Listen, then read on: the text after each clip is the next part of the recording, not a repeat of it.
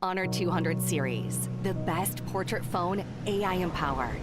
Studio level, AI portrait camera, 3 hardcore portrait modes. Color, vibrant and classic to capture portraits that truly stand out. AI empowered magic portal. Snapdragon 8S Gen 3 AI chipset. 5,200 milliampere per hours silicon carbon battery, 100 watt, Honor Supercharge. This is Honor 200 series. You ever wondered how a Hollywood movie is shot? On a Sony. You review it on a Sony. And how do you make that sound epic? You record it on a Sony. Lunch break on a Sony. So why wouldn't you watch it on a Bravia by Sony? Have you got what it takes to get to the top? It doesn't matter how high you climb. To reach the top, even the biggest champ needs a break. So you can recharge, dive back in, and dominate.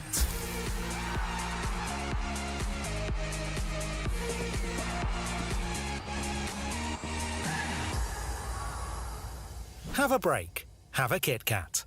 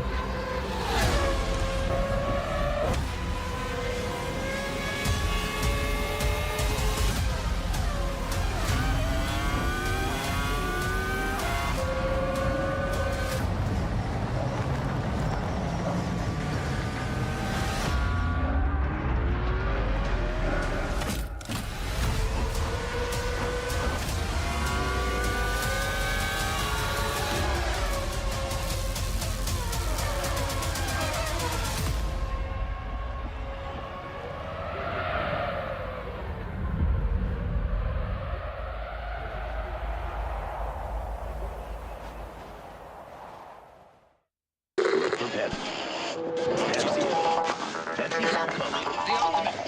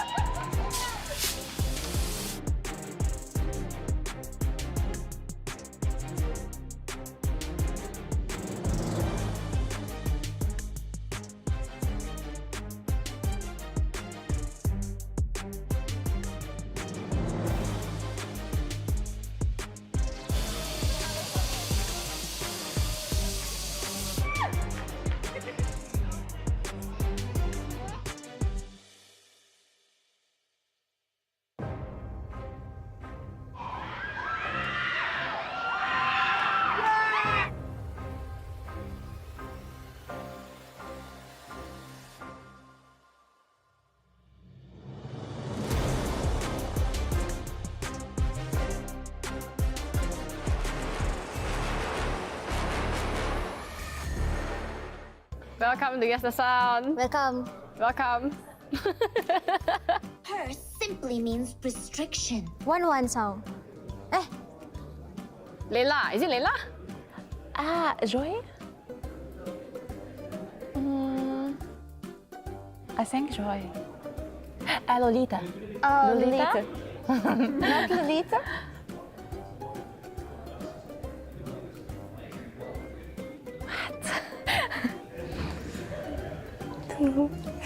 I don't know. Ikaw, Chang A yata eh. No, it's not Chang. Ikaw, guess ka. Give us a clue. What? I'm Chang A. I guess it's Chang A. I don't know what hers. Yeah, it's not Chang. Nana? No, it's not Nana. It makes you sound you don't know. Kagura. Long time didn't play, was it? Never used Kaguras. Sorry, I'm not Kagura main. Hide my rum. Hide my room? Ralph. Rough? What is this? The voice don't even sound familiar. Hide my rum. EXP hero Hide my Is rum. it EXP hero? Oh no, we don't know. The sound is not even relative. For sure.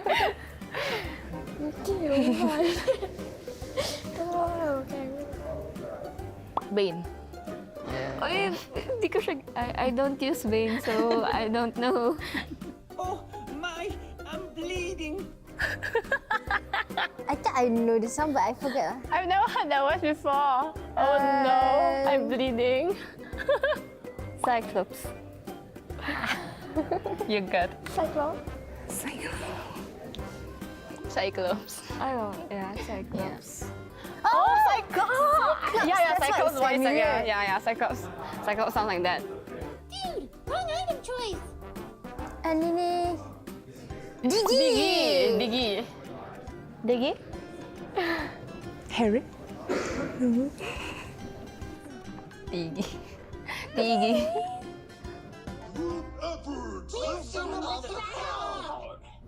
Who is this? It sounds familiar though. Yeah. What hero What hero? Maybe it's like got two. Because the voice changed, right? You want to surrender? What hero My brain. Let me use my brain.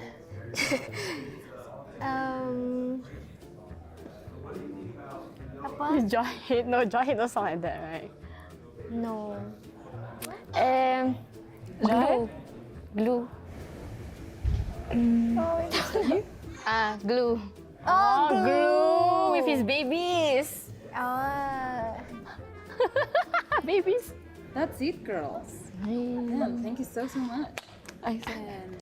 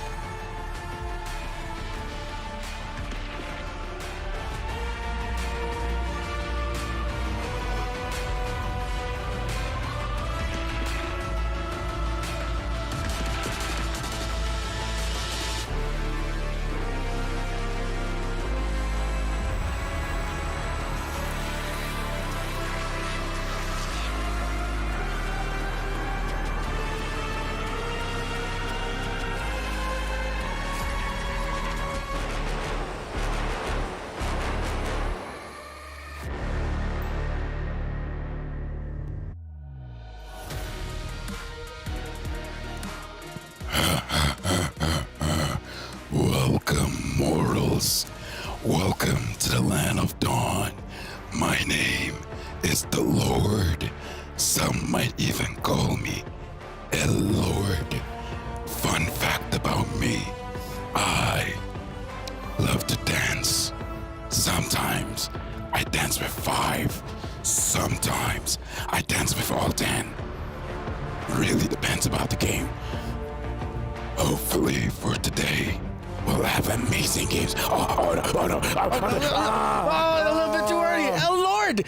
They took El Lord a little bit too early. Welcome everyone to the second group stage day of the Mobile Legends Bang Bang Women's Invitational 2024 at the Esports World Cup. My name is Renmar. This is Lafel. And Lafel, how are you feeling, man? We're now into the second day of group stage and it's 2 different groups.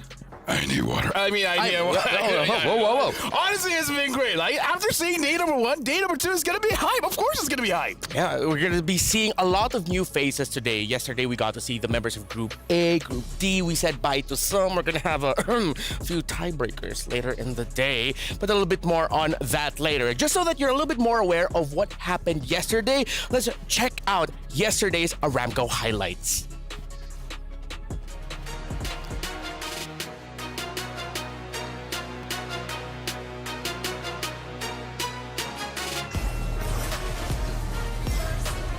Tagami though trying to get the outplay, but they're already locked onto the base and Team Falcons. Vega take game number 1.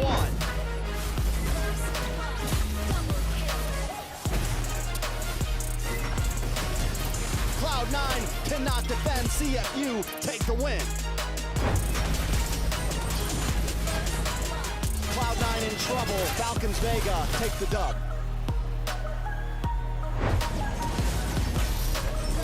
And there's the Minoan Fury. Can they end this? The base standing tall. Now it's down. TLG washing through.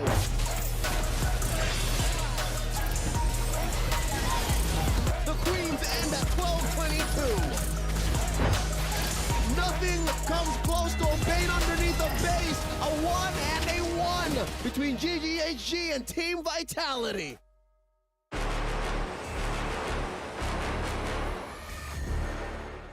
Yep, you saw that right. We had heroes such as Bane, Zushin finally making it into a tournament setting. Group A and Group D definitely showed up yesterday. And as we mentioned earlier, it's going to be Group B and C fighting it out.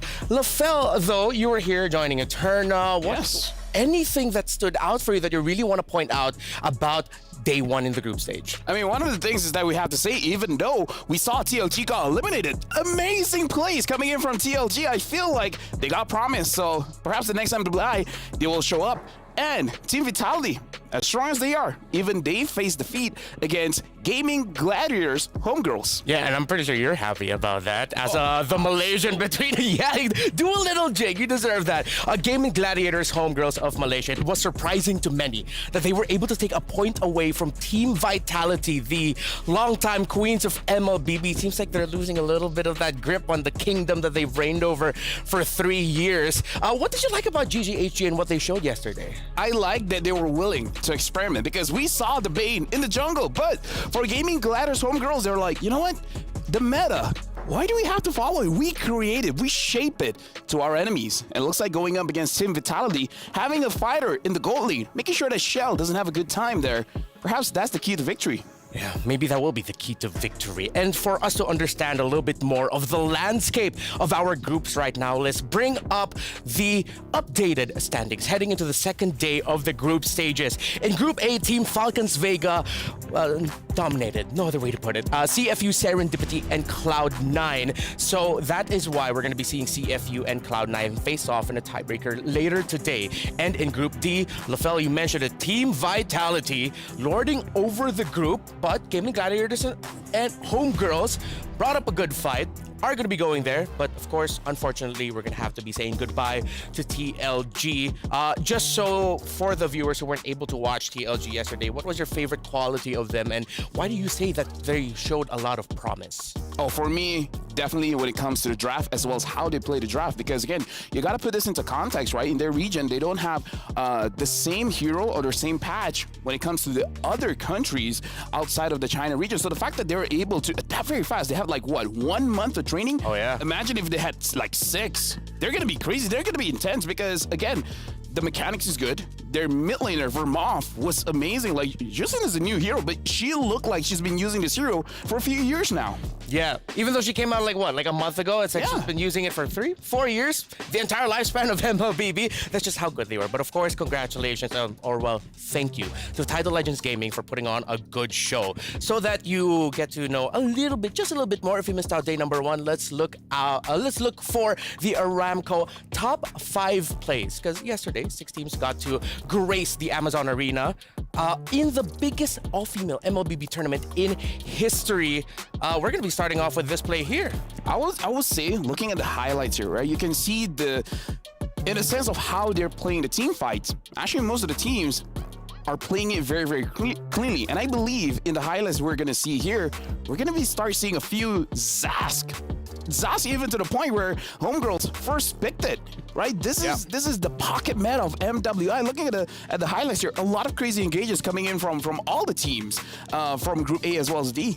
Yeah, one of my favorite things really about what we saw from the action yesterday was just how teams, especially here in MWI, they got to show off the different kind of fun that we see for MLBB esports, and a lot more innovation on the women's side. Now let's look at the number 1 play of the game. This was the wipeout, if I'm not mistaken. Exactly. The defense. This was an amazing defense coming in, and this is where I feel like if you're a Homegirls fans, you're like, yes, no. Yeah, exactly.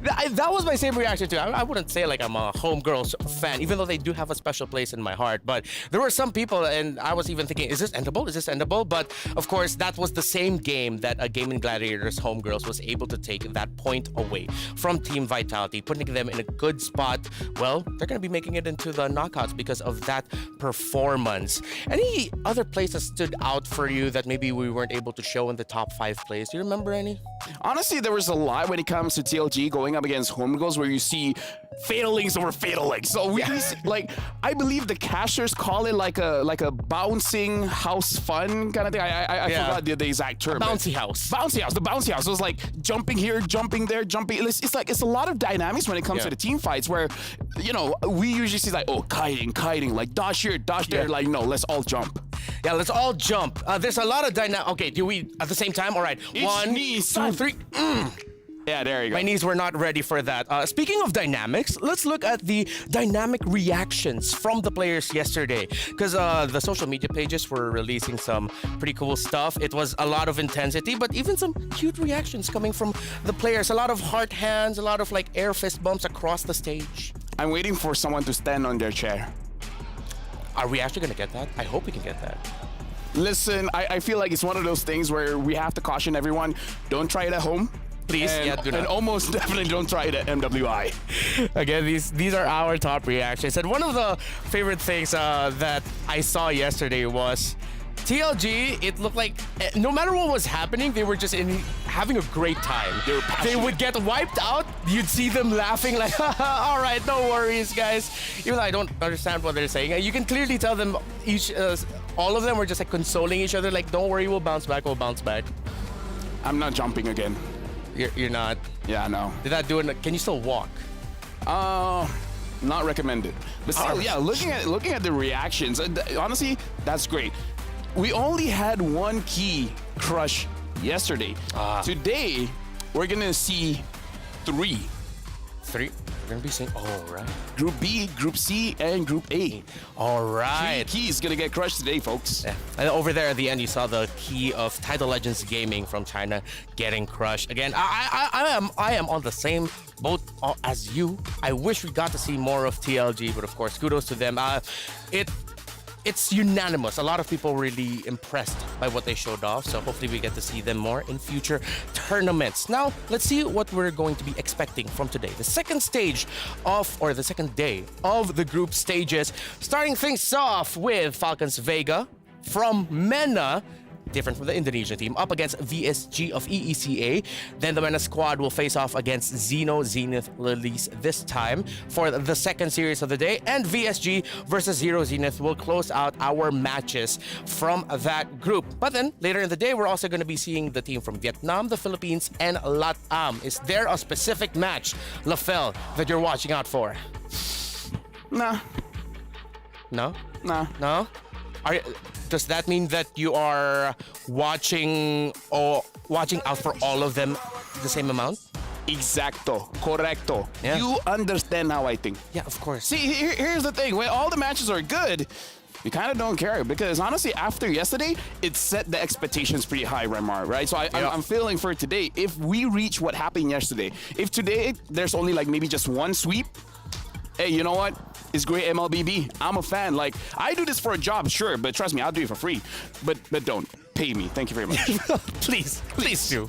I mean, we're fine. We're fine. And I'm pretty sure you at home is fine right now because I'm about to tell you what our Jamil Motorsport match of the day will be. Let's show it up on your screen. It is gonna be, ooh, this I like. All right, this is where a little bit of my bias is gonna be showing up. Omega Empress from the Philippines is gonna be facing off against DreamMax from Latin America. That is our match of the day. Match 5 later on. And I'm gonna spend this time to just tell you a little bit more about Smart Omega Empress. They are, well, impressive. If there's a team vitality for Indonesia, there's a Smart Omega Empress for the Philippines. Oh. Yeah. Well, let me tell you something then. Okay. Homegirls, they're cool. They're cool. They're very nice. Yeah, I agree with you. Yeah. I'm pretty sure that they are. Like, they're one of my favorite teams here. And DreamMax girls, we're going to be talking more about them later in the day. But for now, it's time for you to find out that the youth fair is here with incredible bonuses and exciting events. You can grab multiple permanent skins for free, just like Sylvana's Classroom Charm and its painted skin, Classroom Glam. The skins are so nice that people are really trying to force Sylvana back into the meta. Please continue so because I like the skins too. More exciting events will be revealed, so watch out. Have you gotten the skin already? Have I gotten the skin? Yeah. What'd you think? Dude, that is on point. That is a great Sylvana impression. Thank you very I'm much. impressed. The camera's on me. Do I have to do it now? How do you do it? Yeah. All right. So go. I'm Classroom Charm. That's Classroom Glam. Log into the game and get those skins. I mean, here's the thing. I cosplay. I cosplay Helker. I cosplay Kagura. I do it all. Don't ask. The Kagura one, a lot of people are fans. Uh-huh. For you guys at home, if you guys know, you guys know. If you guys don't know, don't ask.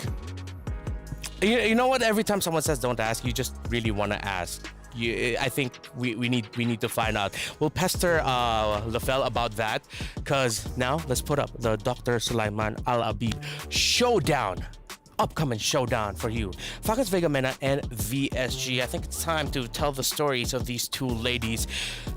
Yasu summed up the story of Falcons Vega Mena really well. Mm-hmm. They are a young group of women who said, let's get together, let's play Mobile Legends Bang Bang, because I feel like we can really shine together and excel.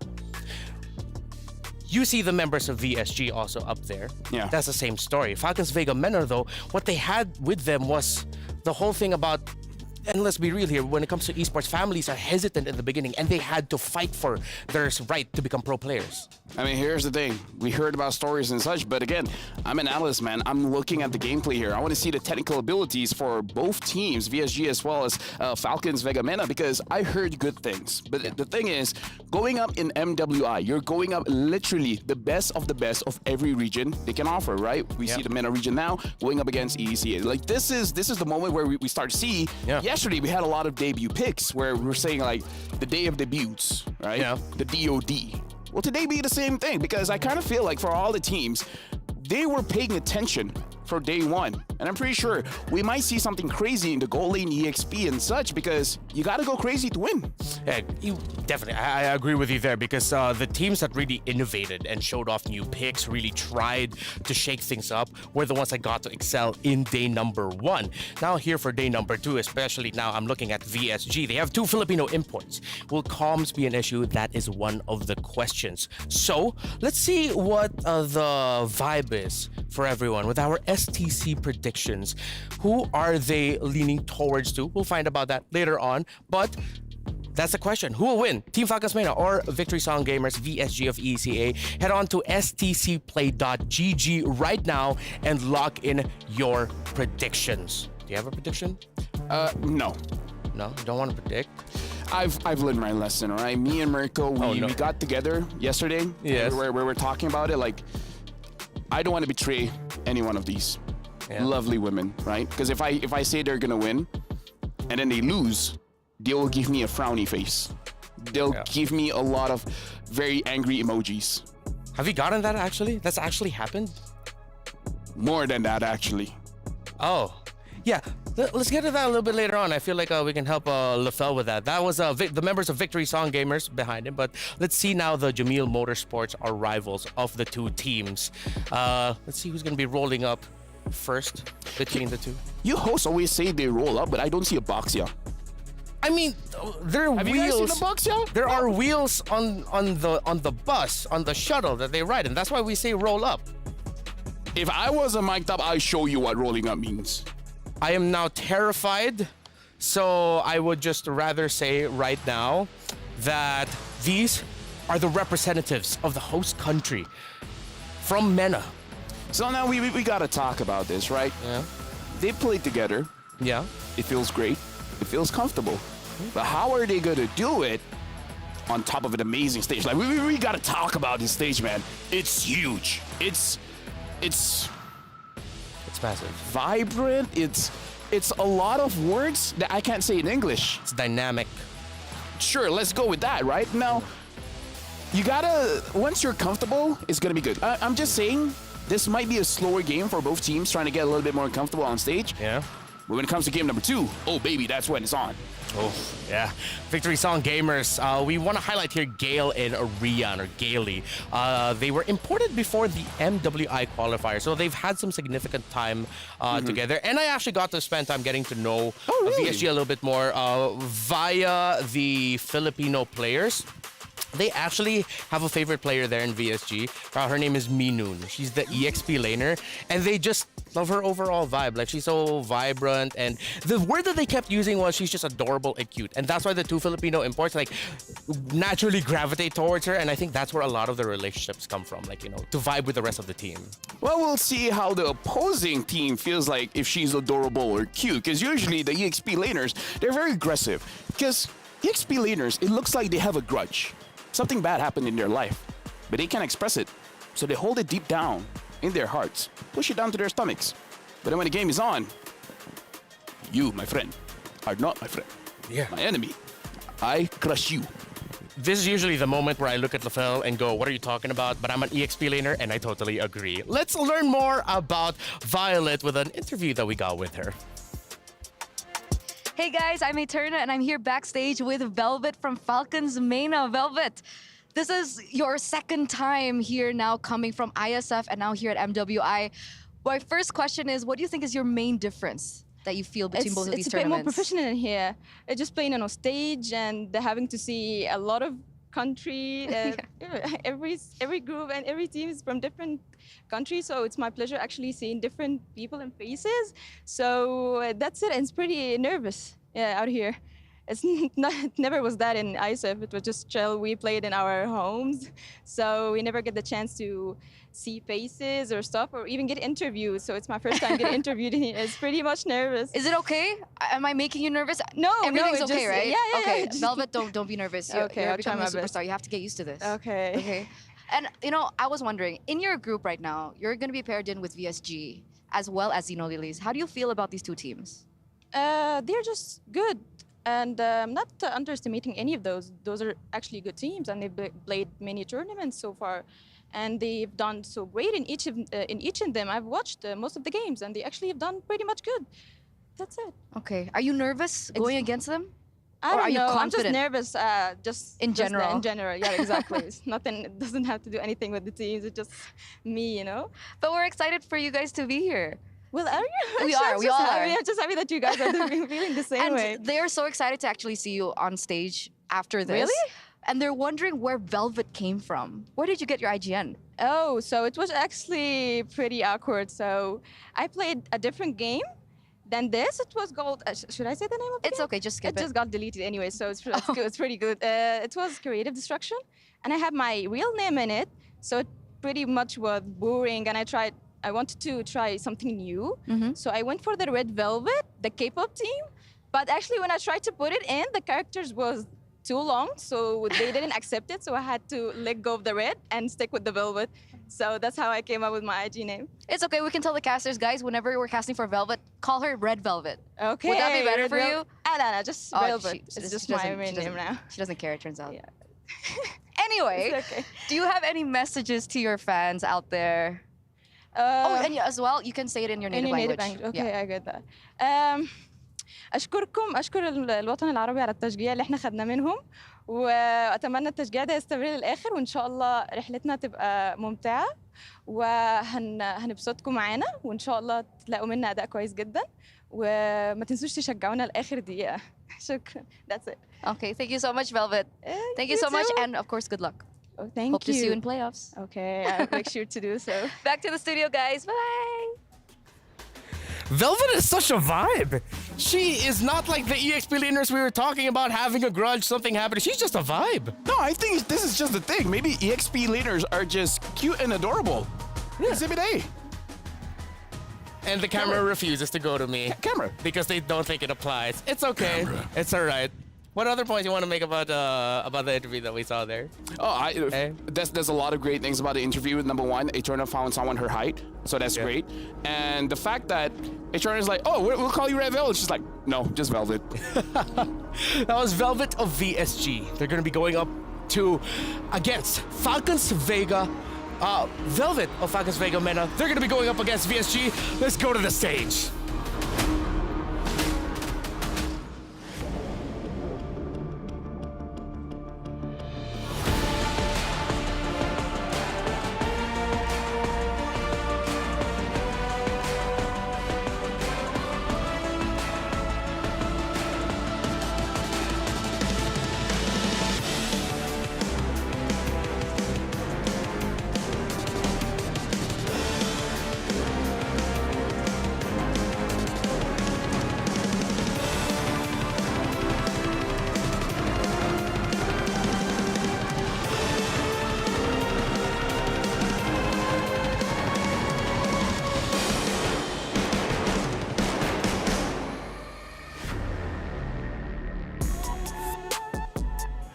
And welcome back, ladies and gentlemen, right here in the capital of Saudi Arabia. We're here in Riyadh, all gathered here for Mobile Legends Bang Bang Women's Invitational. And of course, now we're here at day 2. My name is Cheryl, and alongside me, I have my partner. Thank you very much Queen. أعزائنا الحضور والمشاهدين من أنحاء العالم، نرحب بكم معنا هنا بكأس العالم الرياضات الإلكترونية مع بطولة the MWI Mobile Legends Bang Bang Women's Invitational. Assalamu alaikum Cheryl, how are you? Salam indeed. Now, this is a long time running joke that's gonna be. But of course, being right here at Riyadh, I'm just so honored because I've learned so much about Saudi Arabia's culture. And of course, with Bara as my guide, I am so honored.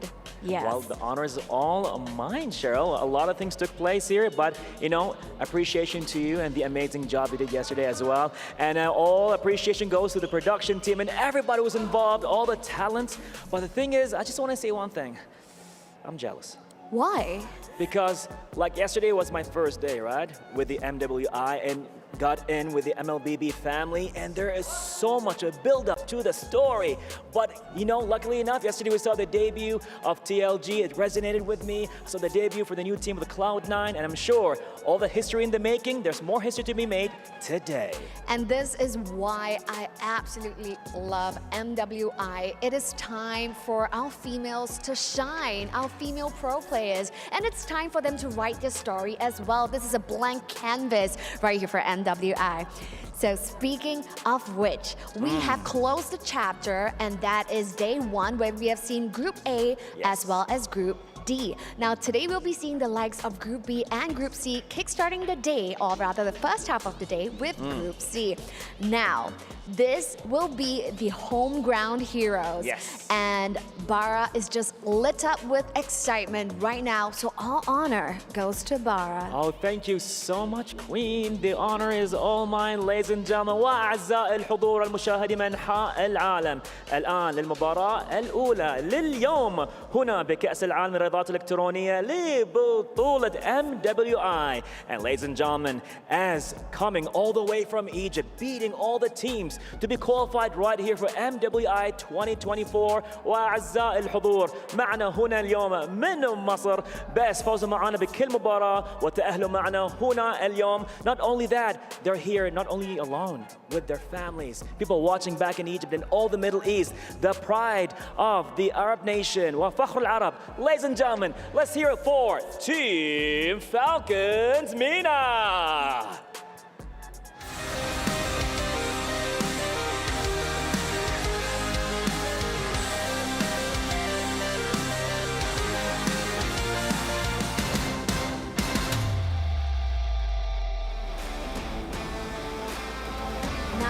What a pride indeed, especially for the countrymen right here in Saudi Arabia. Now they're able to see, you know, their fellow counterparts, the female pro players right here representing their nation, playing on the international stage. Now being, you know, a fellow countryman, you guys see Renmar, you know, supporting Philippine teams like the Smart Omega Empress, and of course LaFell with Homegirls. Now you have a representation on stage, and that is Team Falcons MENA. Now going up against the home ground heroes, ladies and gentlemen, presenting to you Victory Song Gamers.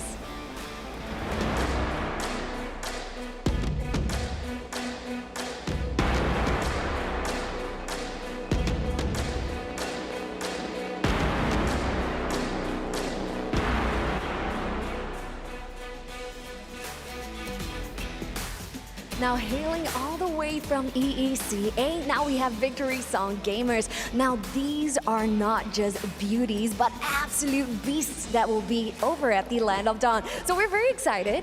Pretty much, yeah. Second day. Yes, let's go. But same amount of excitement. So stick around and join us and let us know who you guys are rooting for in the comment section. So without further ado, we're no experts. We're just here to watch the show. True so that. without further ado, we're gonna hand it over to the studio. Yalla. Cheryl, Bara, what do you mean? You guys are experts in your own right. We talk about the games, we talk about MLBB, Falcons MENA, VSG, first match of the day.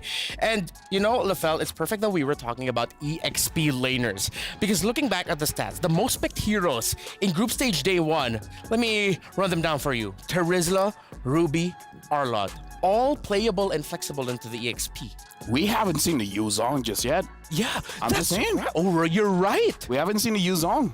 That is surprising. But the Terizla, though, I gotta say, is a big problem, right? It's an enabler, and I would say it's able to stop any kind of aggressions as well. So it's definitely gonna be something that both teams have to look forward to, either banning it out or prioritize it. Yeah, he's like the gateway now for assassin jungles. Like if you want to play an assassin jungle really well, you gotta have something like a Terizla with you in the EXP lane. Welcome to our draft. Angela will get taken away. Roger is the ban of Falcons MENA. Yeah, right now VSG banning out the Angela. I feel like this is a very good ban, and they're banning out the Ling as well. So perhaps they want to make sure that the tempo isn't that fast coming in from Falcons Mena. The fact that Falcons Mena, they banned Roger, perhaps the same kind of idea. Again, like I said, both teams are probably equally nervous. We heard from Velvet where she said it's not really about the team, it's just the entire vibe, because again, playing on stage is much different than playing at home. So I feel like game number one, go for something comfortable. Yeah. Get your groove first, and then you can go a little bit more crazy with the draft that you practiced before. Yeah, I agree with you there, and I'm glad that you mentioned comfort. One of the players here of Falcons Mina has a favorite hero. The reason why she's named Electa is because she has her favorite hero in Benedetta, named after her sword, Electo. Hey, we were talking about crazy picks. What if later on, Benedetta jungle, but that's a little bit too far into the future. I feel like it's fine. I feel like fourth pick Benedetta is great, especially when you already see the mid laner. As long as it's not a Zask, actually maybe a Zask is fine. Yeah. But if it's not a Valentina, then that Benedetta is gonna shred. So I don't know. I kind of feel like fourth pick Benedetta is gonna be pretty good. Fourth or fifth pick, because again, they're red side. Yeah, that might show up later on. Terizzle was the last ban hero of VSG, and that's either number one, they're not gonna be playing Assassins, or number two, they're gonna play a different EXP laner matchup so that the Assassins of Falcons Mena, if ever they do play it, are taken away. And hey, we finally see Yuzong again, but this time still banned. Jushin. Jushin is open. Hayabusa is open as well, and we see both these heroes being priorities. Yeah. But wait, both of them over Harith? I would say Harith is a user kind of thing. If you're good with Harith, then you're going to be amazing. Yeah. Yeah. And you are amazing, Lafel. Juicin, that's the first pick there of VSG. A hero that takes a little bit of while to ramp up, but really the control that she dishes out is, for the lack of a better term, quite annoying. Yeah, and in terms of countering this, if you want to go for an assassin, you can go for a Hayabusa to deal with the Juicin. If you want to go for a mid lane, then you're looking at a Kagura, you're looking at a Zask, and perhaps even a Farsa, something that ignores the front line and goes straight onto her, because her Lantern Flare, the range isn't as far as most of the other mages, so they can fight back. Yeah. And what Falcons mean to do as a response here is that Jushin shines with the longer a team fight goes. So you pick up one of the best heroes right now in the current meta for longer team fights. They go for Edith. This Julian is flexible. It can go either mid or jungle. But the good thing about the lineup of Falcons Mena is they're already covered in the magic damage department because they already have their first two picks. And now VSG, they counter back with the Minotaur as well as in Harith. So right now, honestly, the team fight for VSG is looking pretty good. They have ways to catch the opponent with the Jushin, with the Lantern Flare. And if they're coming for a team fight, they got a Minotaur. And like we said, the Zask gets picked up just to face against this Jushin. Yeah, wow. So this is the meta we find ourselves in now. Zask is coming up more in the pro scene because it's one of the... Would you say it's a direct counter to the Jushin, or just good enough to respond to it? It's a good counter towards the meta, because as a mid laner, you're very much... defenseless going up against damage dealer assassins or even fighters in the jungle. So if you're a Zas, you have ways to survive and actually fight back. So Zas is a mid laner that can take care of herself. So this is one of those situations where, because of the meta, it makes Zas good. Yeah. And now I'm not seeing any obvious EXP laners, because even though, yes, you can tell me that the Edith is an EXP laner, it's more of a roamer in this recent meta with how well it just meshes. And if honestly, if those three heroes are together in the mid lane, roam mid jungle, VSG might not even be able to farm up because that scales really quickly. Yeah, and right now looking at Falcons Mena, they're banning out the Yuzong, they're banning out the Arlet, so they're making sure that Mina doesn't get a good EXP laner here, especially because they're going to be fourth pick. They can have the priority, and in terms of the priority, in my head I'm thinking of Paquito, but if they want something with a little bit more control, then I don't know, not a lot is coming up on my mind right now. Oh wait, Ruby! Yeah, Ruby. Ruby's still open. Yeah, Ruby's still available in the EXP lane, and that is a viable pickup, not just in the roam. It can't just set up, but especially if it's a Ruby that you want to get good items in right away, the spell vamp is really strong. Hayabusa. So a lot of the heroes that we mentioned leading up into the draft are showing up and making an impact so far. If I'm Falcons Mena, if really they don't have an EXP laner yet, wow, they're really focusing there, I suggest last pick. Just pick whatever's available to match up against the pick of Minun.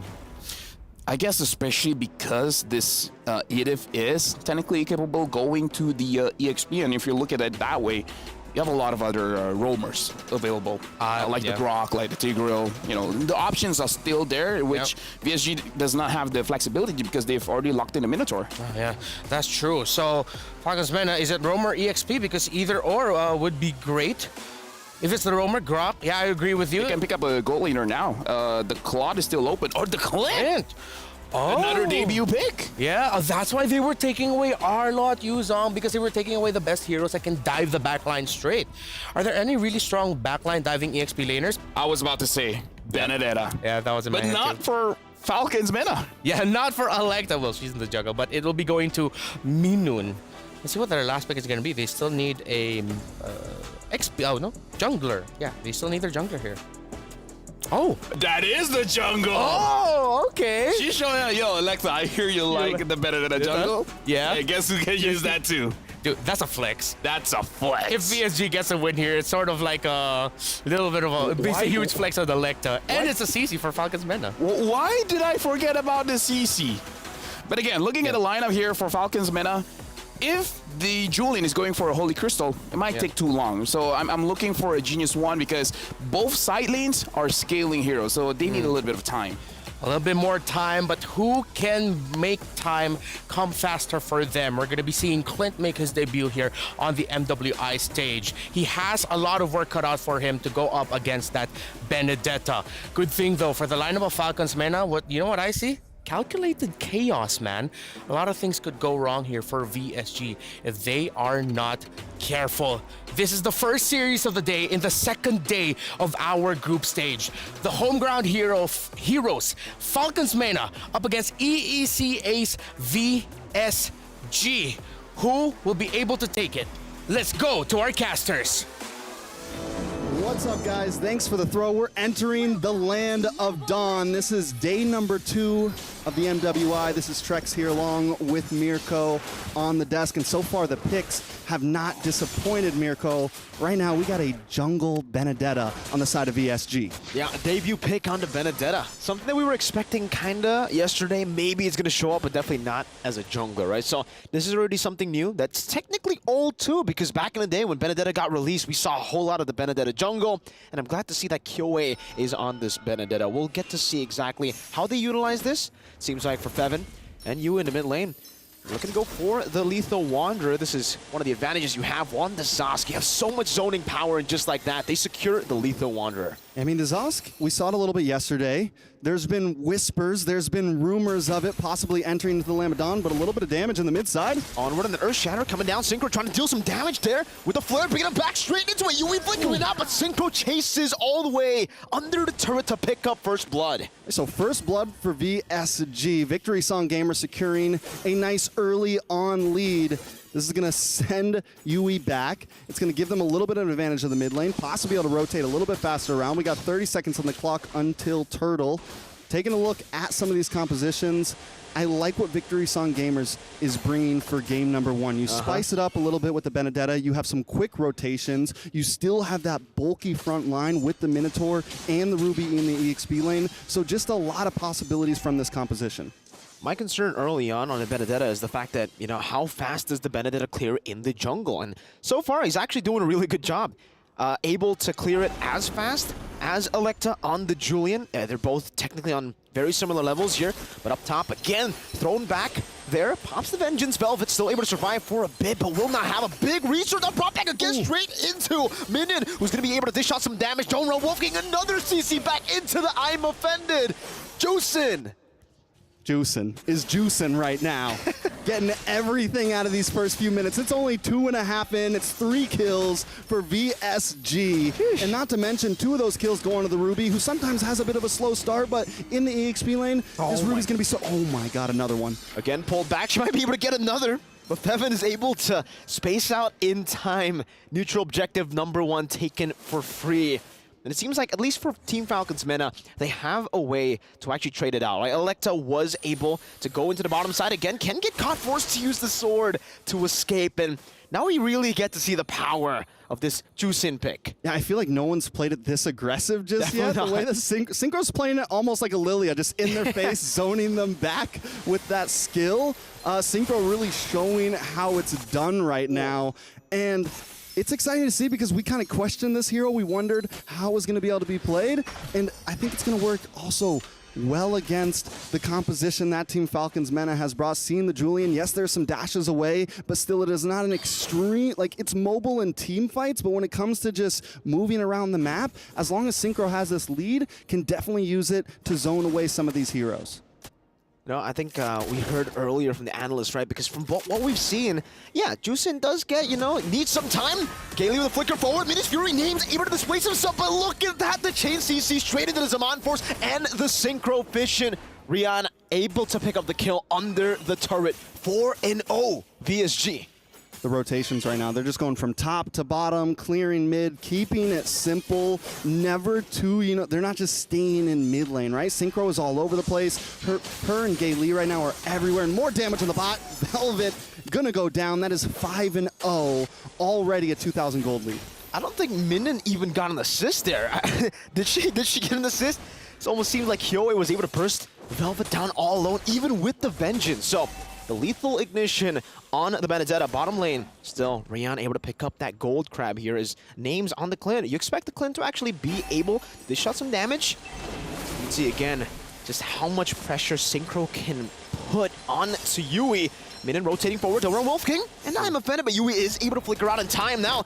Earth Shadow flicker combo straight into the Primal Wrap, but it's under the turret. No, Saman forced to play with the quick draw. Rian still able to escape. Gaily rotating forward, able to disengage and save Rian. Beautiful timing from Gaily there. Beautiful play from Rian, but we're starting to see Mena kind of pick up the pace a little bit, look for picks of their own. Now it's first turtle. Team Falcons Mena probably not even going to want to contest this. They're too far behind. Taking a look at some of the heroes, at some of these girls. Electa, Fevin, both deathless right now, and I think they're going to need to step up the pace. They're going to need to look for something. We do see the Sky Piercer come in for Kyoe. Uh-oh. No flicker. Minus Fury knocking, straight into the blades. Kyoe able to take the kill, now going in with a final blow as well. Knocking him down, Kyoe picking up the execute on the Sky Piercer. Dominator's Ascent to try to chase him down, but really for Yui, they can't really go for the chase, not at all. Perfect timing for a gank like that. Right when she gets the Sky Piercer, yeah. Let's go in, pick up a couple kills, get some stacks on there, get under the tower, super aggressive, they get the knockup, you get the ultimate with Synchro. I mean, just the way that VSG is moving around the map right now as a group, looking for their picks, but still controlling their lane, still making sure they're getting their minions. They look like pros right now. They are, right? I mean, just looking at how they're able to path around the map. Gaily, again, just trying to sandwich names. It's very hard for Clint now. If Clint falls behind in the early game, now again, Rian just jumping forward into the knockup now. Names forced to flicker just as she gets it back up. And she loses a turret. Tier 1 in the bottom lane. No trades for now. They were able to get a turret down below before, so technically it's now back to equal on turrets. But if you take a look at the gold lead, yeah, tells you a whole different story. Okay, so we've been talking a lot about VSG because of how well they have been doing. Team Falcons Mena, what is the win con at this point? They do have the Clint. They got to kind of get into some late game territory. Because he took those 2 deaths, it's going to be a while. Without any crowd control in the EXP lane, like I said, a lot of things come down to Fevin and Electa to pop off. Earth Shatter now with a Minute Fury, and I'm offended, knocking 4 members straight into them. Now with the damage, Crimson Beacon, AoE, Velvet going to be caught, thrown back again. Synchro able to flicker out with a double kill now, and look at the rotation coming from Minion. Going for the dome around Wolf King, but still with the enhanced sword. Electa able to outplay and getting that one last hit to shut Synchro down. The tables have turned. Falcon Mena back into the game, and as I said, Electa being deathless, it's at some point you gotta hit the power spike, at some point you gotta roll the dice, and Electa did it and came out on top. They're gonna be able to get a tower out of this. They're gonna be able to get some movement out of this, and look at names as well, keeping a good position back, and at some point Electa knows, okay, they're low, I have the skills, I can make the full engage. Cinco should have probably tucked tail and run here, but the engage, the chains, they get it. He even forces it in, and before he gets tossed up and thrown away, he gets the final shot to lock in that final kill. So now, top tier 3 down for VSG, but in the boss side, we have seen VSG take the whole bot lane, which is going to be huge for them. You see the reaction though. Straight up. I mean, you saw Synchro. She was like, all right, we got a double, we got a few kills, but that's definitely what they did not expect that for sure. Kyoe taking a whole lot of punishment, and now you can really see that power spike for Names on the Clint mid-game. When you get some of these items for the Clint, I think it's like 2-3 items, that's when you really start to deal damage. On top of that, there's going to be problems for VSG when they try to dive. That's an interesting interaction. I did not know that was a thing. You can actually pick up the little Johnny boy of Zask, throw it away. Throw it. Yeah, you can throw it away. So pick up Johnny Boy. Exactly. Oh, right here. Vengeance used up already. Baits out a massive ability onward. Don't bring Synchro back again. But Miss Fury comes down. That's a 3-man knockup. Straight into the damage. Just able from mid and straight into the final blow. Well played, VSG. Picks up the fight, and now it's just Names who gets obliterated by Kyoe as she picks up a triple. That's a 5-man knockout. Now you see him, now you don't. Victory Song Gamers. Gaily with such a beautiful response. That fight looked like it was in Team Falcons Mena's hands. A nice Earthshaker just to try to pick one off, but Gaily comes in, gets him No One's Fury, combos it up with another knockup onto 3. I mean, just monstrous right now. The comms from this team are off the charts. They're a great team fighting team, but also it just seems like they're a band because they know exactly how to play the song, the victory song. Gaily with the drum smacking down and straight into that beautiful orchestra of abilities. Now, Feb going to be caught, still able to pop in the Primal Rat, deal some damage, Kyoe in the back, able to survive. Meanwhile, Rion is going to be taken down under the turret, taking too much punishment from that tier 2. And VSG, they fall back for now. They lose one member. It's a gold lane. But still for Kyoe, she's eating real good. Now in the enemy jungle, 2,000 gold ahead of Electa. Okay, what's going to be big for Team Falcons Mena here is luckily Names is not too far behind. It's only 800 gold. Looks like we're now getting into that Malefic Roar, and I think once she gets that third item in, and she can stay in that box, which is kind of what Team Falcons Mena has built here. You have the Zask who can zone away, you have Fevin who can get some CC, you have Electa who can do a bit of damage, but as long as Names can stay in a good spot, we're starting to see the damage come out. And Victory Song Gamers, if they want to win this, they have to be careful of how they approach these big pushes, because once they get into the bottleneck of those inhibitors, that's where it's dangerous. That's where Names can really just kind of huddle down and get a lot of free shots off. And now it should be for free here. Team Falcons Mena, they're way too behind to actually contest for this Lord. It's the first Lord of the game. Technically, if you take a look at Team Falcons Mena's composition, they still got a lot of good wave clear, right? They got that Zask, they have the Clint as well, so it's a good decision by them to leave this 2 Victory Song Gamers, not really go for the contest. Because for VSG, I think at this point of the game, it's the way that they can actually bait these members out of Team Falcons Mena outside of the base, because I think for Team Falcons Mena, that's their key win condition.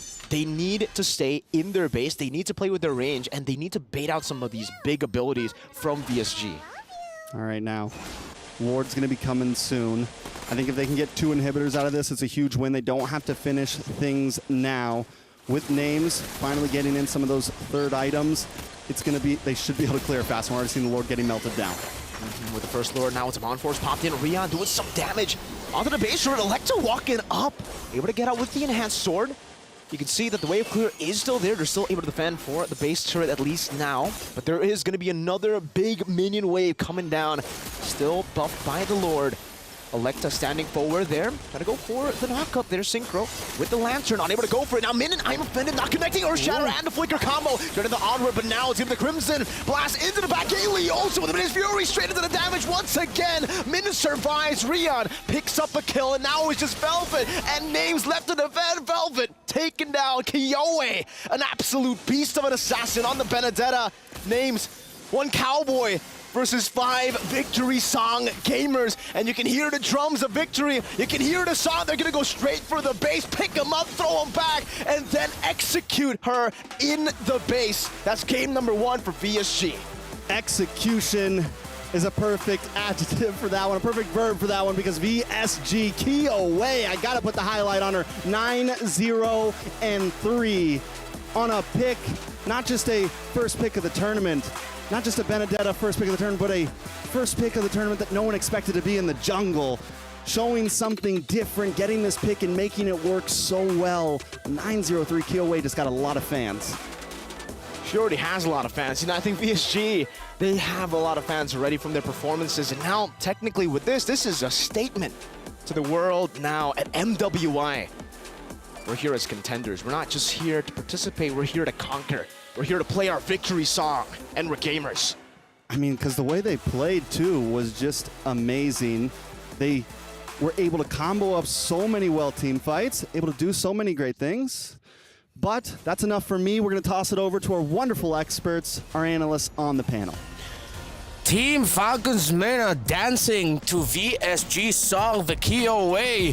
The Benedetta jungle was highlighted, but first we have to begin with the Jushin and the Minotaur. Gaily and Synchro were perfectly in synchro, applying the pressure throughout the early game.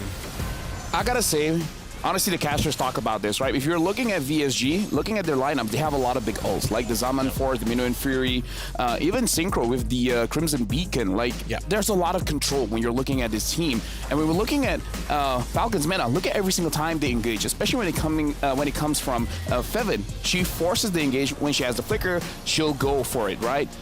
That's good and bad. It's good that you have the mentality, the courage to start something, but at some point you have to understand you're going up against a lineup that wants to start a team fight. Yeah. So when you, the opponent, starts the team fight for them, it helps them out. Like in this particular clip, you see throwing the Minotaur towards the team, where the Minotaur just has an easier time to set up the Minnow and Fury. So this is one of those cases where you're going up against a draft like VSG, you want to bait out as many abilities as you can. If they use the Electrofiner Blow early, if they use the Zaman Force early, kite away.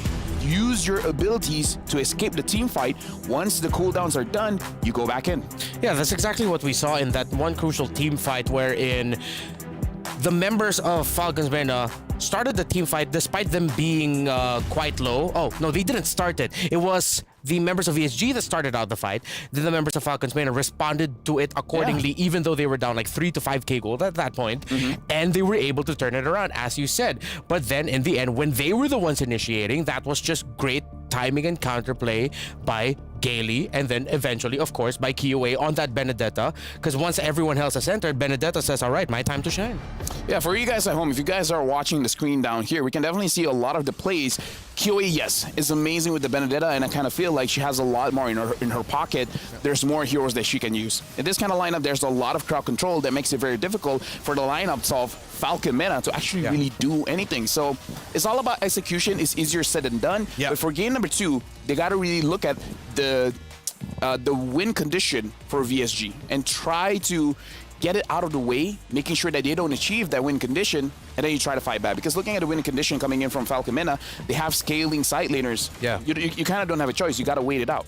Let's see one of the main winning conditions of the winning team with our PlayStation MVP. I wonder who it's going to be. Is it going to be the jungler that had 0 deaths? I feel like maybe, but definitely it is KOA.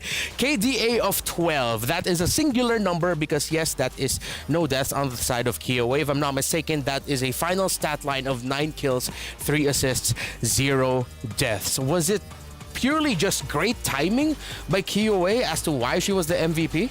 Honestly, she had a lot of room to move around in all of the team fights, because when you see most of the escaping abilities have been used by Falcon MENA, and then she's just like, okay, I'm just gonna dash in and I'm gonna do my damage, especially when she has the Sky Piercer. Makes it all that much easier for her to secure all of the kills. But again, it's not just the Sky Piercer. She has a lot of penetration coming in from the Hunter Strike, as well as the true damage coming in from the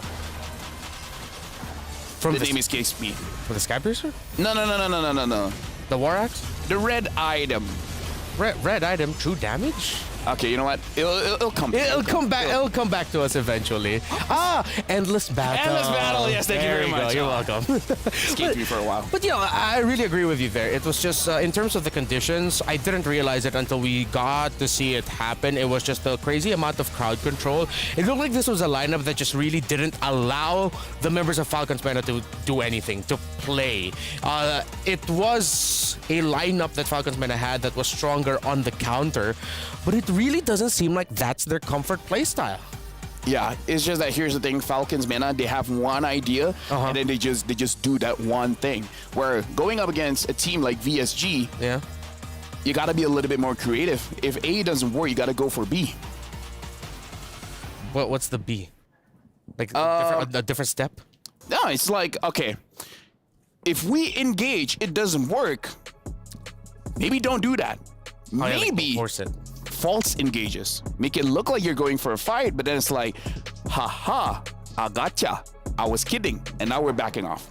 Right? All right. I get what you're getting at. Let's see if we'll see more of those false engages. But here's something true. The Doritos reactions, the players' reactions for you up on the screen. And honestly, there's gonna like, oh, whatever. Yeah. Oh, it's like, okay, you got me, man. Yeah. It's fine. But yeah, looking at the reactions, it's like backstage, this is the reaction that we're really looking forward to see, because the excitement there, they can't contain it. Yeah.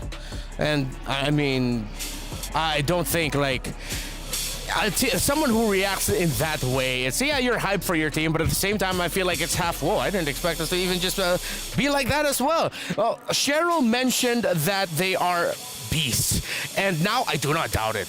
With how they played that, with how they did not allow Falcons Mena to play their game, it is that was terrifying to look at. And now VSG definitely, as our casters mentioned, have made a statement, a grand introduction for themselves in the very first series of the day here in day number 2. We have gave a lot of glowing commentations for VSG. Falcons Mena, other than what you mentioned with maybe instead of just going all in, go a little bit more false engages, is there something maybe that they would want to adjust in the draft? I feel like when it comes to the draft, it's a little bit tricky because we are not entirely sure the kind of picks that they're used to, because we saw the Clint, and the Clint was, in theory, is an amazing pick because you have a lot of burst damage once you complete 4 items, right? At that point, you can have the possibility of one-shotting people, but again, it takes a little bit of time. And looking at how the trend is for MWI, the mid game is very important. Transitioning from the turtle all the way to the Lord, that very small time frame is where you're able to set your presence on the map, and then once you set it, then you have a big advantage when it comes to controlling the Lord and then eventually winning the game. So having a side laner that both wants to scale, I feel like the CC is fine if if your gold laner requires maybe just 3 or 2 items, and if you want a 4-item marksman, perhaps you need an EXP laner, something like a Terizla, something like maybe even a Yuzong, something that can buy some time. So when both of them needs time, there's just not enough time for everyone. Yeah, real quickly though, let's go on over to the casters desk. Mirko and Trex, real quickly, what do you guys think and what would you want to say and add on to the discussion? Let's start first off with Mirko when it comes to game number 1. I don't know, it really felt like for VSG, they were just so much better in terms of the mechanics as well, individually in lane, because I think it was the XP lane where we saw, again, also technically domination. Velvet wasn't really able to do much in that XP lane on the CC, despite her already being placed on a matchup that should be actually okay, especially with the Vengeance. You can actually go and, punish a lot, but yeah, it really feels like there is a big mechanic difference there. I think VSG really caught them off guard with the early game aggression. I think a lot of teams might not be ready for those types of ganks, that many offlane ganks that early in the game. So this time Falcon Mena might have a better chance. They can at least prepare themselves for these type of compositions, and not even just the compositions, but the rotations in that early phase of the game. And I think if they can do that, there's some good possibilities to tie this up. You know what? I'm going to have to agree here with both of them. It seems like aggression is one of the key factors here. VSG, they look like they played a lot better because of the aggression that they showed. Again, it's about not letting your opponent play their game was the biggest factor. Yeah, no, I agree, because for me, it's not enough to win a game. It's about letting the opponent know that they lost. Ooh, that's cold, bro. So I kind of feel like you need that kind of mindset. So for Falcons Mena in this game, you got to figure out how to make them lose. Sometimes just thinking how to win, sometimes that's not enough, right? Yeah. Because it's not about achieving your win condition, it's about denying the opponent's win condition. Oh, that's a great way to look at that.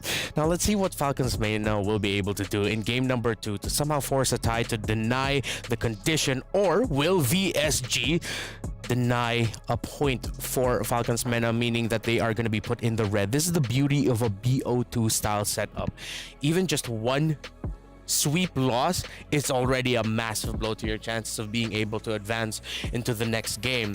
VSG, I mean, I don't want to say that they had the perfect game, but it was somewhat close to it. Are there any errors that you saw from their side that maybe Falcons Mena will be able to take advantage of? No, honestly, not really. In terms of the rotations, as well as like the caster said, their mechanics are really on point. The fact that they can outplay the team fights is indicative of that. So honestly, for this game, the only way that they could have a mistake if is the mid trio coming in from Falcons Mena was able to punish their rotation, because let's talk about Jushin. Did Jushin really have any trouble going up against his ass? Not really. Nope. Right? Yeah, so the fact that they can go bottom lane, they got a kill. They go to top lane, they got a kill. They go fight around turtle, there's no contest. The mid trio for VSG looked like they had a pretty free time. Yeah. Now that when you mentioned it, there was something that you mentioned behind the scenes also, was that when in that one team fight that Falcons Mena was able to win, they almost got a wipeout. It was actually the Zask protecting the Clint in the back line, so that was their peeler. I'm thinking then, okay, how does that connect to the rest of the lineup where it protects it's more defensive, their style of lineup. So add to the fact that of condition denial, maybe for Falcons Mena, it's also condition acknowledgement. If your lineup is great for counter plays, you go for the counter plays. Don't be the one engaging it, as you mentioned earlier. So now, yeah, maybe that is the trick there for Falcons Mena. Yeah, again, we're about to go into the draft, but something to highlight as well, Minonon at Ruby keeps controlling the damage dealer, so it makes it easier for Kyoei to actually go in. Yeah, and I think now, earlier in that game number 1, we got to see why the two Filipinos on the team, you see Rian and Gailey, love Minon so much, even outside of the game, because inside of the game, they are well taken care of by their EXP laner. So, Falcons Mena says, let's take out a Yuzong. Any team that would prioritize a ban on a Yuzong like this, other than the fact that it's a... Actually, in this current meta, I feel like it's one of those overlooked first 2 picks on the red side. But that's also a sign of, hey, we're going to build another lineup that it's more static on the back line, maybe? That, or they just know that Minon on the Yuzong is not a fun time. Yeah, just respect it. Right, maybe it's like, okay, you know, if Minon has this Yuzong... Yeah. It's not good. Let's just wait for 15 minutes and then see what happens next, right? Yeah. It's like it's one of those things where Yuzong controls the turtle so well that you're basically not playing the game for the first 7 minutes, right? So maybe that's the kind of player Minon is on the Yuzong. So they're like, okay, we're gonna deny that. Jushin gets banned out as well, which is good and bad.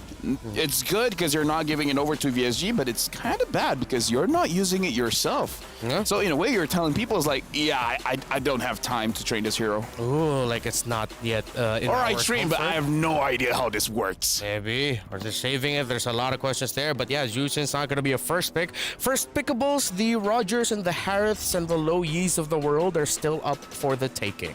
I would say Roger, because Roger is solid going up against the Harith, as well as the Lu Yi. And it's flexible. You can put it in the jungle or goal lane. Yeah. Or dare I say mid lane, who knows? Oh, well, no. I hope that's not a Roger mid lane. Yeah, no. It's a bit too high concept for Here's my taste. the thing, right? We can say whatever we want, just don't take our word for it, okay? And so with the Roger pickup for Falcons Mena, VSG would pick up the Minotaur.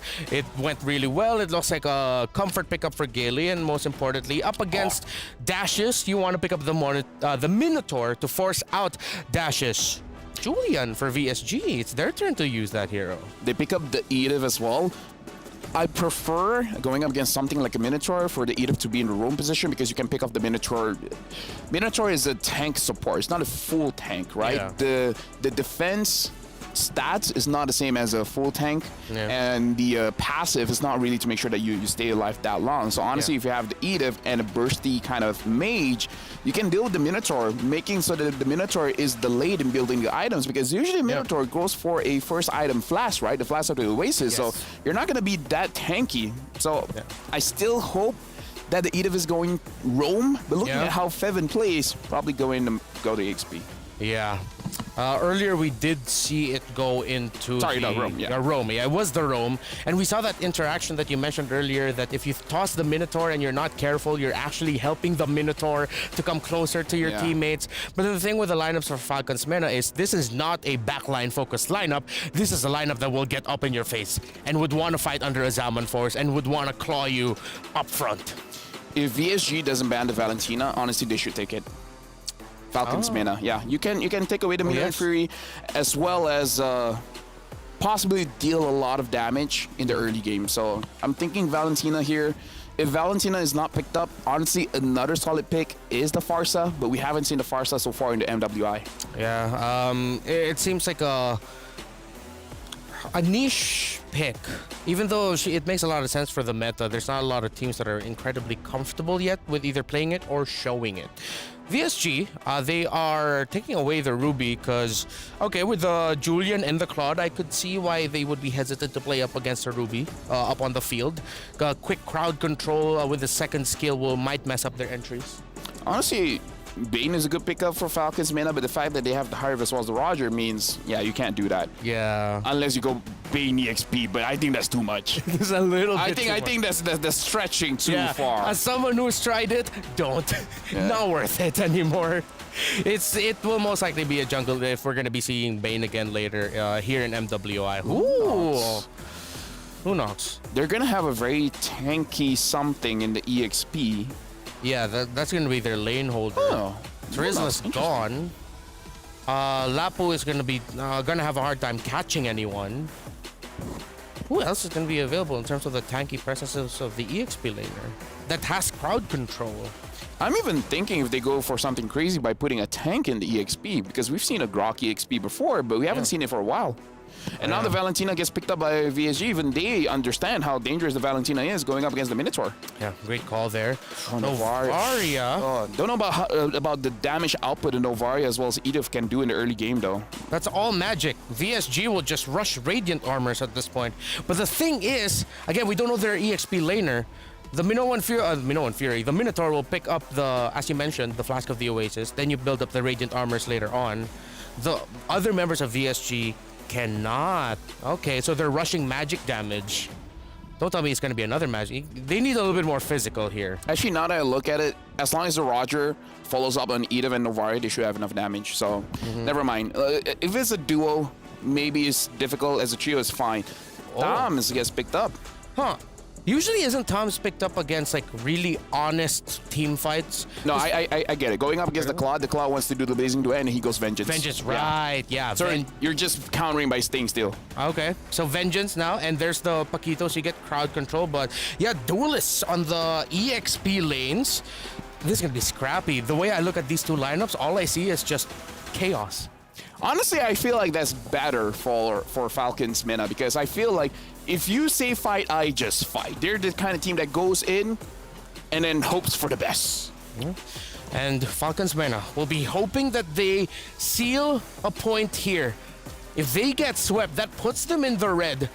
The beauty and the pain of the BO2 format. If VSG takes this, well, they're going to be in a very comfortable spot with a 2-0 in the very first match of the day. Falcons Mena versus VSG. Mirko, Trex, let's go. Let's go is right. We're going to be jumping into game number 2. VSG up against Falcons Mena. And Scrappy is a perfect way to describe this comp for VSG. Scrappy is a perfect way to describe this competition. And looking at both of them, I would say Team Falcons Mena, they're fast moving, yes, but with the mid lane, with the, with Fevin as well, I feel like they could also take this a little bit slow if they want. They have some late game scaling. And on the terms of VSG with that Paquito, with the movement of events again to the boss side, bro. The rotations from them in the first 2 minutes. Man, game 1, you know, I did say Velvet getting out-microed in lane. This time it's not even fair. It's not even a 1v1. It's a 3v1 in the bottom lane. Velvet is going to have to recall again, and that will only give Minion, someone who's already very, very aggressive in lane, even more power now. You can see that Electa is able to actually steal away some camps onward. Or Shadow comboed in, it's done, locking him down. Kyobe still trying to run away, get the healing. That's right, they have sword, outplaying the situation. What a move by Gailey and Synchro to help her out. That's gotta be crushing to your confidence. Yikes. Team Falcons Mena set up the perfect little bait there. I mean, they had it. But Victory Sun Gamers, they rotate back to mid. Synchro Gailey saved the day for Kyoe. That was well played, man. Even for Kyoe, able to get out just into the vision, out of the into the bush, out of the vision pool for just a second to get the help coming in from the motivation roar, the healing, and then obviously the terrify straight into the combo. And with the enhanced sword, you actually do get a little bit of HP, and Kyoe was able to completely abuse that there. Goes to show you that she played the Benedetta really well. She could also play the Julian really well. Synchro just sidestepped away from that Astral Sphere too. They are locked in. They are a well-oiled machine right now. VSG, the way they're moving on this map. And even here with Synchro hanging out down on the boss side a lot because they know Yui's here as well. We see Gailey holding down the mid lane, making sure it's cleared. Everybody knows their job. They know the assignment. Team Falcons Mena, though, needs to find an answer. They got to break through this aggression. They brought the Thamus this time, a nice aggressive early gamer. They have Electa. I mean, they have some possibilities here. They just need to pull it off. Well played, man. One level advantage on Gailey. She's going to have the Minions Fury, so, and technically they'll also have the Primal Wrath. Enhanced Chain, knocking her off. Feven almost taken down, forced to flicker under the tier 1. That's a shot from Yui that does not connect, and VSG, they're just utilizing the fundamentals so much better compared to Team Falcons Mena, and they're outclassing them with it. Poking them down before the neutral objectives, and then obviously getting these level advantage with better rotations. And even the weak side, they're playing it real well. Rihanna in this matchup against the Herod, she hasn't really been fully bullied out.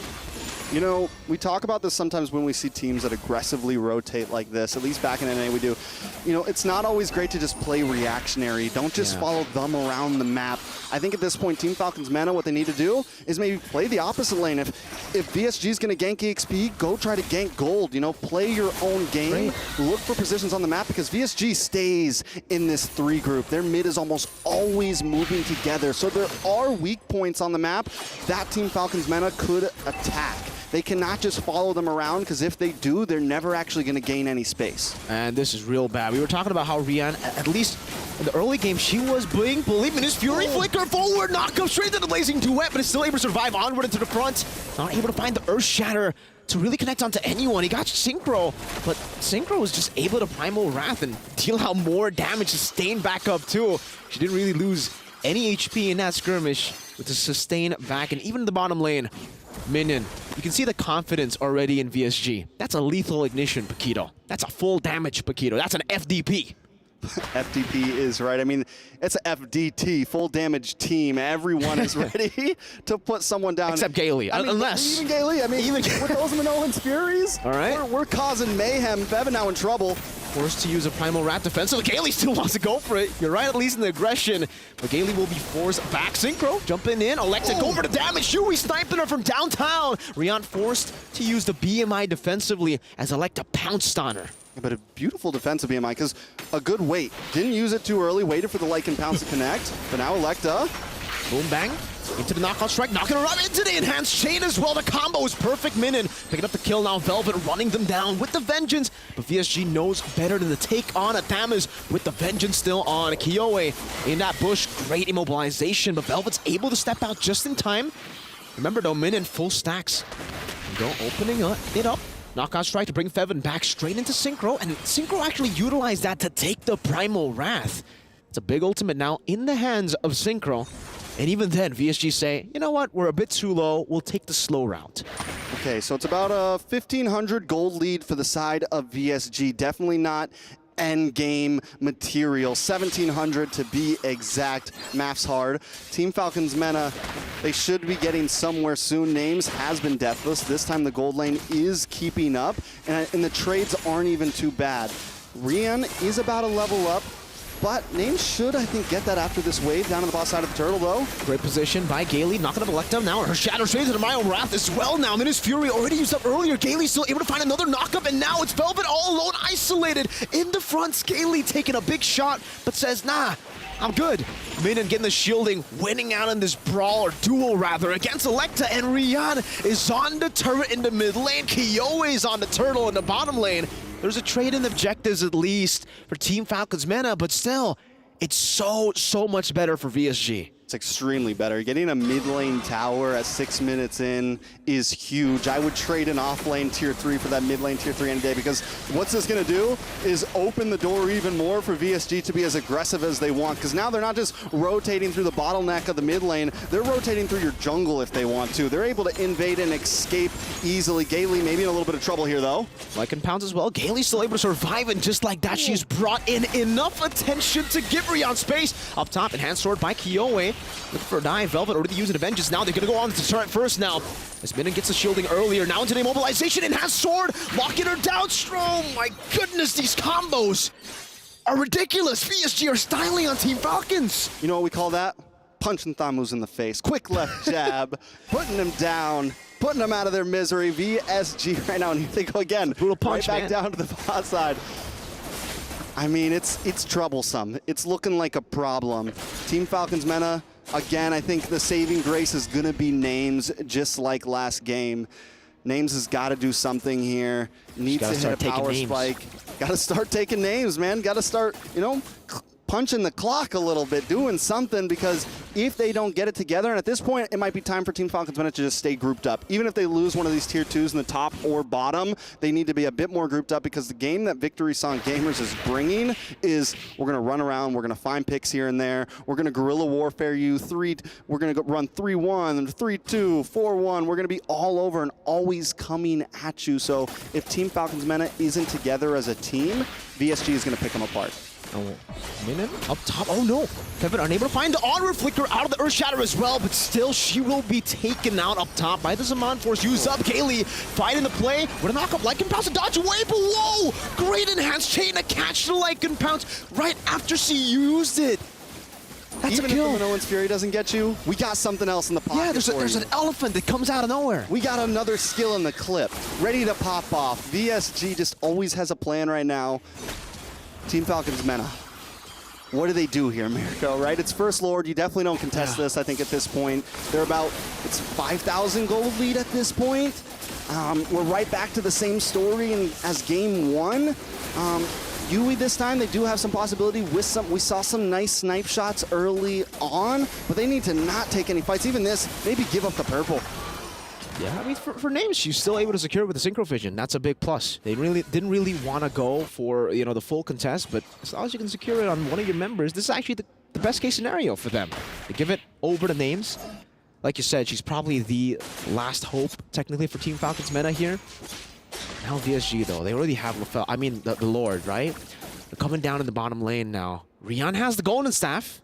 It's a big power spike, too, for this Claude. I wonder if she went for a different path. I wonder if she went for the Corrosion Scythe into the DHS and then the Golden Staff, because 3 items in the 8th minute would be quite ridiculous. I don't think so. I think she's still on the second item, it's right? 9 minutes now. Yeah. We're breaking on 9 minutes. That will be insane, though. If she actually does have 3 items in for the Claude at 9 minutes, that's... I don't know. Crazy timers. This was 0-0-1. I don't think so. Exactly. Maybe if there was like a bunch of kills. But wait a second. Nice pick off. Kiowe goes down, and that's going to be huge. That's going to be a shutdown right there. 3-1 and 3. Team Falcons Mena now. Kill goes over to Yui. So it's a little something. Should be able to clear this ward safely and just lose the tier 2 here. Velvet's trying her best to actually try to defend this here in the mid lane. She actually built the Thunderbolt. 3 items in. She has 3 items in 9 minutes with 1 assist. That's why, you know, I looked at the assist and I'm like, there's no way, right? Yeah, there is a way. If you are Rion, there is a way to farm up that fast with only 1 assist through the map. And technically, she has been taking the mid wave too, right? So that explains it. She's been farming up a storm. Yeah, farming 2 lanes at once. Maybe even 3. She goes bot, or even the jungle, lanes. Right? And now she's getting the purple buff. She's everywhere. All right, let's take a look at Team Falcons Mena. We did see Names working on the 3rd item, almost to 3rd item, had Feather of Heaven, had Starlium Scythe. So getting there, we know the type of damage a Harith can do and how much dancing. I think if there's a hero that they want to be able to scale towards the end, it could definitely be this Harith. You have possibility to dance around Kiowe with those chains in. If you have the mechanical gifts, you need to be able to dance around these fights, get out of range of these Minoan's Fury, and not get cut off like that. Fevin, a bad spot. Ow, she got knocked up and she still went onward. But then she found 4 members of Victory Song Gamers standing there menacingly, obliterating the HP bar of Fevin.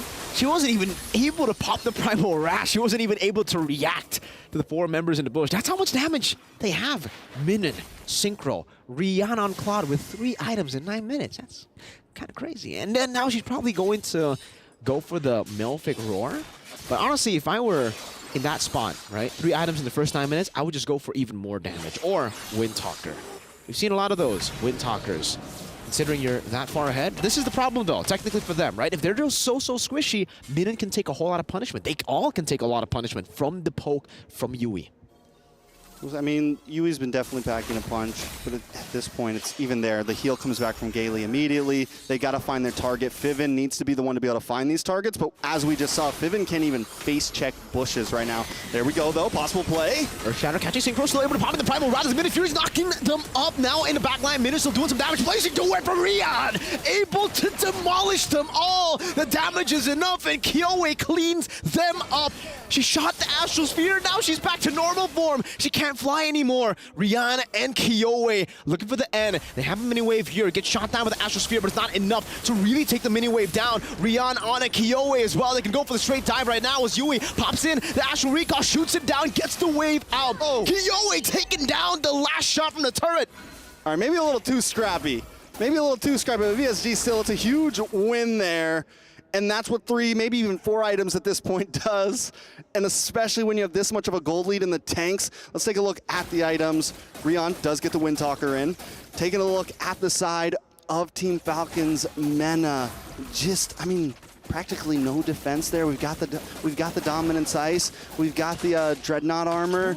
A little something, but still it is a problem. Electa now, though, going to start working. I'm surprised they're going to be the ones to start this. Don't know if it's the right plan. Velvet all alone. Didn't even pop the Vengeance Gailey, getting a 2-man knockup. Feven, Primal Wrath, able to space out just in time onto Synchro. Also has a Primal Wrath, dealing some more damage, even more than Feven. And now she pops to Onward. Oh no, it gets canceled out. Rion, blazing duets. Now chasing Electa, down Synchro with the flicker forward, and Rion picks her up. 3-4-0. Play the victory song of the gamers now, because it's an enhanced Lord and 3 kills over to VSG. They take no prisoners. If you're in their way, you're going down. VSG right now, I mean, they just feel unstoppable. Team Falcon's Mena, everything they try, maybe rushing Lord at the wrong time there, but Falcon's Mena are kind of playing this like the gold is even, right? When they need to kind of be a bit more on the back foot.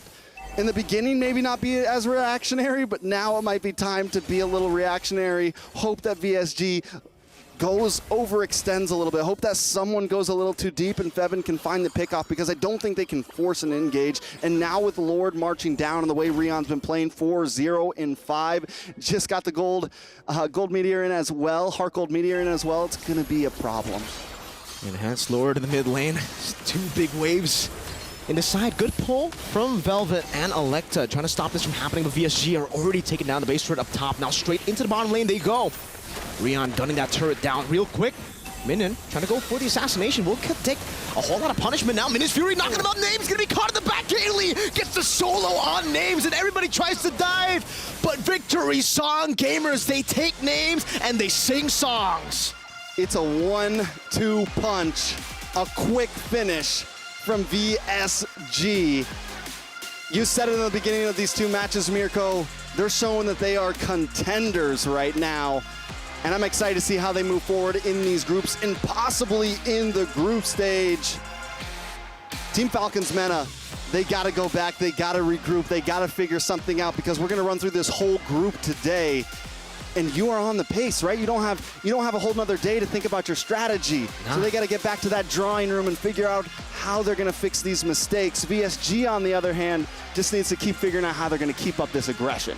That wasn't even just a 1-2, right? It was 1-2 was a boom bang, but it was a boom bang bada bing, man. That was a 1-2 uppercut straight into the knockout. That was brutal. Bing boom bada boom. Yeah, exactly what Trek said. And what was great as well from VSG is we got to see all the players kind of have some star moments. In Game 1, a lot of it was Kyoe, Gailey. In Game 2, we got to see Rion really pop off. I mean, just the whole team seems to be bringing their A game. Synchro always on point. That final flicker into that blast fight, just to really make sure you're not getting away from us. Yeah. I mean, no hesitation at all from VSG right now. They're on point. They played it so well. Now that's absolutely amazing. Thank you so much, Ranmar, as well as Lavelle. Now, earlier on, you guys mentioned the grudge in the EXP lane. Now we do have our EXP laner right here with us, Minan. All right, so now we have our translator right here to answer some of our questions. Now, in the EXP lane, Minan, can you tell us who is the EXP laner you are super excited to go up against here in MWI? С кем тебе из эксплайнеров некомфортнее всего будет вообще стоять играть? Да, против кого? Дариус. И а если про игроков? Про игроков? Я не знаю. Ну, тогда Вообще никого. Дариус. Darius. Darius. It's in English, Dairot. Diroth. Yeah. But the player in She don't know MW. about any players. Okay. But she's excited to face off any player playing Diroth. Okay. All right. Interesting. So, pretty much a lot's going on over here. So I think going to even another question taking place here. How did you prepare for the MWI 2024? How did that go? Расскажи, как вы готовились к турниру? К этому? Да. Мы... конечно. Oh. Yeah, you can translate. Oh, 2 months. Wow, that's a lot, man. Thank you. So pretty much like we would like to know, like, you were preparing for the MWI 2024 before, you had a lot of strategies, a lot of practice. How did you do that? Ну, у нас был буткемп в Азии, потом мы прилетели сюда, очень много готовились, буквально чуть ли не 2 часа сна. Ты можешь туда смотреть. Ну, Okay, she said that we were in Indonesia, in boot camp. We were practicing a lot there, maybe for some 10 days. Okay, wow. Yeah, we especially come there from Moscow. Okay. And then we had a lot of practice here versus some teams. Okay. You know, it was difficult because they slept bad, slept little bit, you know, just 4-3 hours. But now we see that practice was good, and we are ready to show the best game. Amazing, they are Wow, ready. with a 2-0 clean sweep, best bet you guys will be sleeping super well tonight. All right, so congratulations once again, our amazing friends right here from VSG. Once again, congratulations on this superb 2-0. Yeah, 2-0 Let's win. go. So yes, moving on to the next match, we're very excited. But before that, let's head it over to the studio to break it out for us. Yalla. Well, okay, that explains it. They spent significant time in Indonesia to boot camp, practice, and they got a lot of practice here. And yeah, the practice is paying off by a lot, Lafel. Yeah, because we definitely see that they have a very good understanding of how to push the fights, right? Because we've seen that, okay, they made one crucial mistake where they tried to force the end with one minion and then Kiwi died, but you know, it's neither here or there. We gotta talk about how, look at this, the timings where they understand, all right, the Lycan Pounce is coming up, the iframe is gonna be there, we know where you're gonna land, and we're gonna execute you. And here's the thing, looking at how they play as a team, it does show that they have trust with each other. So making sure that when Falcons, Mena engage, everyone was ready to fight back. Yeah, it'll be really interesting to talk more about VSG or find out more about really how they communicate in game, because they have been open about it that the in-game comms might be one of their biggest hurdles, with majority of the players from EECA not that comfortable with English, and then Rian and Gailey being very comfortable with English. With how it looks like, it seems like VSG just have members that innately understand their individual jobs and what they're supposed to do come any sequence. Here's the thing, Raymar. You don't need to talk to communicate. Just express your emotions with the various voices that you make in game. It's like, go. You understand what's going on, you know? I get you. Right, you get me? And here's the thing. Looking at Synchro, she's an amazing player. Casual 400 stars, something mythic. Casual 400. Yeah, casual 400 it's something. a casual 400, not a swing 400. Yeah, so it's pretty good. Pretty good. Yeah, and really, seeing VSG not just for game number 2, but even for this entire series, it's just a full understanding. As we go to the reactions of the players, we see the intensity of it all. I really wanted to pay close attention to the player camps, and really, it's like they don't talk until there's something happening. It's like everyone's just minding their own business until here, go, exactly as you mentioned it. Just say the hero's name, and they're like, "We got you." Yeah. It's like Edith. We know what you mean. Destroy the Edith, or be careful of the Edith. Like either way, just like up, down, here, there, go in, exit, go back in. Yeah. With Falcons Mena here, it's the same story as game number 1, because game number 1 we saw that they couldn't play a nice early rotation to set themselves up for the mid game because of the aggression of the Jushin and the Minotaur. In this game number 2, it's VSG it wasn't even just an overly aggressive rotation, it was just a rotation. A simple EXP first rotation into the EXP lane, pressuring, almost getting a kill, and then just snowballing from there because her EXP laner has advantage. Little things like that, those aren't easily taught. Yeah. And again, honestly, looking at how Falcons Mena was playing, they just got to understand the timing. When to fight, when to not fight, how do you engage and how do you disengage? Because again, for them, it looks like one press and go.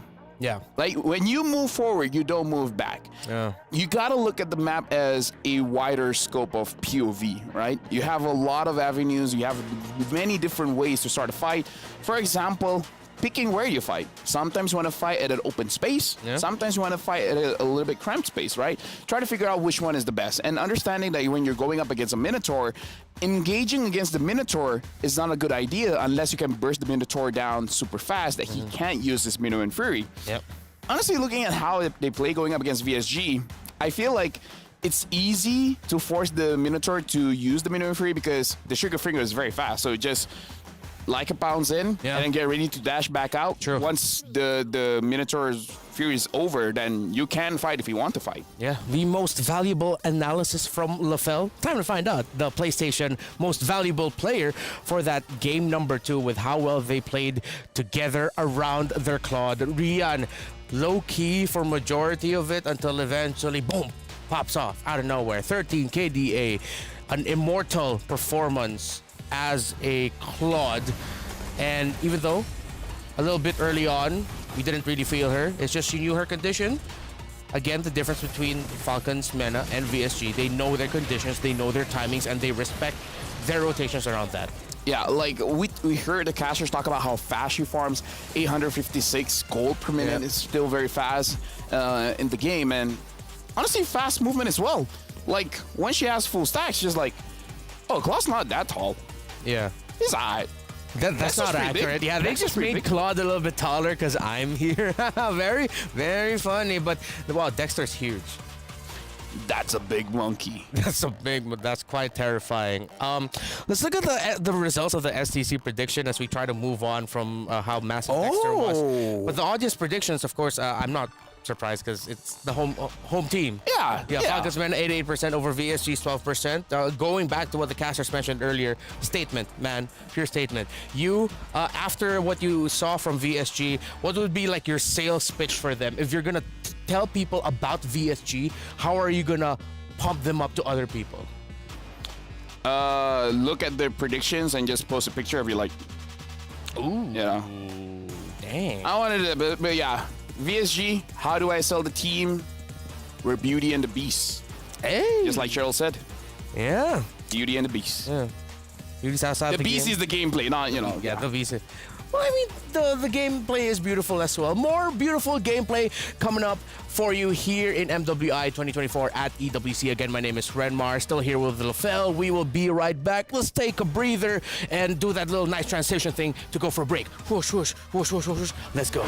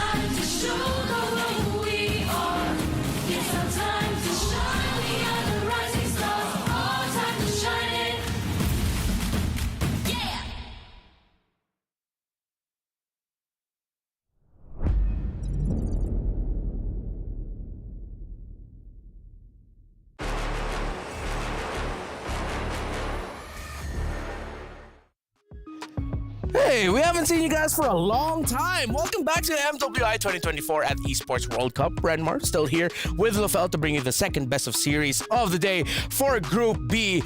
It is our, great matchup coming up next. It is the Dr. Sulaiman Al Habib upcoming showdown. Team Falcons MENA. Not a lot of time to refocus and re-strategize, but they have to. Up against Zeno Lilies of Vietnam. You've had experience with pro teams before in the past. How massive is this that right away you're gonna have to now fight for tournament life? Have you ever heard or been part of that? Honestly, I kind of prefer it.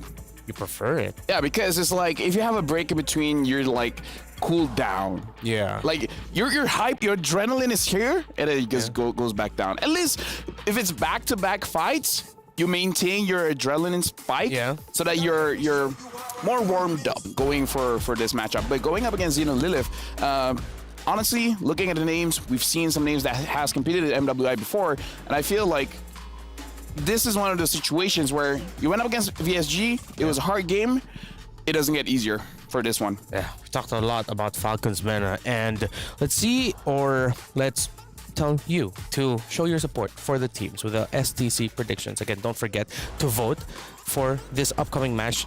www.stcplay.gg. That's where you can send in your predictions. I wouldn't be surprised if the hometown heroes, it even goes up from 88% now closer to 100. Energy ball of everyone to give them all of the love. As we look at the Jamil Motorsport player arrival.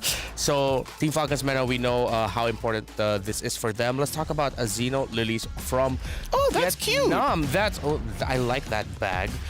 You've been here for quite some time in our scene, Lafel. Yes. Maybe too long, a little bit.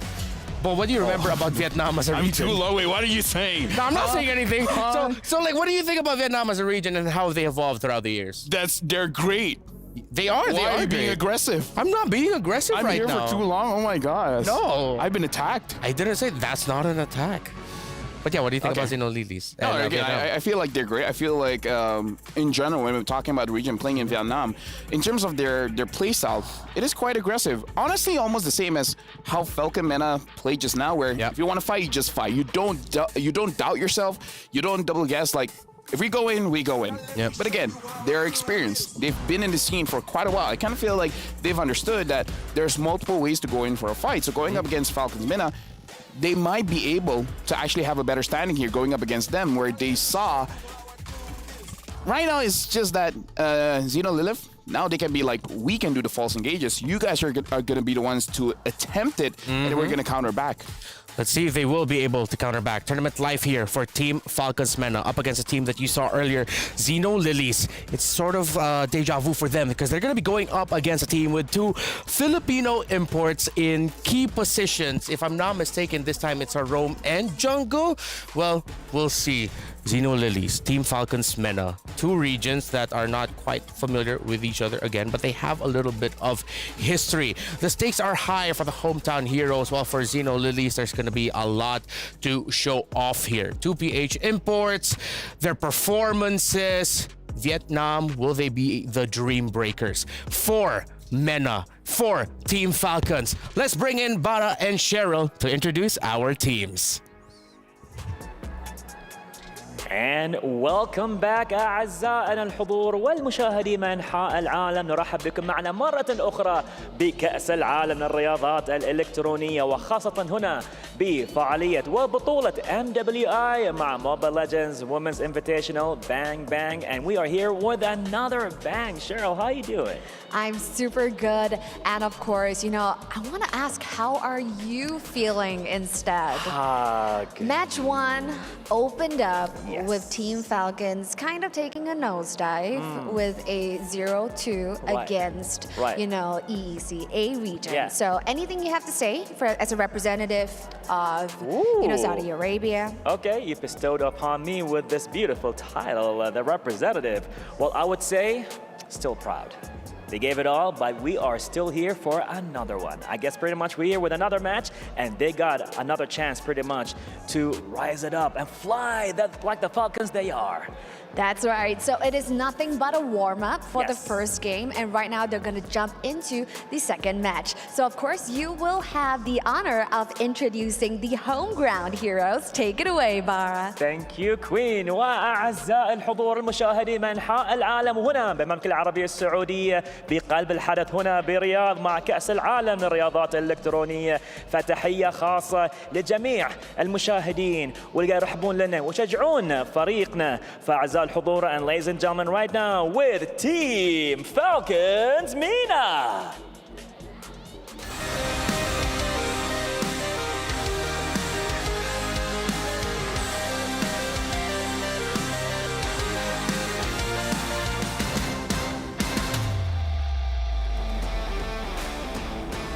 Absolutely amazing. Even though facing their defeat earlier of a 0-2 clean sweep, against the ECA region. Now, what we know about pro players is their high adaptability and their ability to come back. But are they able to come back against their next opponent? Going up against Falcons MENA, we see the Vietnam representatives. So coming all the way from Vietnam, presenting to you the wonderful faces of Xeno Lilies.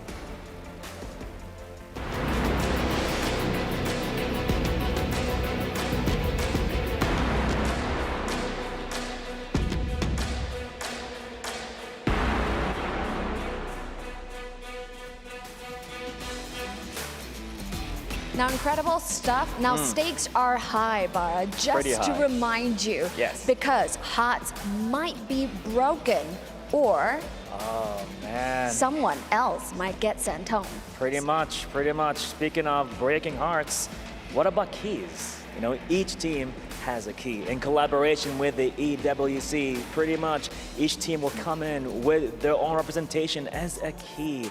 And then only one trophy will be made out of all these keys that will be crushed and broken. Yeah, so far right here in the tournament, we have unfortunately seen TLG keys be crushed. But right now, the keys signify the tournament's life right here for each of the teams. Now, will there be keys crushed today, or will we be throwing it to a tiebreaker? Okay. We will find out more right here in match 2. And without further ado, let's head it back over to the studio. Take it away, guys. Yalla. Will the Lilies prevail against the home ground team who are fighting for tournament life? Most expect Xeno Zenith to come out on top due to Sa and Daisy's experience in MWI 2023. They have added 2 more Filipino imports with them. They have Taro alongside with their jungler, if I'm not mistaken, it is Ramichi, who have a lot of experience. So experience, again, seems to favor the opponents of Falcons MENA. Yeah, I can't remember where I saw Ramichi before, but she's pretty good. Yeah, she's actually quite insane. And honestly, to answer our host, yes, we'll be seeing keys crushed today. I'm pretty sure we're gonna see 3. Yeah. 3 keys crushed. That's a sure thing. That's a sure thing. That will happen. But to who? It's indeed. Yeah, indeed. 3 keys will be crushed indeed. Alrighty. Now, for Falcons MENA, they can still potentially force tiebreakers. But if I'm not mistaken, what needs to happen here is they need to at least tie. Yep, 1-1. Xeno Zenith, and they have to hope that the Lilies will get swept later on by VSG. So if you're Falcons MENA, you just need that one win. That one win to make sure tournament life is still somewhat in your hands. Right now, looking at the bans here, Angela's still getting banned out, but it's coming from Xenolith. And for Falcons MENA, banning out the Terizla, this honestly sets up if you're going for a damaged jungler, which we've seen Electa being able to use quite well. The question is, will she actually bring out her signature Benedetta? Or maybe she hasn't been using it for a while because, again, the meta doesn't call for it. Yeah, it was surprising that the Benedetta came up, even though we sort of floated the idea at the end of the day. I was like, well, Benedetta jungle, really? And, well, VSG made it work. Edith taken away by Xeno Zenith. I feel like that's also somewhat respect to Feven, who played quite a tremendous Edith game. She really knows how to dish out the crowd controls with the flicker combos. Yeah, now that Jushin has been banned out, I don't know. I feel like for Falcons MENA, maybe they could delay a little bit and maybe pick up like a Bane. Because honestly, the Bane has been pretty good coming in for this tournament. Yeah. And perhaps for Falcon Mena, pick up the Minotaur early, because we've seen that the Minotaur kind of counters their play style, not the heroes, but their play style. Yeah, and if Feven is already so good at dishing out crowd control and she times everything really well, I'm pretty sure that means she can play the Minotaur really well. It provides heal, so I agree with you. Minotaur in the first 2 picks on the red side might be doable for Mena if ever it will be a power pick up by Zenith, something along the lines of a Harith and Lo Yi. However, since we're floating around the idea of Minotaur, do you think maybe Zenith is thinking about floating the idea of a first pick Valentina? I feel like first pick Valentina is pretty cool. Hayabusa is open as well, which, if they want to pick it up, is honestly very strong. Because I do agree, if you pick up the Valentina here, it's going to be pretty solid. But it looks like they're going to prioritize the Lu Yi. So for Falcons, now that they see the mid laner, they don't have to force their mid lane pick for now. They can go for a Minotaur and a Hayabusa if they have practice on it. Yeah, I agree with you there. I like the Minotaur pickup. Or at the same time, we don't see Chip. Falcons Mena will have to, Falcons Mena will float the idea of picking Chip just because, well, Chip and Lo Yi are a little bit too overkill, and not a lot of teams can pull off that combo together. So they do pick up the Minotaur, as you mentioned, but it will be the Harith. Still, power picks available here for... I forgot about a Chip. Are we going to see a chipless game? Oh, we might see Yuzhong here. Yuzhong Lo Yi is a combo I love. Moskov is open too. And they need to pick up a gold laner now, because it's definitely going to get banned out. The question is, what do they want here going up against the Harith? Moskov, man, just go for a little bit more macro. I mean, if they're not going to focus too much on like how it happens in the laning in the 1v1. Yeah. Oh, okay, they go for Claude. Oh, and they go for Chip. Okay, yeah. Right. So it's that big macro play thing where you leave Dexter. Honestly, this is a good game for a Bane. On Mena? Yes, because the Claw wants to go in, and the Chip, once you open the portal, just deadly catch. Yeah. Oh, great point there. If you're going to pick up a Bane, do it now. Well, I don't think Zenith will expect the Bane, so... Yeah, so maybe you can wait a little bit. Hold on. Honestly, for this one, even the Benedetta might be fine, because if the Chip wants to invade you, you have a lot of damage in the early game. And as we saw just now, the clear speed is relatively okay. Yeah. The Zas is going to get picked up now. A lot of magic damage here. But I think it's fine. I think it's fine. Yeah, as long as the jungler has physical damage. Yeah, and I think that's where they're going to be leaning towards. They still have assassins around on the table. As I mentioned, the Hayabusa. If I'm Falcons Mena, the first 3 picks don't scream split push. That screams team fighting, but they ban it out themselves. Oh, they themselves don't want it. Okay. I'd want to see a little bit more macro presence from Mena, because right now, Zenith, we think of them as like macro, right? Yeah. But at the same time, the team fighting is not bad on that side. Oh yeah, most definitely. I feel like for Falcons Mena, they need at least one hero that can dive. An EXP laner that can go towards the Lu Yi, try to create a little bit of a distraction. Yeah. Yuzhong gets banned out. The other hero that can... The meta one is Ruby. Lapu as well as Benedetta can dive to the back line. Yeah. Lapu's not really meta though. Like, the damage isn't there, the tankiness isn't there anymore. Yeah, it's here or there for Lapu Lapu. It's very rare that we see like a pop-off Lapu Lapu game a la Sanford of Team Liquid Philippines. So assassins are really the focus of Falcons. What are they gonna play in the jungle? They took away the big 3. What? You're not gonna Lancelot here. Because I'm thinking, going up against a Chip, the jungle is going to be very dangerous, right? Because all of a sudden, after minute 2, between the first and second turtle, you might get ganked. Yep. The Julian gets banned as well, so now a lot of the assassins are out, so maybe we're going to see a fighter. Or finally, the Benedetta. Yeah, Benedetta jungle for Electa. Get her namesake in. If it's not, then we're gonna... Is it gonna be a return to what we veered away from, the Bakshas? Alpha as well, Alpha still open. Yeah, Alpha would be great.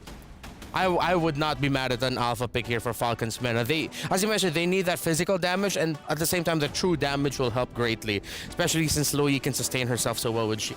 No, we always forget. We always forget the Nolan. I mean, here's the thing. Nolan He's an absent father, so yeah. He forgot about Layla. Yeah, he forgot about Layla, so we forget about you. Who forgets about Layla, Nolan? But yeah, who's Layla again? Are you serious? His daughter. All right. Yes. Want to continue talking about the draft? Sure. Yeah, I'd love to. EXP laner and maybe pick up a Ruby here. Jungler. Oh yeah, Ruby up against Nolan Harris. Or Xborg. Xborg is good against the Minotaur. Don't they need a little bit more control? Control. If you have more damage, doesn't matter. Yeah. The best defense is true damage. Yep. That's a true. That's what my grandfather used to say. Oh, he played MLBB too? Yeah. Oh. Alice? Okay, now that's... Well, okay. You're right about the Ruby. But I'm right about Ruby, but Alice, woo! Okay. Alice jungle. Okay. Without an Angela is surprising to me. Because usually that's a combo, right? Angela, Alice, yeah, and now the Arlet. So, okay, this time, Falcons Mena, they have more crowd control, right? So if they want to force a fight, they definitely can. But it's Alice, though, like... I don't know. Yeah. Because here's my thing. I feel like she doesn't deal enough damage and she's not tanky enough. Yeah. I want to be proven wrong. I want to see when will this Alice be strong. After the first item with no items, what's going on? You know what? I like the Alice because now I realize Falcons Mena fight around a lot of things. They fight around the Zaz, they fight around the Minoan Fury, they fight around the Zaman Force as well. Maybe that's the line of thinking there, but I'm on the same boat as you. A lot of questions about this Alice pick. Tournament live for Falcons Mena. Xeno Lilies, Zenith. They are making their first showing here in MWI 2024. Let's see what happens. Mirko, Trex, it's your time to shine. Mena on match point right now, on final life. They gotta get a game here, and let me say, once again, the picks have not disappointed. Ramichi with the jungle Alice. Last time we saw the jungle Benedetta and it performed, catching Falcons Mena off guard. Do we think Xeno Lilies is going to do the same thing here? I don't know. Honestly, I don't know how the Alice is going to play out. Last time I saw an Alice, it was always paired up with an Angela. You always need some more sustain on top of the sustain that you already have. But technically, if you get a snowball in the early game, that definitely does put you in a better spot, right? So I think for them, definitely, they are going to be looking for that early game snowball. And Chip Loyi fits the description really, really well to actually get the Alice into a spot where she's very, very comfortable. But the thing is, it's going to be really tough if Yui continues to use these laser beams. Shiromi already taken very low, forced to run back. And Sa can't even get a single skill landed on Yui. Yeah, I mean, don't get me wrong, Xeno Lilies has some potential here. Look at that. In the early game, but I think their real moment to shine is once those Lords start coming around, right? Once they can really capitalize on the Chip, using those portals around the map and everything, getting vision in multiple spots, they can send Chip to the long lane, to the off lane, and just kind of hang out, make sure things are controlled, and he pops up any minute he wants. Also, giving them vision throughout the whole map as long as he's checking those portals periodically. So it's definitely an interesting composition from the side of Xeno Lilies. And also, I can already see the possible, teleport with a diversion, Alice right behind you, blood flow in, get the eye. I mean, lots of possibilities. Team Falcons Mena, though, trying to take it aggressive early on, which I think is the right route. Great maneuver from Saab, getting the diversion up top and then bursting names down. Again, this matchup, Harith versus Claude, it's very one-sided. It should be very one-sided. It should be the Harith win in the lane, but the fact that Taro was able to outplay also the Flicker, by the way. Shout out to Wolf King onto Velvet, making her take 2 turret shots, and Kao will still be able to take level 4 now. Shiromi zones Devin away. Ramichi gets the turtle for free. No retribution now, maneuvering into the enemy purple buff. Yui rotating as well, likely to be caught in the blood as well, and the blood. Ramichi able to dislocate him, but now the shortcut comes down. They're all going to be trapped in towards him in his fury. But Taro, with a blazing duet, wipes them up together with Ramichi, who's still able to survive. But Yui, again, is able to get some of these trades down with the little descents. It looked great for Xeno Lilies, but then it quickly turned around. 4 members down. Team Falcons Mena now looking sound. They're able to kind of, I mean, let's look at the replay real quick, right? Electa gets taken out. It looks like Ramichi has this, but Fevin with a beautiful Minoan's Fury. Taro shows up in the nick of time just to kind of save the day here and make sure it's not too much destruction for them. It could have easily been a 4-for-1 or 4-for-2 trade. Taro's able to kind of even the playing field, but Mena definitely wins out on that trade there. Here comes a diversion, though, already early on in the game. Spots Fevin up, out in that bush. Taro will continue to push here on the Claude. Having a bit of a lead here on names. Able to use the BMI to get a few good shots onto the turret. And you can see this is what you do on the Alice. This is good and bad in a way. Shiromi can be poked out. Even the red tree committed with the fracture too. Electa really disliking the fact that Shiromi was roaming around in her jungle. But yeah, back again to the point. Alice. You want the Alice to clear out a whole lot of the waves, and sometimes in your team, especially if you have someone like a Lo Yi, it'll be kind of tough because Lo Yi does need a few of those resources in the early game at least to get into the mid game. But now that it's all given to Ramichi, they're really gonna have to rely on her to carry the game as we get into the mid stage. Ramichi just locks in Clock of Destiny. We see the Corrosion Scythe coming in onto Taro. So a little bit of something to get things started. We're 4 minutes in. Second turtle going to be coming up, and the way that Team Falcons Mena now maybe have a little bit of confidence, this could be the time that they actually want to contest a turtle here. It is only a 800, 600 gold lead for the side of Xeno Lilies, and having something like this Minotaur gives them some opportunity to make a play happen. Electa has showed she's got some moves on this, but wait a second, up in the mid side. Yeah, Crash Course, Flicker forward with the final slash, 2 and a Flicker 2. That's a 3-man knockup straight into Electa, picking up the Retribution, but now gets caught in the yin-yang reaction. Sa able to bring them back now into the blazing duet. Velvet gets the vengeance, gets a reset, but now Ramichi with the flowing blood, and he gets the outplay. That's a double kill for Ramichi. Ramichi is disgusting right now. It's 4-1 and 2. And you know, we talk about sometimes teams playing inside of a box. Right now, they are playing inside of the circle. You got the duality procced, right? You match that up with Ramichi getting the Blood Ode. I mean, it's just a lot. And then Shiromi at any point can bring Taro into the fight. At any point can bring KO into the fight. Team Falcons Mena gotta find a way to kind of play around this because they have the perfect answer to Electa, who wants to dive in. Ramichi risks it there, takes the chase down, and KO's happy about it. I love the reactions from everybody. A good, secured lead for the side of Xeno Lilies. For sure. I mean, those reactions, I thought the reactions would be a bit louder too, right? Because that was certainly an interesting outplayed names. Able to dash out of that one. Good diversion.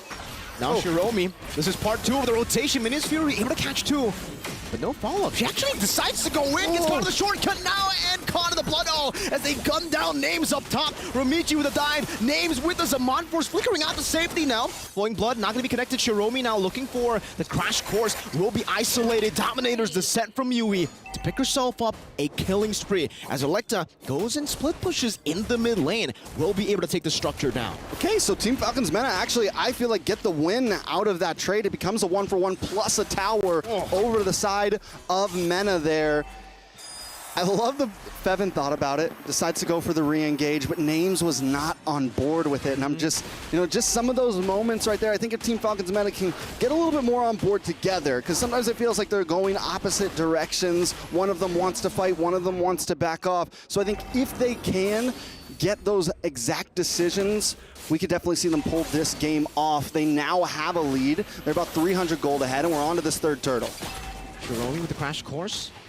Not going to crash onto Velvet just yet. Flowing blood. Trying to reveal them. Diversion does. Electa, Fevin, and Yui in the bush right now as they go in. That's a flicker forward. Minions Fury not connecting to Jedi Offended. Connecting straight into the flowing blood. And now with the Retribution, Ramichi, no mana left. Doesn't have enough to go for the Blood Ode, but they have already secured a neutral objective and 2 kills and another structure down below. And that's exactly what I mean by the circle. Xeno Lilies wants Team Falcons all to just come in, and they're okay with taking a Minoan's Fury to the face as long as they can get that big that big I'm offended off, get the duality proc, get anything to bring them as close to Ramichi as possible, the damage just starts stacking, and we haven't seen, ooh. I'm offended, bringing her back straight into the flowing blood now, chasing under the turret. Name still able to get the shielding now.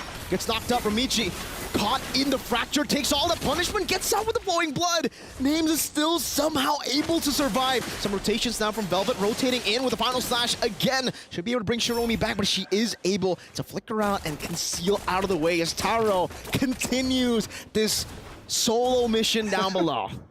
I like the conceal just for good measure, and I think it could have been a good call for sure because they definitely might have chased them down.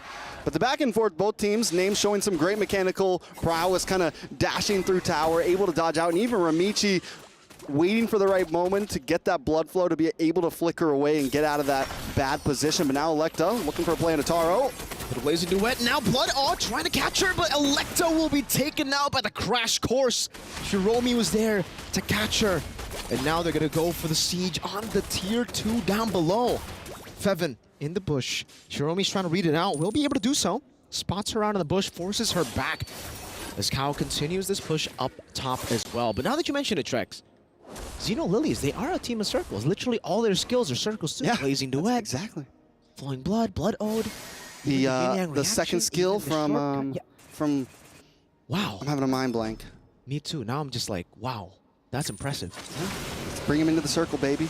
They love circles. I love circles. Their logo almost looks like a circle. Yeah. I mean, if you curved out the edges, the corners, you know? That's a hexagon, right? And since Fevin's ult, the Minoan's Fury, is a circle, could we say it's working with Xeno Lilies? Oh, I think it has been working really good for Team Falcons. The Velvet. Just hovering over right now. Shiromi's in that bush. That's a scary bush for Team Falcons meta. If they don't know the chip was there, but Shiromi decides to rotate back, and they're just going to play with the Lord Dance. Remember, the Lord acts a bit different. Diversion up top. No one's going to take it. Fevin reads it out really well. Shiromi zoning the front now, trying to bait out some of these abilities. Will be able to do so.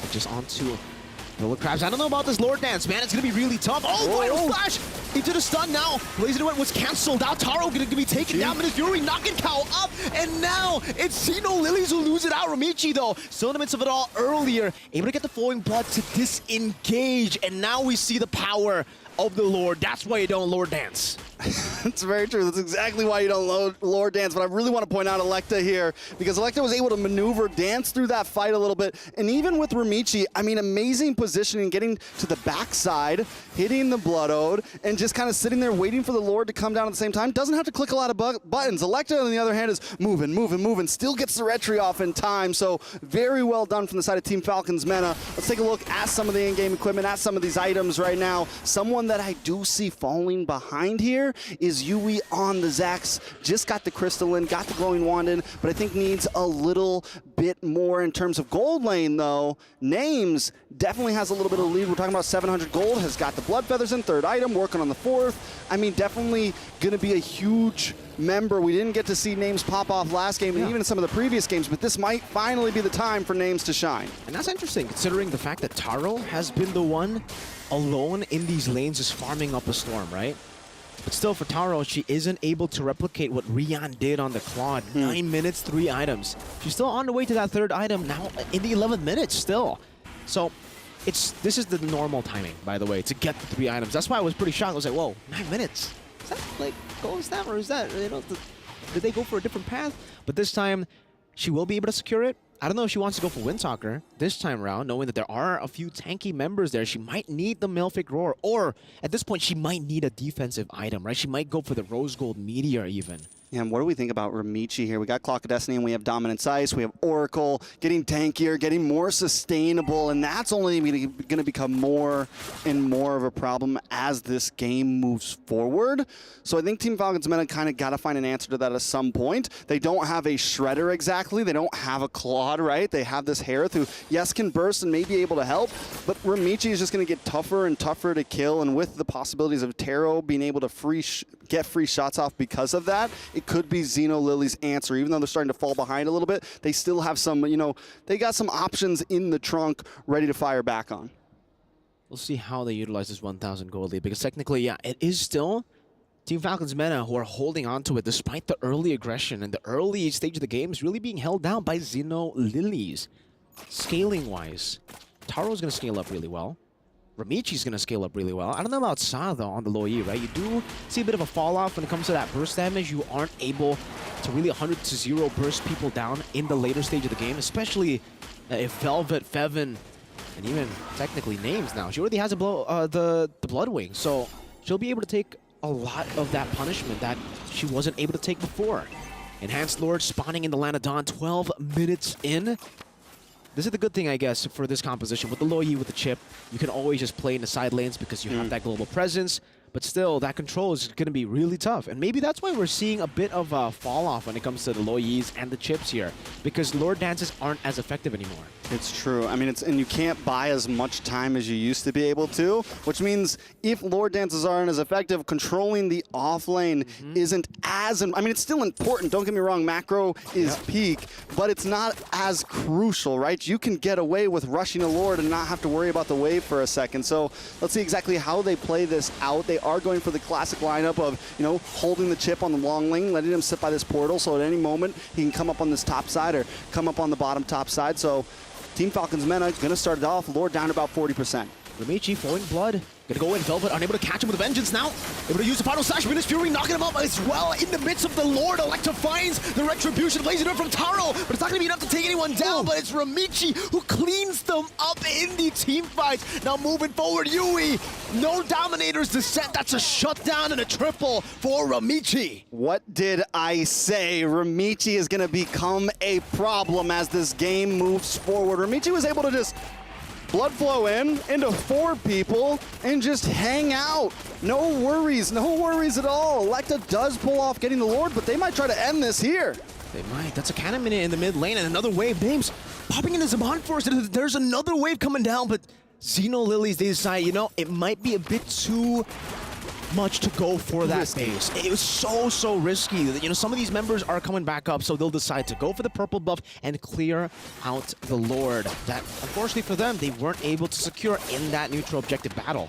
And then it's like, oh yeah, we have the divergence, so we can always catch Lord anytime we want. We just jump over to the top lane.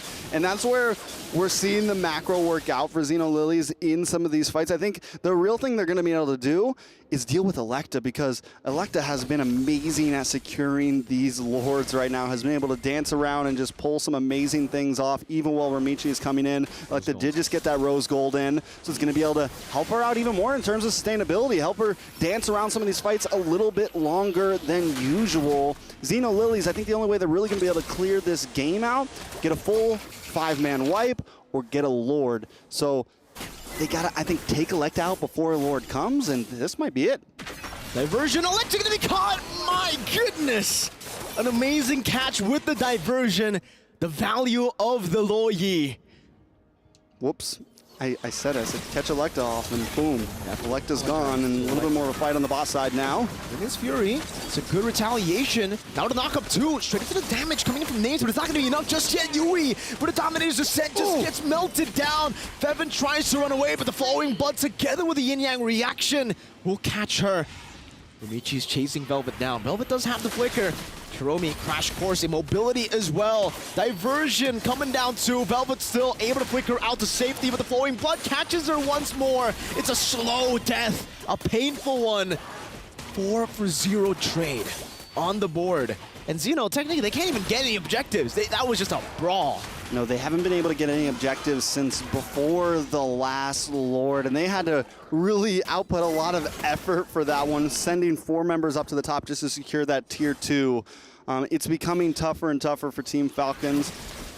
They had some opportunity, I think, in the early game having this Nolan, but the farther this goes on, the harder it's going to get. Fevin is doing everything Fevin can, landing big Minoan's Furies with 3-4 members, right? But it's just not enough because nobody's really able to, you know, capitalize and output the damage that they need to take out a few members of Xeno Lilies. Oh, you can see the frustration build up as well, though, from Team Falcons Mena. This is one of the concerns that we have, honestly, every single day when these teams have to go back-to-back, especially after a loss, right? How's that going to affect them? Going back-to-back, I mean, technically even in match number 1, losing 2-0. Seems like it is getting to them, but still, They're playing it really, really well, Team Falcons Mana. They were able to equalize once in this game. They're looking for that again. Flowing Blood. Michi doesn't go for it. She has the winner crown, so she technically can go for these big initiations alone. Yeah, I think Falcons been a big play here. Electa has to pull off another great Lord take, right? It's the only way they're going to survive this out. The play into the backside, though. Yui, Dominator's Ascent going into a winner crown. Going to be used up. Dominator's Ascent now defensively in the midst of it. Oh, Yui going to be caught in Taro's Blazing Duet. Jerome gets the crash course. Names gets caught by the I'm Offended. And there's no Purify. Another Flowing Blood and a Retribution from Ramichi to try to catch up to Electa. But Electa does the same thing. She has the same Retri. That's a slow one. Xeno Lilies catches him off guard, and Team Falcons Meta once again. Fevin tries to get the Minoan's Fury off, tries to fight back. But Taro, the Blazing Duet, just too much. Ramichi, the Blood Ode, just too much. The circles are too much. Xeno Lilies, Xeno Circles.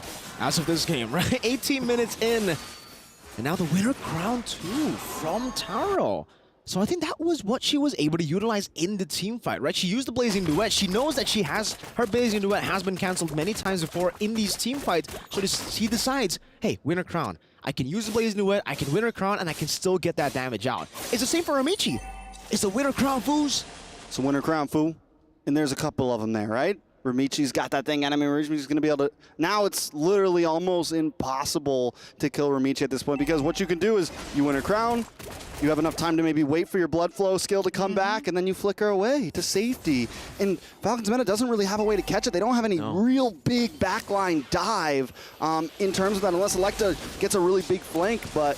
It's going to be hard. Lord now coming in. Can they finish this here? Oh. Now I'm Offended. Electa, final Flash Flicker combo from Velvet, trying to save Electa, and she does so. But Velvet's going to be caught, buys Immortality. You know, it's Electa who buys Immortality. Velvet's going to lose Immortality. Now she is able to survive just for a bit. Taro continues with the Battle Mirror image as well. And we'll be able to find the kill. Winner Crown as well to try to bait out some of these abilities. Electa losing Immortality. Fevin as well. Now it's going to be Taro trying to go for the Kai, but Taro takes her out. Another Winner Crown. Fevin is low. Pops into Winner Crown. Double kill up top for Sa. But game number 1 will be taken by Xeno Lilies. Xeno Lilies, once again, we see a team bring something spicy into the jungle. Ramichi on fire, Taro on fire. Team Falcons Meta now truly at match point, at last life. Their best hope is winning the next game and then hoping, depending on how the next series go. That's going to be for us for now. Let's throw it over to our wonderful analyst. Well, that Alice jungle worked wonders, but watching LaFell throughout that entire game number 1, I'm sure you have a lot to say. What's on your mind right now, man? Seems like there's a lot. Yeah, I don't know where to start, but let's start with the draft here. I feel like Falcons Meta, they have one big weakness. Crowd control, man. Because Ruby is good going up against the Hive, a lot of crowd control. Names couldn't do much, right? They got a Minotaur, a pretty good engage, but we saw just in this fight. Minotaur Fury out. All right, good. Now we engage in. This is how you approach a team fight going up against a Minotaur. You just use the big ults, and then you go back in, and then you go one at a time, one at a time, one at a time. So looking like Falcons Mina here, their timing for the fights is a little bit off. Fevin is aggressive, but sometimes unnecessarily so. The same can be said about Electa here, where she was aggressive, but again, the timing wasn't right. To the point where I kind of feel like, instead of picking up the Nolan, a very high mechanical hero, try to make things simple, right? Try to keep your draft simple, something that does well against a lot of crowd control. Again, pick up something like a Bane, where you just have to aim your first kill and then just chunk the enemy down bit by bit, bit by bit, bit by bit, and then if they want to engage, just use your deadly catch or something. Try to keep the draft a little bit simple and try to figure out how to fight against a lot of crowd control. Yeah, and usually that's the response when you're going up against a lot of teams, a lot of players who like to bring out high concept stuff, where you go back to the basics, you go back to the fundamentals and lineups that are easier to pull off, can respond to an Alice jungle of all pickups, different kinds of varying playstyles. So instead of we'll take a quick little pause on telling Falcons Mena or suggesting Falcons Mena things that they need to adjust on. Let's look at Xeno Lilies this time around. Impressive showing from them in the beginning. The Alice stood out, but you also mentioned to me that you were quite impressed with Taro's entries as the Claude. Yeah, honestly, like, all of them are pretty solid. There was one fight, I believe it was around the Lord, where I believe Intrex was saying, like, this is not a good time to go for the Lord. Mirko was saying the Lord dance now is very, very dangerous. But the Winter Crown on the Alice is legit, is very good, because we saw that both teams are fighting for the Lord. The Lord was particularly low, even though at the end of the day, Electa was able to get the Lord. But the fact that they were able to stay in the fight, Winter Crown not absorbing any damage from the Lord. And again, like I said, Falcons Mena, go big or go home. They're gonna, I think it was this point here.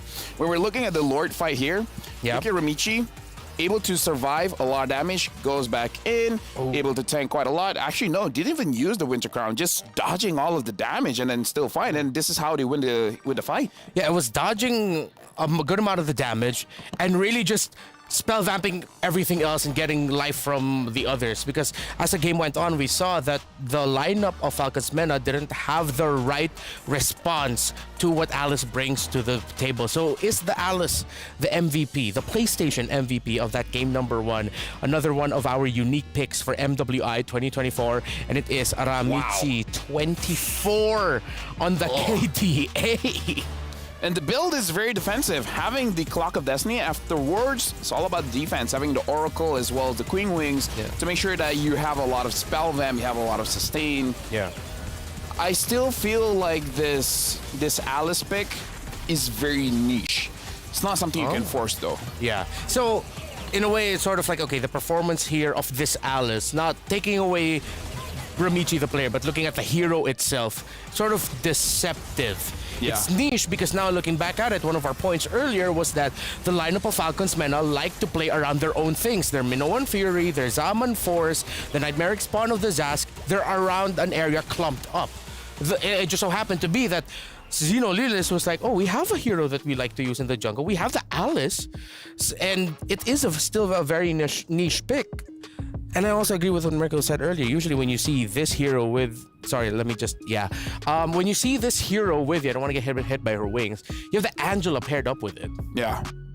So... I don't know. Looking at this game, it looks like it's fine. Able to dance around the team fights, making sure that you're avoiding a lot of damage. And we got to talk about this.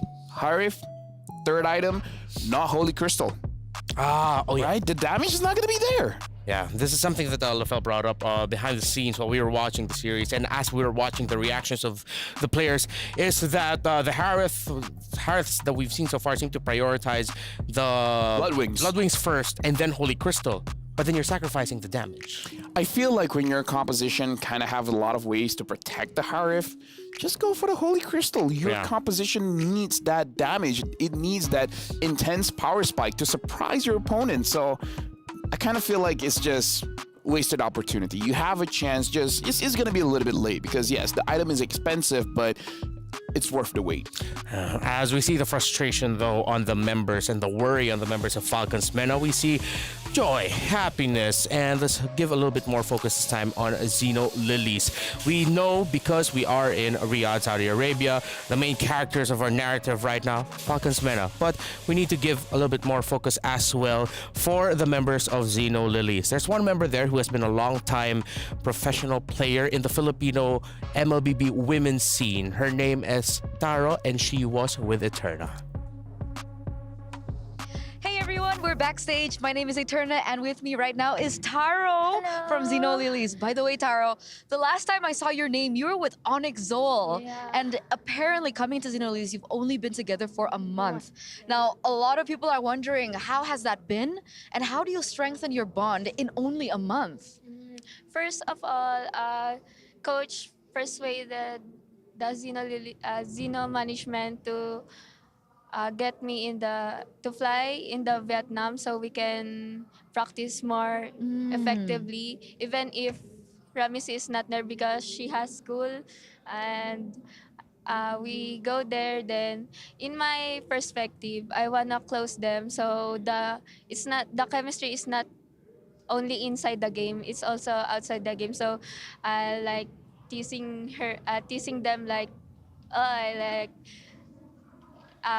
imitating them like that. Yeah. Oh, what about what else do you like to do together? Do you like to watch things together, TV shows maybe? Sadly, they don't like to watch horror movies. Every time I and coach ask them to watch horror movie, they always say, no, no, no, no. We want Doraemon. They want Doraemon, so they Yeah. don't like horror movies. Yeah, but It's okay. I love horror movies. We can watch together, right? Maybe Can. after the game, Can. right? Okay. So this is gonna be your third consecutive MWI. You've been here 3 times, 2 times before. How does it feel to be on the stage at this magnitude? And what do you think is different, maybe in terms of competition or just the vibe in general? I think this is the biggest opportunity for the female leagues because it has a biggest prize pool and it has many regions compared to the other MWI before because there are only 2 teams or 4 teams that go in stage and the 2022 MWI is only it's only online, full online because of quarantine. But I like playing on the big stage and it makes me excited and I'm that Nervous, maybe? no Honored? extra emotion. Oh, okay. Extra Yeah. emotions. Yeah. Okay. It's very understandable. Yeah. Now, Taro, before I let you go for your next match, what do you have to say to your fans? And you can also speak in Tagalog. Okay. Thank you sa mga nanonood and yung mga sumusuporta sa akin simula pa nung brand days ako. Alam ko nandyan kayo palagi and kahit saan man ako napunta na team, nanonood pa rin kayo and sana manalo kami mamaya para sa inyo tong laban na to. Thank you. Thank you so much, Taro. Salamat, Taro. And we're gonna send it over to the studio. Pasok. Thank you, Turna and Taro. Just to quickly sum up what Taro mentioned, she used to be a member of Brand Victress. She thanked the supporters who's been supporting her for, I think, around 3 years now, a little bit longer. She started playing in the pro scene at around 14 or 15.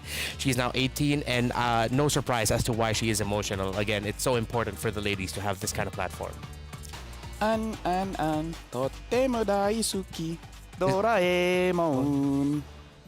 Apparently, they like to watch Doraemon. Yeah.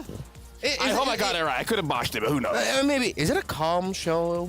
Is it what? Is it a calm show? Like, is it just... Like, what kind of anime is it? Is it just vibes? Do you not know Doraemon? I know Doraemon. He's like that alien cat thing. That's blue. With no ears, because the ears got eaten by rats. Okay. You don't know that? No. Oh my goodness. And they say they don't watch horror movies? All right, sure. But Team Falcons, let's focus on them. Zeno, Lilis, you're going to have to tell me about the Raymond one of these days. Team Falcons Mena now have dropped 1 game against a team behind LaFell. And it's high stakes. And you're still judging me. You're still judging me. I'm judging you. But you know what? We got to talk about the game. That's correct. Because again, I kind of feel like at this point, I wouldn't even mind seeing a Diggy. You know, it's like Diggy, yeah. All this crowd control is making it difficult for Names to do her job, for Yui to do her job. So it's like, it's risky. But again, at this point, what other options do you have? You need to win this one for a possibility to go for a tiebreaker.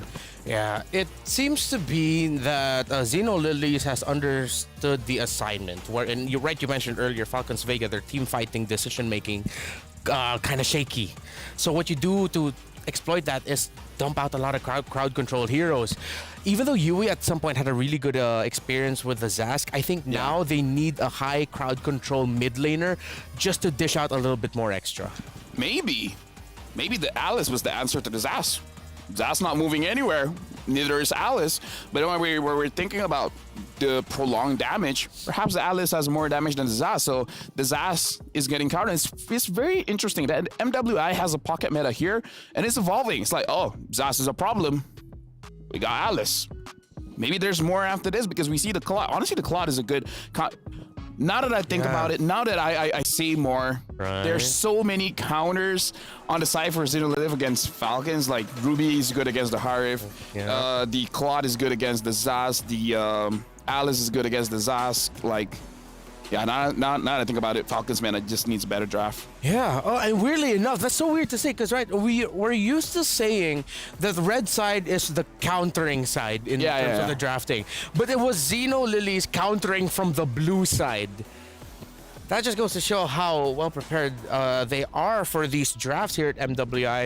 Of course, shout out to their head coach and analyst or one of their coaches who's a fellow Filipino as well. Angela is the band here for Xeno Lilies, and Jusin, I feel like it's a good start for Falcons Men in terms of bands. If they can't play it, then take it out because again, the crowd control's been messing them up. The question is, who do you want to play for, right, for this game? Yes. You want to play around Velvet, Electa, Yui, or Names? Because I feel like, again, I am a core believer of keeping it simple. The more you're trying to overthink this whole process, you're going to sabotage yourself. That's all I'm going to say about this. Yeah, I agree with you there. So for Falcons Mena, let's use that as our framing for this draft. Who will they be playing for? Who will be the focus of their draft? Which hero or which role, which position? They take away the Ling, so no strong assassin combinations here. Let's see what they're going to be prioritizing. The Harith was given difficulty, popped off eventually, and is now much more attractive for the first pick since the Loyi is gone. It's so weird for me not to see a chip ban, and perhaps it's going to be open here as well. Right now, Falcons, man, they are going to be first pick. If the Trizla is open, might as well pick that up. Because the Trizla hasn't been banned so far. Could be banned here, though. Chip ban. Trizla, kind of good first pick. Yep. They have the crowd control, a strong tanky presence. Yep. It means one lane is safe. If the others will be put at risk and Trizla will honestly just be okay, you're going to have an anchor. Still have the power picks available, and what a prediction, LaFell. Amazing. I would say here, the Hayabusa is up if they want to pick that up. If they don't, they can go for a Harif and maybe even a Valentina. Okay. Oh, wait, whoa. All right, so if this team don't overthink for Xeno Zenith, let's overthink everything. No. I think when you see the Selena, it's like, oh, wait, it forces you to overthink. Yeah. Out of every, Selena could be 4th or 5th pick. Yeah. I never thought it'd be first pick. And I'm not turning off the idea that this could be one of those. Okay, I was just about to say Selena roams, but okay, it's Minotaur roams, Selena. Minotaur jungle. Selena jungle? Has it been popping up in scrims? No. But you said I've been here for too long. I've seen Selena jungle before. Okay. It's not the best, but she used an Alice jungle. Can you really say that there's no way the Selena is going to the mid? Going jungle, I mean. Yeah, you get that point. I can't completely shut off the idea with everything that we've seen so far in this tournament. So I feel like this was purely reactionary with picking up the Novaria, just so that you can get equalize the vision. I wonder if they still want to hire, because again, the lane, the Holy Crystal, I don't know. Matilda, though. Okay, this is very interesting. They should have a very strong mid trio prio. Now that they have this, they just need a very damagey jungler that can do the job very well in the early game. Yep. Claw gets picked up here. Okay. So they'll be playing more around the map. Map presence could be killer here for Xeno Zenith with the Claude and the Selena if they hit their marks. Going back to what you mentioned earlier, LaFell, where who are you playing for as the big question for Falcons Mena? Having the Matilda Novaria paired up with Terizla feels like the question has been partially answered because these first three picks are clearly playing for the Terizla and the EXP lane. Yeah, I feel like going for that angle is pretty good, but honestly the meta is around the jungler. I hope that Electa is able to have her best hero. Whether it fits the draft or not, doesn't matter. If that's what you're most confident with, just use it. Because again, having the Matilda means that you have a faster rotation in the mid. Yep. Use that to your advantage. Now in terms of the bans here, because of the Selena pick, it's gonna be a little bit iffy about what to ban, but it looks like they're thinking the Selena is going to the mid, which again, higher chance of the Selena going to mid. Banning out the junglers is a good idea. Banning out the Hayabusa here. Yeah, but we can't turn off the idea of that. Not gonna lie, jungle. I don't mind if Falcons Mena they even pick up a Boxia and then just have a very strong gold laner. But again, I don't know. Yeah, maybe that's something that Zenith was floating the idea of, which is why they took out the Claude. Because if you go back to that thinking, a little bit more 6 months ago meta, but I feel like could still work depending on the circumstances. If those three on the side of Falcons Meta were paired up with a Baksha and it had the Claude, that's a good, well-rounded lineup. So maybe Zenith was looking into that. In terms of the gold lanes for Mena, if they want a strong gold laner, I mean, the carry's still there. Harith is still open, I'm just saying. Oh, yeah. Oh, right. Yes, you're right. I'm so not used to seeing Harith not being picked up all the way up until the second phase. Not saying it's a good pick, just saying it's a pick. It's a pick. It's there. But yeah, I feel like the carry is solid, honestly. Carry is a pretty good pick. Considering that you have those three already with you, the carry should be very happy. And as expected, there'll be a Julian for Zenith. That's the trend right now. If your magic damage seems to be lacking, you pick up Julian for the jungle. I feel like I'm starting to become you. I'm really wanting a Bane here. Bane? Ever since you mentioned it, I agree with you, man. Pick up the Benedetta. Why not? Even a Bane, even a Bane. I would not mind Bane for Mena. They already have the Novaria, so that's a huge area for the Sharks. The hitbox will get bigger, even bigger. Again, I feel like even the Boxia is going to be okay here, having a fast tempo as well as being able to have basically the life bin effect. Yeah. Without having the items, you can deal with the Minotaur, and the passive is going to be good. Oh! Okay. Okay, Whoa. not a Boxia, but a Fredrin. Okay. I'm on the right track here. But the Natan here, the Natan needs time. Yeah. So this draft, honestly, is playing around names. I hope she goes for a third item, Holy Crystal. Yeah, gotta rush that damage. Hopefully she doesn't overthink the idea that Zenith has a lot of threats for that Nathan in the early game. Because you can't delay your late game. You need to rush the process if you're Falcons Mena. Last pick? Yuzong is still open. Oh, that would mess up the Nathan. The Nathan, the Novaria. Honestly, it messes up a lot. Yeah. If not, you can pick up an X-Borg. It's like a easier thing to handle the Fredrin as well as the Turizla. X-Borg into a Fredrin, you're right. Fredrin don't do not like that, but yeah, it's best possible.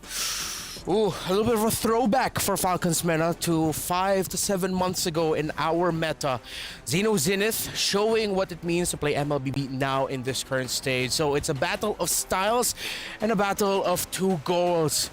On the right side for Zenith, just secure the 2-0. For Falcons Mena, make sure that you do not get eliminated here. It's a best of 2. It's match, nay, tournament point for the hometown heroes. Xeno Lilies will still have a match later on. That's it for me and LaFell.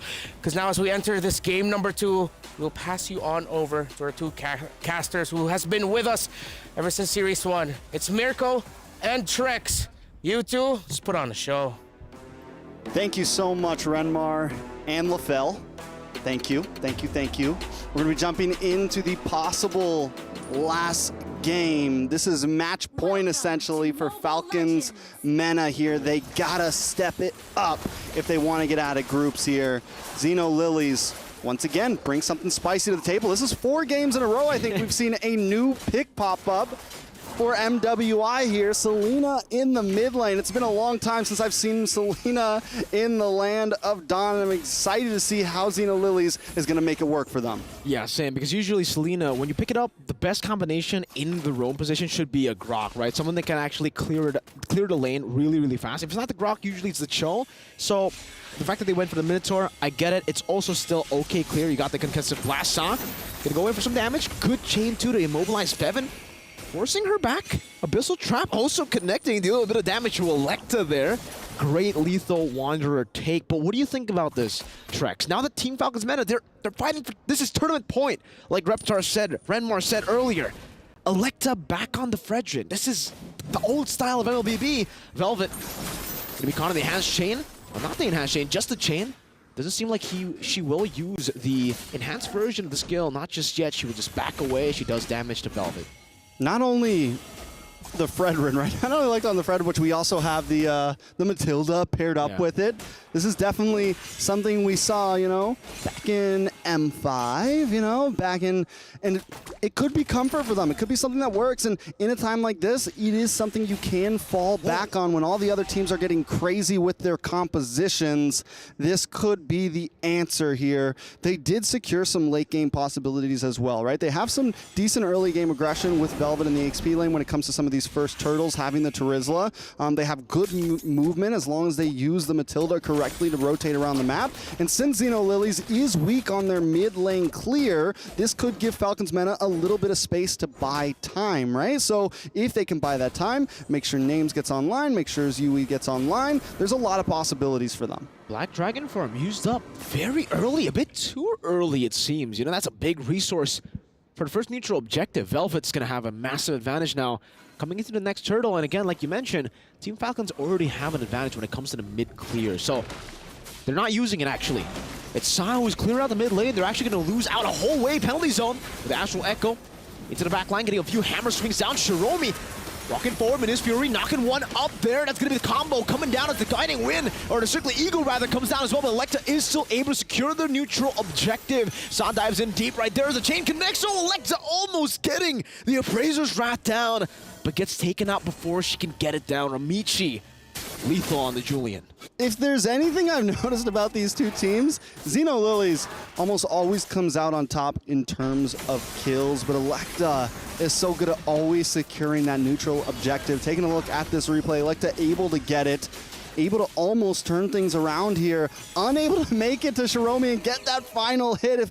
If Electa could have just got that, it could have at least evened the playing field, maybe even put them in the advantage in that big trade since they secured Turtle as well. But they fall back, and we can see the reactions from Mena.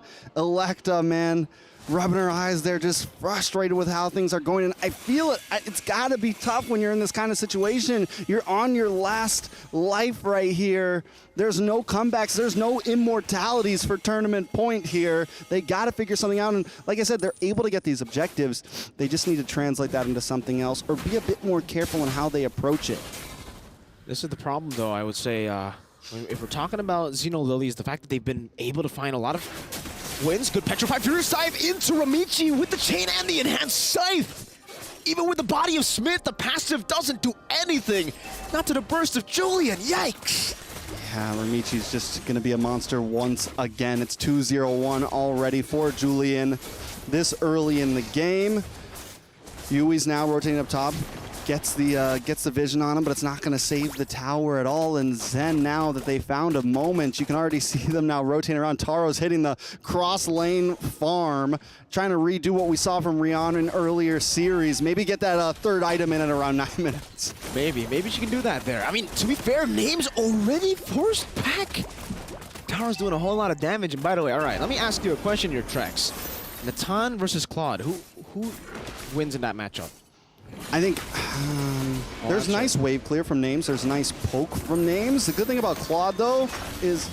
Ooh. Good take there. Now Minis Fury knocking 2 members up. Shiromi unable to find Velvet just there. She is able to flicker out to safety, but not too long. Ramichi able to find the kill spree. Appraiser's Wrath deals some damage. Also the Astral Sphere connecting to the back line, but Kao is able to just walk away. Sa executes Electa in the front.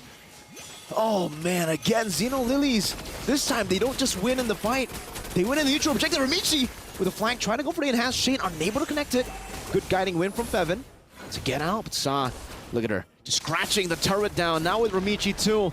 That is tier 1 mid lane taking down. Names in the bottom lane, trying to go for a trade, but Taro walks up, deals that damage, chasing her down. Still, Names will use the entropy. Yeah, Names definitely is going to have the ability to deal with Tara, right? And even has decent wave clear, as we were just talking about. The good thing about a Claude, though, is just about anybody, as long as you're mechanically gifted on the Claude, you can at least stalemate. And if your team is helping you out even more, you can get to the other side of the map. And that's the thing. It's not exactly just about the gold lane versus gold lane. It's about Xeno Lilies constantly putting pressure on these off lanes, right? And making sure that KO does good. Wait a second, a little bit of damage on a Ramichi. Names as well there with the guiding wind. Ramichi going to be taken down, unable to find anything but the no. trap. No arrow connects Names. One last chomp of the trap will take her down. Sa picks up a double. Was that Fevin that flew over as well? And she got taken out. Now Velvet in the bush trying to stop Xeno Lilies from going for the purple buff, and this is why we get to see the Selena. Sa's been brutal with it, connecting every single arrow, and that's another. Straight into the damage, Velvet gonna be chunked low. That's a frontliner, and she got taken that low from the damage of Sa. Xeno Lilies right now 3 steps ahead at all times. Team Falcons Mana might be able to take a Knight or take a Rook, but Xeno Lilies takes 3 more pieces in return and consistently takes the lead. And now, another gank. There you go. She finally gets punished for it. Tries to run away. The shutdown, though. The bounty is on Fevin. Out of all the members that could have taken it, Electa was there, Names was there. It would have been great if it was Names, but they lose out the purple buff. And I'll have to say, that ends up being not worth it, even with the shutdown. Hey, man, Roams need gold, too. Roams need love, too. Definitely might not be the best decision, but, you know, Fevin got a little greedy, man. Wanted the kill, and I think at this point, Falcons Meta just want the kill, right? They need to try to even the playing field. Taro in trouble. Able to get out just to save the Shiromi. Great disengage. Now Ramichi, and that's Chain to knock Names up. Oh, the spear not connecting Electa. Moving forward. Ramichi, she could go for the 1v3, but she might not even need to because a dragon is coming her way as well to try to help her out. Yui, you can go out of the map, but still get Cal. Immobilization with the chain. Electra trying to run away. Penalty zone from Velvet. Catching 3. That's a furious dive. Not with the Petrify just yet as Ramichi is going to be comedy. Has sword. Brings her back all the way to the back. And that is a double with the help of Sa's Abyssal Arrow. That is ever so accurate. My goodness, the synergy. The synergy is definitely beautiful from Xeno Lilies. I mean, just all over. And while that's happening, you got Taro on other sides of the map, putting pressure on the mid and the top. So even when 4 of them are making something happen, it's problems elsewhere. Golden Staff just locked in for Taro here. Team Falcons Meta getting more and more pushed into the corner. The Abyssal Arrows are constantly firing off, so it's using as a zoning mechanism for Team Falcons Meta onto the items. 3 items in 8.5 minutes, Mirko. Is that the new record? I think it is. And I think for Shiromi, she is going to be taken down. No, she flickers out, and Ramichi is there to body block the spear. Wow. Even in disengages, Xeno Lilies are so clean with it. And like you mentioned, that's a new record. You were already hyping it up. You know, Taro's taking waves, Sa's taking Names though, but not Names as in the player, Names as in Velvet the name, who's going to be stunned up again. 2 Abyssal Arrows connecting there, but she is able to escape. I guess that's the value you get with the Terizla, even though she's 0-4-0. She's still super tanky, still super hard to actually go and assassinate. But man, she hits an Abyssal Arrow again, by the way. Just Names. Consistently doing it. Taking a look at some of the items. Lord just gets taken. It's now almost a 10K gold lead. We're at 9,000 gold pretty much for the side of Xeno Lilies up right now. And I just want to put it into perspective as well. Some of their positioning has been phenomenal in this game. Even earlier when that gank was happening up top, when that attack onto Velvet was happening, we have Kyle just hanging out in the bush by Lord, ready to set up the position on the Lord pit. Even though they have this huge lead, we still play by the basics. We still know exactly where we need to be at the right time, and we don't go too far from that. So Xeno Lilies is just showing prowess in many different aspects of this game right now. They're going to be trying to possibly end this here, take an inhibitor to do something big against Team Falcons Meta. Let's see if they can. They technically still have the Natan, right? With Black Dragon form, it's going to be used up to try to zone them in the back line. Electro walking forward, getting the taunt down, but gets caught by the Abyssal Arrow. Penalty zone onto 2. Taro going to be caught right now. Unable to go out. Pops in a battle mirror image. Behind her, she does damage. Sa again just diving deep with Cal. And they were able to find Natan with Names taken out. Who's there to clear out the wave? And has Sora Ramichi with a mega kill and a dive again from Sa. She picks up a double and another Abyssal Arrow straight into the chain. And Sa is an absolute monster on the Selena. That's a 5-man wipe up, followed up by the 2-0 win for Xeno Lilies. Showing dominance with multiple different heroes, showing dominance with multiple different styles of play. Sadly, do you know what this means though, Mirko? I know what it means, man. That Abyssal Arrow will just shoot them down. Not exactly where I was going. Oh, Team Falcons Meta is going somewhere, and it is not to the bracket, sadly. Team Falcons Meta will be taking their exit there. They had a good effort. They were able to put it up, but Xeno Lilies were just a little bit too strong. Xeno Lilies just monsters on the field and playing aggressive just like VSG did. It was just such a dominant display. I think even more so than game number 1, right? The fact that Falcons MENA, they tried their best to go back to what works. The fundamentals, utilizing the Fredrin, trying to play the calculated move, the safe, take the safe route. And it still wasn't enough. They get shot down by the Abyssal Arrow, down to elimination. Down to elimination, and Xeno Lilies tie up the scoreboard with VSG, and we're going to get to see that tiebreaker in the next series. And that's something I'm excited for because there are two very aggressive playstyles from these two teams. Xeno Lilies just being extremely dominant all around. For sure. Every single step of the way, I think for Xeno Lilies, they were able to just control even the aggression. And it's definitely going to be a very interesting matchup now that we know how Xeno Lilies play, how VSG play. Both of them love playing these assassin junglers, damage output all the way, even in their roams. So I'm really excited to see exactly how they utilize that. By the way, Taro has been amazing with the items. Most definitely, and that's going to be it. Let's send it over to our interviewees. They got somebody on stage.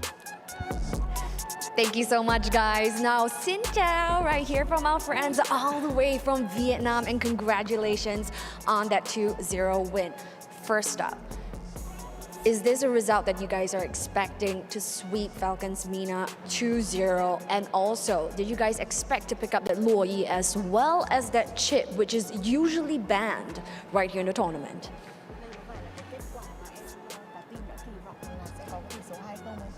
Và Louis và Chip là thường là những cái nhân vật tướng hay bị ban, thì liệu đây có phải là trong kế hoạch của bọn em hay không? Trước đây chị sẽ chọn được. Can I answer in English? Actually, Louis and Chip, before that, we already have team talk about that, and we planned everything before. And 2-0, we already like very confident when versus Falcon that we think we will 3-0 and 2-0, sorry. And we play with our confidence and we win it. And Logi and Chip, yeah, we already have the plan before, everything we prepare for today, yeah. Wow. She's so happy that she can speak English fluently today. And now we're wondering, like, why we're here, right? The dopamine's this high. Yes, they're ending on a high. And of course, yes, we still have much more questions right here for Sa. Definitely. Like, you know, one of the things I would like to know as well, not only me, but even all the viewers, how does it feel to play in a multinational team? Because we have two import players from the Philippines. So how does it like work together? Answer English also. Actually, that one quite easy because we communicate in English. The two imports, they can speak English well, and the local player also can speak English well. So we just normally play and communicate in English, like how we play and how we improve together. Yeah, actually not hard for me and my team also. It's quite easy. Amazing. Oh, wow. Okay. Now, the next one is also a team that took a 2-0 clean sweep, and this is VSG, all the way from EWC, which also has imports as well. So, what are you guys going to do to approach that game?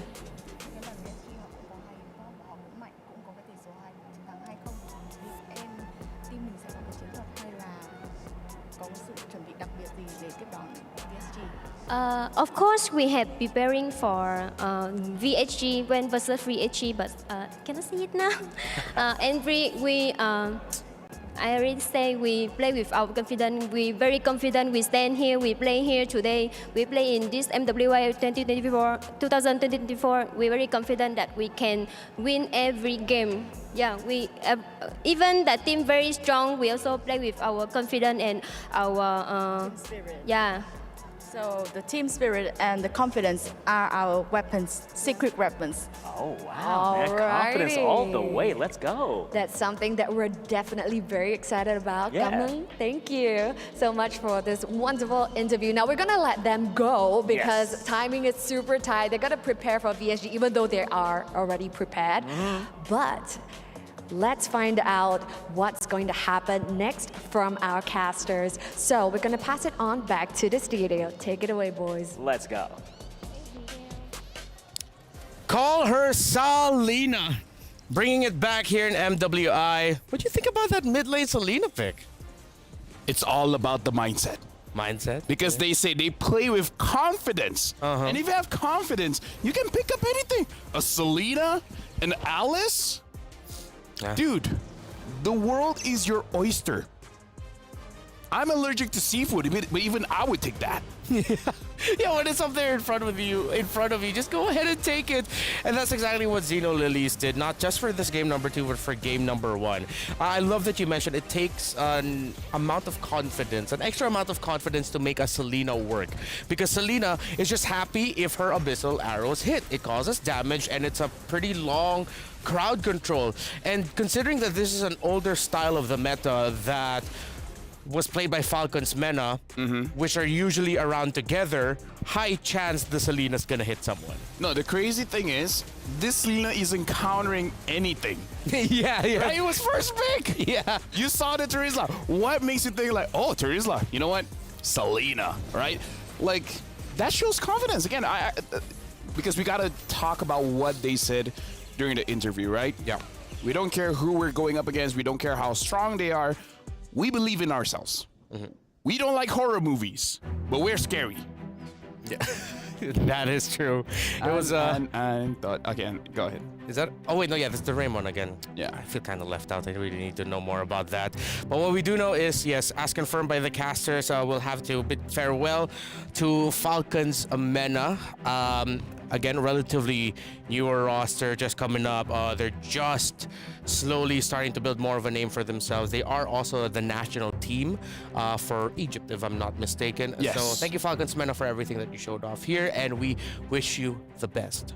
Go back to Xeno. Oh, is there something you want to say? No, I'm just saying, like, we heard during the interview how Xeno Lilith, technically they played with this roster for 1 month, right? Yeah. And honestly, with this new patch, I feel like most of the teams, they only have 1 month to prepare. And it's amazing to me to see how quickly all the female teams here in MWI, they're adjusting to the new patch. They understand it's a new meta, it's a new landscape for MLBB. And the execution, honestly, fantastic.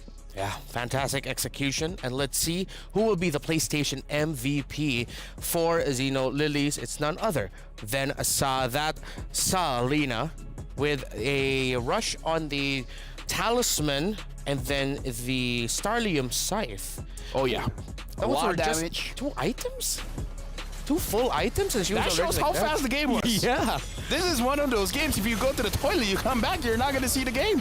It's the end of everything. And again, I like that this is more or less them showing the world we don't care what's the S tier picks, A tier picks, B tier picks. It's our picks, right? Because again, showing the Alice, showing the Selena, they might have much more. Oh, okay. You got the pose down. As we try to do our best Selena impressions, let's see the STC predictions results that we mentioned at the top of the series. I cannot get my legs like that, man. I've had practice. You've really? Cool. That's great. I wish I could stand like that. I wonder how many of the viewers supported Falcons Men. Earlier it was 88%. See, it did go up. It did go up. It went up. As I mentioned earlier, it went 91% to 9%. Just goes to show how much is meant for this region. Pretty sure they would have loved to see the win, but well, you know what I love is that I hear a lot of support, especially from a lot of the locals of the teams here, especially even in MSC. So now we are going to be heading into our 3rd match of the day. That's going to be happening in just a bit. More MLBB action will come your way after a short break. Don't go anywhere. MWI 2024 at the Esports World Cup. We'll be right back. Hello everybody, Quick Shot here, host of EWC Central. I wanted to take a look at how the Mobile Legends Bang Bang Women's Invitational will impact the standings in the EWC Club Championship update, brought to you by SDC.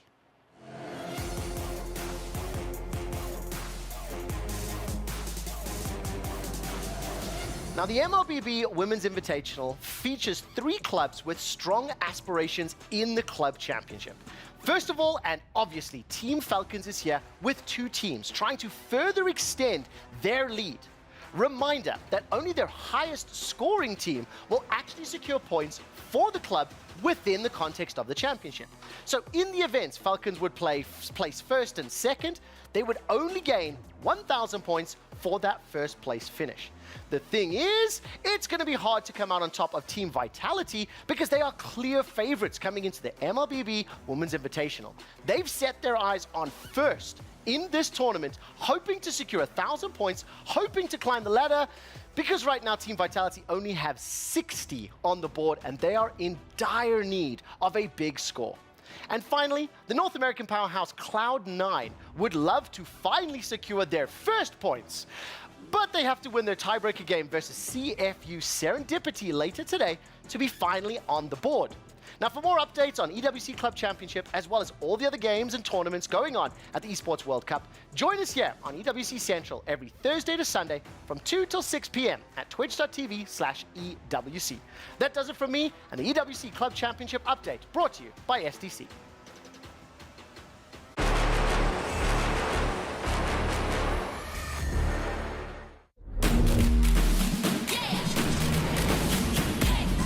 Just like you and me, finding our destiny. Though they may not see, I'll prove what I can be. Aren't we all the same? We're deep in the game. They say this is lame, but we have our own aim. No fear, prove it. Rise up and don't quit. Chasing the same dream, we all are on the same team. Let's go! It's our time to shine, leave doubts far behind. It's our time to show how far we can go. Though they may not see, we show what we can be. It's on you and me, just wait and you'll see. It's our time to show the world who we are. It's our time to shine, we are the rising stars. Our time to shine it. Yeah!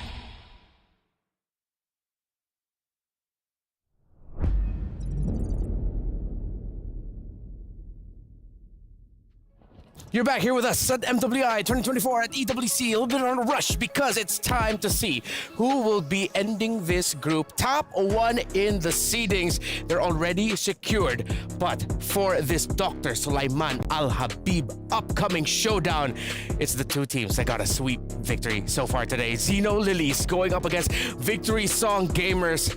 Hype is what I'm feeling for this matchup. Oh yeah, hype actually describes it quite well, you know?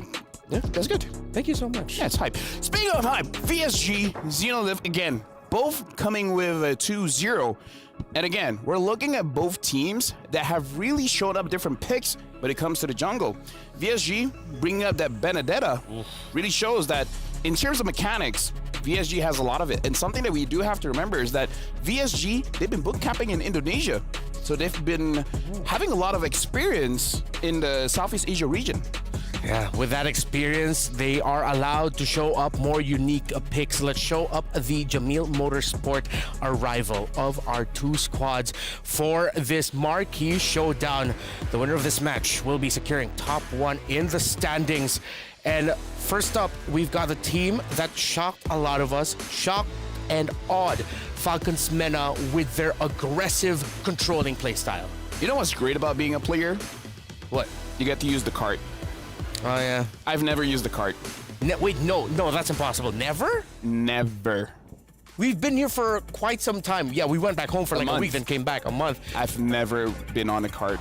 We're going to have to change that. Let's see if you have any predictions. Vote for the next game. This coming up right now at www.stcplay.gg. Will LaFell be able to ride the cart? No, I'm kidding. That's not what you're trying to predict. You're predicting the winner of this match. Zeno Lilies or Victory Song Gamers. VSG was aggressive. Zeno Lilies, real quick here, LaFell. What do you like about them? They're very nice people. Very nice people. I smiled at them. They smiled at me back. They're very good MLBB players. I think VSG has this one. All right. I asked you about Zeno Lilies, though. Yeah. Okay. Zeno Lilies versus Victory Song Gamers. You got LaFell's prediction dropped down. He said VSG. Don't forget to predict there. Let's see who will be able to take the cake. But let's welcome our teams. It's Cheryl and Bada. Zeno Lilies, VSG coming right up. And we're back. وعدنا عليكم من جديد. You know, Cheryl, it's a different vibe today. I mean, it was exciting yesterday, and even today, things are heating up. But I feel that it's just different energy. Is it only me, or do you feel it as well? No, it is really a different energy right here in day 2 because, you know, when it comes to the different groups, Right. it's all about who can survive the group stage, right? But for this time, you know, the results are clear. Unfortunately, the keys for Falcons MENA has been crushed. But for this upcoming game, they're not playing to survive, they're playing to flex. Let's go. Who will come up top of the table for Group C? And this is what's gonna happen right here for match 3. Starting off, let's take a look at the wonderful faces from our ECA region, Victory Song Gamers.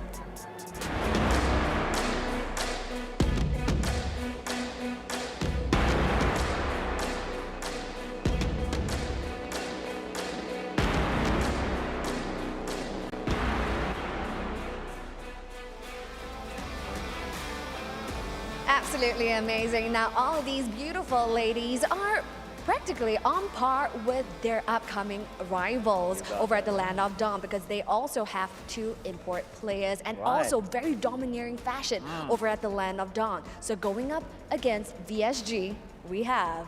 Ladies and gentlemen, let's hear it for Zeno Lilies.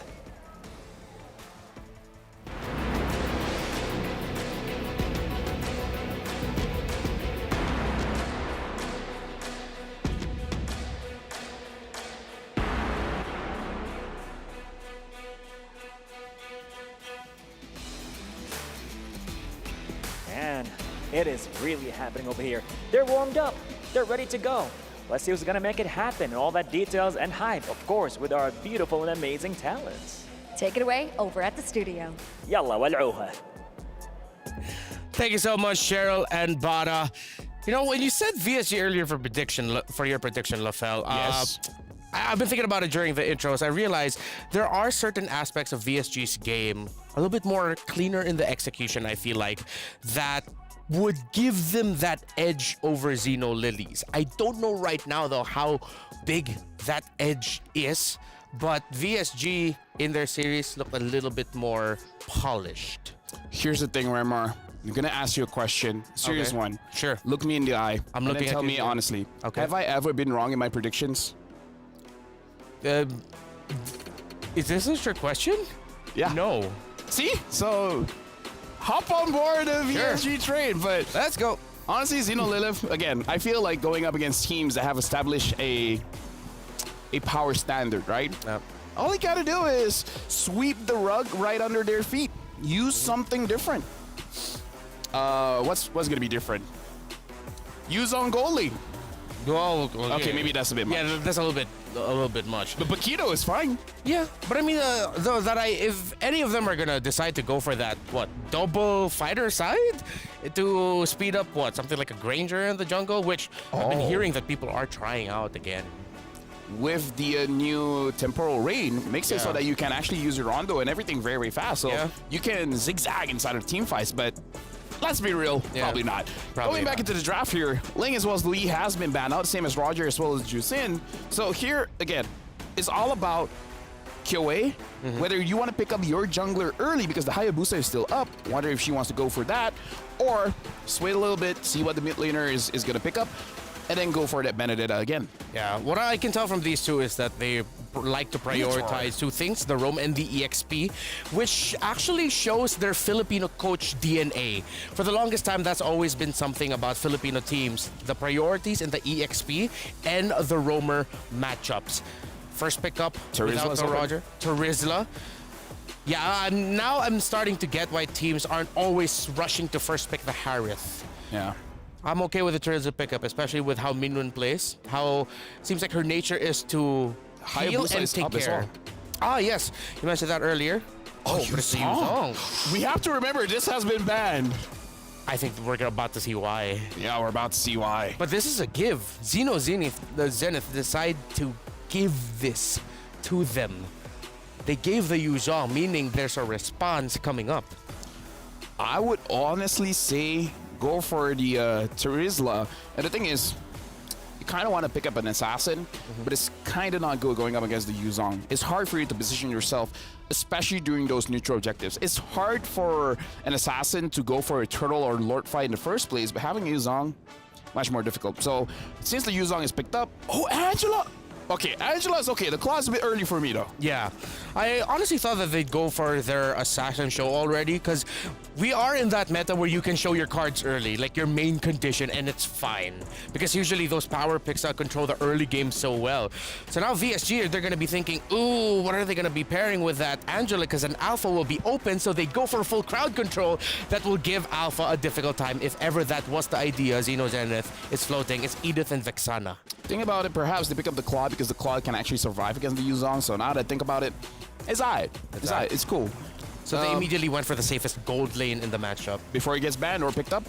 Good call. Good call. I agree. So now I feel like, yeah, Assassin is going to be quite difficult here. The Benedetta could be okay because it's hard to catch in the Electro Final Blow. Yeah. You can dodge the Onward and the Earth Shatter. They're going to pick up the Terizla before it gets banned out and still hiding where this Angela is going. Could be mid, could be Rome. Okay. So with the Terizla pickup, a part of me was thinking maybe CC, but then earlier... Julian. Oh yeah, Julian in the jungle is possible. By the way, quick update for everyone, very important. If VSG goes 1-1 against Xeno Lily, so if this results in a 1-1, there will be a best-of-1 tiebreaker that will be played on Stream B to decide the top seed for Group C. Our friends Abstract and Husky, our fellow casters, will be on Stream B to cover that for you. A potential BO1 tiebreaker if this series now ends up in a 1-1 tie. Sounds very fun. But going back into the draft here, Herv as well as Alice has been banned. Herv makes a lot of sense. Something else that you may consider, we haven't seen a lot of Moskov. But again, Moskov is one of those very risky picks. If you're really good, you can 1v9. But getting to that point is very difficult. Yeah.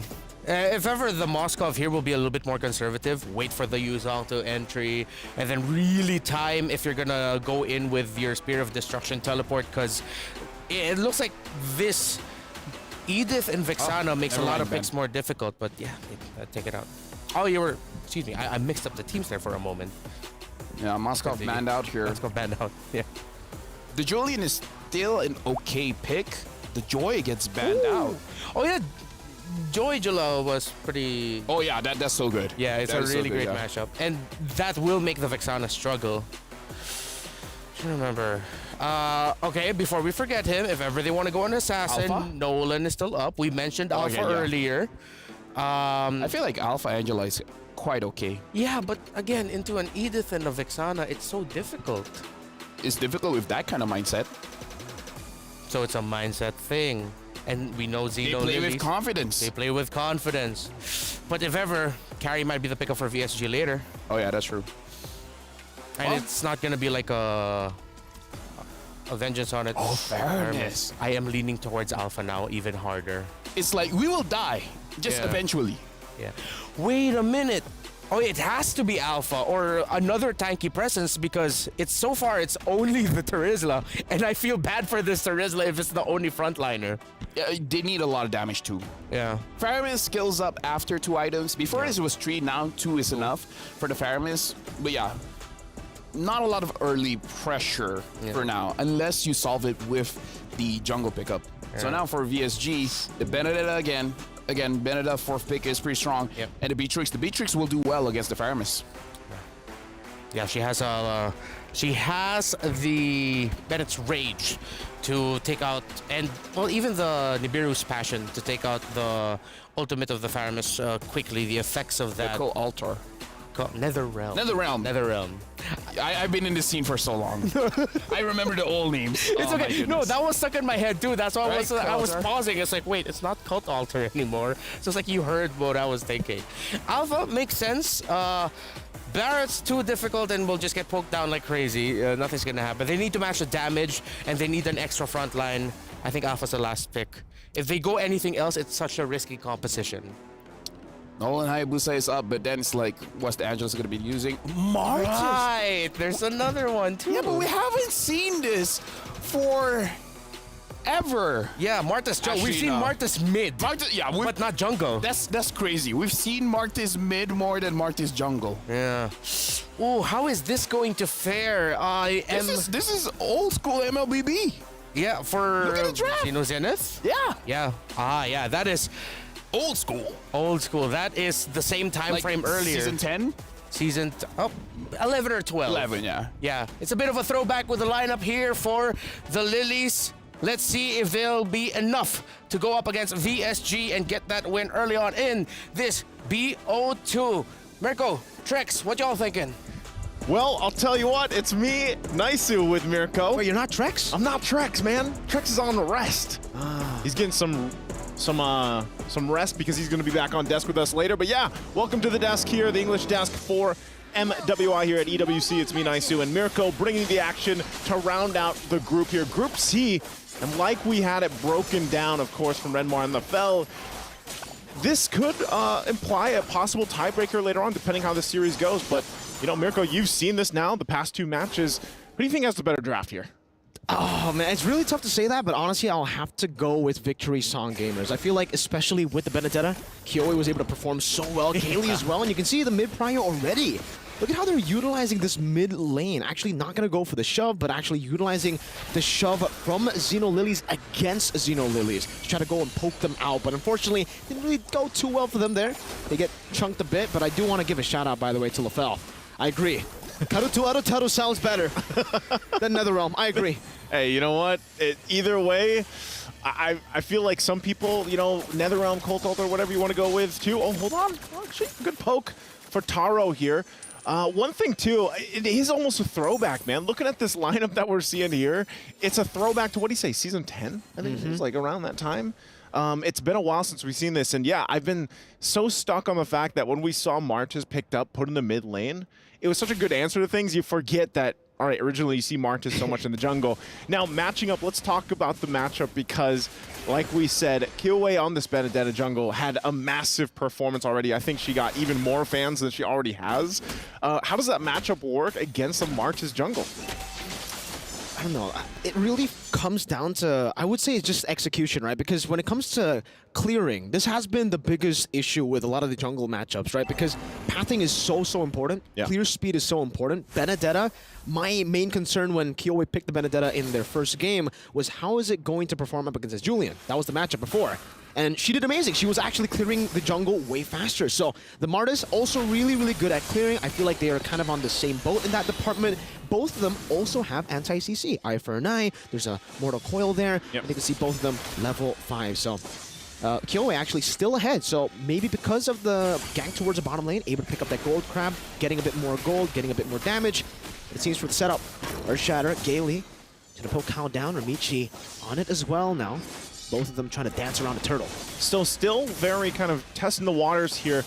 Also, Manon has the Black Dragon form, can use that, but they're going to go in actually now. The penalty zone now, Kyoe able to dash out to safety. Kao still in the midst of it all. Gaily popping a Primal Rat, deals some damage. That's Ramichi winning on the retreat battle. Good disengage with the final blow. Ramichi, one decimate, looking for another now with a Mortal Coil too. Shiromi with the sustained synchro, going to be caught. Flickers out to safety, but gets tied up as Kao finds the kill. Saw in the mid lane, able to dash out. Meanwhile, bottom lane, Blazing Duet, Taro winning on the trade, but Rian will still be able to survive.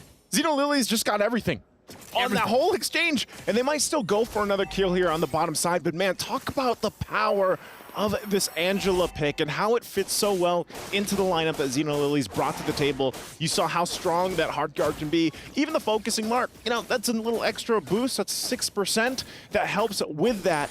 And, you know, that poke potential was already very impressive with what they had in the fight. You add that to the table, and it works wonders here.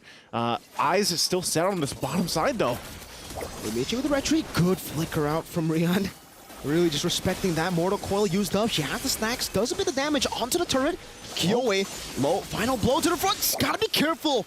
She does use the eye for an eye, but it's a bit different here when you don't have a Petrify up top. Kao swinging the hammer down. Almost getting the kill on Minin, who's still very comfortable in that lane. Just pops regen, acts as if nothing happened. This is interesting too. I can't recall the previous game that we saw with the Yuzhong pick, but this is a Warcry Yuzhong. And you know, because typically I would say, what do we see the most of? Quantum Charge Yuzhong? Yeah. I think that's the kind of default that we see. So I'm wondering if this will be, this little boost of damage is going to be big of that much of a threat, because if you look at the lineup here from VSG, they're all about damage. You know, for the most part, it's like your main tank for this is obviously Gailey here on the Edith. But once that Primal Wrath is used, it's like, all right, now we have an Eternal Guard be in the front line, you know, and that's kind of all we have. So I'm wondering, again, with the Yuzhong, maybe a little bit, you lose some of that sustainability, some of that movement speed you can work with, so you're really trying to overload the damage when it comes to these fights, but it looks like, hey, they're just going to give up the objective. You know, they don't want to fall further behind than they already are, as Ramichi gets the turtle. Clean, and this is usually why the Martis is used up in the jungle.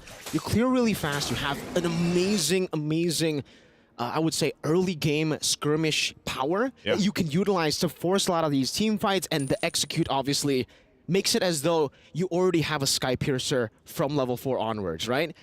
It's even crazier. It's like a Sky Piercer plus a great Dragon Spear in a way, because you get that movement speed, you get so much more pressure, and I love the fact that she has gone for the Hunter Strike. Usually on the Martis, this is kind of the gamble you play when you play the Martis. In the early game, you win out the fight, you go for Hunter Strike. You lose out the fight, you go for a more defensive build, and luckily for Xeno, they got the fight in their way in the first, turtle, and they're able to just snowball off of that.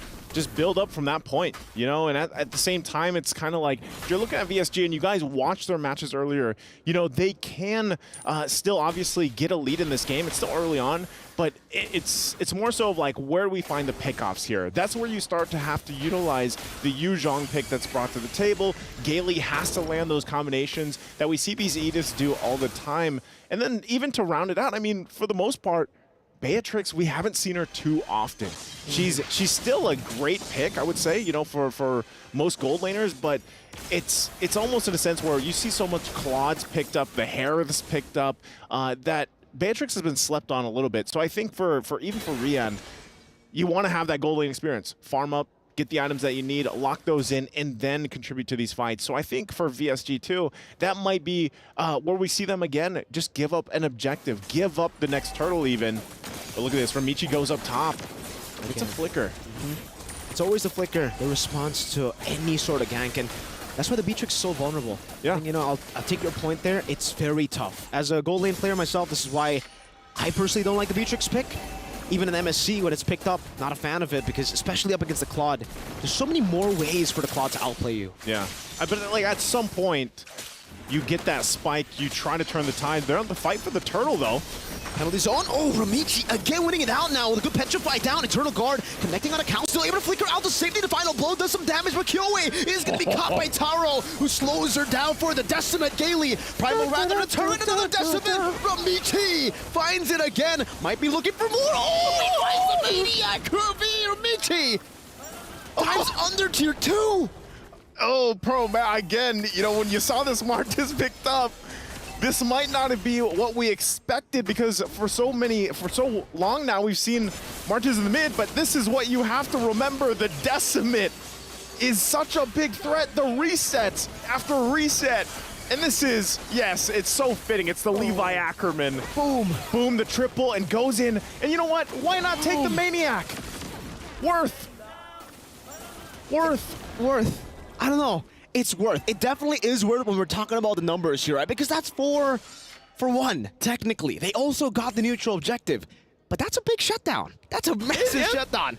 5-0 she was before getting shut down, and that gold is going to go. I think if it went to Rian, then we would be a bit more concerned. But even to Synchro, that's actually going to help her quite a bit. She was way more behind than only 1,000 compared to Sa. She's still down, you know, 1,000 gold here, but yeah, that is going to help out a little bit. Still working on that second item too. You also saw, you know, at least now Gailey's a little bit more tanky. She's got Dominance Ice working on the next, but that's also a Thunderbelt picked up now for Kyoe. So she has a little bit more, and I feel like this is, in a way, it's like you're forced to now stick together. That's kind of the game plan because of, I mean, how do you deal with the sustainability with the Angela? Because still going to be used.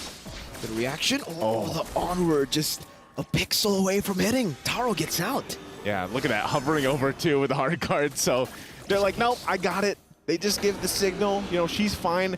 They put pressure on top. So now look what the play is here from Xeno Lilies. Go put pressure on top, do that.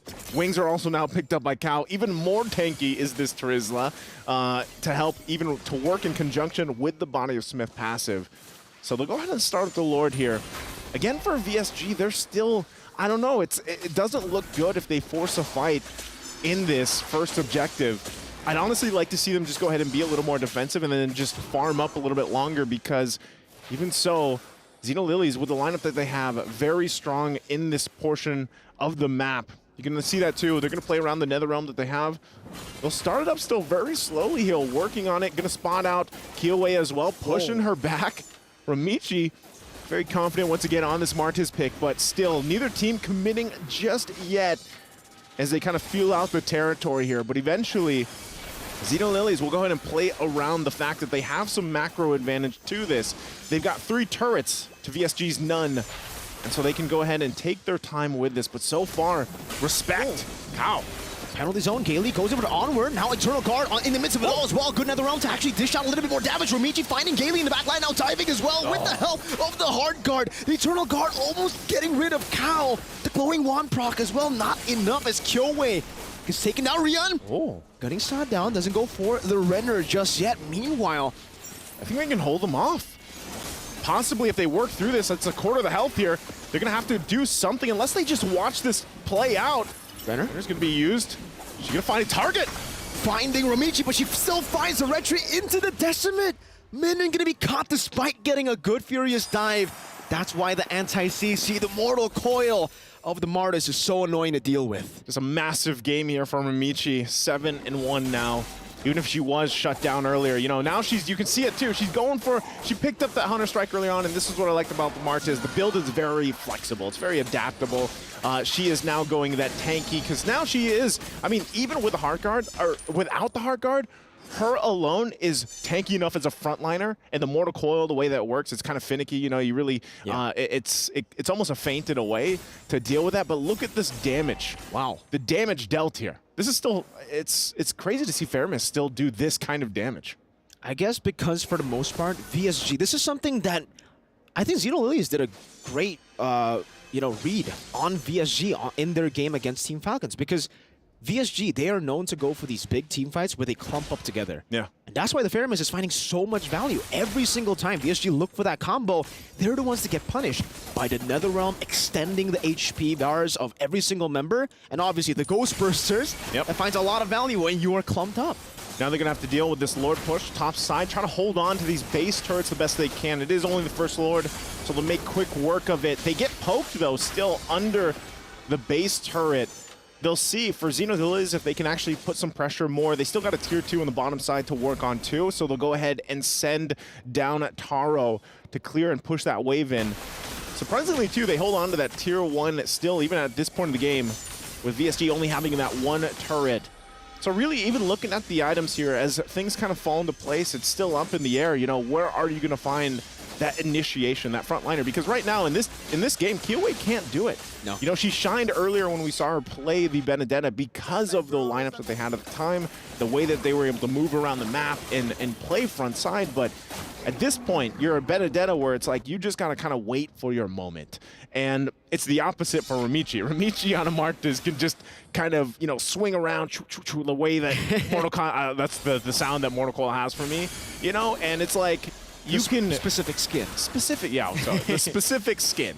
If only, you know, Levi was flying around too, but unfortunately that doesn't happen. So buffs are going to be choked out, of course, but really this is the downtime until this next Lord. And I don't know, Miracle, I think even now, VSG isn't really capable, unless somehow they get a setup of a lifetime to go ahead and contest this next objective.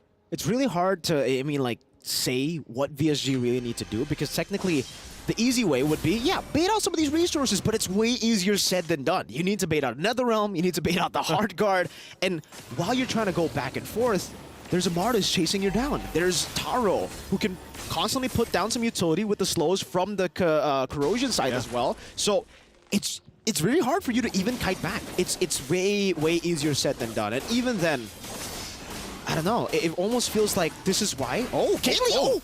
Goes over to Onward, doesn't find it, gets the Earth Shatter, but Sa just walks out of the Bennett's rage. And how they use all the resources. Oh, Shiromi! Unable to survive right there. Good final blow to the back line. Trying to zone them away. With Shiromi taken down. But that was everything. They used everything for that just to get Shiromi.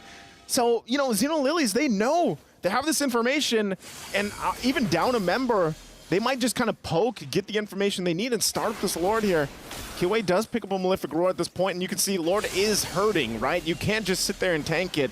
So they might even have to wait for the Netherrealm to be back up, even down a member. But as soon as Shiromi gets close, you know, she can just hard guard into the fight if she wants to.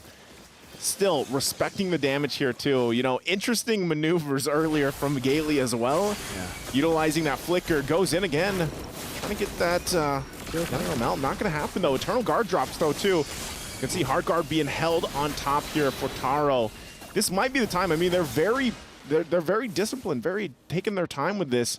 Actually, they still don't want to commit to it. Yeah, I don't think they need to commit to it. Again, knowing how much the Lord hurts now in this patch. I think we saw Xenolilies actually do that against Team Falcon's Mena earlier. They try to go for the Lord Dance. The Lord new passive kicks in. They start getting melted down by the Lord, and then they lose the fight. So obviously for Xenolilies, they definitely want to utilize the advantage they have in the side lane. They have an Angela that's going to be constantly pushing these waves towards VSG. Yeah. And yeah, I mean, it's just really tough. They were able to bait out Sa's Purify though. So that's already a really good setup for Gailey. So perhaps go for something. Conceal, onward, Earth Shatter, into the Terrify, into the Eternal Guard. The combo is massive, but Sa comes in with the Netherrealm. Mortal Coil from Ramichi. Gailey going to be taken down. No, just Immortality. Kao losing her life. Now Kyoe jumping in the midst of it all. Good knockup from the Lord Rian. Guns are down. Taro with a crown. Straight into the nature of Rian. Looking for some damage. Taro able to use the BMI backwards. Rian going for the chase down. Trying to look for the read as to where they are. Ramichi. Oh, they're going to find her? Goes for it now with the Mortal Coil 2. Doesn't want to go for the Decimate. Sa comes back up, almost gets rid of Rian and Minim. But now 5 and 11. VSG, they found a way. They found a way. That's what I was going to say. You know, I was like, man, I don't know if they can contest it, but hey, they actually just played the tune that Xenolilies set. They didn't commit to the Lord just yet. They were waiting earlier before that whole fight broke out. They used all their ultimates. They waited for them to be back online. And then, in a very similar fashion, they started the fight up after Xenolilies started the Lord and end up winning. And that's also just because the positioning of Rian was on point here. And again, this is where, you know, Beatrix, she takes a while to get to this point. She's got 4 arms now, make it 5, just gets the Blade of Hepsees, has that, picked up the Wind of Nature earlier. Oh, and they're actually gonna go run it down mid a little bit further. Black Dragon form, great zoning, just to enable the charge to happen from the Lord. Mortal Coil gonna be used up. Gailey forced to use the Primal Wrath, bottom lane though. This is why the Benedetta gets a lot of value when you are ahead. When you have the proactive maneuvers, no Purify, the Terrify connects onto Sa. She actually already has the Purify, and that's some crazy patience to have. Yeah. Knowing that everybody could collapse, Sa still holds onto the Purify, which is great for her. Hey man, I would say, you know, this is that extra inning that VSG needed in this game. They waited, you know, quite some time. They were down quite a bit. They had some pretty bad team fights earlier on in the game. But through their discipline, they've managed to get this point, which is essentially it's even now. Like it's an even ball game. They've got the items that they needed. They're locked in now.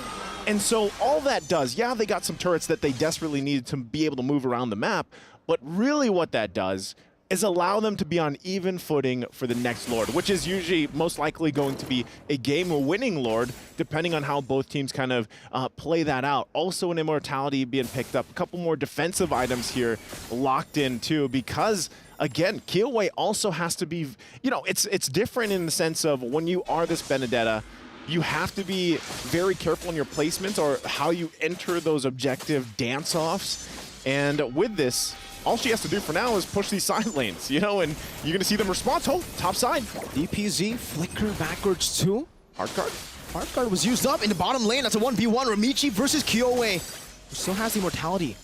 Can actually look for it. Let's see how this 1v1 goes. Good eye for an eye. Another dash, perhaps. Ramichi knows that there will be a lot of ways for Kyoe to outplay. Good Stampede. Kyoe very low, still wants to go for the purple buff. Will try to go for the steal. Wow. Seems like she will be able to secure it. Ramichi got terrified. Yeah. Great timing. for Synchro. She got that, and she'll have to go ahead and heal up, of course, but they're going to hold down this the space, of course, around the Lord here. And once again, they're going to find themselves dancing it out. You know, it's not often that we see this anymore. It's not often that we see teams really kind of take this a little bit slowly, and they still have to be mindful of the fact that, yeah, Lord, especially with this one, 20 minutes in, it's going to hurt. Conceal going to be used, though. Good Stampede, Gaily. Waiting for the Onward, doesn't find Onward, but does get the Earth Shatter. Ramichi already using the Mortal Coil earlier, waiting for that cooldown for the anti-CC to be back. Xeno Lily is doing a good job with the sustain. This is the Angela's value. Long team fights, keep on poking, because we can keep on healing. And they still go ahead and dance this one off. Heartguard just hovering over Ramichi. Gaily, though, already using that Primal Wrath, so she's not going to have that just yet. They've got the information for Xeno's Lily, so they'll go ahead and start this up. Not sure if they can fully commit to it yet because of the immortalities. I mean, we're looking at, what, 3 immortalities for VSG. But still Saw also holding down that front side. The poke is there. Look at the damage from this Paramis. It's 100,000. Oh, there you go again. And that's why a lot of it is just going ahead and using those bursters to the potential that they're meant for. And, you know, they always talk about the power of having a Netherrealm. Well, talk about the power of poke as well. Even the build that she went here is why it's working so well. And she can still play around the fact that she has the Purify. So, you know, wave management, this is where you also have to take that into consideration. You have a big wave up top as well for Xeno Lilies.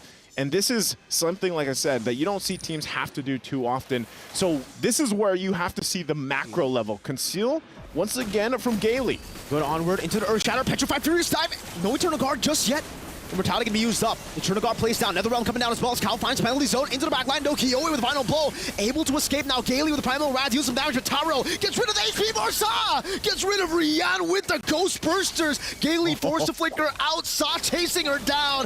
And again, she's able to just go with the Stampede to take her out. Synchro tied up. Good maneuvers by Minion. A good Terrify down too, as Sao will be zoned back. But it's a 2-for-1 trade in favor of Xeno Lilies. Taro looking to get that value from it. Will still have to jump back to the BMI placed behind. Okay, and that's exactly what they needed there. Xeno Lilies will go ahead and take this Lord, start it up. They can't probably just go for it because Kiyoe is just around the corner. She might be able to go ahead and threat them off from fully committing to it, trying to buy 30 seconds or so for the whole team to be back up for this. The rest of the team's gonna have to support her in this whole decision. Once again, this Lord is quite beefy and tanky. Minun also has an immortality, and they can't commit to it, so that is exactly what VSG wanted, and they'll get it. So they're gonna find themselves once again at that situation where it's a dance-off. You can already see 2 items are fully locked in. Start locking in the potions next. It's another stalemate, technically, because really, if we take a look at the items even, I mean, they're literally just swapping items back and forth at this point. No boots for Rian. She's going to go for the Rose Gold Meteor instead, but the main problem is, I think, where Victory Song gamers find an advantage, Xeno Lilies can use another advantage, right? Yeah. Xeno Lilies, the sustain has been helping them so much in these skirmishes. Every single time, you know, VSG win out on the poke battle, they get healed back up. Meanwhile, for VSG, they don't have the same sustain. But what they do have is good wave clear, good side pressure. Yeah. Every time they do that, Angela's there too. So you got the healing to counter the poke coming in from VSG. Got the Angela to counter in the side lane pressure coming in from VSG. And it's the same.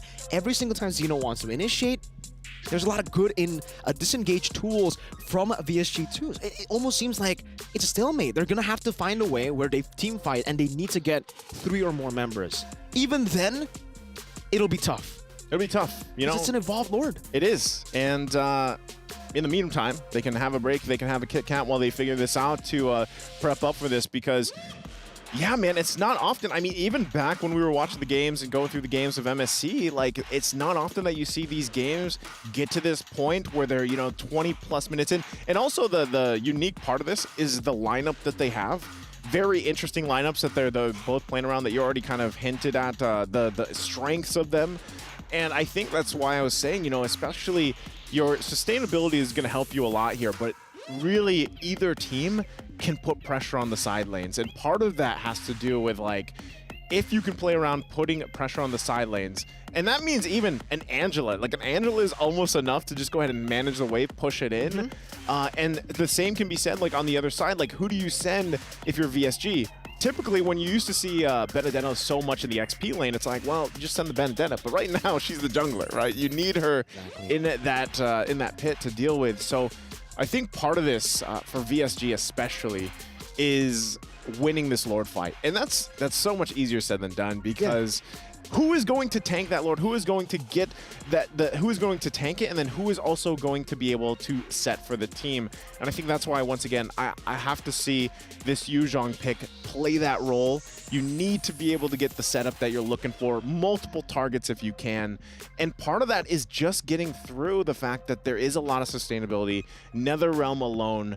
But like I said, Beatrix, it's her time to literally shine. She's got no boots. She got rid of the boots. She's like, I'm going to pick up another item, and we're going to make it work. And also, last item that she swapped it out for was it Rose Gold? I think it was Rose Gold. Last one Rose she Gold got. was the last one. Yep. So, you know, a little more defense, because, man, you saw the damage, the poke damage that Sa's been doing here. And that's part of it. Really, if they somehow can get rid of Sa, I think VSG will have the fight. They'll have the game most likely too.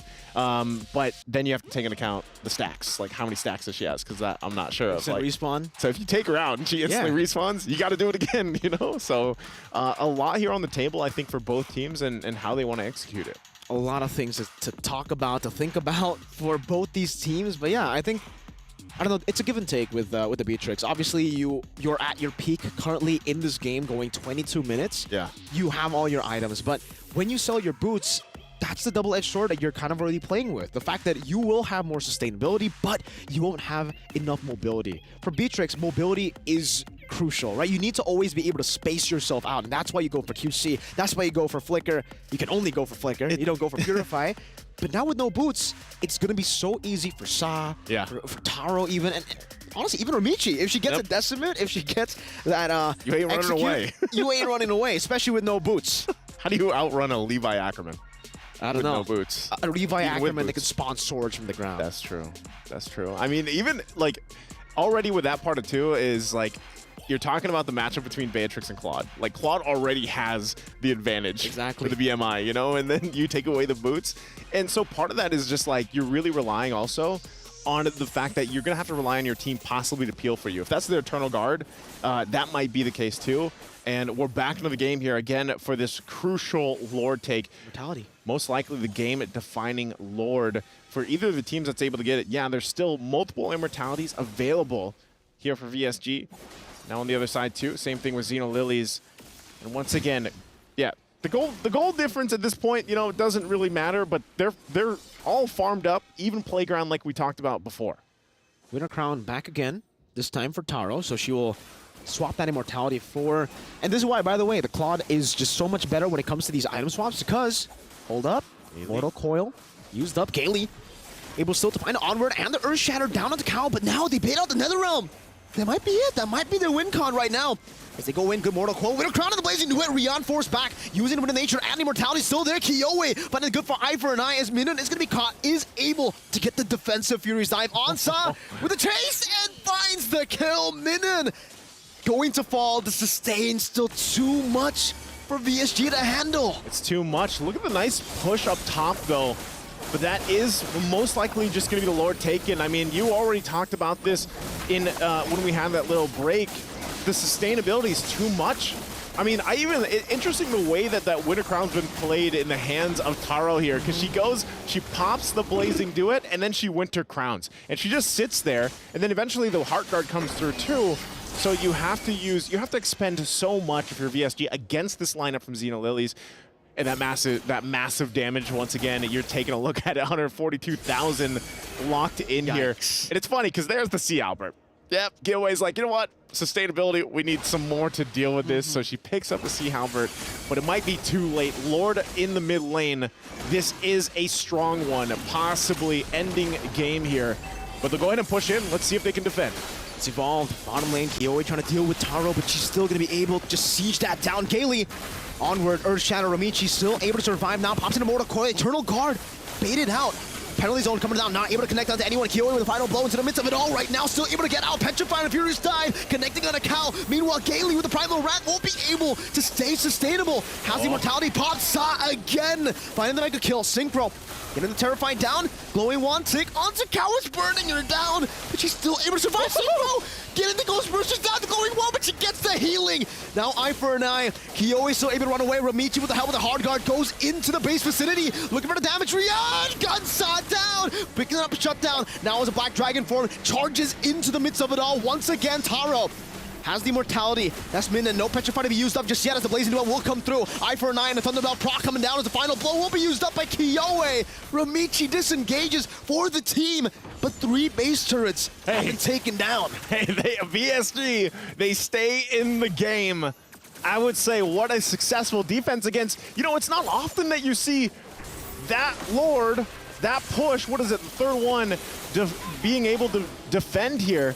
And as you take a look at the STC replay, this is, you know, I thought it would almost end, but they cleared out the minions enough to keep that one Canyon minion just outside of the range and able to work around it. So VSG, they've bought themselves time in this game. Again, we're going to see some item swapping going on. Earlier, we saw 2 winner crowns picked up for VSG. And even then, you know, also switched in for Xeno Lilies. Now that Cal picks one up as well. So given how that whole situation went, I mean, Xeno Lilies couldn't cap out the game just yet. They're going to go back. I mean, it's going to be exactly what we saw previously, where it all comes down to the next Lord dance. I mean, we're talking 3 Lords we've gone through. This is rare, I would say. You know, we don't often, like I said, we don't often see the Lords get to this point. So all that means, too, is once that 4th one comes up at nearly the, we'll be close to the 27-minute mark or the 28-minute mark, this is going to be even more crucial on how they approach the fight. Juggling the items even, if you will, is going to play a big part of it because, as you see, Rion earlier had the Immortality, doesn't have it now. Might switch for it later once that cooldown does come available, but I'm not sure if it will for the fight. So far, they're going to kind of just wait things out. You can already see that territory established here for Xeno Lilies, and maybe this is a time to make a cheeky play from VSG. You can see them already kind of setting things up here. Multiple times we've seen Gailey use the conceal, try to set something up. And if that means just baiting out the Netherrealm, that could be a part of that. Because look at this. I mean, wow, look at the massive damage taken as well. This game is breaking numbers here, I'd say. Absolutely it is, man. This is why the Terizla is just so much more valuable. This is why usually we always see the Terizla picked even more than the Yuzong, right? Yeah. Because even though Yuzong technically can make more plays happen, Terizla is just so consistent with it. And the Lord is also very consistent with that damage from Ichi. The thing is, for Xeno Lilies, they can afford to have their jungler, their frontliner, to take that much damage. Shiromi's always just back there, sitting, waiting for the call. Hey, you want heals, brother? Just call me. Yeah. At that point, too, you know, Satu walks up. I was going to say, you can do that. And this is the Lord. Like, if I envisioned a Lord, this would be the voice line that we heard earlier from LaFell. Yeah. You know, sometimes it's 5, sometimes it's 10. Sometimes. I like dancing. There's even with the sustainability they have, you can see that they still don't want to fully just kind of sit there. They are still going to respect the fact that VSG can pull something off, but one thing that VSG has to do that's tough for them is managing the waves. All 3 waves pushing into the base is an extra kind of chore that they have to take care of before they can actually do this. So they might... Oh, hold on. Gailey, though. Eternal Guard already going to be dropped. And the armor and Earth Shatter now, penalty zone, locking them down. It's Taro again, jumping to the back line, able to get minions so low. Meanwhile, Kyoe isolated in the back, all alone. That's the jungler, and it's an amazing execution from Xeno Lilies. 70 seconds. That is a long death timer for Kyoe. It looked like, you know, they wanted to start a fight. They wanted to do something. Gailey went in. They dropped the Eternal Guard. But ultimately, Kyoe gets trapped in a position she doesn't want to be in. And that is Lord going to be taken by Ramichi. A desperate attempt to go for the Lord. Ramichi just decimates through Gailey. And now with another member having to deal with a 70-second death timer. An evolved Lord, 2 members down, only Synchro Rian, technically no frontliners. No frontliners here. Minona might be the only one. She doesn't have Dragon Form. Now she does. She has it available. They could try to buy as much time as possible, but even 50 seconds on Gailey, 30 away for Kyoe. VSG is going to find themselves in a numbers disadvantage for this push. Lord makes its way down the mid. The pokes from Saw alone will send them back to the fountain to heal up. It's looking grim. It's looking dire. It's been 30 minutes, and Xeno Lilies will go push in. Even with the dragon, she's getting gunned down from the sky. Saw again with the Ghost Bursters. Good Petrify and the Furious Dive. They've done it so many times this game, but not anymore. That miraculous defense will come to a halt. Whew. That was a long one. I think that so far that has to be our longest game. 30 minutes. Yeah, 30 minutes. Just a little bit longer than the 30-minute mark there, but man, just great discipline. You know, that's an endurance test right there, but I know our analysts are going to have something to say about this too. Let's go ahead and throw it to them in the studio. Over 160,000 gold split between the two. 30 plus minutes, and the clincher of it all, no other way to put it, it's Saw, dude. Is that Faramis? Saw, dude. I mean, like, the damage, the sustain, she will protect, but she will also attack. Yeah, she protect, she attack, she got your back. The damage, everything brought out by the mid laner. Here's the crazy thing. She dealt over 100,000 damage before completing the Holy Crystal. That was before the Holy Crystal? That was before the Holy Crystal. Ooh. After we saw that damage numbers, then she got the Holy Crystal. Now, looking at the team fights here, it's all about the sustain, man. Yeah. Like, this draft was like 2 years ago. Yes. And 2 years ago, the problem is, how are you going to kill them, right? And now with the addition of the Winter Crown as well, Taro can set up her Taro Tori. Taro Tori? Taro Tori. Like, she goes to the front, amazing duet. You can't come in. I love that. Right? It's her Taro Tori. It's their Taro Tori. And because of the Taro Toris they set up for their gold laner, the brunt of the damage just fell onto Gailey, onto Minun, even the Eternal Guard of the Vexana, and not enough damage. Just felt like the story. Way too much healing. And yes, you're right. Around 2 years ago is like the right amount of time frame. Our 4th World Championship around that era. VSG, though, they handled as well as they could. Yeah. As well as they could. Honestly, looking, like if someone just look at the stats, 17 kills to 7, you wouldn't know how close this is. Saw almost did 200,000 damage. Wow. 199,000 damage. Now, we got to put this into perspective, right? 30 minutes, VSG, what they did was incredible. Honestly, their macro play, their decision making, especially around the Lord, they understand. Like, if you look at the fights here, it's all really for Xeno Lilith. But the thing is, VSG understood. If they pick off one by one, more specifically Kao gets out, they have a chance. They can control the Lord, and we can definitely see Xeno Lilith sometimes having some hesitation around the Lord area, making it so that there's opportunities for VSG. With that being said, VSG, they learn from this game.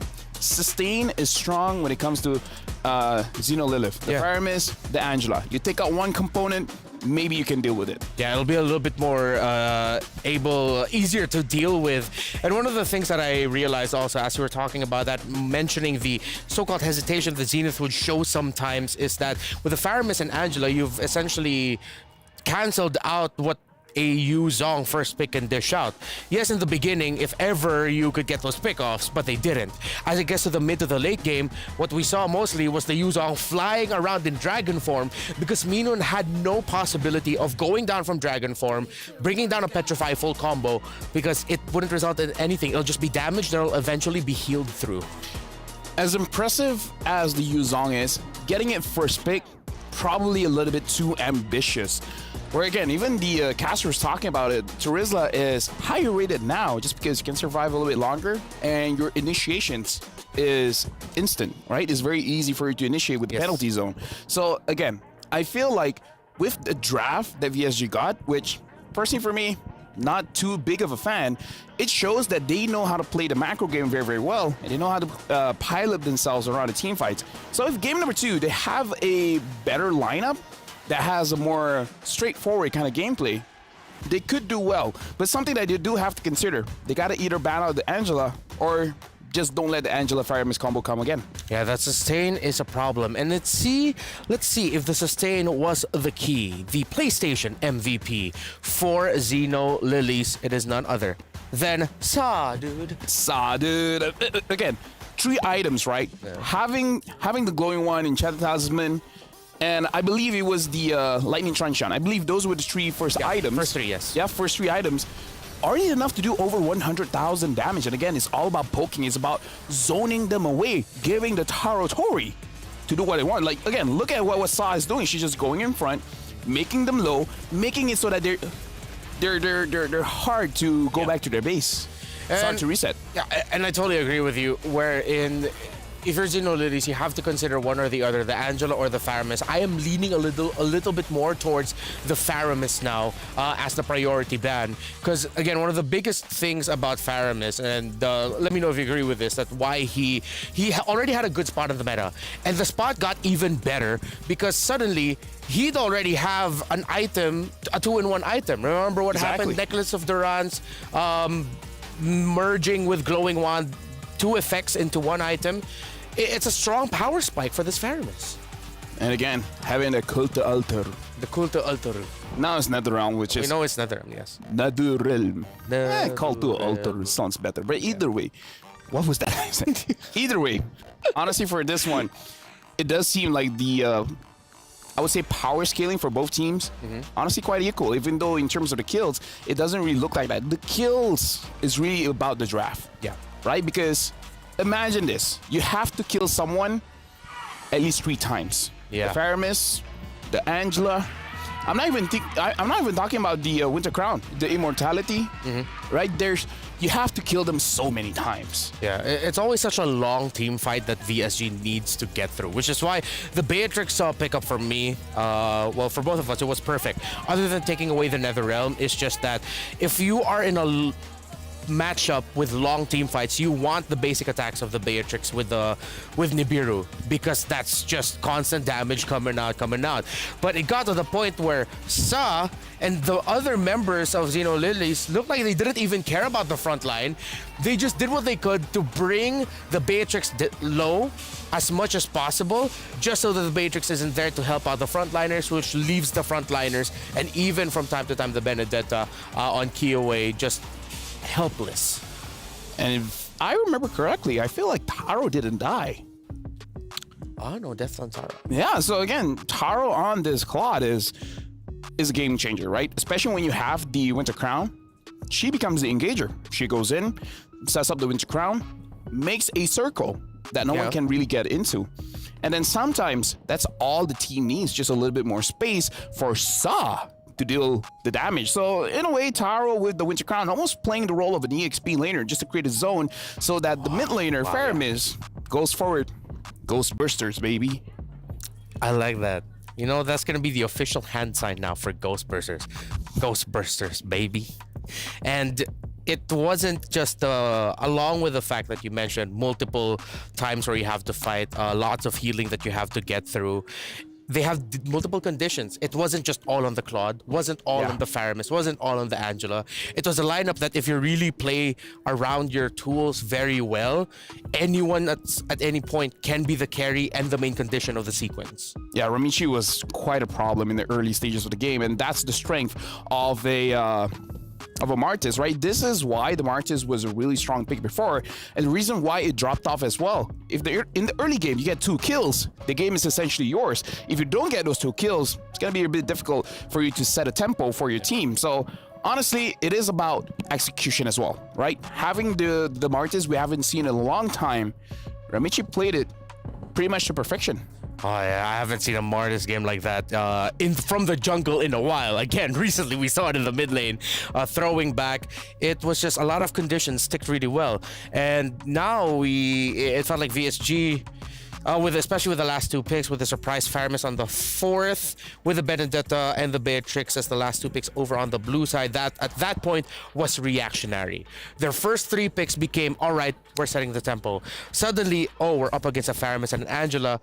Now we have to be reactionary with the Benedetta and the Beatrix. But honestly, I don't have massive problems with the draft of VSG. It's just that they were outdrafted by Zenith with that 4th pick Faramis out of nowhere.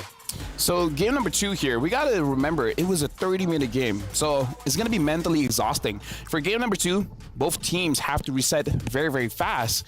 Yep. Usually my experience, after a very long game, the next one, not going to be as long. Yeah. I'm looking at sub 15 minutes kind of game. Oh, that's true. That's almost always actually no, I'll just say it's a sure thing when it comes to MLBB esports. When you have one really long game, the next game is most likely just gonna be half of that time frame.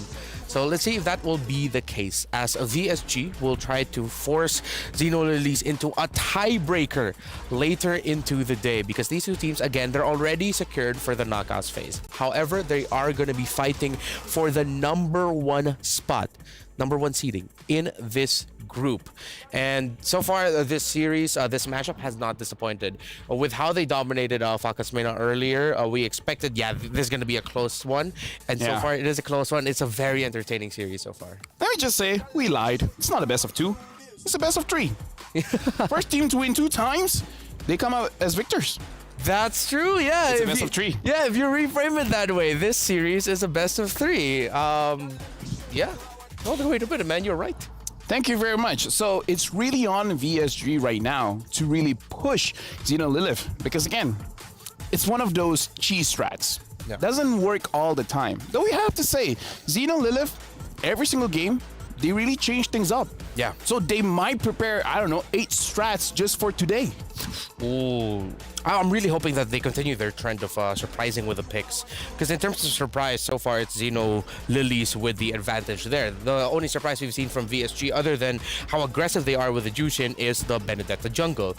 Now it becomes a question of, is VSG a team that has a lot of surprises up their sleeve, or are they the type to draft a little bit more towards strong picks that they're used to? And now we're jumping into draft. VSG is going to be blue side. Xeno Lilith is going to be on the red side. Louis banned out here. I believe looking at both games, it's really on VSG to have the respect ban. Yeah. Either take out the Turisla or try to first pick it, or take out the Angela, or even ban out the Faramis, because I believe after that game, Sa might be comfortable just to have a first pick Faramis. Yeah, I agree with you there. VSG, I'd want to see them also redistribute their priorities instead of prioritizing Minon right away on the Yuzong, considering that they know what Xeno Lilies can draft. I think it'll be better if they change their focus towards the mid lane, the roam, and the jungle, and getting their priorities there locked down. They got the Roman mid earlier, but there are power picks in the jungle that they could have picked up earlier instead of that Yuzong. Just a little adjustment from VSG. So right now, looking at the bans here, VSG banning out the Ling, and Xeno Lilith banning out the Jushin. Again, I don't know. I kind of feel like for VSG, try to set up so that you have either a first pick Angela or first pick Turisla, because I think they really botched the first pick, that's all. Like, a lot of options were open, and they picked up the Yuzong, which might not even be contested. Right? So I feel like as long as you get a good first pick, you're actually using the blue side well, because we have to think about the advantage of a blue side. You get prior on the strongest hero. Yeah. I wonder if VSG, now that they've banned out the Angela, as we were talking about priorities, how about they shake up the priorities in surprise? There have been some teams that considered picking up Faramis early on in the first phase now, in recent months. The thing is, you can counter it. Like, the likes of the Lapu, the likes of the Claude, is able to deal. Minotaur first pick. Strong hero, for sure. But again, VSG, I feel like there's a lot of priority heroes. Yeah. And they're giving up the Faramis. Valentina? Faramis? I'm okay with that, because even honestly, Valentina would be great. You get the ultimate of the Minotaur. If VSG does decide to pick up the Faramis, or Turisla, you're gonna take it, or the Turisla. A lot of good options for Xeno. Yeah. I mean, it's not completely out there to see a Minotaur first pick, although it is very selective when you go for that. So this Turisla Claude, as you pointed out. And then they can just pick the mid in the third pick because if VSG picks up the Fermis, hello, Valentina. Answer it. Yeah. There goes the Julian for VSG. This is safe to say it is a jungle. I'd want to see them consider floating the idea of putting it in the mid though. However, if that is going to be a mid Julian, they will need reach. And reach right now is not that available in terms of the gold laners. They pick up the Valentina, so they're really trying to ask, Lilith, do you want to pick up the Fermis now? But they could easily just pick up a Farsa. Oh yeah? This time Zenith will have the reach. Because it's very divey on the side of VSG. Okay, they pick up the Hayabusa.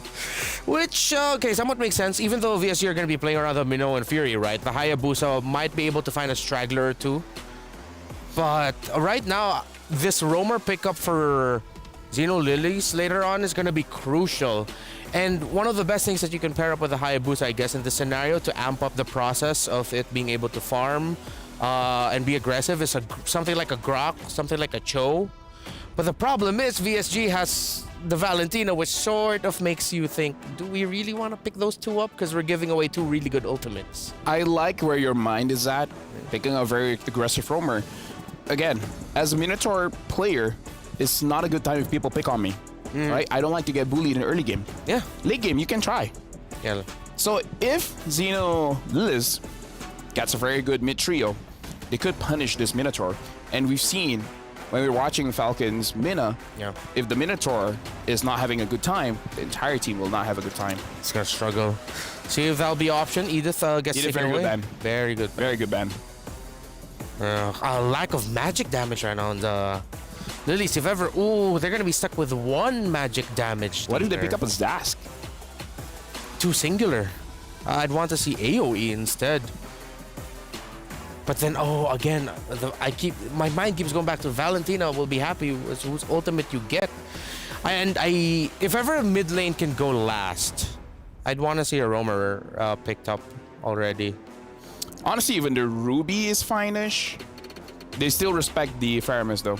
Yeah, I feel like for Rome, there are a lot of options where you want to go a little bit more aggressive. I like the Grok shout-out, but maybe they want a little bit more crowd control here. Yeah. Yeah, I'm thinking of Ruby. Grok is solid as well, but again, you're going to give a pretty big ultimate. Oh, wait, a Tigreal.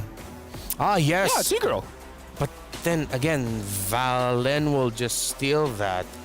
I mean, it's not always that if ever Valentina is there, you don't pick up a hero with a big ultimate. At some point, you're going to have to decide. This Valentina is a problem. Yeah. And then if it's Purify on the side of the Valentina, then oof. Yeah. Ruby, yeah. Ruby. There you Great call, man. On point right now. The Drizzler earlier, now the Ruby. So that should make things a little bit more difficult for the Julian and the Valentina. I feel carry should be pretty okay here if they want it. They just need something like with really strong, fast basic attacks to lock down. Earlier was the Beatrix, so yes, I agree with you. The carry would be really good. Because you already have two sources of magic damage. You go physical, good call. Come on, try it. Try to get it. Try to get the last one. Go for it, man. The Yuzong is still open. Okay. Let's see. Just saying, the Yuzong is still open. If they want to get it, they can. If not, maybe something like an X-Borg. All right, that's your two calls. Yuzong and X-Borg. Hold it B. What? Oh, Arlet. Okay, Yuzong, X-Borg, Arlot. Pick one, real quick. Yuzong. Oh, let's go, bro. I'm thinking maybe Lilia? Oh! Kagura! It's okay. I wish they went for a bit of a longer. No, I feel like it's because of the Valentina, right? Oh yes. Yeah, it's because of the Valentina. You're running out of options. So it's like maybe your job is just to handle the carry. Ooh. All right, LaFell on fire with the predictions today. But has VSG found the right fire to make sure that they will be going into the tiebreakers later again for a chance to secure top one in the seed? Or are the Lilies from Vietnam gonna say, nah, it ends here, no tiebreaker later, and we're gonna secure that top one spot in Group C? My name is Renmar. Again, LaFell is the analyst here. But we're now going to be going to our casters, and let's see if I'll get it right this time. It's Mirko and Naisu. Let's go, boys. There you go. You got it. You got it, Renmar. Thank you so much, guys, breaking it down. The draft here at LaFell as well. Great calls, man. I feel like, there's a part of, too, LaFell that's happy that Kagura's back on the table. A lot of times we've seen her pop up many times now for these games. And I like what you guys did earlier, too. Saw, dude. Saw, dude. The game that she had earlier was a huge component to that damage potential that we saw earlier. And I think that's also what warranted the ban that we saw against that Faramis. But taking a look at it this time with the lineup here for VSG, we know that, if they can get the 1-1 in this series, then we're going to have, of course, that tiebreaker potential there for later on.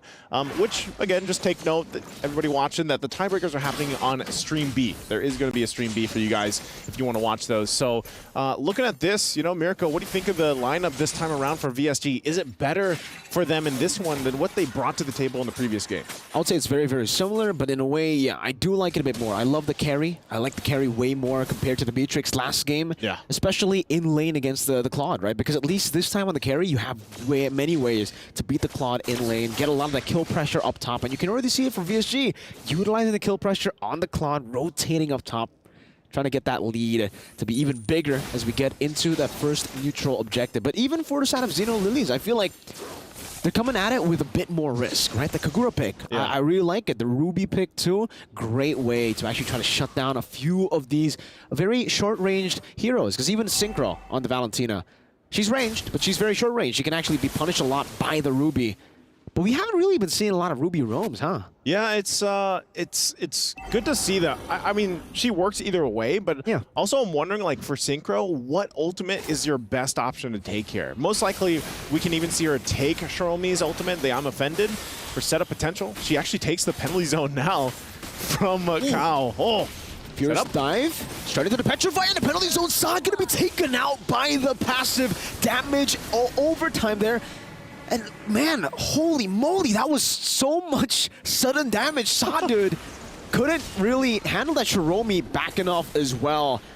This is why the Yuzong is special when it comes to the instant initiations. If you're in range, you're in for a lot of trouble. They're not gonna go for the turtle, they're instead gonna go for the purple buff. Instead, Gailey right there. Michi, Retribution already baited out, so they can go for the turtle for free. Yeah, just go ahead and take that turtle. They already got the Retribution out. This is going to be objective. So this is a whole lot of good happening in the early game for VSG here. Turtle secured, objective secured. And, that had to feel bad for Cal earlier because, penalty zone was in the hands of Synchro, and she didn't have hers yet. She was still level 3, and she could do nothing but watch as that penalty zone was used. So they'll go ahead, of course, speeding up some of the farming here for Taro. Also taking a look, Fury Hammer now locked in for Michi. Still working on these first items to lock into place here.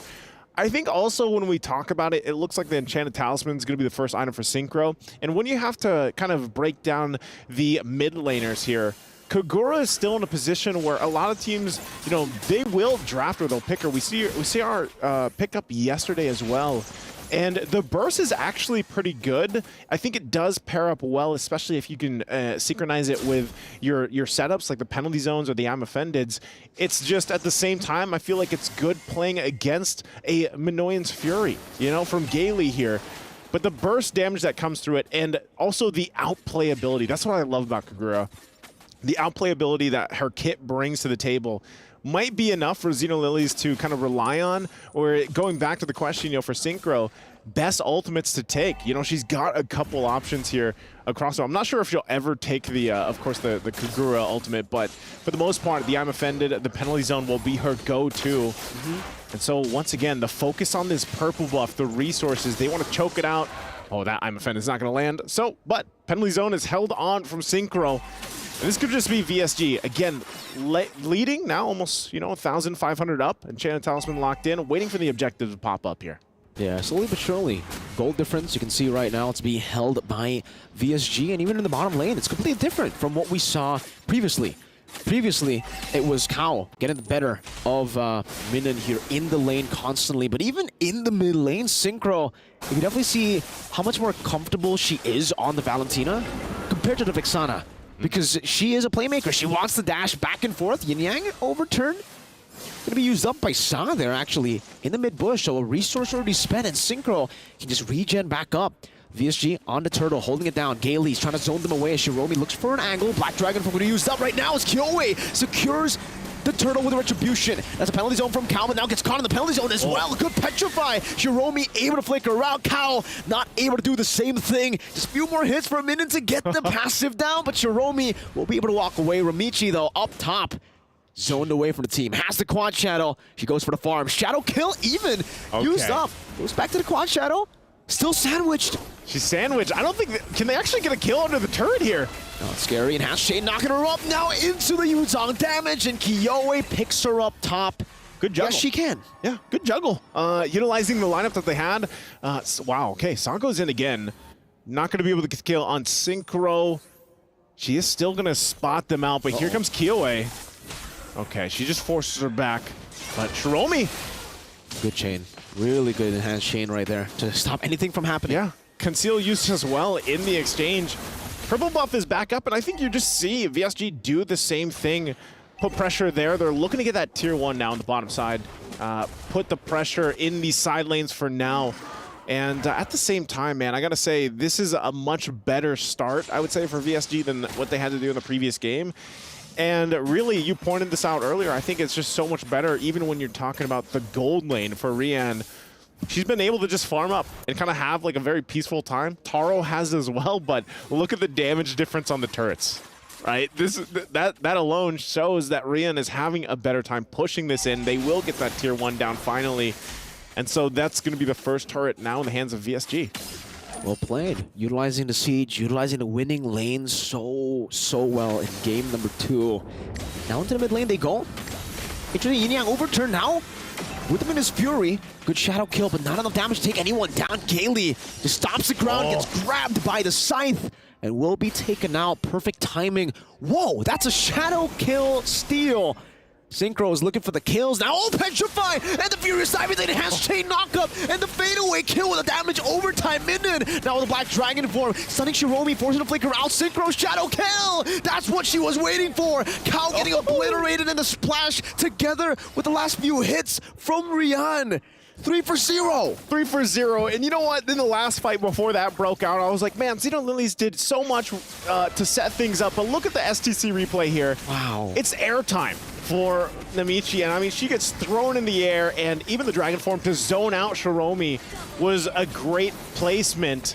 And then they clean it up with Cow. It just seemed like the space that they had to work with for VSG and the lineup that they have, they played it to a T there. So once again, Shiromi's going to go in with the I'm Offended. But yeah, Kyoe, that's the power of the Julian. Yep. Go ahead and enhanced out of there. So annoying, the Julian. Every single time he can really just step out, enhance sword, fool, or enhance chain, fool. Or if you're ever, stunned up, enhance scythe. That one deals the most damage. That one is a big ouchie.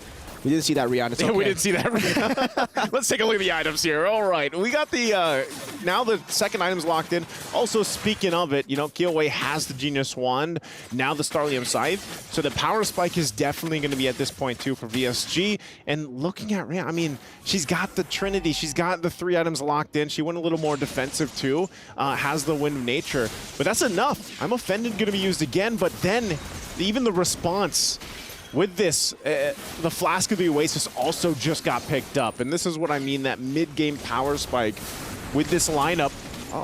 It takes quite a bit of damage, though. Whoa, she's still coming back. Minion's Fury going to be used up. Cow with the penalty zone, not connecting to anyone. Kyoe obliterating that HP bar. Where did she go? Penalty zone from Synchro. But I'm Offended catches them right now. It's asking me Kyoe still in the midst of it all. Dealing some damage. Looking for Taro. She watches there. Good in that scythe. That's a maniac for Kyoe.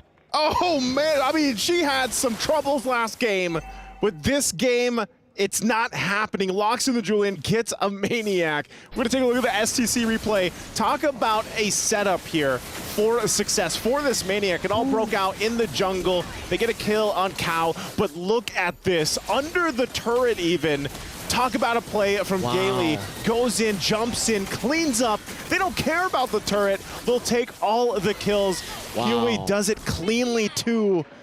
Oh, again, you can see just, you know, the reactions from the players, of course, with that. The getting set up under the turret like that doesn't feel too good. Yeah, you can definitely see the nod and the smile of like, you got us. Yeah. You got us on that one, man. Well that was played. a good play. Because, man, Kiyoi played that so well. Enhanced chain on one. Oh, sorry, the chain on one, enhanced sword to chase the others. That was beautifully done by Kiyoi. And you can see now Rian just reaping the benefits of all of those kills. Taking the turrets for free, and this is all without the Lord. It's still down below. It's going to build up quite big into the base turret push right now. And even the VSG, they're doing such a good job at manipulating the waves, because now it's going to be slow push down below, waiting for that 40-second timer, like 1040, for the next mini waves, and then they're going to have a build-up wave bot with the 2 waves pushing in. Big waves. Not only that, but also BW. Feather of Heaven. Yeah, big W. Feather of Heaven picked up. You thought you got the enhanced locked in more, but now it's going to happen even faster. Oh, man. So this is very tough for Xeno Lilies. I know, you know, last game we saw, what, 4 Lords go through, but with this lead that we're seeing from VSD in the lineup that they have, they can actually force a fight here under the turret, and they might actually do just that, depending. Keep an eye on Gailey, how they go in count. Oh, Synchro. Synchro with Penalty Zone gets caught by Amphina. Taro able to demolish her in the backline. Gailey with Minute's Fury right now. Kiyoi still dealing so much damage. Rian is free, hitting in the back. Taro able to escape with the BMI. Ramichi taking a whole lot of punishment just from a fadeaway basic attack of Rian, and that passive ticking down on them. Base turret taken down with the first Lord. Okay, Xeno Lilies, pretty successful. You know, they only lose that 1 turret despite being down by 6,000 gold when that fight broke out. Now down 8,000.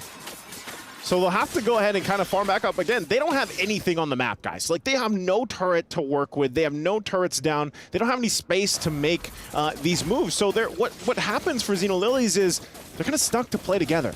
You know, they kind of have to just hope that, all right, Taro's going to pop off at some point in the game, especially when she gets the items that she needs. You can see, you know, Saw's still doing respectable damage. But unfortunately, it's just kind of they're outscaled right now in terms of firepower, and even defensively, being able to withstand those forced initiations. We saw Synchro do it earlier with the penalty zone.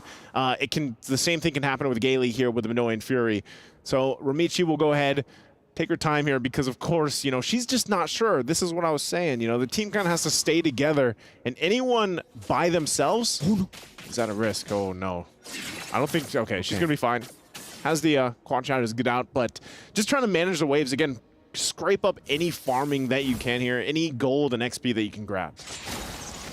You're just trying to get, you know, the farm, but this is why, by the way, I think at MSC, Wolf is a big hater of the Assassin plus the Claude, because both of them need resources. Both of them need to go for farm, and if you do fall behind, this is why it can be a greedy pick or a greedy choice to go for the Assassin plus the Claude, because now you can see it. Taro's looking for gold, Ramichi's looking for gold as well, and in the end, they're going to have to divide it, and it's going to take them way more time to get online, especially in a game like this. 12-5, Enhanced Lord taken down for free by VSG. They've taken a base turret for free there.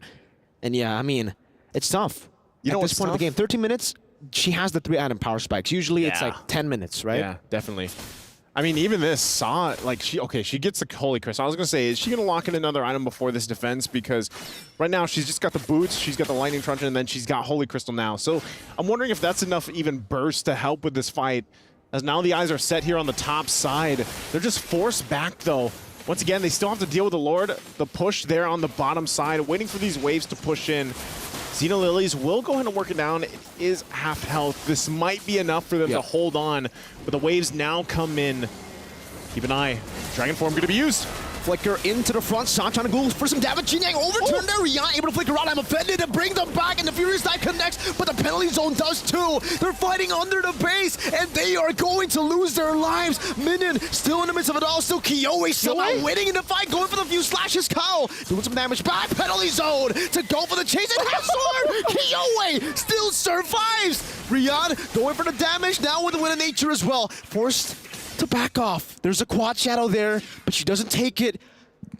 They got 3 base turrets. PSG won that. Kiyoi, I don't know how many times she has done it so smoothly, man. That was insane. That was insane.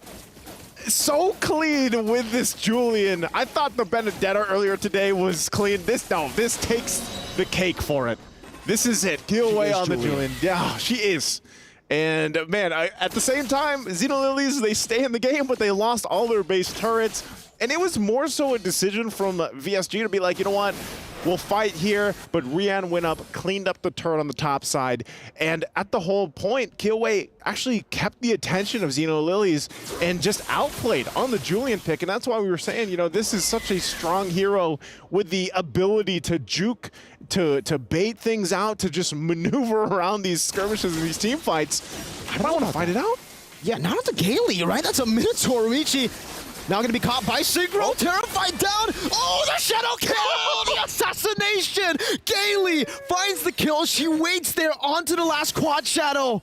I said, I don't know what, you know, the quad shadow would work or not, but I'm surprised they went for Gailey in the exchange. And so now they're down the member. I think VSG might just go ahead and run it into the base and try to end this one. No Romichi. So their backline is completely safe. Rian doesn't really need to kiss Synchro.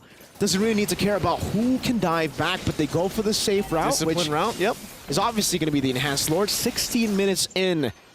That shadow kill, man. That shadow kill. You know, when you see it happen, you're kind of like, too bad, you know? I'm the ninja now. I'm the ninja now. All right, Lord secured here. Xeno Lilies, they've been through this multiple times up to this point. We're 16 minutes in, but 3 Lords down already. And they have to just watch and get prepped up for this defense. Because once again, with these items all being pretty much locked in, that was a Winter's Crown 2 actually now for VSG. They're once again going to go for the outplay and just try to punch this one in. It's 4,000 ahead in terms of gold between the junglers here. Absolutely massive game for Killway. Picks up the potion as well. And so they actually still might try to make a play here. Wow, Synchro. Okay, she didn't get the one she wanted, right? No. Lord, though, mid lane, Xeno Lilies, are they going to be able to defend this? Can they stay in the game a little bit further? 17 minutes in, Dragon forming to go down. Great waves as well, placed down. Kyle going to be terrified, taking down a quarter of his HP now. With his Fury knocking up 3 members there. That's going to be Grumichi completely taken out of the board. Victory Song Gamers equalize. And now there's going to be a tiebreaker for first place. The Victory Song plays loudly in this game at number 2 here. 1-1. Man, what a just adjustment. Wow. That we saw from VSG here. What a performance again from Killway, and just the team as a whole, very synced up, very synchronized in this. It was phenomenal to see, right? I mean, those individual mechanics really shining.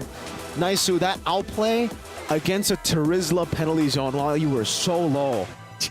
Unlike a certain fraud on the Julian, she didn't even need Maharaga. She didn't need it.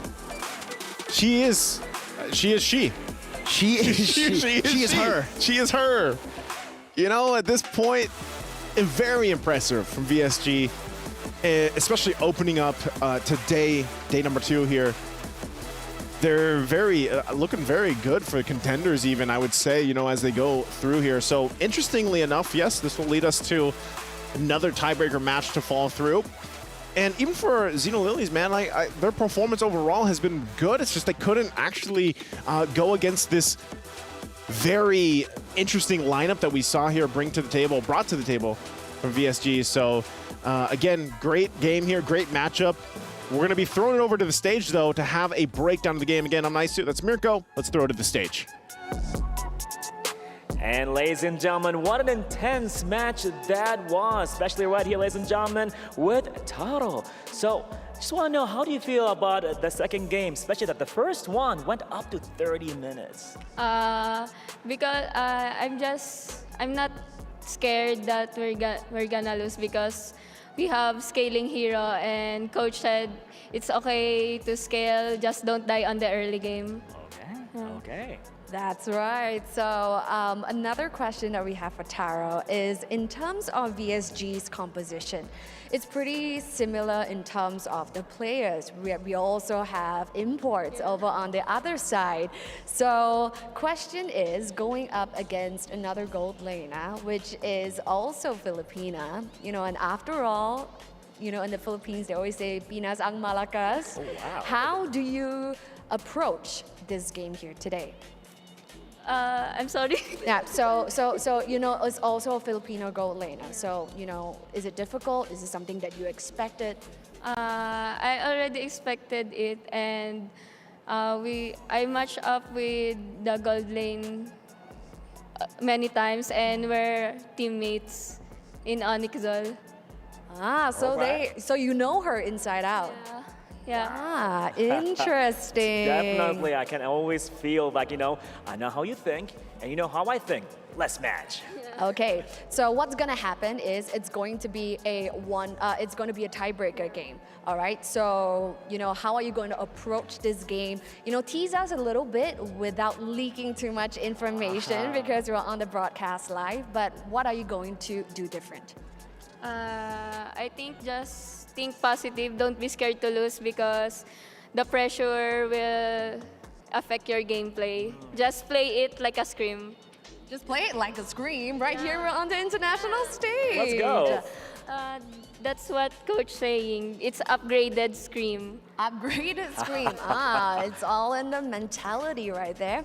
So yes, ladies and gents, right here we have heard from Tara herself, and this is going to be a fight for pride, a tiebreaker match to see who will be graduating to the knockout stage, to the top of the table right here for these two teams. So we're gonna hand it back over to the studio. So guys, we wanna ask you back at the studio, who do you think is gonna graduate top of the table right here for this group? Let's hear it from you. Who's gonna be? Let's go. I don't know. These two have broken expectations and any preconceived notions of what female MLBB esports is. What a showing. VSG has forced game number 3. You said it earlier. It's a BO3 between these two. And now we go back to the draft. I put up the idea that just change your priorities a little bit. Roam, mid, jungle. That's exactly what they did.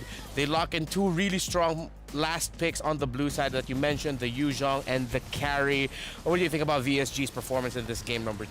I feel like game number 1, perhaps they were a bit overconfident going into this match because they haven't lost, right? So it was their first loss going up against Xenolithis, so it's like, okay, this time we got to bring our A game. And the A game is that them having the Valentina does well against the Hayabusa.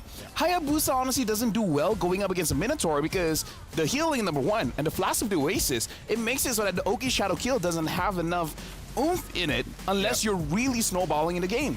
And again, we're talking about resources here. Mirko was talking about Hayabusa as well as Claude. Talk about the Kagura. When Valentina had 3 items, Kagura had 1. Oh. Because your second item was going to be the Holy Crystal, so it's not 2 people that requires items. It was 3. And speaking of the numbers as well, at one point when Minun on this Yuzong has 5.4k gold lead, right? The opposing EXP laner only had 3,000. So it was over 1,000 difference between EXP laners. And that makes it so that Kao can't really be the beefy frontline for the team. So they can't delay the game. Yeah, and it's perfect that it goes back to the idea that we posed, that VSG are a team that goes back to basics with the drafts. Just change up your orders and priorities a little bit and you'll be able to make the most out of that. Xenolili's a little bit more on the wilder concepts, the bigger ideas that are also still fundamentally sound, but you quite 50-50 and will be heavily reliant on the execution. So those are our takes. Nice Sue, yeah, still getting it right. And Mirko, what do you guys think?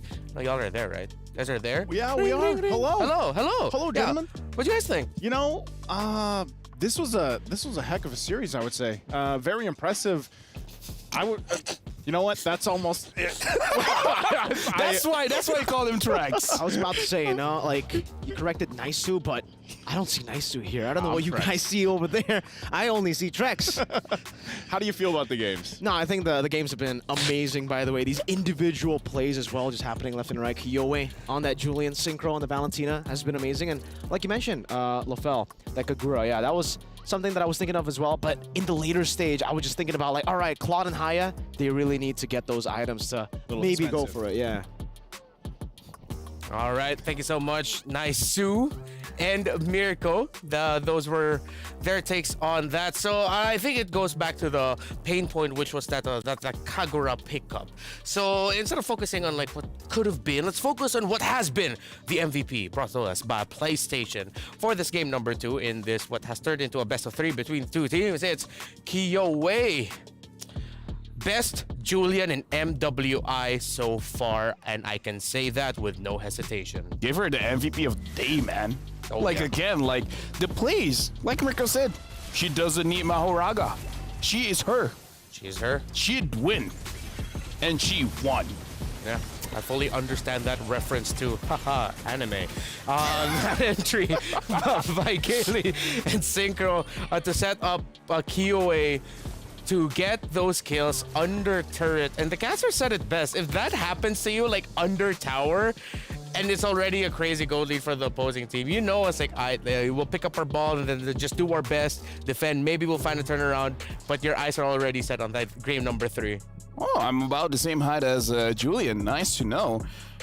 And here's the thing, man. The thing about the Julian, the changes coming in, making it so that the passive is a little bit more usable, having a longer duration to make sure that when you're doing your basic attacks, you're actually pulling the opponents closer to you, and having that reliable heal makes it so that the Julian feels like a fighter inside of the jungle. And if I'm not mistaken, is a fighter.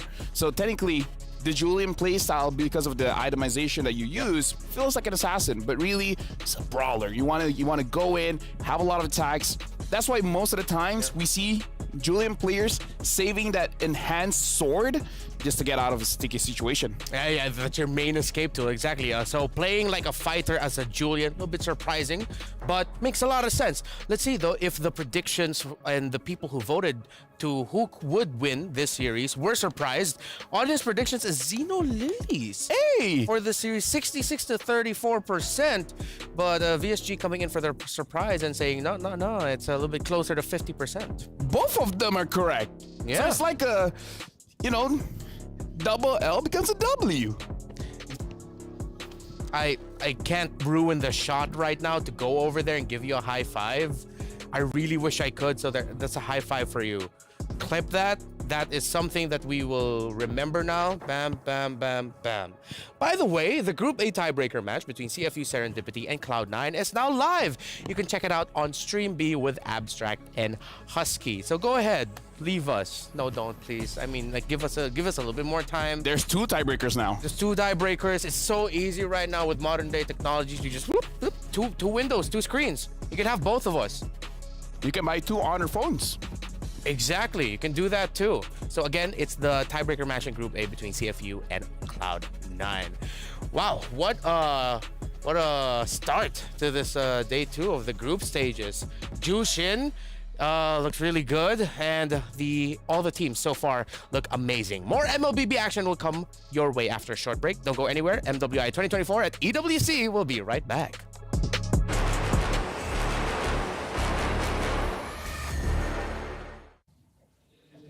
Hi guys, backstage again with me, Eterna, and this time I'm joined with Kiowe alongside with Oleg, and he will be helping with the translation right now. So Kiowe, earlier on you guys displayed a magnificent game, and apparently people are saying that you guys were boot camping in Bali, Indonesia. Can you tell us what that was like, and what were you doing in Indonesia boot camping? Were you playing ranked games? Were you maybe scrimming with other teams?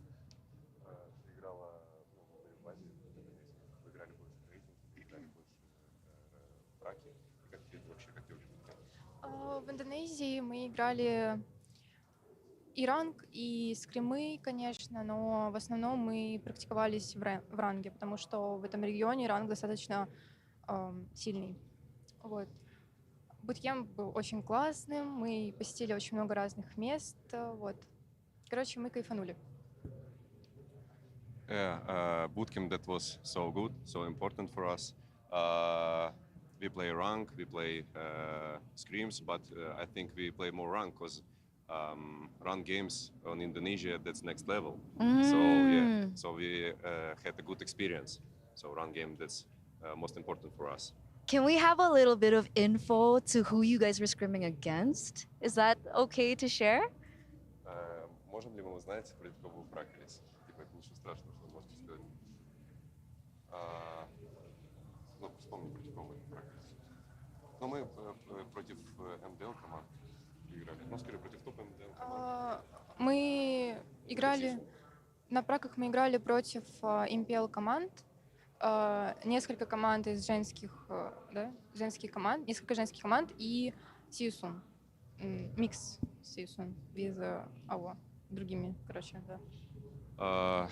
In Indonesia, we played versus Siusun, MPL. Yeah, that was hard games.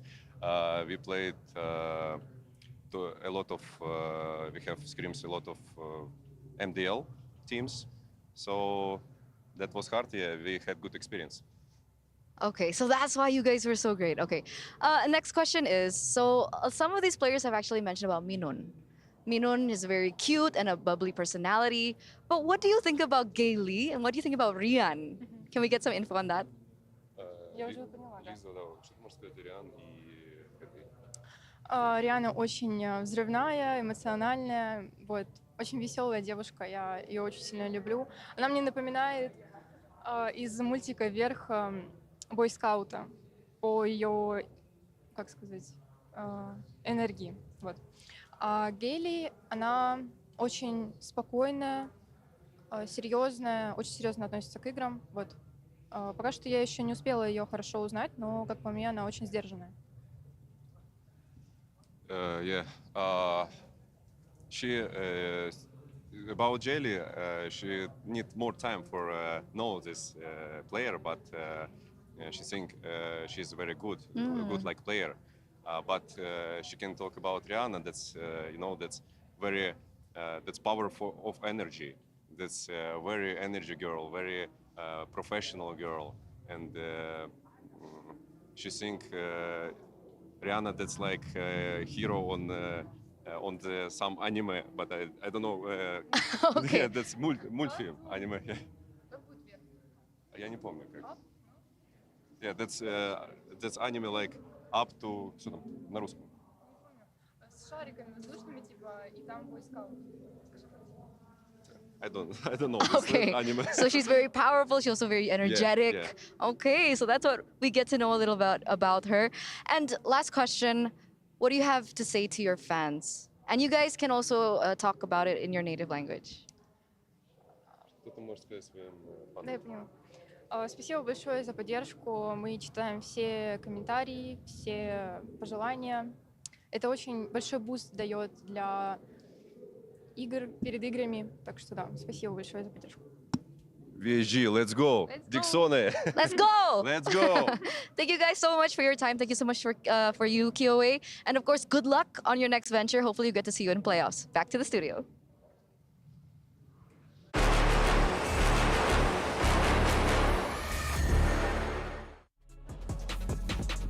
Welcome back, ladies and gentlemen, boys and girls, to MWI x EWC 2024. My name is Reptar. Oh, wait, sorry, I'm not.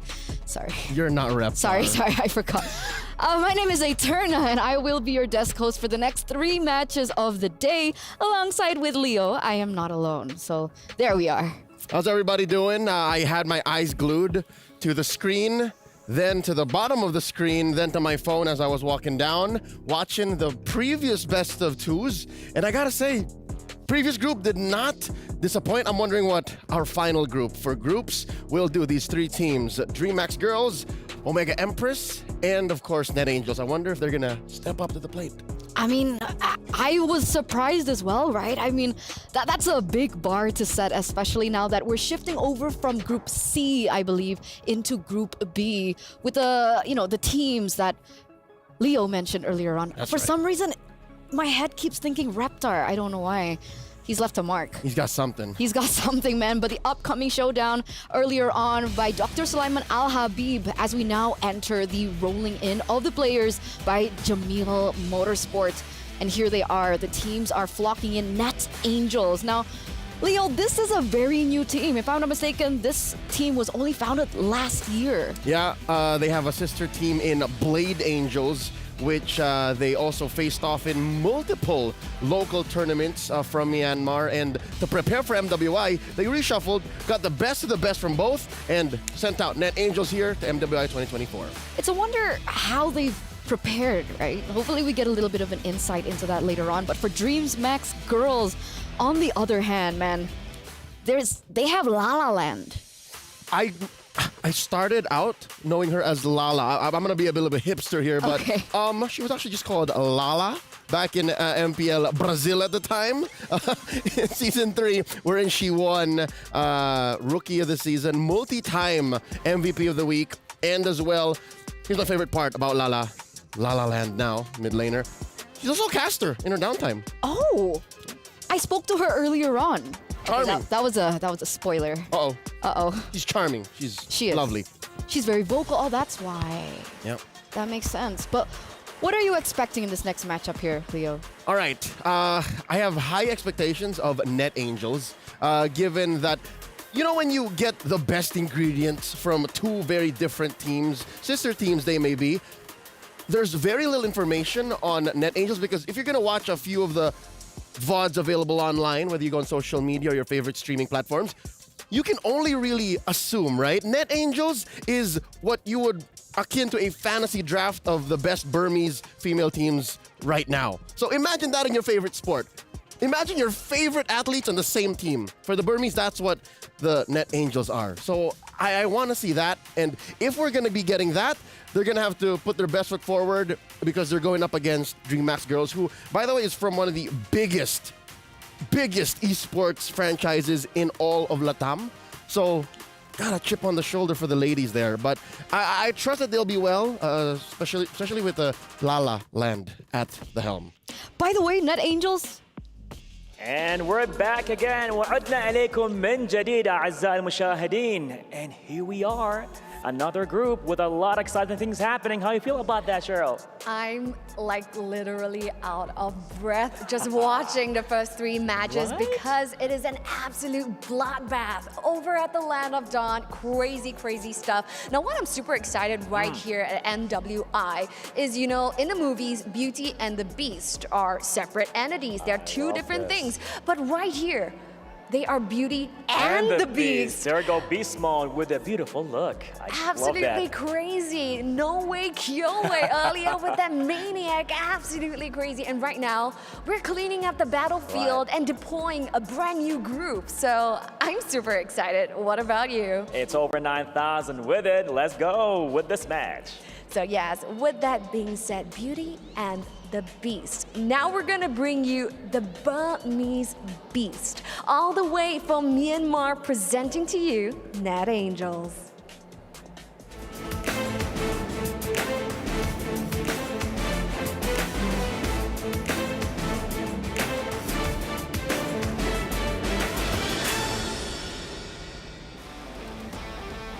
Incredible, incredible stuff. Now, what's something that I'm gonna share with you? Do you know what's my favorite flavor of ice cream? Oh, okay, let's go there.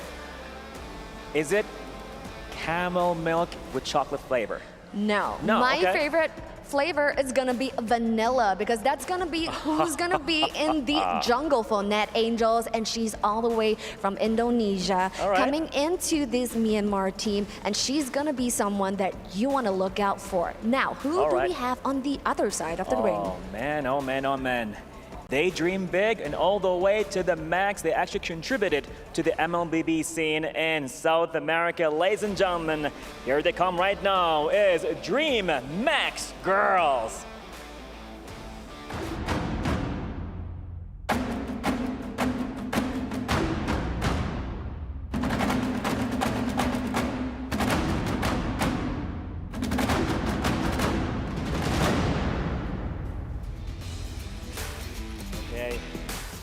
It is happening. Oh my God, I love the Beauty and the Beast part. It's still resonating right here. I'm getting goosebumps. Let me tell you something special about Dream Max Girls, right? Yeah. Dream Max Girls, acronym DMG. Yeah? Damage. Ooh, let's go. So what will happen over at the Land of Dawn? Guys, I'm shivering. I'm gonna ask our friends at the studios a question. Yes. All right, sometimes it gets a little bit easier for them to get away as the match progresses, for them to see who's at the top of the table. So since we're here with a brand new group of Group B, guys at the studio, we wanna ask, before all 3 matches commences, who do you think will come up at the top of the table? Let's hear it from you. Let's go. ولعوها.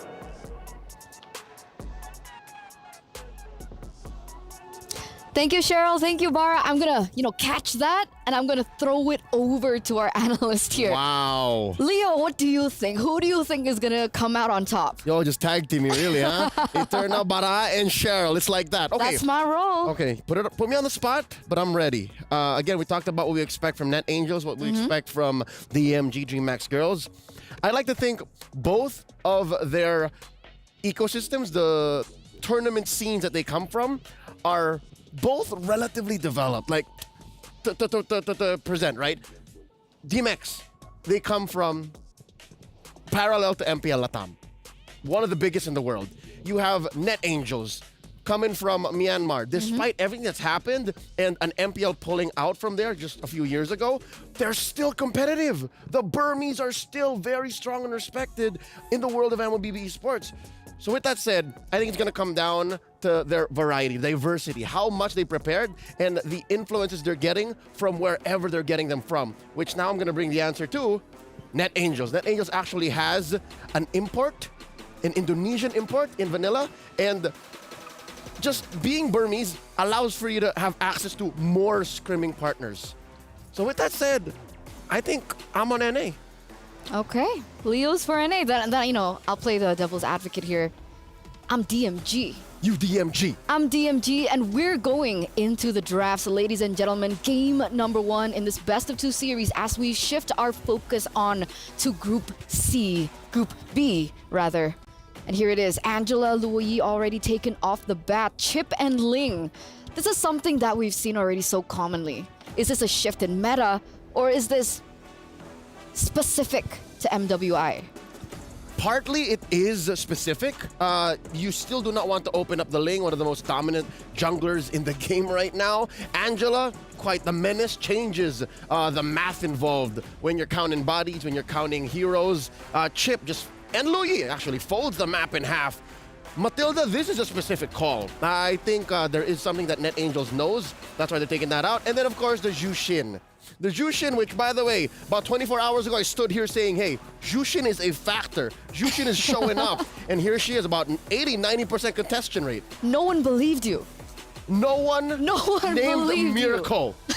He said, nah, I don't think the teams are going to, I hate to put you on blast, buddy, but here is Jushin. Yeah, I mean, after yesterday, after we saw the potential that the Zusin could offer, it's uncanny, and it really warrants that first phase ban. She is a force to be reckoned with. A mage unlike any other right now, honestly. She has some level of protection, great CC that's easy to access, and continuous damage. Like an Alice with CC, imagine that. Like an Alice with CC. Opening up the draft, on blue, they're on the play. Net Angels picking the Terizla. I'd say, bar none, number 1 XP laner in the game right now. Great pickup.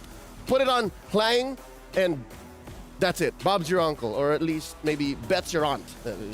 Specifically for MWI. But yeah, you can start so many fights. You can hold down lanes, take control of half the map, and early, mid to late, she's a factor. The answer, though, Ruby Valentina. As far back as a week ago. This is a great first 2 picks, right? Ruby, Valentina, the best of the best teams all around the world would pick these. And yeah, I love that DMX Heroes are on that, which is par for the course. Looked at my notes, looked at the research.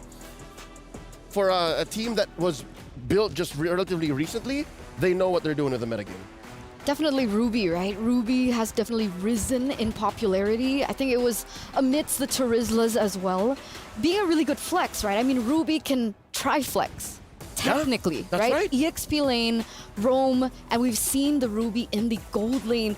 Conditional, but we have seen that come through. So one of the few fighters that can actually do well in gold. Exactly. And well, an argument could be made for CC. When did you see that? Do you do that?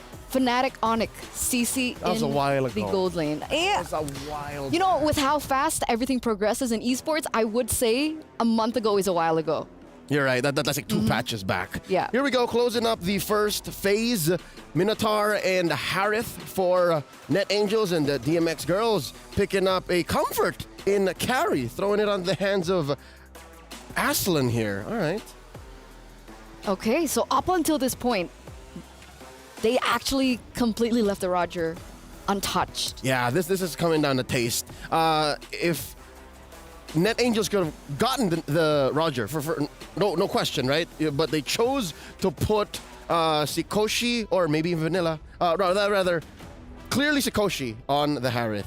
So I guess they're leaving it up to Vanilla. They're protecting Vanilla in that way, like letting her play what she wants.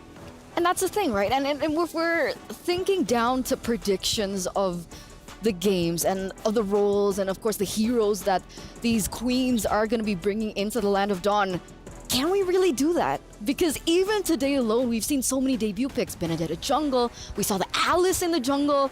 So give us an intuition here, Leo. All right, I think this is a sentiment that Coach Nadia of DMX will share from one coach to another. When you're drafting and when you're playing for a team, you have to respect the fact that, yes, there is a meta game that you have to play to, but also comfort plays a huge role. When you tell a player, hey, this is the right hero for this moment, pick it, chances are that player's going to struggle with it. Not just in the moment, but also in the long run because they're going to have to pick it up. That's why here in MWI 2024 specifically, teams are either comfort or meta. Comfort or meta. There's a third one that kind of is an asterisk there, breaking the meta. But here, I think with the way that picks are coming through, comfort plays a very big role. So you listen to the players and you say, okay, if that's what you think we should pick up now to protect you or to have you play a good game, then let's do that.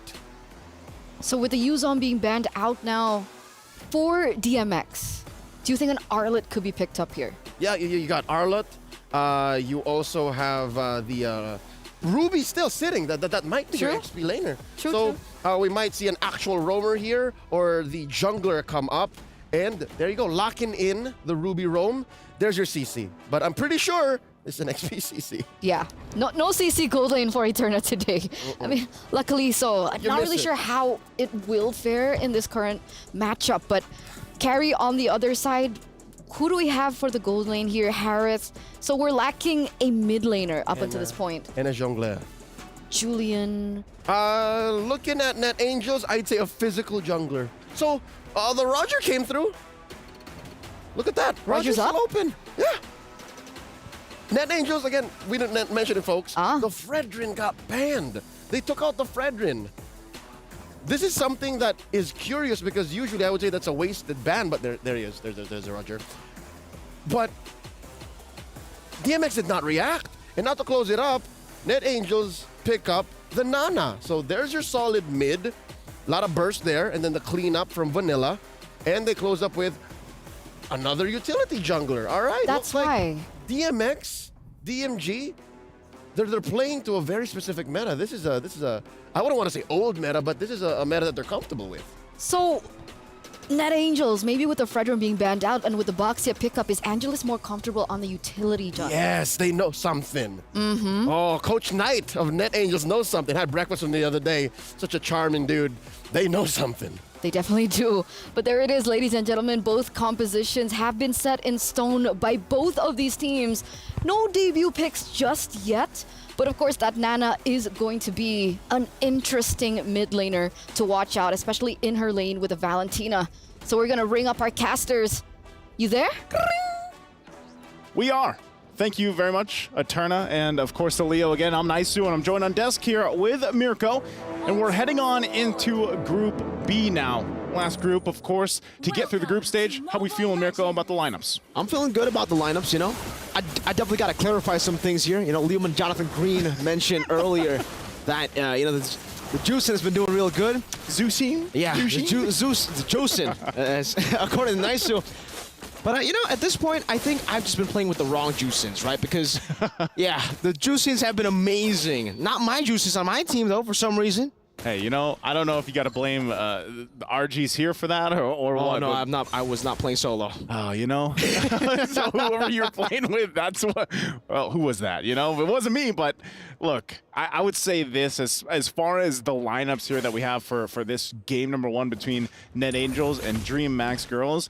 This is a lineup that we don't typically see often. I mean, Nana from Cassie is here, and You know, you see this pop up once in a while, but it's really for certain lineups. This one can work though, because if you think about it, you've got a great setup potential with this. You play down into the Zaman Force, the Z Force, you drop down the Blitz. Whoa, oh, early aggression already from Vanilla. By the way, Vanilla from Indonesia, an import. I'm surprised with this. I was actually, when I saw that, I was like, man, how did they end up even getting Vanilla, you know, to compete for this? But great to see from Net Angels bring in some import as well. It's really, really cool, definitely, right, to see an Indonesian player playing for Net Angels here from Myanmar. So technically, this is the first time I think that Myanmar has like an import going on for them, right? Because even for the men's team, we don't really see imports from the Myanmar region. So really, really cool to see that already. Net Angels in the early game, though. You can see that aggression. Vanilla definitely has that signature Indonesian aggression as the Roger in this game. And it seems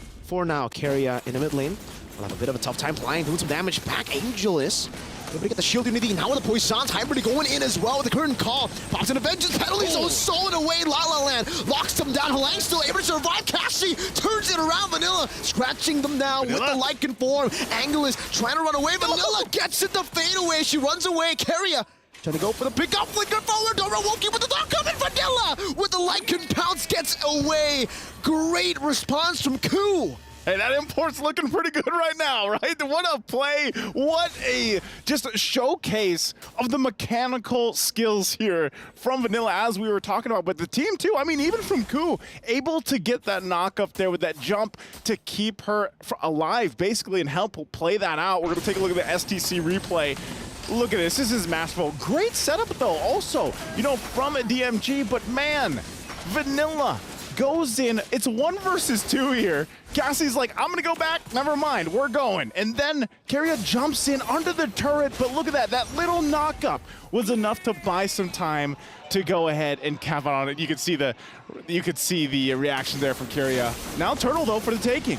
Good Menace Fury by Koo, now with the penalty zone from Lang as well, locking him down for the boomerang to do so much damage. Angelus will just be taken out. And now it's Cassie who gets traded back. Good vengeance there from Hybrid, going for the chase on the Vanilla, who's on the Lycan form. Good disengage again from Koo. Lycan pounce ready up. Don't run Wolf King canceling it out. La La Land trying to go for it. Halang one more swing. Oh, Hybrid gets out with the dash in time. Oh man, I gotta give it up to Koo again. Time and time again, she's there. She's playing the part, playing the role. This Minotaur is a nuisance because every single time DMG wants to go for a kill, it's like, man, Koo's in the way. And as they go on from the game, I mean, no one's been able to get the turtle just yet, but they just want to kind of duke it out. You know, they just want to fight for this. Still, both teams kind of waiting for the junglers to get in position here. So Angelus will go ahead and start this up. She's got the Molten Essence too, gonna help damage the turtle just a little bit, you know, very minuscule for now, but still kind of pushing and pulling between the turtle pit.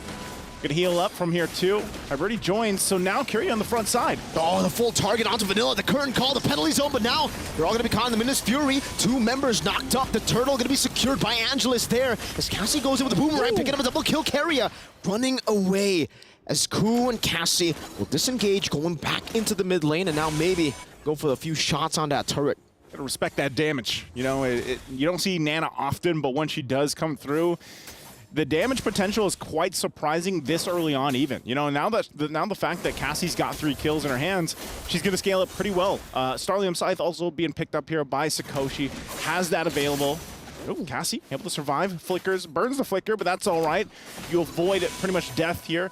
And so with that, again, when you're talking about the objectives and fighting around it, the lineup that Net Angels had gives them the small advantage. So if you are DMG, you really want to play against that. And also for La La Land, you know, great movie, by the way, but La La Land, you want to be able to pick the right ultimates here. And when you're thinking about it, what do you take? Is it a penalty zone? Is it a Minoan Fury? Do you take your own Melina Blitz?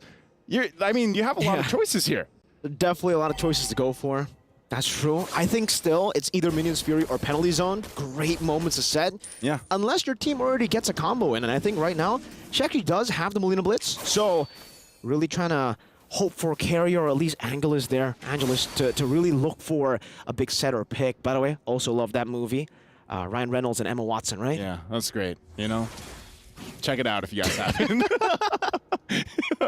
But, you know, I'm sure that maybe the next person to interview, if they ever get a chance, Ask La La Land if that's her favorite movie, right? Going back to the game here, you can already see Molina Blitz is being held on, but I think it's more so like, let's make a play here on the bottom side. We go in.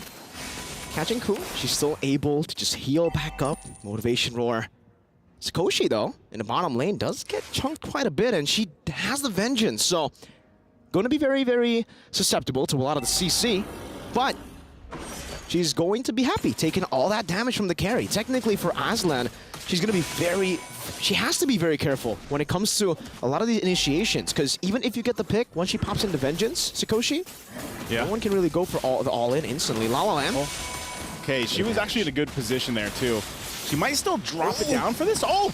Carrier winner for I'm offended. Unfortunately, not able to connect Lang there with the penalty zone. Locking Angeles down as the Molina Blitz does a lot of damage. Terrified down Lang. Gonna be caught in the shred. Coming down from Aslan. Minus Riku steals it away. Gets a two-man knockup. Now Vanilla walking forward with the Lycan forward and the Lycan pounce. Now scratching. Leo will say, grrr. That's right, Vanilla. Clawing through everything. That's right. Leo would say grr. And Ku, man, talk about a performance on this Minotaur. They're still going to battle it out here in the mid lane, pushing them back a little bit further, but already the objective secured from Net Angels.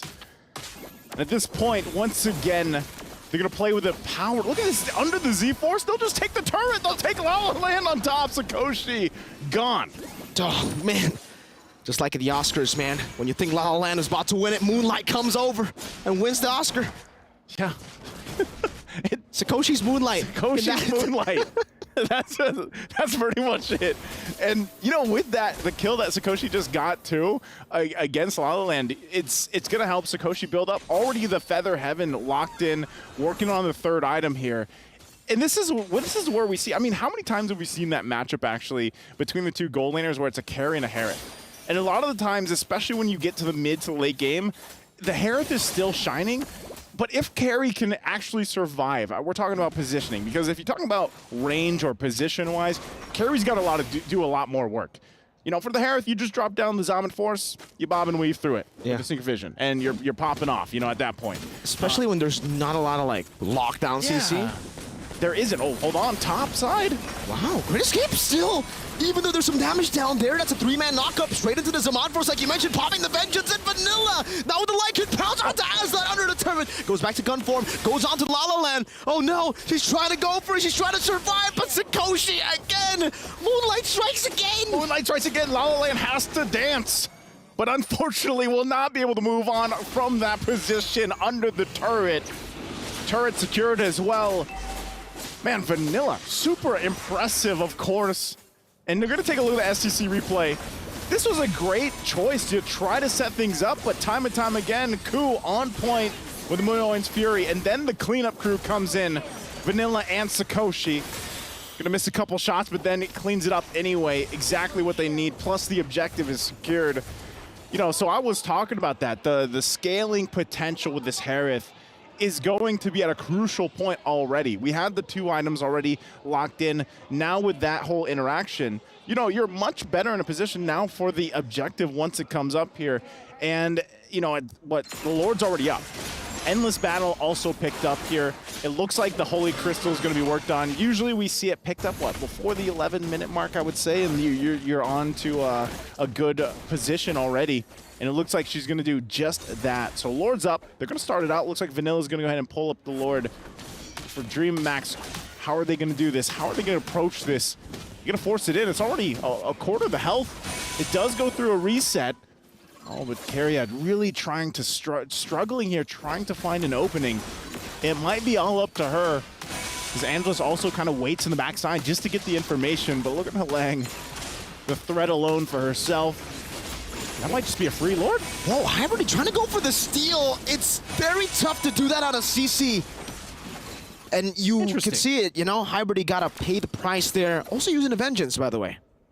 I felt like she thought she was more tanky with the Vengeance. With a Vengeance. But, you know, and it was kind of like we didn't have much of an option to do anything there if you're Dream Max girls, because they were kind of just watching the Lord get taken. Then it was like, you know, Carrier can't find an angle.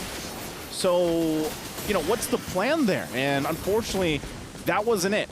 So now they're going to work through this Lord, take it down. They run back to the tier 2 in the mid lane, but this is going to get taken as well. And they might still, again, force a fight, force a situation under DMG. Lord should be taken care of even before it gets to the turrets. But keep an eye, Net Angel still could possibly fight under the turrets, get these shields popped. It looks like they're gonna make their way top side too. You got La La Land holding on to the penalty zone. So actually that might be enough, but here goes the shield in the mid lane. Melina Blitz, this is where it's super deadly too. Definitely. Down the straight end into the lane. Okay, again, she holds on to it, but shields are all gonna pop in the base. You can see the boomerang as well. The poke that Sikoshi has with the synchro fission even, because technically for DreamHack's girls, they're all really short range, right? So they're all within the range of the poke that usually wouldn't be able to catch them. If you're on, you know, longer range heroes, Sikoshi wouldn't be able to use the synchro fission as poke, but because of the short range, they've really been bullied by Cassie, Sikoshi. Definitely. I would say even Hwang, throwing out that first skill and getting a little bit of physical damage in. Some good reads here from DreamHack's girls. They're able to spot out just a bit there. I don't know if they know, but it seems that Angels, they just want to occupy the Kumar bush here, you know, recalling. There's some sorry ooh-woos. There's a Rebellion one too. I don't know, maybe Vanilla also influenced that. They're going to go ahead and go for this. They crashed in though. Vanilla running back to the team right now, gets certified down. That's a good penalty zone and the curtain call, but now it's another penalty zone coming in from Hwang, and that's Sikoshi with his Amon Force going back and forth. La La Land still able to dash out of the synchro fission, flickers out too. Meanwhile, Vanilla somehow still surviving, despite her being the first target that DreamHack's girls went for. Hybridi, she wants to go for a trade. Oh no, Vanilla goes in for the clear, onto the wave, now goes in for the chase. Hybridi, can you run away? No vengeance. Now knocked up by the Minotaur, gunned down and scratched down by the Lycan. Is this a tank, Roger? Like, what is going on here? She got crashed in and still managed to be okay enough. She's not. She's damaged, of course. She's only got that War Axe too, but man, talk about just items locked in across the board for Net Angels, well on their way at 10,000 gold ahead from DMG. And you see that even when DMG tries to make a play, they try to set something up, try to get anything that they can. Ultimately, they can't because they're outgunned, they're out-itemed. You know, and at this point, we're talking about they don't have any space to move around with. They have no turrets down. This objective goes in the hands easily of Net Angels. So DMG, you know, we've seen this before in the past, you know, where teams are behind and they have 10,000 gold to work against. And really, when you have to kind of break it down, like how do they stay in this? How could they possibly turn the tables here against Net Angels and what they've been able to do? And also with the idea that they're going to get forced to fight even under the turrets. It's more so of survive the best you can in your base, hope that you withstand the push from this Lord, and then slowly turn things around. These kills also have to go to Aslan. But now Lord already on top side. They're going to have to defend against it. Keep an eye also on Halang. Flickers aren't available just yet. Turret's going to go down though. Good Lord charge there with the enhanced Lord. Taking one, taking two in the bottom lane. Vanilla doing a whole lot of work there. 2, 3 base turrets now taken down. They're looking for the end game. Carrier really needs to go for a big play. Melina Blitz stolen away. Aslan gonna be able to pop or get out. Midas Fury 5-man knocked up in the air for the Synchro Vision to wrap things up. Net Angel secure an amazing victory. I don't know who I would pick for MVP here, man. Koo's Fury. That's pretty much what it was. How many times did she get that setup? How many times did she enable the lineup here from Net Angels? And even Vanilla, down to the micro level, the skills that she showcased in this game one, absolutely phenomenal here. Showing already a massive win under the 15-minute mark too. Very impressive, very fast-paced as well. Personally, I would definitely give it to Koo, right? I mean, all the saves in the early game to that final set. That was beautiful. That final set was, I think if you're a Minotaur player, that is the dream moment. Yeah, that is definitely, and I'm sure our experts will have a lot to say about this. Boys, why don't you break this one down? Thank you so much, Naisu. Thank you so much, Mirko. Man, that was a steamroll from Net Angels. Hey, that's one way to put it, but just to throw it back to the start, what really led to Net Angels flying away, get it? With Got the it. victory. Yeah. Because angels have wings. Yeah. Okay. Was the start. I'm talking like first 1.5 to 2 minutes. DMX girls, they tried to pick fights wherein, yeah, your lineup does spike up relatively quicker than Net Angels, but I think it came down to the mechanics. So DMX, you were looking for fights, and Net Angels, were they ready to serve it up? Like, they also wanted to fight, and well, eventually 8 minutes in, 9 minutes in, they were at 4K, 5K, 6K, 7K, and then eventually just snowballed out. Yeah.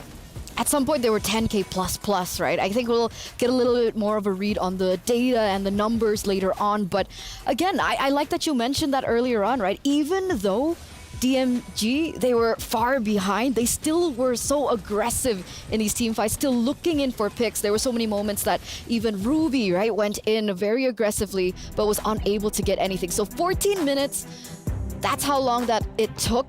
And it felt like naturally, Net Angels, with the composition that they were given, with the Roger, with the Harith, it felt like a snowball from the start. Yep. Talking about that Harith, Sikoshi here, our lead damage dealer, you'll notice she was rocking the Vengeance, right? She was rocking the Vengeance, which you rarely see in most competitive MLBB pro matches. You would see the Harith rock Flicker. Purify. Or Purify. Very rarely a Vengeance. That's more of a rank game thing, but I mean that in the sweetest of ways. I think this is a genius stroke by Net Angels, because check this out. It's very rare that this happens. Both teams ended up with a draft that are both dive. This was evident to me in the 5 or 6 minute mark, wherein I literally whispered to Eterna, ask her, how did they do this? They ended up both drafting dive, and whenever someone walks away or runs away, they can't finish. It's because the range is so short. So that's why Sikoshi here rocked the Harith Vengeance, is because as soon as this fight starts, both teams want to commit, like all in. If I can put 110%, 6 or 7 ults in a single fight, guess what? The Harith's catching all of that, and the Vengeance helps, which is maybe why the CC was also a great pick for DMX girls, but that's where the tempo break comes in. That's where the whole flow of battle changes things. And again, when a team is snowballing and when a team is 10K, 11K ahead, even deadly bush checks like the one that happened to Vanilla earlier could be possible. If that was a matchup that happened at parity, if that was a moment wherein Net Angels were just like 2K, 3K ahead, best believe Vanilla would be dead. But no, Joseph, Mirko, no.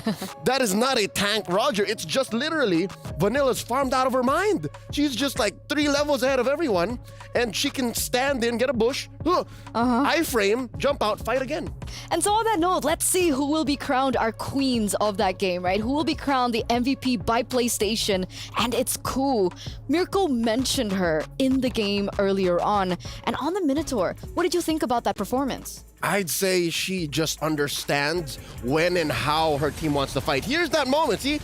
2 minutes, there you go, 2 minutes in, we get the first blood, we get the massive trade, and you see that Ku was just about ready to come in to help out.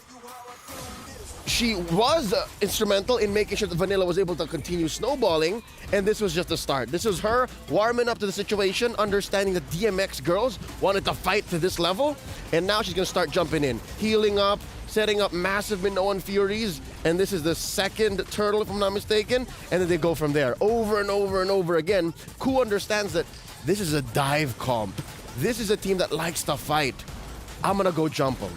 So in that regard, right, with the team wanting to fight so much, is this the reason why Vanilla opted for Quantum Charge? Because usually when we see a Roger these days, sometimes they opt for a Warcry instead. Yeah, I'd like to think this is just how Vanilla plays. Regardless of it being a dive comp or a team that likes to fight over and over again, what I read from her playstyle is that she just understands the flow of battle unlike any other. I would see moments wherein, yeah, you get a face check in, she's fine. She'll walk out, maybe Quantum Charge a few heals here and there, and then jump back into the battle, just like this. Check it out. Jump in 1, jump in 2, jump in, playing around with the range, and then jump in 3, as Mirko would so affectionately call gun form. Gun form. All right, I'm over here. All right, there you go. There we are. Thanks, Key. All right, so yeah, oh, look at this massive beast. I hugged him yesterday. Do you want to go for it? I want to touch his horn. Okay, I'll let you do that. Hello. Straight from the... Don't scare him, don't scare him. He's fine. Okay, so, yeah, Ku used Minotaur very well, and I think it's a perfect complement to the aggression that Vanilla has. So let's take a look at the predictions. right? I'm pretty sure everyone is wondering, did everyone get their predictions right or did they get their predictions wrong? Because we want to know what you guys think. Please let us know. Vote for the team that you think will win in the next game. All you have to do is go to stcplay.gg to put your predictions in. But by the way, we do have an update from Stream B about the tiebreaker. CFU C9. Mm-hmm. Do you want to know? Do you guys know already? All right, break my heart. C9 won. Wow.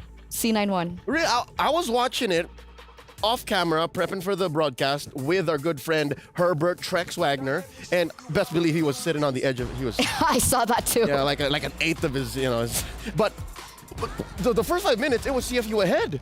Wow. All right, breaking news. C9 makes it to groups. Makes it out of groups. Yep. My heart goes out to the Kamai, but GG well played. I'm back now. Yeah, I'm thinking about it.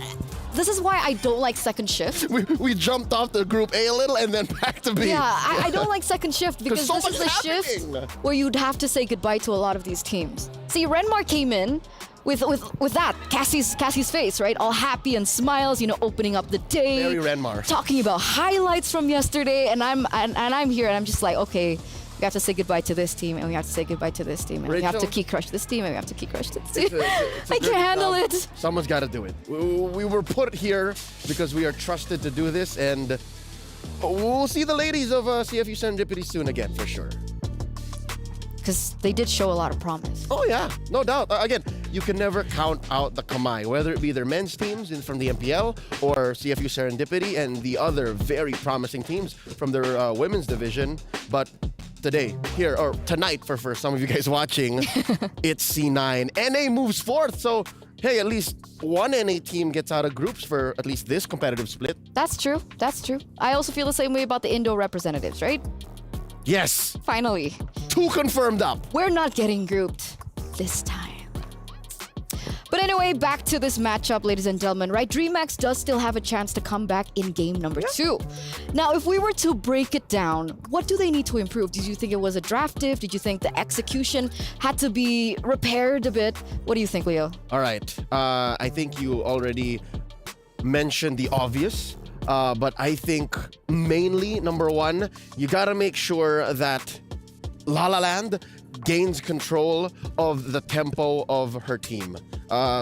They picked fights so often, and their lineup is built for that, yes. But you also have to understand, it takes 2 to tango. You have to know when your opponent is ready, how they fight, and I hate to tell DMX girls to, put their tail between their legs and hide. Maybe they should start respecting what their opponents bring to the table first. Because in game 1, what I saw was first failed fight, okay, let's go again. Second failed fight, okay, let's go again. Up until they're down 5K, 6K, 8 kills down the line, and they're still fighting the same way. I think I did see a good amount of hybridity trying that push down bottom after they lost a massive fight. Like, they lost 2 or 3 players already, and she's like, I'm gonna take this turret. Maybe it takes more than just a reminder after the game or before the game to always remember your fundamentals. So always remember that. Takes 2 to tango, temper your aggression, and then maybe we'll see this go 1-1. Okay. And that makes sense, right? Because, of course, discipline is very important. If we're here at MWI, we're going against regions of the very best, right? The best of the best from every region are stepping through. So when you make small mistakes like that, it eventually becomes a large snowball. And of course, all these teams and all these queens in their own right, they are fighting for the main prize, which is that trophy. Yeah, all these little decisions you make snowball into the tangible trophy that is the MWI 2024 championship. And with that said, it's not like these girls are a stranger to a victory. It's not like success is something that they never tasted. Again, at the Copa da Freya, which translates to Cup of the Lady, in the qualifier for Latam, they 3-0'd the competition. STMN girls, if I'm not mistaken. So they know what they're doing. So I think maybe coming in from their league, they can get away with being super aggressive, but now in the tourney of tourneys, right? In the Copa de Grande, if I'm saying that right. I don't know. But in this big tournament, you can't just be aggressive. You gotta learn how to tank. You gotta just float like water. Like water, not like a tidal wave. It still hurts, all right? Okay. Don't remind me of what happened to TLG. I always bring them up because I miss them, man. I thought they were gonna go far in this tournament. It's just overnight romance. I actually fell in love with TLG as well. Me too. It's so sad. And remember, in this group, we do still have to say goodbye to some more ladies. Don't remind me. I know. Yeah, okay. Maybe LaFell's right. Maybe I'm a little bit too negative. It's all about mindset. Let's get back to the match. And let's go into the drafts, ladies and gentlemen, for game number 2, the final game in this series. DreamHack now need to figure a way out of the predicament that they are currently in if they still want to grab as many points as they can to move forward to the playoffs. And this time around, both of these teams have actually opted to go for the different side. So now DMX, they have first pick. Yeah, the win rate for blue side is, I don't know, approaching unhealthy. It's getting to that point wherein, is blue side really that strong? But we'll see here. Again, Net Angels, I know that they understand the tides of battle a little bit. I said it again. They understand the flow of battle a little better, that they know that aggression can be tempered. But now that DMX has the power of the first pick, we'll see. They take out Vanilla's Roger, they take out the Ling, as you should. Net Angels, they ban out the Angela, they ban out the Loyi. Chip still at large. You have Jushin still out there. I wonder, first pick Jushin, maybe. It's Can definitely they? possible, but do they really want to risk it? Does Lala want to do that? That's the thing. Right? I mean, last time we did see a Matilda being banned out. Minotaur respect now, though, coming through. That's cool. That's cool. That's cool. But now they're facing a certain situation where they have to choose and pick their poison. Unless, of course, they just want to let both of them go and go for the contest, right? Because Wait. Roger, Harith, Terizla. Terizla's still open. Chip's still open. Chip's still open, you're right. Zusin is also still open. Jushin, so there's Harith. 4. Oh. All right, there's a Matilda. There All you right. go. Something tells me they just don't want to give it to Keria. It's like, you're never getting the Matilda. First pick, though we already mentioned the big ones. Let's see. Oh, there it is. Or is it a he? Chip's a he. Angela's pet is a little fox boy. Wait, have we seen Chip being played so far? This might be the debut of Chip at MWI, yes. We'd have to double check that, but he's been for the most constantly part, banned out. Exactly. For the most part, he's always been banned out. So the Chip comes through finally, boys and girls, as we enter the first phase. And now, with the Chip being picked up, what would you go for here? Because technically, Roger, Terizla, they still okay. So there's so much emphasis on this Valentina. Yep. Terizla makes sense. We've been talking about how important and just imperative the Terizla is in that EXP lane with absolutely no counter yet. But why Valentina? This hero just keeps coming through. She's just very reliable. Again, we now know that these two teams have a preference for dive comps. And Valentina, again, much like how Lala showed us in game 1, at least some potential of it, some sliver of it, it's very good in fights. In and out, steal the perfect ult, and this will put DMXG and Coach Nadia in a very specific position where, all right, we have to choose the ults we open up. And I guess that's why Net Angels here, go pick it up. So what would be the right way? Oh, Susin, okay. How would you approach this? Because if, like, in this day and age, when we're talking about meta picks, a lot of these meta picks really revolve around that big resource in their ultimates. Yep. So would you rather overwhelm them with a lot more choices or just completely stray away from it? I think you're losing if you pick the latter. If you react to your opponent's Valentina, much like how NA forces DMX girls here to do, that's a losing fight. You're not able to play your game. So what I think DMX you should do is just forget about it. Like, don't Forget care. about it. Yeah, just don't care. And I think they did here. Even if, for sure, Valentina with the IMU will still get a solid chokeslam. Doing the math in my head, I think after stealing the Crimson Beacon, you will be able to get at least one chokeslam off. One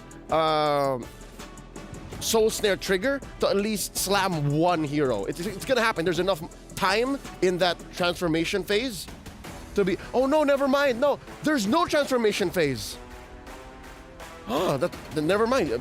The interaction between IMU and Crimson Beacon, it's a non-starter. So it can't be utilized at all? Nothing. It's a relative waste to steal that ult. Okay. Your stacks do nothing. So then that's definitely more valuable for DMX now. Correct, yes. Right? And for Net Angels coming into the second phase, we do see the Fredrin once again being taken away from DMX. They know. The They utility. know. They Yu know Zong also gets taken off. that Angelis likes utility junglers and that there's a lot on Hybridi. Because think of how Hybridi plays with CC. She likes diving. She likes just, getting in there. That's what Yu Zhong does. She's also a big Terizla player, but again, NA is not letting that through. So what else would replicate that? Do you think they're going to go for the CC and the Boxia again? I'm not so sure about the CC. A dive hero, Lapu Lapu? That's the next best. Tams maybe? Tams seems safe. I'm not so sure if a Hybridi has in here to play the Benedetta. That's another alternative. Doesn't have much CC though, like crowd control. But, okay, right. Technically it could work because I'm thinking about the chip right now, and the chip has so much value, being that it has so much leeway around the map. If they want to go for macro, that's right. It's very difficult to go for that split push. Which is odd because one of DMX's main strengths, at least I'm assuming, is their team fighting. They're really flexing it now if they want to go for macro in game 2. So what's the plan here? Collapse. Just shortcut fight. Shortcut fight. Here we go. This is interesting. This is one of Sakoshi's pocket picks, the old favorite in Benedetta. You notice how you still have the Harith open, you still have the Claude open. Claude's banned. Oh, never mind then. But yes, the Harith. The carry open, but she still goes for the Bea. It's just reliable. And it's interesting, right? Because even if Chip wants to go in for that full 5-man transportation, they have the Carmilla, they have the penalty zone, and they also have the Beatrix to follow it up. So there is a combo that can work, but Akai and Arlet. We were talking about the utility junglers, not the Boxy at this time around, but the Akai comes through. Debut Akai for MWI. Hey, we got 2 DODs now. Day 1 and 2. Mm-hmm. All right, looking at DMXG this time around, something tells me they're overloading on utility. At least they are consistent in the fact that they're very all-in-one. 4 protect 1 is what this is, right? Look at that. Your only source of damage, truly, is Aslan. Mm-hmm. And then they're just gonna utility fight their way into a victory. But for NA, there's the Julian, the JJ from Vanilla. Very on brand. Roger was left banned out, so she goes to the next best thing. She likes to get in there. I'm thinking, right? Because with the lack of damage from DMX right now, they need to buy a lot of time. Yeah. For the Moscow, for Aslan to get to that power spike. And how much time can they buy for themselves? Considering how aggressive the opponents also play, as we saw in game number 1. So with that, we're gonna throw it over to the casters to finalize this best of 2. Naisu, Mirko, it's your time to shine. Hey Mirko, are you ready to shine? I'm thinking. Hey, let's jump into the game here. Last one for this matchup, this game between DreamHack Girls and Net Angels. I'll tell you what, man, if we had the lineup ratings that we're used to seeing in our regionals, the utility marker for this, I think, would be a max 10. Uh-oh. Oh, the damage mark might be all the way up, man. La La Land on the juice scene. Oh, man, yeah. DreamHack Girls utility. They got Chip. They got juice in. The Akai is the only thing that really stops them, technically, right? With how bad the Akai was at MSC, I don't know if it's going to be the same. I think this time they have a solid lineup to play with the Akai, also the Arlet as well. So it's going to enable a whole lot of the other picks. But I feel like this is kind of hard because it's kind of like, where do you want to put the enemy team? Where do you want to put Net Angels? Because you can drag them, like we're seeing here with the flare. Boom, boom. You can spin them. Oh my God. Oh no. She's forced to flicker out just like that. Ku had to flicker out. Now Cassie as well. Lane Kingdom. That's what Jushin gives you. This is the power of utility. But I'm just wondering, like for Net Angels, once your flickers are down, what do? They try to make a play up top too, and maybe this is a chance once again. Vanilla is going to be utilizing the Julian. Interesting too, the fact that, you know, we saw the Julian just do crazy things earlier in the hands, you know, of Killway, but now it's Vanilla's time to make this work. Of course, still going here. Good vengeance from Hybridi, able to escape from the enhanced chain, walks out of everything else. You can see Carrier also rotating up top. But this is a matchup that is already very, very scary, by the way, for the Arlet, right? Yeah. Tarizla taking all that damage and can dish out even more. Even more. And so at this point, Turtle's going to be up, still planning themselves up this time in the XP lane, trying to get these level 4s available. Cassie doesn't have it just yet, but they'll go ahead, start this up, and they might get this unless Angelus does something here with the Sakai. Carrier there as well to help them out. Shortcut not available just yet, though. Level 4 still taking some time, but actually they just kind of wait. Oh, you're going to get dragged. Cool. Again, but still, neither team able to actually commit. They just want the level 4s. I think once all the level 4s are available, they'll kind of go for something and... Oh no, cool. It continues there to Vengeance. The Final Slash not connecting, just barely there. Cassie, though, will steal the Final Slash, gets brought back now straight into the Hybridi's Vengeance. Penalty Zone locking him down. Vanilla going in as well, carry the flicker forward. That's a good first blood from Vanilla with the enhanced sight. That's Halang brought back with the Lantern. Oh, Aslan's here, takes the shortcut back. Never mind. Never mind. Oh, it's done? I'll go back. You know, so, and that's the thing. I mean, we saw so many times. I mean, how many times was La La Land able to get that proc and bring them back? You know, and that's something that we were saying is going to happen here with the amount of utility that they have. And so far from what we've seen, you know, Jushin that's what she does. She's able to burn these flickers, to burn these battle spells, and possibly put enough pressure with that alone. Carrier could be in trouble here. Very low. Good Final Slash. Bringing 2 members displaced. Carrier going to be taken down right now, but the Lantern once again will be used up. That's the beacon. But again, like Leo mentioned, it does nothing for you. You don't get the passive. You don't get anything with the beacon. Hybrid, good flicker out of the penalty zone, as that would have been very lethal. Vanilla was there to capitalize. Great maneuvers by DMG. So what's the answer against Jushin? You were talking about your RGs, you know, with her, and she hasn't been able to play like this. So, like, what is the answer that Net Angels needs to do to deal with the Jushin continuously pulling them away and back? You either outrange her or you burst her down. It's like basic normal control mages, right? I mean, technically you do have a little bit of self-peel once you get level 4, but hold up. Angelus, you're able to go for the heavy spin. Vanilla gets out with the enhanced sword. But yeah, it's all about trying to just poke her down before she can even deal that damage. And when you dive, you really got to try to chain CC her. Unfortunately, this composition, not really built to do that, right? Net Angels, and that's why you can see that the spacing is just perfect every time. Cool, can't lock you down. Cassie can't lock you down. She can go and deal a bit of damage, but now you can see that. Airborne brought back. Carrier's right there. Crash course, another knockup. It could have happened if there was the Terrify again. It happens, La La Land. Able to dash out? Well, yeah, just she got out. She got out, and I'm wondering, you know, now that you see Cassie holding on to the ultimate, like, then does this allow her to also get the procs and then drag them back? No. I mean, this is not going to work the way that they probably want it to. And, you know, you're already seeing, I'm sure you guys, now that you've seen multiple games of Jushin, you're probably feeling like, man, that's a little bit of annoying. I'm trying to get away, but I just keep getting dragged back and forth from that. And so far for La La Land, she's just been having a great time. Again, it's constant.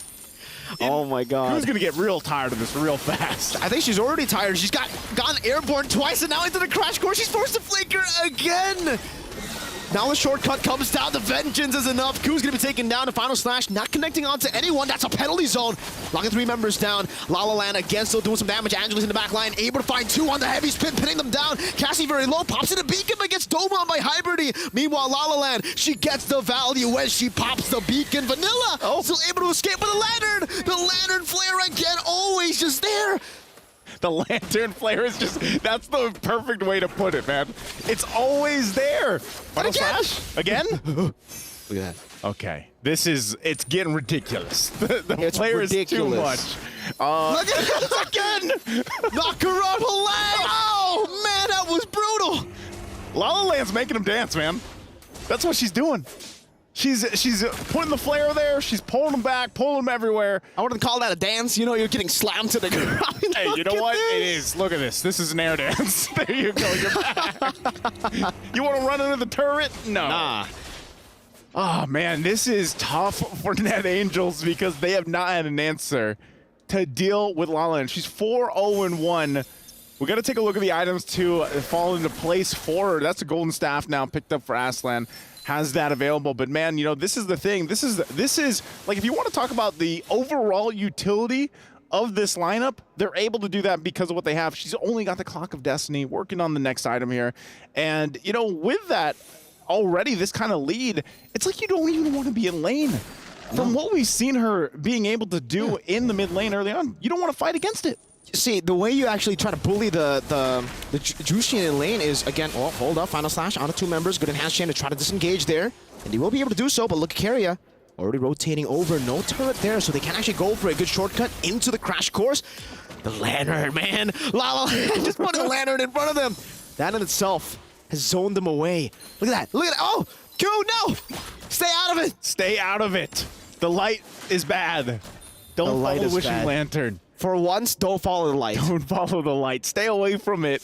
And, okay, mid lane, they're going to try to keep it together. They actually survived quite a bit down in the bottom. Cassie holding on to the heavy spin herself.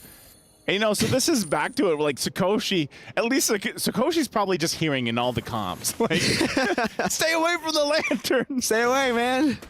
They're like man. vampires, you know. You cannot get, the light can't touch you. You have to run back. The light, the Lantern is lava. The Lantern is lava.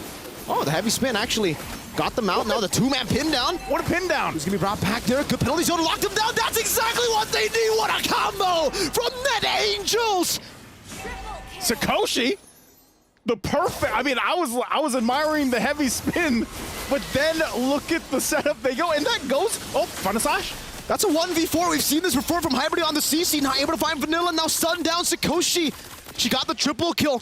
She has a chance to go for the unofficial Maniac. There's a flicker forward from Cassie. Straight into the sun. Hybrid able to get a few of those resets on the Vengeance. She has the stacks properly down. She doesn't have the flicker. But it seems she wants to go for it. Vanilla puts down the field there of the chain to stop that from happening. Hybrid just stopped them from taking the Lord. You know, I mean, she went in with confidence. We're going to look at the STC replay. Look at this. This is perfect. God. Heavy spin, beautiful. Great. But look what happens after. Oh my goodness. That was, if you're a Beatrix as well, that's what you want right there. Right in that pit. Oh, you can see, you know, of course, the frustration because they went in for that. They had a good lead and everything else. But man, talk about the clap back. The answer right there coming out from Net Angels, of course. But still, even after that happened, I still got to give it up. You know, Hybrid, she stopped them from taking the Lord after that. Just going in 1v4 with the Final Slash. And real quick, taking a look at the items, of course, falling into place once again. You know, at this point in the game, very crucial. You got the Genius Wand Starting Scythe already here for Vanilla. You got, whoa, flicker in. And the shortcut. I don't know if you want to take this. It's Aslan in the front. Cassie able to space away from the Lantern Flare. There you go. DMG now going onto the Lord. Still first Lord though. Cool. Walking forward. That's a Curse Blast. Onto the back as well. Able to find the Curse of Blood there. Lang in the backside. Doing some damage. Trying to isolate them. Meanwhile, Hybrid going to be caught. Angelus able to find the heavy spin. Sakoshi flickering out now. Cutting them down slowly but surely. Lalaland. Oh no. The Lantern Flare resists. Sakoshi's trying to go and stay out. No, she gets brought back again. It's a good shutdown. Cassie with the Terrify and the Final Slash, but Cassie needs to run away. Gets away. Lalaland again with the flicker and the flare. Slowly but surely. Slowly but surely. And no one's going to get the Lord off of that. It was a push and pull for both teams. Uh-oh. Oh, mid lane. Flying. Flickers out. Has the Athena shield popped up there. Aslan just follows through with a few more spears. Talk about this. And I don't know, man. Maybe this is the power of that utility lineup. The fact that they can go ahead, engage, disengage, re-engage, go back, and pull this off is the highlights of the fact that they have so many options to do that. And although they're going to keep Ku here at bay, no one's going to go for the Lord just yet. Oh, that's a good Curse of Blood. Lala going to be very low. Penalties are not connecting though. Meanwhile, Hybrid getting the Vengeance stacks now. Carry going to be taken down. That's a Mirror's fashion now as the shortcut gets deleted. Ku in the midst of it all still able to bait Aslan in with the Abyss Walker.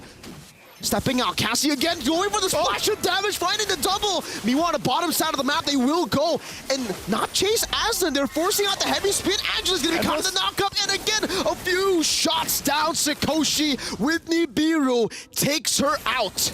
It's just Aslan. Lord's going to be started up. It's most likely going to be taken. There's not much Aslan could do here. No Spirit of Destruction either, so that's going to finally be the first Lord of this game after we've seen a whole-on team fight after team fight for this objective. Net Angels will go ahead and take the Lord here. Man, what a fight for that. And again, you know, as I was talking about the utility for DMG, it looks like even in that fight, you know, it almost kind of bit them in the behind there because of, oh, Aslan goes in with the Spirit of Destruction, goes bottom side too, yeah. But the turret's already gone, so they got that tier 1 down in the bottom lane. Ku, though, putting some pressure. I'm not sure if they want to fight this. You see the rotations already happening too. Hybrid makes her way there. But Lord is spawned now. It's making its way down the top side, up the top side, working towards that turret. The eyes are set here on this mid lane as well. They need the space to work around. Net Angels, though, they might. Do they have the answer now for the Wishing Lantern? At this point, right, for DreamHack girls, they have still a lot of ways to clear the waves. They got a Moskov. They still have La La Land on the Jushin. Aslan taking the whole enhanced sight duration there. Force back Vanilla. Tried to go for the mobility. La La Land getting a little bit more, getting knock up as well. Onto Ku. Gonna go on to Lord. Ku still in the midst of it all. Now, right now, gonna be airborne. Caught in the pin as well. That's a good penalty zone into the Nibiru's Passion. Straight into the beacon, still able to survive. Halang taken down, but so does Angelus. And they get another turret. Slowly but surely now, looking to go for the mid lane. Good enhanced sword to escape. Hybrid unable to go for that final slash. And now DMG, they are able still to... Oh, that was close. Yep. Almost connecting onto Ku. Almost connecting there, but I would say for Net Angels, you know, they're going to have to do the work because if that Lord, what they were able to secure is any depiction, you know, DMG is going to make them work to get into the base. They hold on to the base turrets. Great for them. Items as well. They got 3 Radiant Armors over here to deal with some of that magic burst that we're seeing. Now, the question is, do they have enough to deal with the physical damage? Of course, now, because in this part of the game, Sakoshi, she's exactly on the path she needs to be. She has the BOD, Malefic Roar. She's got a little defense, too. She's even got, you know, a little magic defense to deal with La La Land, who's been shining with this Jushin pick. Interestingly enough, too, Cassie is holding on to the heavy spin. They might want to go ahead and set things up. Oh, playing. Penalty zone now baiting out the heavy spin. Curse of Blood finding 4! Right there, La La Land pops to the beacon. Nibiru's Passion gets popped up, but look at the damage bouncing back and forth. Now the air bomb, bringing Vanilla back. Still great shutdown. La La Land putting the team on her back, but unfortunately, it's still soul value for Net Angels. The flare almost catching Ku, but you saw the 4-man Curse of Blood. You saw how much damage the bounce kept on doing to the rest of the team. Take them to the funhouse at that point. We're going to take a break here and have a Kit Kat while they figure things out. But man, even that last team fight that we saw there, Curse of Blood, pretty deadly, of course. And as I was talking about the Beatrix, and now that that's online, they got to be careful fighting into those like closed areas. Also, before we had this break, La La Land, great pull into the turret, but then she picks up her Wishing Lantern item. I don't know, maybe there's like a hidden passive when Jushin gets the Wishing Lantern. Because it's her lantern. It's her lantern. You know, maybe, and at this point, like, does she have 2 lanterns? Can she do like 2 flares then with the Wishing imagine. Lantern? Imagine if there was, I don't know, that'd be too strong. That'll be broken. That would be broken. It's already kind of broken. I was gonna say 1 lantern's enough, man. I would say at this point, it gets to the point though where you have a glowing wand plus the Wishing Lantern. It's really easy to get that proc off. So even if you just stand there for a little bit, not only are you worried about the stacks, but you're actually worried about the damage output, the throughput too, from La La Land. And that's why, again, you see, you know, some of these defensive magic items being picked up by Net Angels.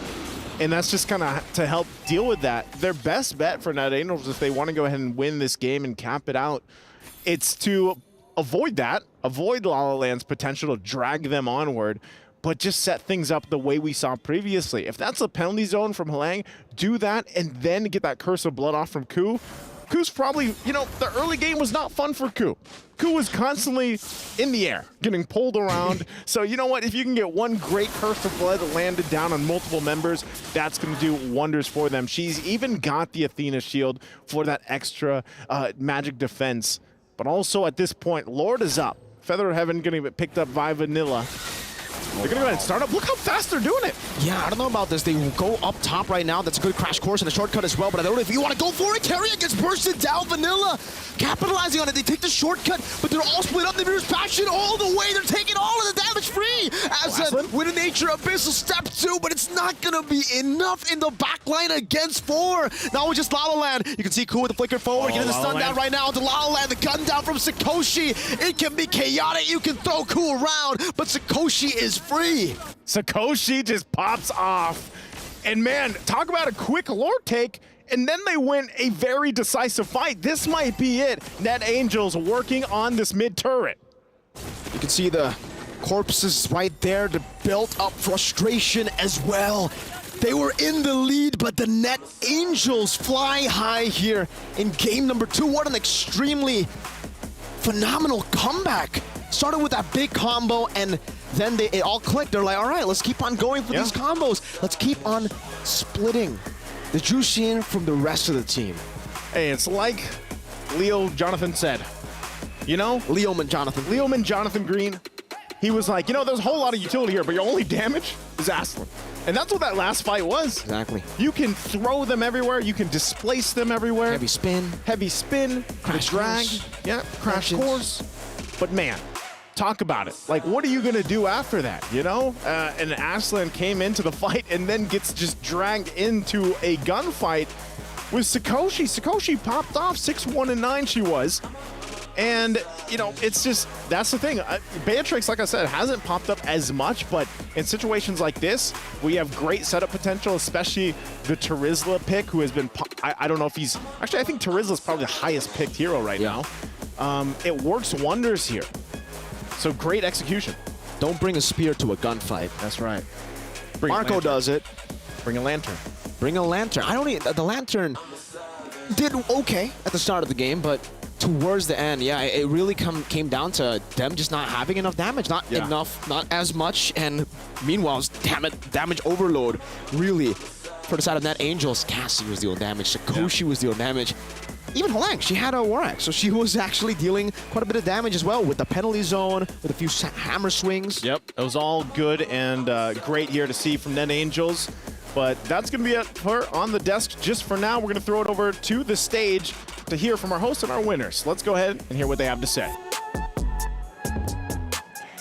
Thank you so much, guys. Now, earlier on, we have seen some ridiculous performances. Now, as I said, my favorite flavor of the jungles is now vanilla. Now, it is no wonder that Roger, someone called Dr. Sulaiman El Let's Habib. go. Absolutely crazy performance. And of course, we have vanilla right here beside us. Now, I know you have questions prepared for her, so you kickstart, Bar. Well, thing is, seeing your performance, amazing job. I'm just curious to know, like, how did you readjust yourself to play for Net Angels? Okay, because for Net Angels, they're a Burmese team, and then you're from Indonesia. So what do you have to change, you know, to communicate, you know, with them? We always communicate with English, yeah, and we always training so much, and that is for today. So it's like muscle memory already, like you know, like how they're going to do their rotations, and then you know everything just works accordingly. Totally. Okay, you know what I I'm pretty noticed sure as well? Like, pretty much what happens is that it always comes down to the fact of how to communicate.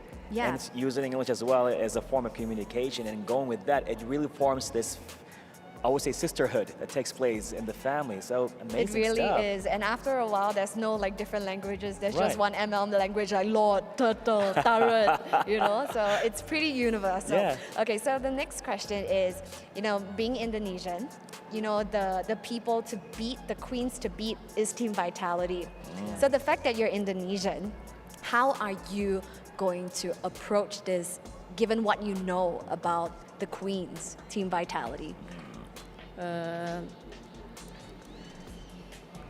We will try our best, and we will do all for win. We're very excited as well, and it's no wonder, all right? Even though for game 2, you guys look like you're on the back seat, right? With DreamHack girls really causing a lot of chaos in the early games, you guys come back, and that proves why, they have won the series with a 2-0 clean sweep. Now, we're gonna throw it back to the studio. Was this outcome something you guys thought would happen? Let's hear from you. Yeah, let's hear it. Thank you so much, Cheryl. Thank you so much, Bara, as well. And thank you to Vanilla with that interview. But oh, man. Before we give our flowers over to NA, obviously, for them being able to win that 2-0, I really just want to appreciate La La Land, right? Because for the most part, in the early stage, up until that mid-game, even, getting closer to that late game, she caused so many problems. Because, in my opinion, of the fact that the composition that NA went, they were very combo-centric, right? And the choke slams, the displacements, that caused so many problems before they were able to get to that power spike. It was problematic for Net Angels and hilarious for everyone watching. And I'm pretty sure this is how they envisioned a majority of their early to mid game. This is the game plan for DMX girls walking into game 2, because it was close to going to a 1-1, right? Already, while watching this match, folks watching at home, Eterna and I were already calculating, okay, so this is for sure a tiebreaker, or, if this goes 1-1, what are the odds for so-and-so?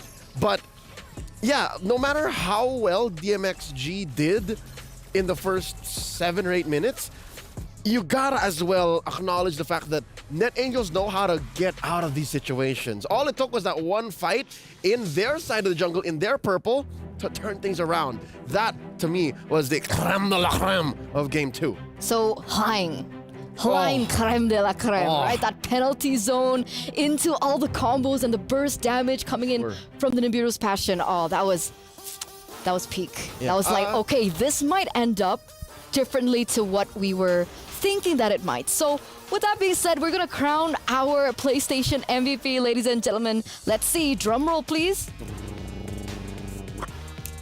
Sakoshi on the Beatrix. I'd say that moment was made possible by 3 different plays. And I'm not counting out the fact that everyone played in that moment, but we're going back to game 1 here. You're seeing moments from game 1. Sakoshi was the Beatrix in that turnaround fight. The one we're talking about. You'll see it in a moment, folks. But truthfully, the start was Cassie with the heavy spin, Vanilla with the knock-up, the full combo on the Julian, and then Sakoshi with the wipeout. That was, I'd say, it's accurate to say that if you want to beat Net Angels, you watch out for those 3, and then Hlang. Ku's a role player. Ku just do whatever you need her to do. Yeah, she's very reliable. We've seen it time and time again. This after moment. The first game. This was when we were screaming backstage, and that was like really the big moment that everything turned around for them. Colossal. The start of the end. I like that. And eventually, no matter how you flip it, and let me just make some space for our key here. No matter how you flip it and you think about it, it was gonna come down to this, because unless, and it happened maybe once or twice, unless DreamHack girls gets to Sakoshi on the Beatrix, it wasn't gonna go well. Because again, their only real damage was Aslan. There were multiple damage dealers for our players in Net Angels. So with that said, it came down to the draft. I think the draft was something that they needed to work on too. So they do still have one more match ahead of them. So let's hope that they have time to, repair, as we are going to throw over to a short break, ladies and gentlemen. So before we get into the second match of Group C, or Group B? B. We're going to go to a short break. Don't go anywhere. Stay tuned.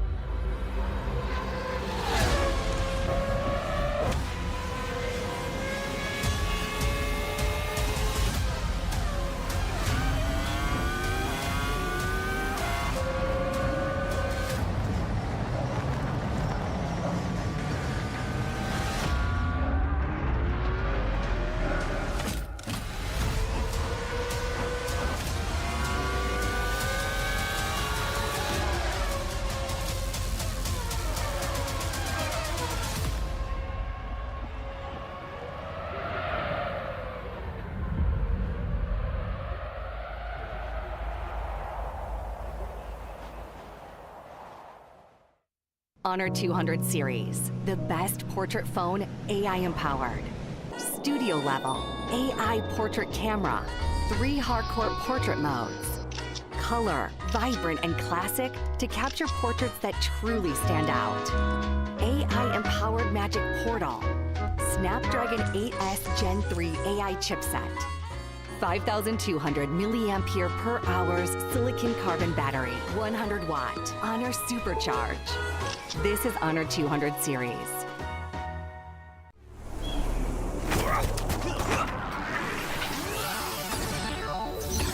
Ready, set, go.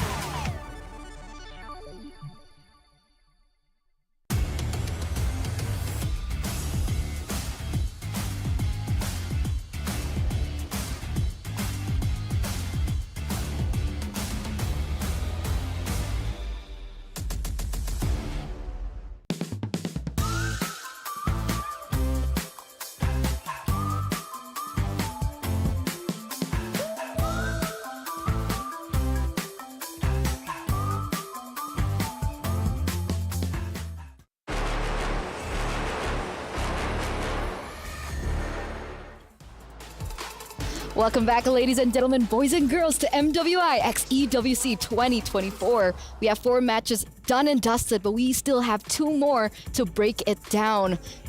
And this is it.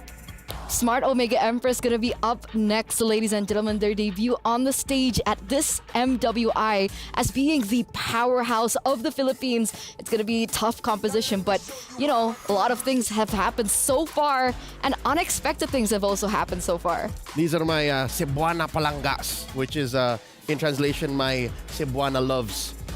They're from Cebu. It's another province in the Philippines that's far off from Manila. And it's amazing how, as a team now for about 2.5, 3 years and counting, they have been the almost singular dominant force in Filipino women's MLBB. So let's see who they're gonna be up against with the Dr. Sulaiman Al Habib match of the day. We're gonna see this Smart Omega Empress and Dreams Max girls. After losing 2-0, it is almost imperative for them to at least get 1 game. Is the math right? Okay, if that's the case, if they won this, their hope is that maybe Net Angels get swept by Omega. Yeah. Yes. So yes. I think so. It's not over just yet. That's what I'm trying to say. Because 2-0 earlier on, 1-1, still at 0. But then NA have to face Smart Omega Empress as well. Imagine that. We're here figuring out the math, and these ladies have to do not just that, but as well face the Titan, the Colossus that is now decked in pink and that's pretty. I like the jersey that Smart hooked up the Empress squad with. It's pink and white. They have to deal with that after a crippling loss 2-0 to the Burmese squad. That's why. So let's welcome them once again, ladies and gentlemen, as they're arriving here. Hey. Sponsored by Jamil Motorsport. And there it is. I really liked how Reptar put it earlier on when he was on the panel as well. He said, Indonesia has team vitality. The Philippines have Smart Omega Empress. Oh, yeah. And not just. They have at the helm King Salman, a veteran of multiple MPLs, served in MPL PH, served in MPL MY, as well now the coach for Omega Empress. And I'm excited to see what they bring to the table now. It's been a while since we last saw them. They had a tournament or 2, if I'm not mistaken, between the qualifier for MWI, C-Lab, and they never missed a beat. Like, if you're talking about just Philippines, right? Might even come close to a number 3 worldwide.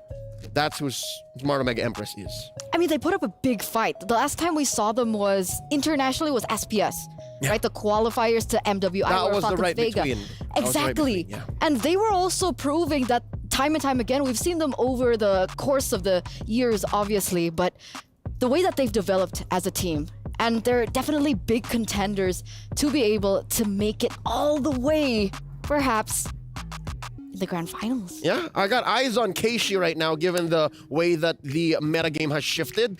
In prior years, it was very Amore-centric, and then after that, it was Shinoa. They're going to be doing a lot to challenge La La Land and the rest of DreamHack Girls, which I'm hoping, by the way, here in this matchup, it's not just La La Land working. That's got to be step one. So I'm actually curious to hear what the audience has to say about this match, right? Obviously, we've talked about it a little bit here. So what do you guys think? Don't forget to vote and put in your predictions to stcplay.gg as we are, ladies and gentlemen, preparing to get into the nitty-gritty. But we'll welcome the stage first. Well guys, welcome back again to the Amazon Arena. And عدنا إليكم من جديد. This will be another interesting match. How you feel about it? It is indeed. Now, coming into this group, honestly, I didn't think that it would be so close. Even for the first game, even though it was a 2-0 win right here for Nat Angels. Honestly, when it comes to DreamHack Girls, they had a significant sign-off live earlier for game 2. Yes, so we're very excited. Perhaps it was nerves. We can say that perhaps it was nerves and maybe they'll double down, but they're not doubling down on anyone. They're doubling down on the Philippines' best bet. All right. Yes, a full Cebu team all the way from Philippines. And this, presenting to you, is Smart Omega Empress.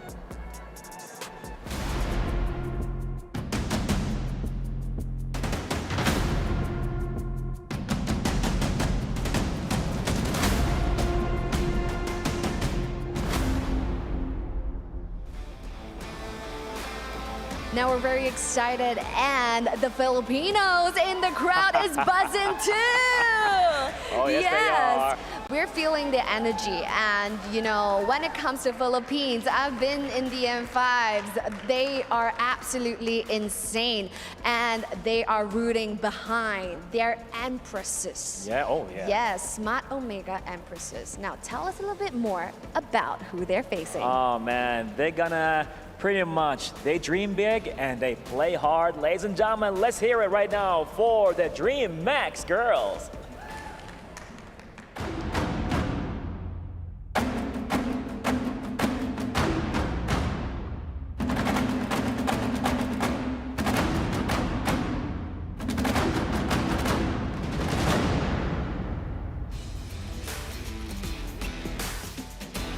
This will be a good one. Let's see if they can turn their dream into a victory. And I've seen what's happening even in the last match. You were like so next to the screen and all of that. I'm just learning, taking notes from you. It's like, oh, what's gonna happen next? Yes, wait till you see this one. When it comes to Philippines, they have different strategies coming over to the land of Dawn. So how will they fare? The Brazilian meta is going up against the Philippine metas. Let's take a look and hand our time over to the studio to break it down for us. Take it away, guys. Let's go. ولعوها.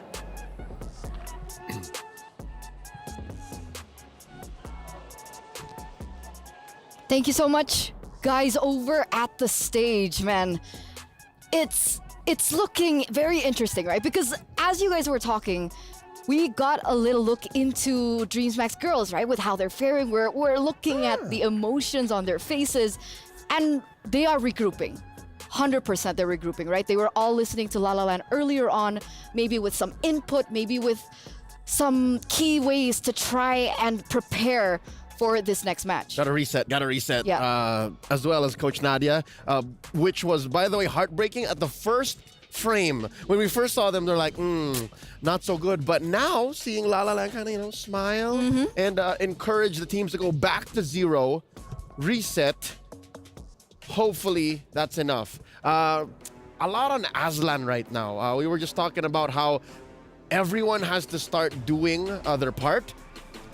I think Aslan, there was a lot of pressure on her game 1 and 2. She was the main damage source against Net Angels. Maybe this time put a little bit more on Angeles. I don't know. This might be something that Coach Salman, King Salman, just drives heavy on. They can start banning out the utilities and then say, now what? Yeah, that was something that I was about to mention, right? What happens if you ban out the Kai? What happens if you ban out the Fredrin, the Baxias? What do you do then? Do you once again rely on Aslan for being that core source of damage? But With the Suxin being banned out, technically La La Land with her experience and her expertise, maybe she could carry on that core to help Aslan out in the game. She could rock like a Vexana. Put her on a Valentina, still open, by the way. And look at how DMXG is attacking Keishi. This is something I alluded to earlier on, prior to their entrance. It's Keishi's turn. It's Keishi's turn. Year after year after year, it started first with Amore, you first. Next, Ayanami when she debuted with the team. And then last year it was Shinoa, which I, by the way, dubbed as the most developed player in their team from year after year. Now, it's Keishi they're attacking in as well. Look at that. Mirai's signature Minotaur. Yep, it gets taken off right away, but here the Ruby gets taken off the board as well. DMX now with first pick. A lot of people have found success. A lot of teams have found success on this side. So what do you think they're going to be prioritizing here? Oh, that's the draft from earlier. There we go. I was going to say, the Rizla's open, Harris open, Valentina's open, but they go with the Rizzler. So they're going to put that into the hands of Hybridi, which, by the way, signs of life from game number 2, right? Game number 1, Hybridi was almost unnecessarily aggressive. In game number 2, she definitely put her best foot forward. Now maybe she's heating up and she gets to pick up a solid hero. The answer from Omega Empress, of course, the Edith, still a solid flex, and they're not wasting any time. Keishi, pick up the Julian. So you don't think that this Julian could be flex at all in this current meta? You could say that, but I think the Julian is just so much more effective in the jungle because you could count in one hand the number of players who can play a Julian mid solid. That's true. And Keishi's such a versatile player, right? When it comes down to it, she can pick up these kinds of heroes. She can pick up the assassins. She can pick up the junglers. And I'm wondering if at some point of our shift that we're gonna get more fighters in the jungle or something crazy like a Bane in the gold lane. Hey, you said the B word. That's I'm sorry. Don't excite me too much. I'm sorry. But here's a B word that I think DMXG appreciates. It's still left open. The Baksha, right? So you put that into the hands of Angelis. It's a signature pick for her. And then, all right, you put Aslan on the Moskov again. Okay. Again, it works. They're relying on what they're comfortable with. But we don't know yet what is going to the hands of La La Land. So with that said, I'm not going to call it just yet. Like, yeah. I'm open to options. But the Vexana gets taken here by Smart Omega Empress. And then they're going to ban the Val. So, let's think about it. Zuxin's banned out, Vexana taken. If Valentina gets banned here, what are our options? We've seen an Aurora being played yesterday. Is that a good source of damage that can aid Aslan? I guess, but it's not the kind of hero you want to see on La La Land. It's a very one and done kind of hero. It's a very, okay, I'm ready or I'm not ready. I don't know if the Lilia, Nana? Kagura? She showed up a few times already in MWI. There's a hero we didn't see get banned out and we didn't call out to, the Lu Yi. All right, that's a La La Land hero. That's a hero that I think she would do well with. Because again, the potential to just spam all the damage. But yeah, if the Val doesn't get banned out here, Omega Empress is ready to play with that. They're ready to open it up and counter it one way or another. And that's definitely something that is a good pick, a good priority for DMX right now, right? Seeing as you have the Vexana on the other side, you also have the Edith on the other side, and there we go. Out the window, Valentina gets eliminated. Fundamentally speaking, that was the right call. So, what about DMX now? Xborg eliminated. Is CC going to be next? It looks like they're trying to protect this Charizla, trying to give Charizla a better lane. Do you think Arlet maybe would be the choice? Arlet and Pac. Those are the other XP laners that you want to lock out. And we don't even know really if this is going to be a XP lane or a roam Edith. So either way, Omega Empress can just, pivot. They can just switch it up, which is what makes such a red side pick solid. Like, you're still very flexible. Claude. Claude is the answer now. They're attacking Shinoa. Okay. Shinoa still has a carry. Shinoa still has a Harith. And I actually like the Harith. But that might be magic damage overload, so I would suggest stick to the carry. Carry. Yep. Especially of a Terizla and a Baksha. Yeah. Okay, so Edith is going to be flexed into the EXP lane. There it is. That's for sure. And now with that flexibility now, DMX, they have to figure out a way to close it out. And again, we were talking so much about the mid lane, how to help Aslan in the gold lane as one of the core damage dealers. Yep. Nana, Aurora, Kagura. Yep. It couldn't be anything crazy like a Xavier. Zask is an option. Zask, we haven't seen DMX girls pick up the Zask, yes. But we did see Zask a handful of times already in day one and today alone. But I don't think it's the right kind of damage. It is a slow DOT, you know, it's a tick damage. This I like. I don't know how we forgot about good old Farsa. There she is. The blind birdie mage. Carry. You called it. There it is. Shinoa pickup on the carry, but I understand the importance of that burst damage from DMX with the Farsa pickup, but this Farsa is going to have to deal in with so much CC and dive, right? You have the Julian, you also have the Lolita, you have the Vexana knockups. And the Edith. Earth Shatter. Mm-hmm. What do you think? I like DMX's odds here. The fact that they adjusted and they're doing good homework to have coverage now compared to how dive heavy they were and very 4-1 from their first series. But let's not forget, this is still Smart Omega they're playing. So, ladies and gentlemen, boys and girls, we're going to throw it over to our casters for the opening game in this series. Let's have it. What's up, guys? My name's Mirko. Key-Boy! You mean G-Boy? No, G-Boy. G-Boy's not playing either, but... Just kidding, guys. It's Trex here, along with Leo. Jumping on the desk now for these last two. Jumping on the desk for these last two series. It's been a long day. DreamHack Girls up against Smart Omega Empress. Now Naisu. DreamHack Girls on the edge right now, and it's been so sad. I love how Eterna put it. The longer you stay for these games, the more teams you have to see go home. And right now, they're on the edge. Can they compete against the Filipinos?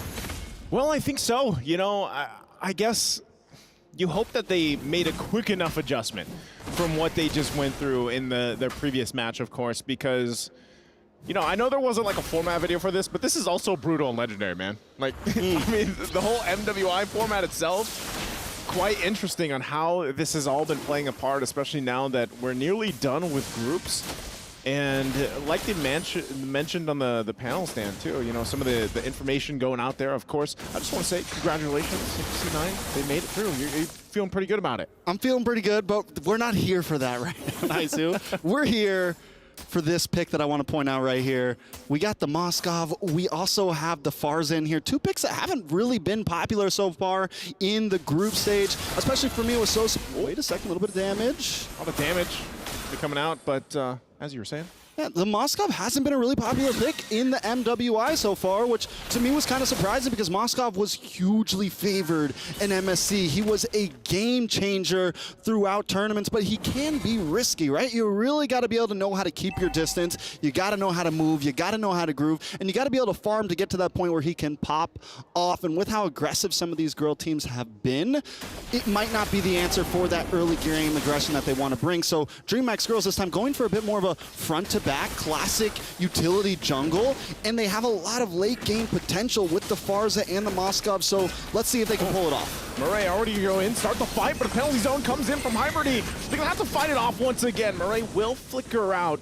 Still, Turtle for the taking here. A lot of ultimates expended. DreamHack Girls once again with onward into the Earth Shatter, but Kyria gonna flicker out. Won't be enough though as Amore picks up a kill. First blood. Still, once again, Turtle will reset. Not sure if Hybride can actually keep them at bay, but that is going to be it. Keshi will go ahead and grab that turtle. Omega Empress able to take a little bit of a lead here, almost 1,000 gold already. We're about to be 3 minutes in. Aslan holding his own though, and I think as long as Aslan can hold her own, things are possible for DreamHack. The game's still in their hands, and we're still early on. We have this, we have the Lolita pick. Here comes Anumi on. Angelus, yeah, she's going to roll on out, so she's fine. Feathered Airstrike also from La La Land, but yeah, I think that's the point, you know? Aslan, she's got to go ahead and just farm up because she picked this also in the previous matchup that they had, and, you know, she has some good placements and positioning with the Moskov pick, but I think, you know, the work is still going to be there, especially with the lineup that they have Hopefully she can land the proper Spear of Destructions. You know, that's part of it. You kind of have to be like an Olympic level spear thrower, javelin thrower when you lock in the Moskov here. Long distance spears. I actually used to compete in that in high school. Did you? No. Let's look at these items though. Moskov falling a little bit below. In the jungle is something I want to point out here. Angelus keeping up right now with the Julian, and this is one of the few utility junglers that we actually see that's essentially still pretty viable, the Basha. And I think having the Farza as this more of backline, stable, feathered airstrike, you know, just stable damage dealer, very positional. It's going to be important to have this utility jungler that can kind of help out with Hyberdy. Whoa. Look at the damage. Penalty zone are going to be used, luckily for the body of Smith. Hyberdy doesn't go down just yet. Feathered airstrike also. Keshi will go down, and now next on the chopping block, not Ayanami, but she gets taken out by Angelus. What a response from DMG. Beautiful response. I mean, Smart Omega Empress felt like they had it. They are going to be able to get a lot of gold plating here, possibly a tower, but still DreamHack's girls showing that maybe they were just, maybe they were just getting some of the rust off in the last series. They're showing that they do still have some mechanics, some things to play. Aslan getting some gold plating for himself in the mid side, and the rest of DMX sitting here helping out. Okay. Again, if it wasn't for that passive with the Therese of the body of Smith, Hyberdy would have gone down, but this flips things in their favor, at least for now. A little bit of momentum to work with. Onward in, they go in, and now once again, Carrier going to be taken out now. Hyberdy, Angelus will go ahead and get the turtle. They're on the retreat here. Keisha also there, but the damage just isn't enough. Murray going to jump in, gets the stun on La La Land, and Primal Wrath already going to be used as well, but not Ayanami might be in trouble here. 2 tanks unleashing on her, but she gets back into the form and she'll be all right. So once again, 1-1 for the objectives here, the Turtles for both teams. 2-2 in kills, 1-1 in objectives. It's feeling pretty even. Smart Omega Empress, they are holding a little bit of a gold lead, but still the game could go either way. Now, I do want to say, the longer this game goes, I do feel like DreamHack's girls start to gain maybe a little bit of momentum, a little bit of an advantage, especially with the Moskov. Yes, Smart Omega Empress does have a lot of late game potential having this carry, but I think after time, the Julian will start to become a little less effective. We'll start to become a little more of a CC utility than exactly just straight burst damage. Something that Smart Omega does have going for him, we just saw a little bit of it from Mireille, was that Numion Blast. We even saw a little bit of a sidestep there, a little bit of that flicker to make sure we get the stun in. Taking a look at some of these items right now, Julian has the wand in, able to start stacking up, get more penetration on the other side of the jungle. We have we have a little bit of burn. We have the radiant armor, a little bit of defense to help deal, especially deal with the Edith whenever the primal form comes in. So a little bit of possibilities though. Oh, and we'll talk about the burst. Spear of Destruction going to be used. Aslan joins the fight in the mid lane. Nana Yanamami will go down, and now Eternal Guard going to be dropped. But Keishi gets out. Man, the battle once again. Murray could be left alone. She's fine though, quite tanky. And as you were talking about the items, I think she is going with Flask of the Oasis first item, helping out with the shields, of course, for the team. Turtle's going to spawn, though. 3rd one now for the game, but that top turret will be taken out by Hyberdy. You know what I just noticed? The lettering for DreamHack, it's DMX, man. Are you a DMX fan? Rough Riders? Rough Riders? Rough Riders. And they're going to try to ride on through, try to get this dub. And they're actually, I feel like after seeing some of the moments of the last series, DreamHack's girls are definitely stepping up their game. We knew that La La Land was going to perform, but now the rest of the team is starting to perform. It feels like the whole team is actually working as a team this time and keeping up with the Pinoys, with the Philippines, with Smart Omega Empress, a favorite, but here we go. Look at the damage, and once again, Carrier has no time to even pop the implosion. She's just deleted, and again, this is the interaction with that Julian pick, already able to just burst people down. Turtle secured here for Smart Omega Empress. And once again, they'll make their way now down the bottom side, looking to get these turrets down, because you already saw, you know, DreamHack's girls are doing a pretty good job through the macro level, putting pressure on these side lanes, putting pressure even on that tier 2 turret. They got a little bit of damage up here on the top side, so Omega Empress is going to have to deal with kind of keeping that under control, of course, you know, at this point. But so far, the fact that they've been able to get these objectives, they get themselves a very minor lead ahead. But this is where the items also start to fall in place, you know, once we get to that mid-game. Yeah, Glowing Wand just gets secured for Shanoa. It's going to be huge. Start making sure that passive gets procced quicker and quicker and quicker. And look at Shanoa even. I love the movement across the map now. Oh, wow. What a throw. I'm not sure if Shanoa is going to be able to escape. Aslan will go ahead and get a kill, and now fighting off with not Aniyami. The rest of the team going to try to get here in time. Aslan running for her life, but she will get taken down by Amore. And now Neural Blast charged up, finds a couple of targets. Amore trying to stay alive, but Angelus will pick up the kill. Eternal Guard there on the front side, but they've lost the damage. But hold on, Keshi looking for another possible. We'll find Hybridy. And that's a pickup once again. Smart Omega Empress still going for more. Onward into the air shadow, but the feathered airstrike enough to cover down the line. Murray will fall. And now it's Angelus. A bloodbath here on the top side. So I think that ends up an even 3 for 3. I think it ends up an even 3 for 3 overall. That was a long fight. Aslan with, as you said, the Olympic throw spear to help at least secure the kill and She's got an arm. down Shanoa. She definitely has an arm. And speaking of the marksman, let's take a look at some of these items. Shanoa already has, we got Golden Staff, we have Corrosion Scythe, and it looks like we're going into a possible Rose Gold a little bit early on maybe, or at least building the first half of it, and then maybe switching over to DHS. Kind of depends, but building the first half is still, you get a little bit of a passive there, you get that little bit of shield, gives you a little bit of sustainability, but Aslan... Oh no, Aslan, Numenor Blast already going to be dropped down, and there's too many light wheels as Aslan will fall. Great decisive decision, pick off there in the bottom side. They're going to get the turret too, and in mid lane, Turtle Guard already dropped down, and Keria has not been able to pop the implosion multiple times at this point. She's struggling on this pick. You know, Smart Omega right now, following the typical go-to of what you see in so many great Filipino teams. We don't have to win early on. We can wait for that first Lord. We can wait till that big mid-game 8 to 10 minute spike and then pop off. And as DreamHack girls, the game starts to move on. They seem to be a bit more spread apart. They seem to be a bit more prone to getting picked off. And Smart Omega was just getting started in the beginning, and now we're starting to see them kind of catch that groove. They've got a Lord. They found a couple extra kills. They've taken about a 3K gold lead.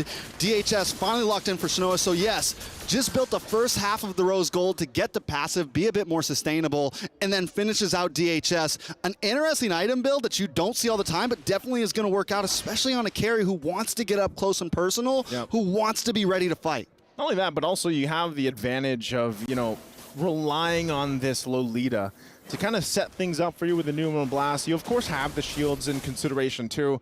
So there's a lot to kind of play around with, and right now, they're going to march in with this Lord. It's top side. Winner's Crown also picked up here. They might try to push in for more. Keria, if this is her time, it's time to get an implosion to set things up. Aslan also picks up the DHS. The shields will be popped. The turrets still stand, though. Right now, Smart Omega Empress still looking to set their eyes possibly on that tier 2 in the bottom side. All right, so 4.2K gold lead. Smart Omega still not rushing it, playing it patient. They got the Lord push. Should easily be able to take this unless DreamHack girls really want to try to force it. But look at Shanoa just shredding. Just a couple more hits, should be gone. Taking a lot of shots to the face from Aslan though. The passive getting through, definitely even still doing damage without the direct hits. Back to these items, we've covered on these gold laners. Tanks, Flask of Oasis is locked in for Murray now. Oracle as well. Shanoa just finished out the Rose Gold Meteor. Wondering what the last item is going to be. If it's going to be maybe something defensive like the Immortality. Do you go for Wind of Nature? You know, something along those lines. Something to, you know, the juggling item, right? Yeah. In terms of jungler, Winter Crown just locked in for Keshi. It's going to make him even more sustainable, even more possible to go for these dives. So now that Smart Omega has starting to get that balance with aggressiveness and sustainability, it's going to become even more of a problem for DreamHack girls. Cool. Genius Wand also picked up here by Amore. So she's going to be able to provide a lot, even if it's just, all right, we dropped the Eternal Guard down. That can help, especially with Keshi. You can see the damage potential already. You know, this is the thing we've been seeing so far. Whenever Julian's locked in, the damage is great alone, but once you start to pair it up with a mid lane that either or picks up that Genius Wand and gets that magic resistance down, that's where you see these burst potentials, and that's why, again, Keria, she hasn't been able to pop up any game-changing or team fight-changing implosion ultimates with this Tigreal pick. Right now, Conceal going to be used. They don't spot anything, though. Interesting. I think it's just to get some ground, right? Just to maybe claim back a little bit of land. Just try to figure out exactly where they are. DreamHack Girls also not like overreaching. Some of the problems in the previous games you guys said was, you know, trying to pick too many fights all the time. And this time they are kind of taking it a bit slow. And I think having La La Land on the Farza gives them some range. There's Keria. Goes in with the implosion, finds multiple members as Keshi will fall. A double kill for Hybridy. And now under the turret, Shinoa's taken care of too. DreamHack Girls are changing it around, turning it around. And they will keep Smart Omega Empress at bay. This is their time to take the Lord, take the objective. But can Murray and not Ayanami do anything about it? It looks like they can't. A massive swing here for DreamHack Girls. A massive swing, a massive play, and a massive implosion at that. Let's take a look at the replay. A beautiful flicker, and what's his name gets pulled in, and then the combo with the penalty zone. Shinoa coming in as well, trying to do something, but instantly deleted from La La Land. They find that one play, and there goes where the aggression pays off. She's like, yes. She's like, I risked it for the biscuit, and it paid off, Naisu. It paid off. You know, that was a sigh of relief because Keria, like I said, man, most of the game, she has been struggling to get that implosion off. And that's exactly what she was able to manage there. And that, you know, that alone brings them into this position where they're controlling things now. You know, they pretty much evened out the game. Even if you look at the gold, it's relatively just an even ball game at this point. Lord is top side now, so it's up to Smart Omega Empress to actually defend this with, you know, the fact that they've been controlling the majority of this game. All the items that they have locked in, obviously you're going to help them clear this out pretty quickly. So we'll see what DreamHack Girls decides to do. Do they actually push this in, put the pressure on Smart Omega Empress? Lord's still half the health here. It's going to be worked on. Feathered Airstrike comes down too, forcing Shinoa back under half health. Even with that, the mid lane turret also going to be taken down. Still up for now, a couple hits away. Lord finally goes down. Numeral Blast will be charged up, but won't be committed. They lose that mid turret. DreamHack Girls take the first inhibitor of this best of two. 9-10. Gold lead, not too far ahead, just about 1,000 gold. Smart Omega Empress definitely still in the game, but we're starting to see the scaling of Aslan. We're starting to see the scaling of La La Land. And at this point, like I said, Keshi, not as valuable of a piece on the Julian. What's going to be important for Smart Omega is they're not going to be able to just brute force this anymore. They have to find the big set just like Kira did. They have to find that big Numeon Blast or that big Earthshaker, something that can buy them just enough time that Shinoa can unload, something that can buy just enough time that Amore can unload. So let's see if they can pull this off. They're going to go back to just taking buffs. Things all back to a standstill. DreamHack Girls not trying to rush things. They stall the lanes. They move back, get their own jungle. And at this point, it feels kind of like a tied game. I think if you look at, you know, how the course of this game, the trajectory, if you will, for DreamHack Girls, they're happy with what they managed to get to this point. 16 minutes in, they're at even footing. Looking at the items too, they're exactly where they want to be. Some of these last items locked in. Also, a little more tanky items, especially for Hybridy and Keria, because they have to replicate, they have to emulate what they just did. Going into the next objectives, we're 15 seconds away from that Lord coming up here, and that's why you have both teams, especially for Smart Omega Empress, kind of taking that step back, recalculating things, making sure that there is no pick-off here. They want to go full force and fight this one out. Now, the advantage that DreamHack Girls has is, you know, they can keep Aslan in the side lane. She can actually just go ahead and push in and, you know, join the fight if she lands that Spirit of Destruction. And that's the thing. Anytime it's a Lord dance, a Lord take, it's easier to get that Spirit landed. But it looks like she's just going to make her way here for this Lord. And a beautiful macro play. They push in the top lane. Down comes the Feathered Airstrike. A little bit of action. A little bit of action. Flicker already used. Keria doesn't have it this time. They had to clear the wave too, holding on to that top turret just barely. Wow, look at that damage again. So it looks like, you know, even for DreamHack Girls, they're like, yeah, maybe we won't push this one just yet. Let's see what else we can find here. I think losing that feathered airstrike that early was a bit of a misplay, kind of. Maybe they thought the real fight was going to happen, but Smart Omega Empress does a great job of just backing off, but still keeping vision, still letting them know, yeah, we're here just watching from outside the feathered airstrike. We're ready to jump in on this Lord Pit at any moment. DreamHack Girls knows they don't have a huge lead. Smart Omega knows that they don't have a huge lead. Even though they've taken a little bit of extra gold here, still it is not game-changing, but the big problem that's going to be for Smart Omega is that long lane up top, and Aslan is playing it so well. The macro, and it's like, who do they really send up there? I don't know if Amore is the right choice, because that's a slow mage to have to run back and forth. Yeah, she's got to do the beauty pageant walk back to the Lord Pit pretty much, you know, at this point. But she's clearing the waves. They're keeping it under control. They know part of it, too, for Smart Omega Empress. They can let, you know, DreamHack Girls take this Lord, let it start up. It looks like they're just going to keep Aslan here, you know, to go ahead and bring it down at least below half. This is making me nervous right here. Everyone's sitting in the bush. It is a standoff right now. Aslan, I think, was hoping that he could bait, or hoping she could bait something out there, chipping away at the Lord a bit. But watch for Keshi. Watch for the possible steal here. Okay, resets once again. You know, Aslan's gonna get this. We've seen this. This is like the new the tango. Yeah, this is the new evolved Lord Dance. What do we call it? The tango? The tango. And you know who tango's the best, right? Ooh. The Latin Americans. That's true. That's true. You know, if you want to learn, head on over there. Because right now it's just, that's what it is. Smart Omega Empress, they have something in mind as well, and it could just be a surprise play, a surprise pickoff. We always have to consider the situations of having conceals and playing the part, because Keria is also going to be trying to do that herself. And so with this, once again, you're going to see Aslan go ahead and make her move on the top side of these side lanes, putting the pressure there, forcing Amore to pretty much answer the call. You know, someone's got to answer the wave push, and that's the advantage of even just having that one base turret down in the mid lane that they can work around. But still, it's a stalemate for now, Trex. Man, this game is bringing me back. It's making me feel good inside, because right now it's a slow. I mean, it's a bit of a slow pace right now. It's bringing you back. It's bringing me back to, you know, the longer games, the good old days. Hey, we did a 30-minute game earlier. You did, and it was definitely hype.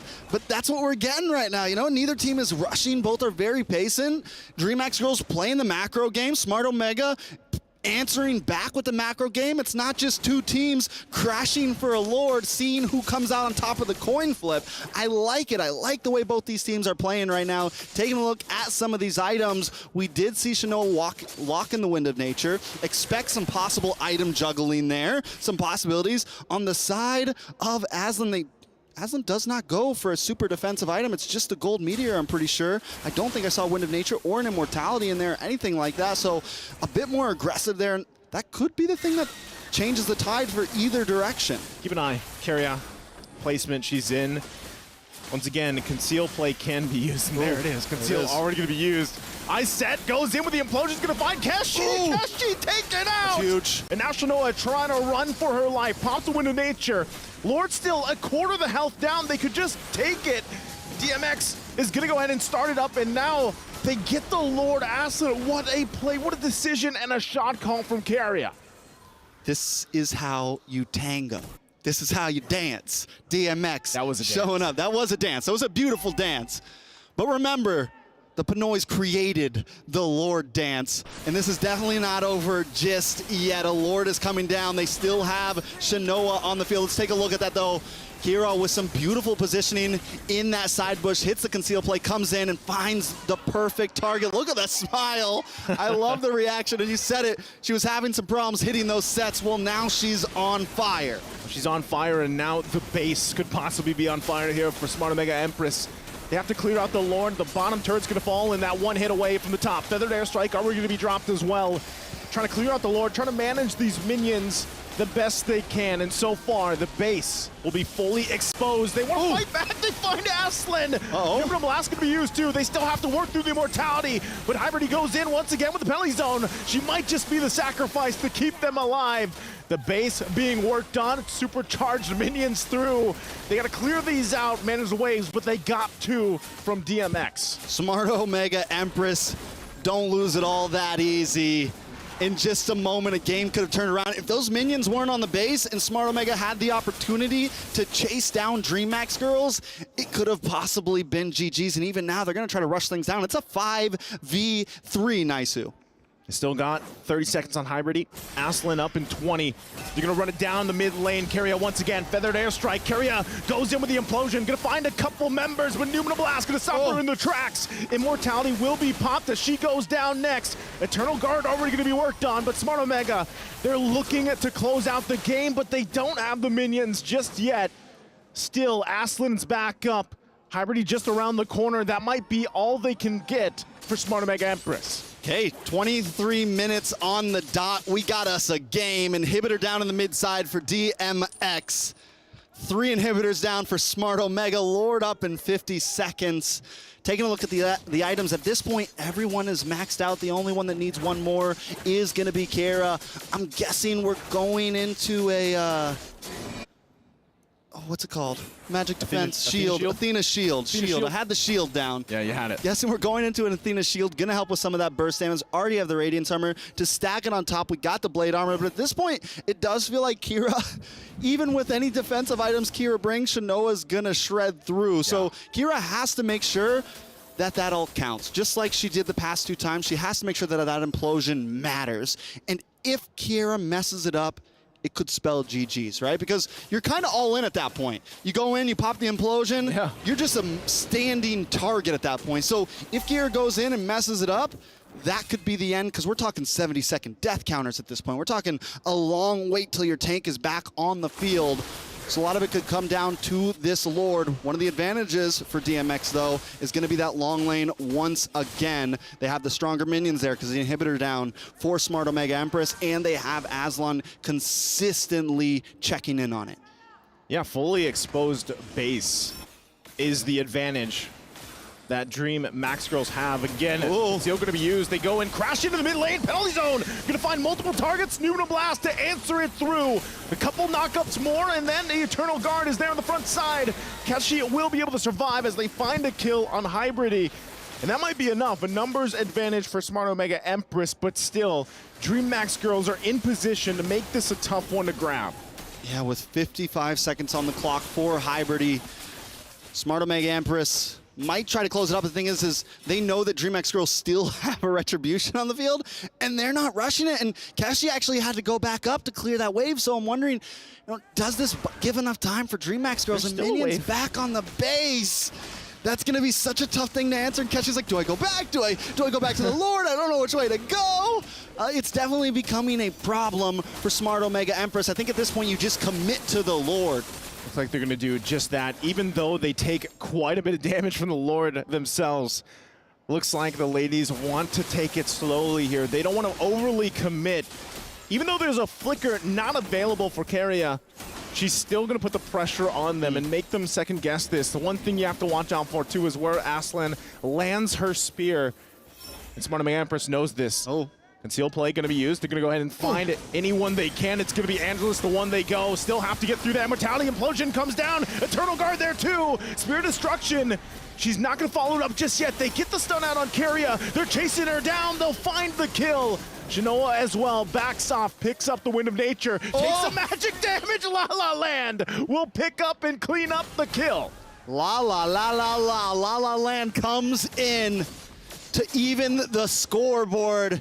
Kira was down. I thought it was over at that point. You start losing members this late in the game, and like I said, it is trouble, but taking out the marksman for a tank, it is a beautiful trade, and still minions continuously crashing at the base, forcing this from being a 4v4 to a 4v3 or a 4v2. Oh, this is so tough. They might actually just lose the base there. They're still working on it. The minions have to be cleared. He's going in, he's going in! Aslan takes the lead and goes in with the spear and will win the game. DMX, stop, drop, roll. They're coming in, they take the dub after taking a 2-0 sweep earlier on, take out Smart Omega Empress. But if we know the Filipinos, they're gonna be coming back strong in game number 2, but we gotta give it up to DreamX Girls right now. Because like we said throughout all of group stage, you take a big loss and you either come back weaker or you come back stronger. And today, they came back stronger. Man, what a ending that was. Thought we were going to see the tango a little bit longer, but Aslan's just like, nope, not happening. And that's hard, man. I mean, that's the thing with this lineup that Smart Omega Empress had. You got to manage those waves. And that was tough. All right, that's going to be it for me and Naisu for that game. Let's send it over to our experts. Thank you so much, Mirko. Thank you for the casters earlier on. Wow.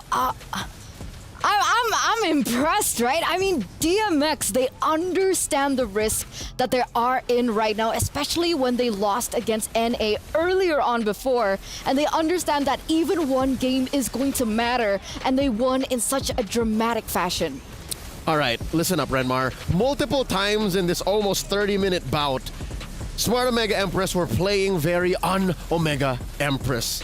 And I don't blame them. Number one, DreamHack girls, they picked up on the fact that La La Land can't do this alone. That's why Keria stepped up. That's why Aslan stepped up. Hybridy put herself in harm's way multiple times. Angelus was always up to step up and swing. That being said, 26 minutes, 44 seconds, I'd say the first 15, it was all fighting. And at some point, Smart Omega Empress said, you know what, let's just go for pickoffs. When they started to go for pickoffs, that's when Keria went into straight up menace mode. She started taking up all these little bushes and they're just jumping in.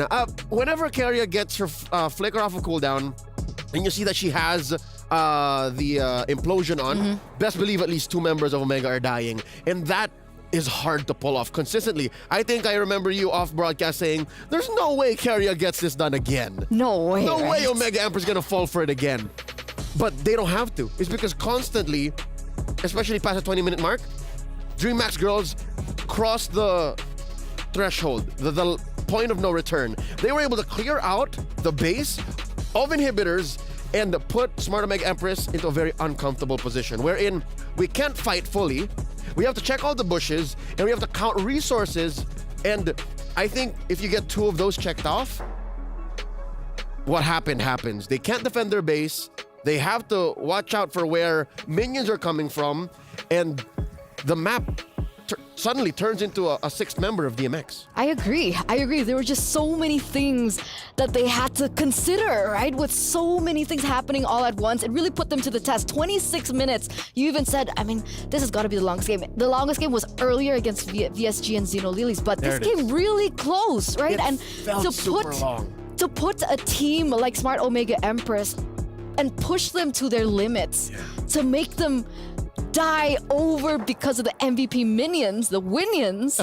See, that's not something that we see quite often. So the PlayStation MVP, it goes to La La Land, right? Because there was a certain engage that happened where they had to lose 1 member, right? I think they lost Tigreal at that point. Keria. And then we were like, okay, no, this is definitely Smart Omega Empress. Smart Omega Empress can definitely take this. But then La La Land came in and she's like, nope, let's take Shinoa down with us. Yep, let's clean house. And again, there were several voices in my head and next to me, that being yours, saying, I don't like this Farsa. But hey, look, it's what they needed. They needed burst. Imagine if this was a Zask or a Lilia or something else that took a while to damage, like an Eve. I'm still getting goosebumps. I still remember Eve from a week ago. But you know what I mean? You know what I mean? Like, this is what they needed. They gave the go signal to La La Land to both play a setup and a payoff MVP, which means in the early game, she put up a solid zone. In the late game, she was such a solid burst mage that even Shinoa couldn't walk away. I think you're right. That was the nail in the coffin. When Shinoa died and traded out for Keria or Hybridy, that's a losing trade. You have a bird. Oh, that's Varys. It's her one true love. That's Faros' one true love. Aww. Yeah. It wasn't so romantic for Smart Omega Empress though. No. It was romantic though, the moment wherein there you go, Keria just sighed a sigh of relief. She was so happy. Yeah. And all of Latam was like smiling with her. And you could even see like La La Land, she was already so, so intense.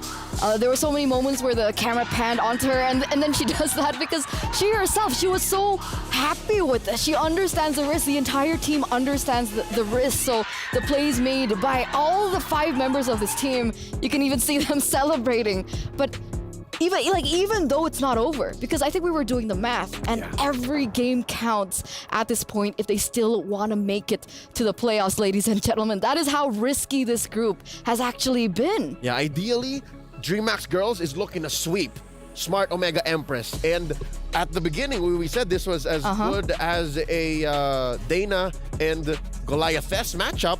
But no, apparently you could out-tempo and force out a flow from Smart Omega that they're not ready for. So now we're just 1 game away from Smart Omega going to -2 and DreamHack Girls going to 0. And before that, we are going to have a little bit of a background story, maybe interview with Reptar. So we'll take to that before we get into the second game of the series. Hey, Renmar here. I'm currently with Keishi, the jungler for Omega Empress. Now, Keishi, you've had a lot of experience playing on-site, but now you're so far from home. Ang layo mo sa Pilipinas. You're far from the Philippines. How are you feeling? Actually, okay lang po kasi mas gusto ko po yung on-site and makapag-explore sa ibang bansa. Mas gusto ko yun. Yeah, so she said that she actually prefers the LAN setup and is very happy being in a different country, being able to explore. Now, we already know a couple of the knockouts teams. If ever your team makes it to the knockout stage, who do you want to face and why? I want to face the Indonesian team and also other countries. Anyone would do. Oh, anyone. So for you, it's just like, bring on anyone. Yeah. All right, so it's all good for Keishi. So one thing I'm curious about, is there someone who inspired you and motivated you to become an MLBB pro? Actually, no one because I just got bored and it's a trend. So I joined. Yeah, it's a trend. So you picked up the game, you were bored one day and said, I think I can become a professional. Yes. Yeah, but here you are now, here in Riyadh, and you've made it so far. So thank you so much, Keishi. Good luck to Smart Omega Empress. One real quick though, what's your message for the Filipino fans and the fans of Omega Empress? You can do it in Tagalog if you want. Thank you po sa mga sumusuporta sa amin and sana suportahan nyo pa rin kami kahit ano man maging result ng laban namin. Yan lang. Alright, maraming salamat, Keishi. Salamat Reptar. Salamat means thank you, right? Yes. Salamat Reptar Po. Do I say Salamat. Po Reptar or Reptar Po? Salamat po, Reptar. Po Reptar and At Keishi Keishi. Po? At Keishi. At Keishi. Yeah, at is Oh, and. it's different. Oh, at is and. So at Keishi Po? Yes. Okay, there you go. I understand her, right? Being in an offline event, you guys get to, meet new people and, experience different languages and cultures. So I hope when we come back next time, I'm fluent in Tagalog. We'll work on it. To be fair, it is funny, but just the same charming to hear that her dream come true was a product of just being bored and trying out a game, and I guess slowly and surely falling in love with it and excelling. That's admirable. How did you start being a caster? Good question. Crippling debt and the fear of being unemployed.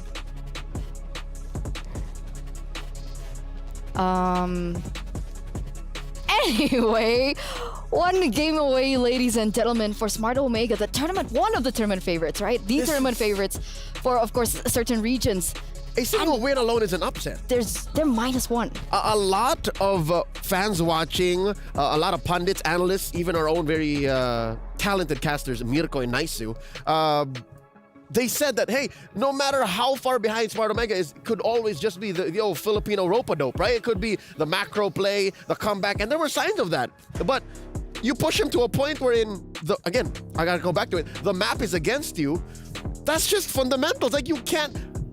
Crazy enough that an Edith and a Vexana could not clear it fast enough from such huge minions. Coming from all 3 waves. That's a nightmare. I don't think they expected that either, right? Me neither. I was just looking at it and then, how is it going so fast?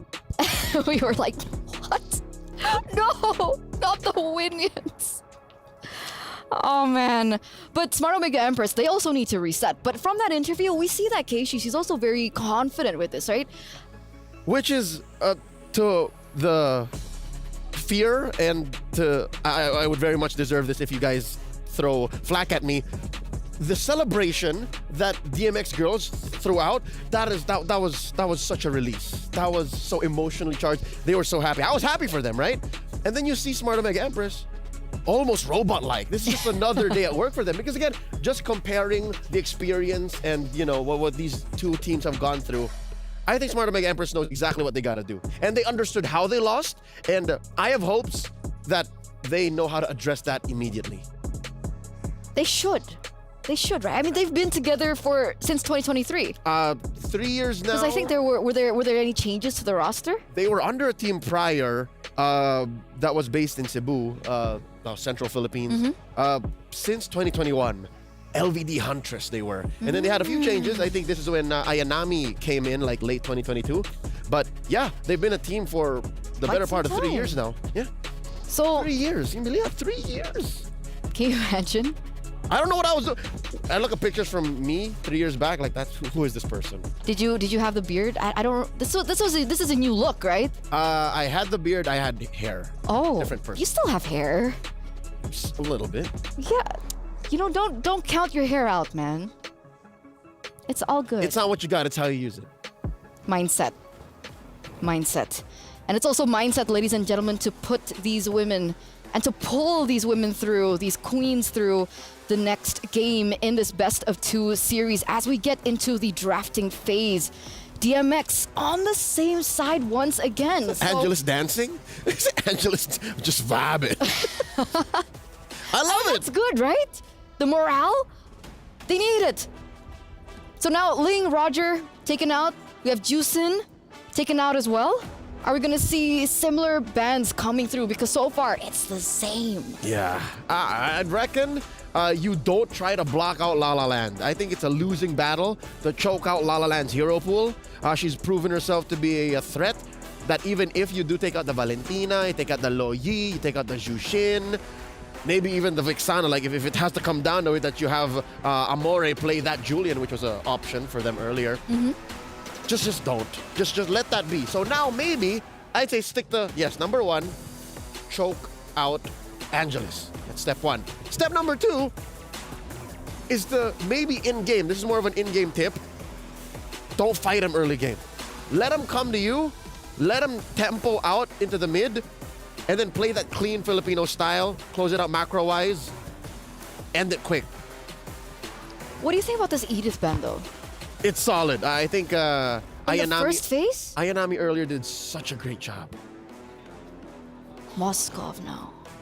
I would expect, understanding and like we've been talking about all these factors from DMX, but I think one of the main pillars to their success was Tigreal. Keria. Do you think they're gonna let it go again? I don't think it's a priority to block it out or steal it. I'd say still stick to the metagame. And they could have played around the Tigreal better. To be honest, you could play Tigreal 2 ways. Number 1, let it come to you. The other is to be afraid of it. I don't think they should do the latter. They had a purifier earlier. I just don't think they were ready for what came after the implosion. So it's more of what came after, not the Tigreal itself. Okay. I mean, so far it's sticking true, right? Ruby now. Valentina, once again. Roger is banned out. Harith is still an option. And last time around, Omega Empress picked up the Julian in the first phase. Yeah, that and might technically that might have come too soon. A little Hayo was still open. Okay.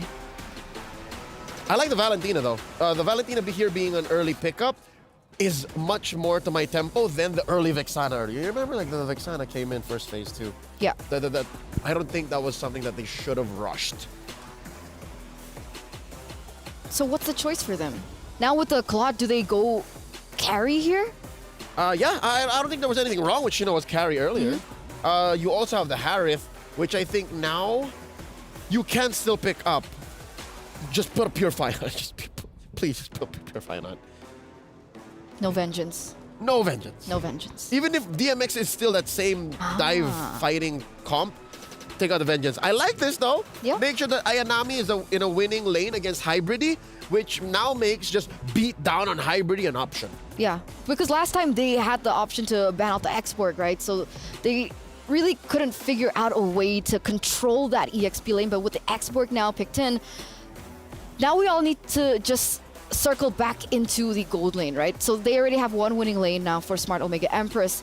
If they want to look for a comeback, how do they approach this?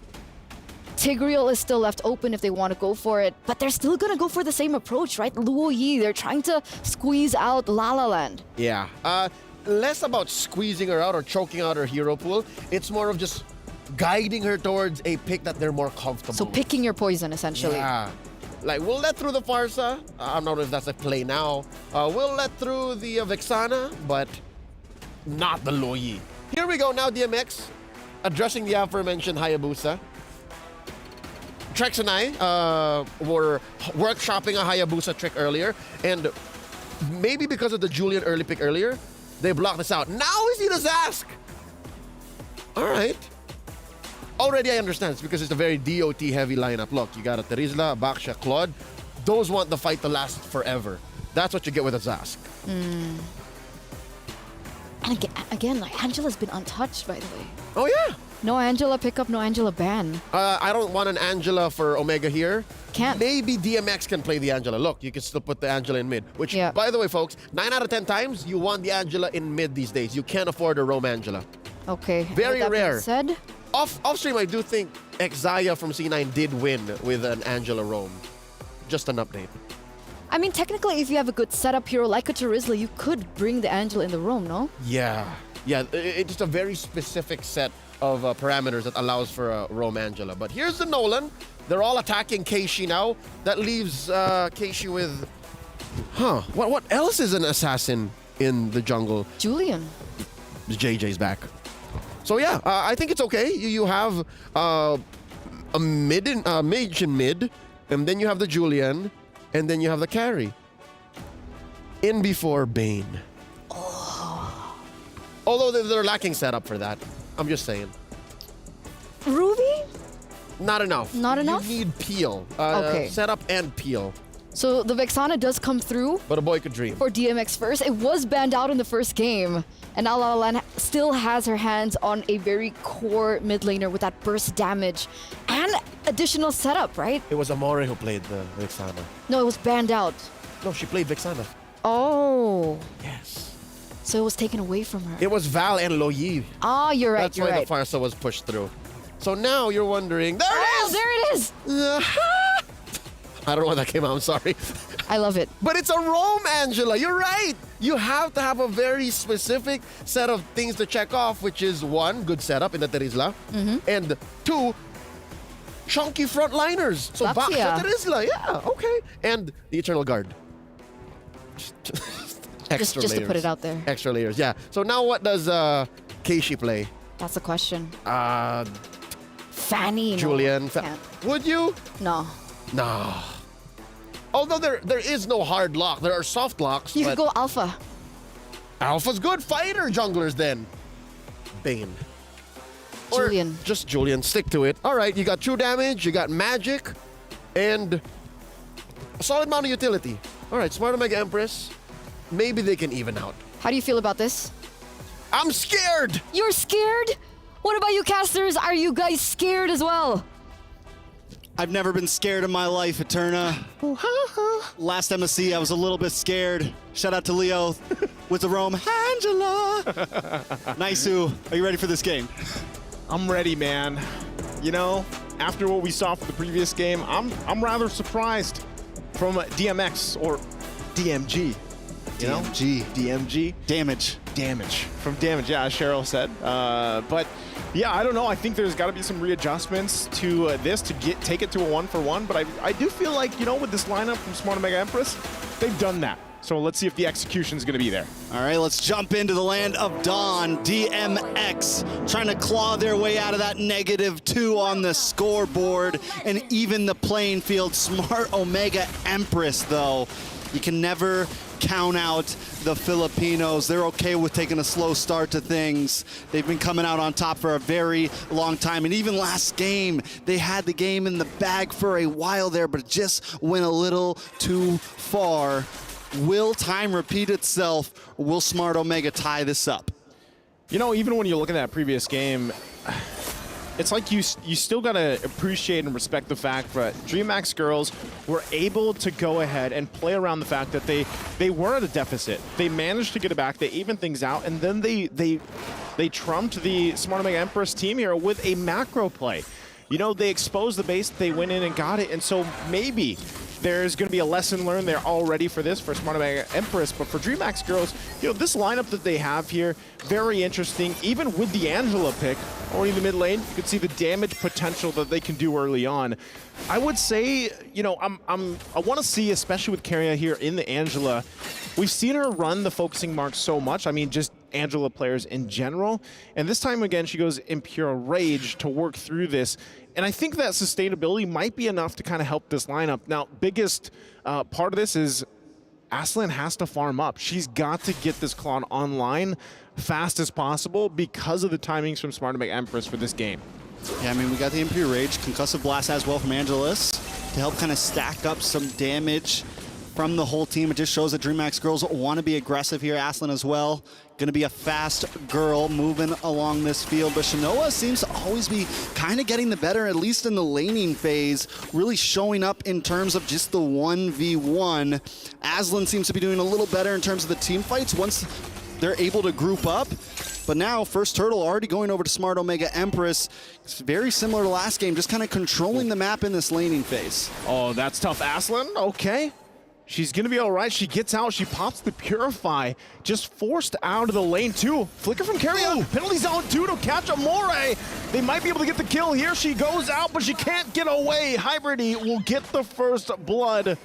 Good response there from DreamHack's girls to not let Smart Omega Empress push this lane any further. All right, so DreamHack's girls make a nice play into the boss side. Push back onto Shanoa here. Still a lot lost. I think a whole wave lost there for Aslan. Gonna give Shanoa a little bit of a lead here.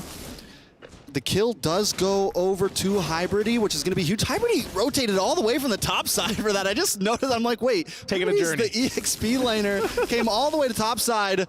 Gonna need to play catch up a little bit with not Ayanami. So back in the boss side, Omega Emperor still looking for ganks. Oh, here on the bottom side, Murray primed and ready. They're gonna go in with I'm Offended, and the clash down. Keria taken out. Aslan's still gonna be alive. She gets out with her life, but Smart Omega Empress gonna be happy with the one kill pickup there. Aslan's good at surviving, man. No matter what Smart Omega Empress brings down to that gold lane, Aslan has been able to slip through the cracks, and as long as Aslan is able to continue doing that, it may be okay. Yes, they're losing a lot of gold, but we've seen that DreamHack's girls is okay with bringing it to the late game. But I want to think that, wait a second, a little bit of action on the boss side. Kira gets taken out off camera. Now, Smart Omega Empress, I thought about it before this game started. I think the big goal is we're not going to let this get to the end game. We're going to get this early game lead and capitalize. And look at the big play onto Hybridy. Last Insanity almost takes her out. Okay, they don't pick anything up there, but still, what's happening here, Trex, is they're putting pressure everywhere on the map. I'm Offended going to be used too. Eternal Guard going to be dropped down, but now in the battle for the mid lane, Aslan goes in with the Blazing Duet. We'll push them back a little bit further. They might still go up and follow up through with this. Multiple members low here from Smart Omega Empress. Turtle's still going to be ignored for now. They're going to go back to base, heal back up, and get ready for that objective. But it looks like, you know, Aslan, this is what I was wondering is, how will she play this Claude? How will she go ahead, scale this up? Because it's a little different. I mean, when you have the Moskov, you can always rely on the fact that, hey, you know what, if you guys are fighting it out, there's a good chance I can join the fight. You know, so part of that is how is she going to rotate and push this tempo on the Claude pick? I mean, it's definitely not as good, but there's still decent rotations from a Claude. As long as you can keep that passive going, you're going to move faster, you're going to shoot faster, you're going to be able to use the BMI to get around, but a little bit of an engage around the turtle pit. Okay. Again, good usage. This is the strength also of having a heart guard, especially on a tanky hero like Angelus. They know that ultimate's down now, though, so I'm not sure if DreamHack's girls will actually want to go ahead and take the objective. They're just going to focus on these resources for now, get the buffs. They might still be ready, but Smart Omega Empress, like I'm saying, they built this gold lead on a lot of the macro decisions they've made so far. And it looks like they're going to go ahead and start with the turtle too, and they possibly just take it as they do. Angelus too late. And this is what we're talking about with timings. You know, the timings of the ultimates, the timings, especially when the heart guard is down. you know you have that information for Smart Omega Empress. Yeah, and Empress are so good at getting maximum value out of everything they do. Even there, they split up. They send 2 members to the mid tower. No, they don't take the mid tower, but they get about 50% damage onto it. Plus sending up Keshi to go take the turtle. So they get a lot out of that little play there, and they're always min-maxing. Now they're gonna go for this once again, min-maxing. The damage goes through, and Carrion in trouble too, as it's a double for Shinoa. Hard guard not gonna be enough to keep them from going down in the exchange. They get the turret as well. And so this is already the snowball effect that happens here for Smart Omega Empress, now getting themselves a 4,000 gold ahead. They're gonna get this mid turret as well. Moving around the map as they please, that's the strength they have. Oh yeah, patience is out the window for Smart Omega Empress. Shinoa 4-0-0. Aslan can't even farm her own waves right now. She's gonna have to go all the way to bot lane just to get a little bit of gold into her pocket, and that means they gotta sacrifice this tier 2 on the top side, and they're not gonna stop. They're gonna maybe even try to push in onto that inhibitor. DreamHack Girls gotta send someone up. This is 7 minutes? Shield's already gonna pop on the base turret. You know, what do you do here if you're DreamHack Girls? I feel like they woke the beast with what happened in the previous game, because Smart Omega Empress comes out in this game just full on force. I'm offended. Ooh. Okay. I think they're going to disengage, but again, this is a very dominant early portion of the game. You know, I think right now the record for the 3rd item in on a marksman is about 8 minutes, 8.5 minutes. Shinoa's about to get it in at 7:30 maybe. If we see that 3rd item, I think this time Shinoa's not going for the magic sword or whatever, the first half of Rose Gold Meteor. Rose Gold, yeah. Just going straight into DHS, and I saw most of it already built, so I'm waiting for that item to pop up any second now. All right. I'm not sure if they get this. Oh, they do. They get that shield as well. So DreamHack Girls hold on to the 1 turret there with the shield. Bottom side, 3rd turtle of the game is up. Smart Omega Empress complete control so far of anything they want across the map. That Lord is going to spawn now, though. And, you know, given that whole situation, you know, you're talking about 6,000 gold ahead. You already talked about the item lead that Shinoa has, and I mean, you can't do anything if you're DreamHack Girls at this point except to get ready for the defense. And now when you're looking at it, how do you defend against this? Aslan, like you said, she has not been able to farm up on this Claude much at all, and it's going to be difficult. You almost have to use your Blazing Duet for the defense to clear the waves and hope that you hold on to what you can for the base. Once that Lord starts coming down, taking a look at the items, I mean, just got a corrosive scythe. That's it. 3,000 gold lead, 3,300 gold lead, 3 level lead at that. Shinoa is just doing everything, and hold on, Keshi's just like, listen, this is min-maxing, man. This is min-maxing. We don't build full items. We take the pieces, get a whole lot of damage. We just go Holy Crystal. Holy Crystal. Usually the timing on that, by the way, yeah, it's holy moly time, because 11 minutes is usually that timing on that Holy Crystal. But right now, looking to this base, I'm offended, not going to land on Hybridy, but they're going to watch the turret get whittled down here. Still, Lord hasn't made it even to the base just yet, so they'll go ahead. Turret still stands for a little bit longer, but Smart Omega Empress, they've done this time and time again. They'll wait for the Lord. They'll wait even possibly to start a fight here. Divine Glaive picked up by La La Land. Is that enough damage? Is that enough penetration to deal with this lineup from Smart Omega Empress? There's the pull in through. Last Insanity going to be used, but already Hybridy going to be taken down. Heart Guard goes on top. Aslan there, but what can she do? She doesn't have enough items. Lord still has to be worked on. Turret's already going to be down. Smart Omega Empress might just push it in. They make their way to the bottom turret. Still, Angelus holding down the front side, and La La Land will fire back. That might be all they get for now, unless the next waves, they make their move. Murray has the I'm Offended available. If they can get one pick off here, they might end the game before the 11-minute mark. The charge in goes, but they can't find the connection with the I'm Offended, and that might be a defense for DreamHack Girls. That's going to be huge. A good opportunity, but if we take anything from last series, having an open base is a problem. What makes it even more of a problem this time, Naisu? Smart Omega Empress haven't lost a single tower. Yeah. Haven't lost anything. They've only taken 1 death at this point, and they've taken all of this material away from DreamHack Girls, only getting 5 kills. I mean, just the macro game, the stepping on the gas here, knowing this is how we got to do this, and they are comfortable with it. They're completely shown. Let's look at the damage dealt. Vexana right now, 22,000. Xborg and Carry falling right behind Shinoa. We give another couple minutes. Shinoa's going to be sitting on top of that board, very likely. Yeah, I mean, you know, even for not Ayanami, the fact that she's second on the damage department, she's able to just kind of pop the last Insanity, get that damage off, the true damage there, and it's such a threat because, you know, typically DreamHack's girls with the lineup that they have, they want to kind of bunch up, you know, play around even the penalty zone. We saw it in that base defense. Penalty zone was used, but then, you know, you follow up, and what happens? You pretty much get obliterated. So it looks like DMX is going to go ahead and try to fight this one out, and look at that, Hybridy! She's gone! She's gone. No more. Au revoir, as the French would say. Yes. Now, DreamHack's girls, I don't know if that was the play. I was thinking maybe they go for the cheeky Lord steal here just because you're in a really bad position and you might not be able to survive this Lord. But Hybridy isn't the one with the retribution. Angelus is, and I don't know if that was the right approach. It's 8 seconds on the board. Hybridy will be able to get back up just in time, but Smart Omega Empress might not even wait for the Lord. Couple defensive items picked up here for Smart Omega Empress. They want to go ahead and end the game even without the Lord if they can. They punch it into the base. They're going to go in another penalty zone, but they grab her, and now Heart Guard already going to be used too, but Hybridy will fall. Penalty zone from Omore to follow up. Minions still need to be cleared though. Lord is not there. That might be all that Smart Omega Empress gets once again.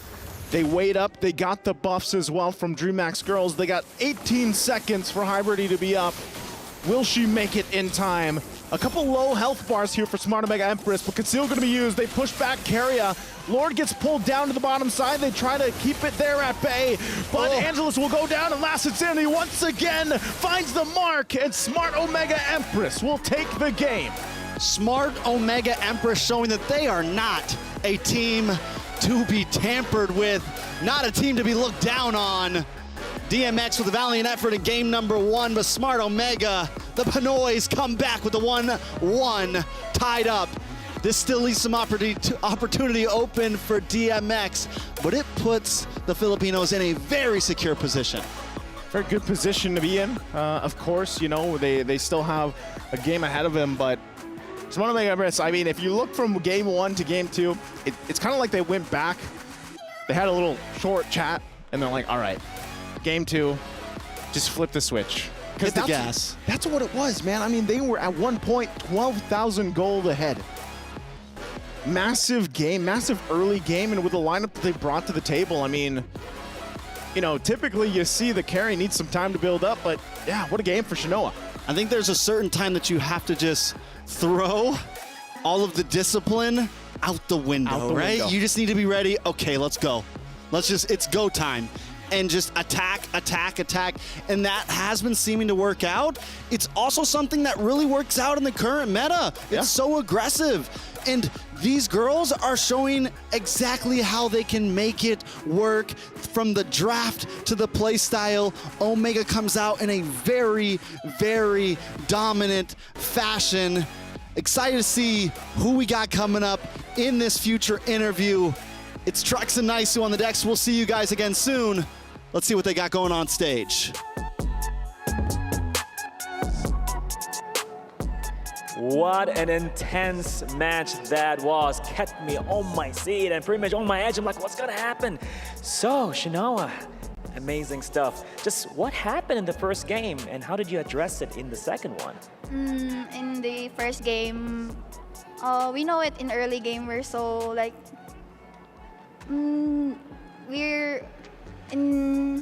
it was just so hard to decide in late game because there's Moskov. It's a side pusher hero and so difficult to decide. And we're after the game we're not so tilted and we know we got this. Right, it was really coming on all angles. You have the Tigreal coming in on the concealed play, setting up and taking your jungle. And then over on the other end, the minions were attacking the core. It was a very difficult decision. So adding on to that topic, like what did you guys do to reset and come back? Not just coming back, clapping back. Really coming in super strong, taking 1-1 off of Dream Girls, telling them to dream on taking this game from you? We just do a reset, and we're not tilted because we know we can win the game, and we're so good and early, and we just need to maintain it. Confidence. Yeah, You girls know it, all right? It's just one game. We can give it to you. Yeah. All right. So next question is you're going to face off Nat Angels. Now, Nat Angels did a 2-0 sweep against, Dream Girls. How are you going to approach the match? You're just gonna play it calm, no pressure at all. Even if it's 1-1 to Dream Max. Yes. No pressure. No pressure. No pressure. Just do your best because you guys know you got it. That's a Buono spirit there. Amazing. So Shinoda's name reminds me of a rapper called Mike Shinoda.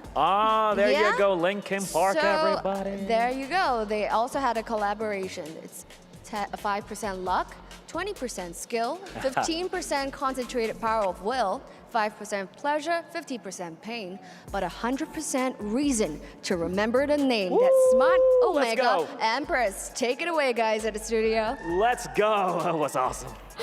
Thank you so much, Cheryl. That really was awesome. That was cool. I vibe with that. It's not Linkin Park. That was Fort Minor. That was okay. Mike Shinoda's side project. Maybe she was being like ironic. No, but she was right. That was Mike Shinoda, yes. Okay. The only remaining member, vocalist of Linkin Park. Long live Chester. But yeah, back to the matchup. The matchup.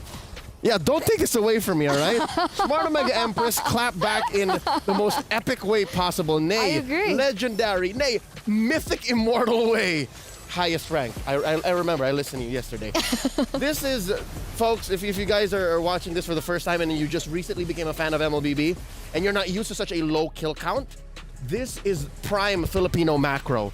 This is the way, as the Mandalorians say. I wouldn't have been surprised if this game ended at 1-3.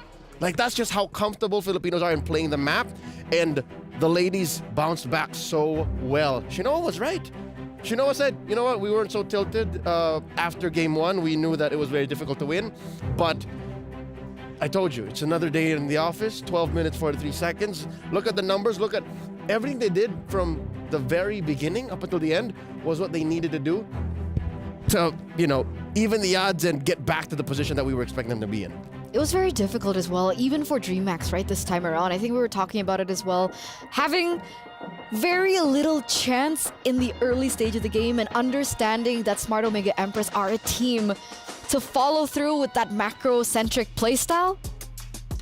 They showed their fangs. They were angry. And they came back, ladies and gentlemen, but this does put DreamHack's girls in even more a precarious of a position. So the match MVP by PlayStation is going to go to Shinoa. So we heard from her earlier on the stage. I get it. I understand why we're giving it over to Shinoa Perez. It takes a lot as a gold laner, a carry nonetheless, to step on the clutch, put it up to high gear immediately, and say, we're finishing quick. As a gold laner, you kind of want to have, as Joseph would like to say, a gold lane experience. Yeah, but she didn't have that. She understood that minute one up until like the second or third turtle, they're like, yeah, Sheen, we're finishing this. We're ending now. And that's why we ended up with a 12-minute game. And they understood, right? As soon as Claude would have gotten the power spike, things would have been a little bit different. So they pushed the pedal, didn't even allow that timing to happen. And now we get a picture with Carrie. All right. I'm giving her the horns. Oh, she has tall hair. She's got the storm hair. All right. Was this your hair back in the day? Yeah. I used to rock a faux hawk. Oh. Don't look for the pictures, folks. Just don't look. But yes, the carry is known to have a power spike closer to the end of the mid game into the late game, right? You want to have the attack speed to get that passive proc off, true damage. It hurts because the truth hurts. But here she didn't wait for that. She just really leveraged the fact that they are so far ahead, macro-wise and team fights-wise. They had it with DMX's hyper-aggressive team fighting. And she just said, you know what? What did you say earlier? Excuse me, where? Truth hurts? Yeah, the truth hurts. So let's see the truth. of the Wow. audience predictions, ladies and gentlemen. STC plays 71%. A lot of Latin Americans and South American fans went over to STC Play.gg. And what are the Filipinos up to? Nasan kayo? Kababayans, come on! Why? Tournament favorites. I'm kidding. We need to talk. I'm kidding. Filipinos, 29, bro, not even close to 50? Yeah. They were too busy. They were so glued to the game. Because of the groups, right? If you saw it earlier on, ladies and gentlemen, the reason why I said that this puts DreamSmax in such a precarious position is because since they lost game number 1 earlier, they would require... What's the math again? What did we discuss earlier? They would prefer for Smart Omega to be swept by Net Angels to force a tiebreak. Yeah. That is their hope now. So as long as Smart Omega Empress are able to take at least one game... It's over. It's over. It's over. For DreamSmax. So now, Latin Americans, South Americans are best friends with the Burmese. You're right. That's just how it works. So we're gonna throw it over, ladies and gentlemen, to a short break before we begin the next match of this best of 2 series. So we'll see you right after. Don't go anywhere. Stay tuned.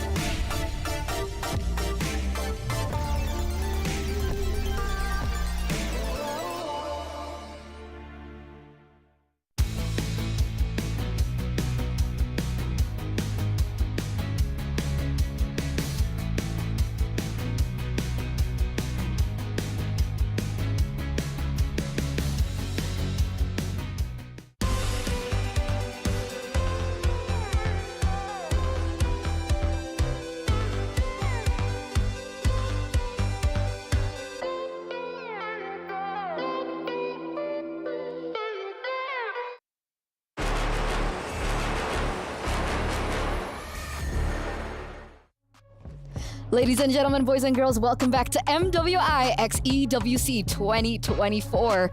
And the final game of not just the day, but the final game possibly of the group stage is upon us, because there could still be a possibility of a tiebreaker if Smart Omega don't win this out in at least one game. Yeah. So even DreamMax girls, after having played their 2 best of 2s, are still glued to their screens and having their fingers warmed up. They still are ready to play. They have to. Again, they're holding on.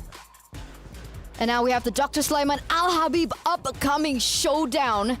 And here it is, the final best of two that we'll be seeing. Because even if we do get a tiebreaker, it's going to be a best of one. So saying final best of two is not wrong. You were correct in that sense. Thank you. Thank yes. This matchup here is given so much M2 vibes. It's giving M2, Eterna. It's the Filipinos versus the Burmese. Oh, no. The Jamil Motorsport will be aiding us to see how our players are faring as they are walking into the Amazon Arena. And everything is being put to the test right now. So many stakes in this match, and not just for both of these teams that are playing, but of course for DreamHack as well, who are definitely watching in anxiety for the results of this. Imagine that. It's Net Angels and Smart Omega rolling in, or at least re-entering in this case. But DreamHack is still very much invested. Those girls are laser focused. They put up so much of a fight, right? Earlier on, they understood the risk against Smart Omega Empress, but unfortunately in game number 2, there was just too much. It was just too much. I'd like to think it's less of them running out of gas and more of Smart Omega Empress just locking in. Maybe they needed the warm-up. Maybe they're like a diesel engine that needs to, just get into gear, get into peak form. But hey, that's no excuse, all right? Smart Omega Empress lost the game, and that's why we're here. And we're also here for the STC predictions. Ladies and gentlemen, I think earlier on, Leo was a little bit disappointed with how things went. So lock in what you guys think for this, right? STCplay.gg, put in your predictions. Do you think it's going to be Smart Omega Empress or Net Angels that take this best of 2? Or do you think it can sway either way? Can you go for like a 1-1 prediction? Or do you have to choose? But either or, we are going to send it over to the stage to welcome both of these teams. Ladies and gentlemen, pasok. Or yala. It's yala, right? Thank you.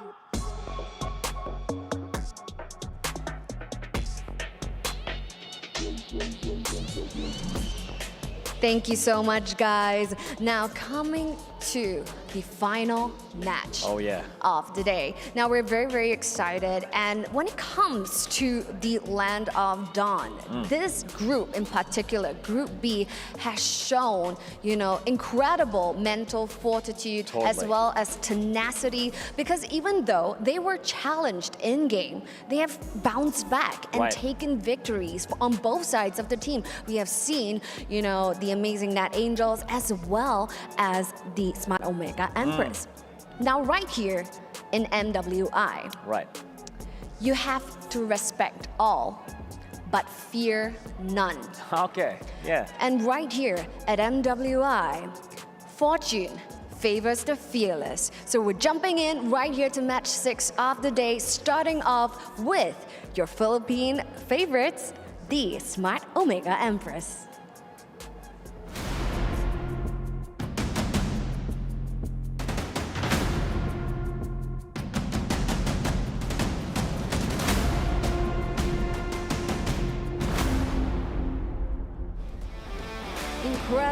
Incredible stuff, even though they were caught in a tiebreaker earlier.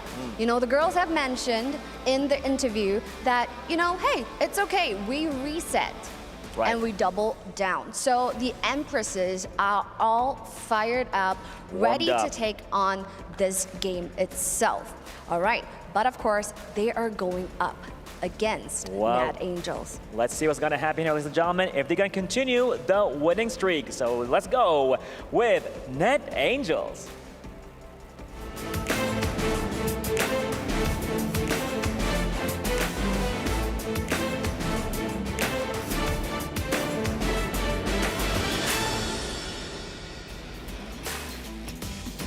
So there you have it, the wonderful lineups coming up from both sides. Who do you think is going to take this match? Oh, man. Well, a lot of surprises took place today, right? But you know what?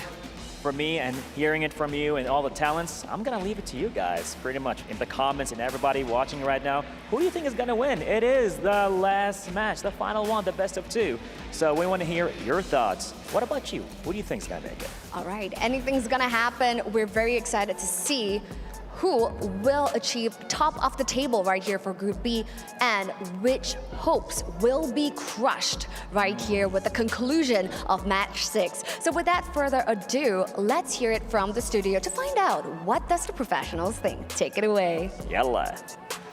Thank you, Cheryl. Thank you, Bara. And I'm gonna, you guys have been like tossing the ball over there about predictions. So I'm gonna toss it over to my good friend, Leo. I love you like a brother. Why would you do this? You were the chosen one. Ask away. Yeah, that was the question. Who do you think's gonna win? Oh, you slipped it in. You know what? I would be lying if I said I don't think Smart Omega Empress is in killer mode right now. So there's the saying that there's nothing, hell hath no fury like a woman scorned. Imagine that in MLBB terms. Yeah, that's scary. That's them now. I mean, I'm not so sure you see it on camera because they are still charming young women, who's living their dream, right? Competing on the world stage. But after seeing Game 2 against DreamHack's girls, I hope Net Angels is ready. I'll just say that. I mean, for that game in particular, props to King Salman, right? That draft was great. It would really help these girls, these women, these queens. His real name, by the way. Facilitate. Salman is his real name. That's his real first name. So, King Eterna? Oh, that's not my real name. Wait, King Rachel. There you go. Forgetting. I'm sorry. All my focus is on these women right now. Let's go. Let's go, ladies and gentlemen, Yalla. to the drafting phase. Yalla for game number 1 in this best of 2, our final best of 2 for the group stages. Ling Luo Yi has been taken off the board, as well as this carry respect ban in the first phase from NA. They watched those 2 games. They know that Shinoa is lethal with the carry, and they know the truth hurts. So now, Omega Empress closing up their first phase bans with the chip. Mind you, Roger's still open. So if Net Angels don't take care of the Roger here and now, then I'm feeling Omega Empress would be okay with a first pick Roger or a first pick Valentina. What about Suxin? Suxin is open, yeah, you're right. Nope. Okay. It could open after the swing, though. It could open after this. Because the Terizla's still open. You're right. Flying is amazing on the Terizla. Oh, that would be such a lane winner, too. Oh, man. A Hlang winner? A Hlang winner. Yeah. Well, okay, so Terizla? Terizla Harith, maybe? Minotaur. Oh, no, they're putting their eggs in. Cool. Okay. I mean, she did get the MVP. Oh, they stole the Valentina! That's it. All right, wait. So does Amora go Jushin now? That's the big possibility. Oh, there it is! Analyst Leo. Yeah. Coach Leo. Is there a soundboard somewhere on you? That was you. What do you mean? How did you do it? It just happens. I wish I could control it. Man, I wish Matilda was meta. You and a few others, yes. All right, so now they pick up the Jushin. We still don't know where the Roger's going because I'm pretty sure Shinoa has this in her back pocket as well. You pick up a Flex Edith. There it is. Ayanami is good on it. Mirai can pick it up too. Net Angels this time around. Terizla, now. Nope. They snubbed the Rizzler. Nope. Hayabusa it is. So Terizla is going to be open for them to ban out unless they want to go for the contestant here. But remember, Roger is also a flex. That's right. And after watching Game 2 of Omega Empress versus DreamHack's girls, Terizla is not an absolute element. Like, you still could just X-Borg it up. Yep. And burn the body Smith. So I understand where they're coming from. Do you think CC is still an option for the Terizla? Not really. No, CC right now is an acquired taste. I'll put it at that. It's like that it's like that can of basil you put in your kitchen that you just go for every now and then. It's not like butter or eggs that you always just put into everything. And rice. We're Asian. We love rice. Yes. And apparently a lot of these girls also love the Claude, right? The Claude gets banned out here. Claude is very reliable. Harith also. So they're putting these gold laners to the test, right? I mean, technically Omega, again, still can flex this Roger into the gold lane. They technically have a gold laner, yes. And Keishi's signature Julian is still open too, so that's fine. You know, what else we're looking for is an XP laner for Net Angels. Oh. Are they allowing that? Because both teams are already swinging back and forth on their specific angles of attack. And the angle is to take away Julian. Yeah, so now we're forced to see Keishi on something new. So do you think the Moskov could come out here? Yeah, I think this is worthy of being in a Moskov band here now. Remember when we saw the Bane in the gold lane? That was just yesterday. What was the... Do you remember or recall the opponents? The lane matchup? Yeah. I'm blanking out. I could bring up a stat, but no, there you go. They attack the Riz. Let me get back on you.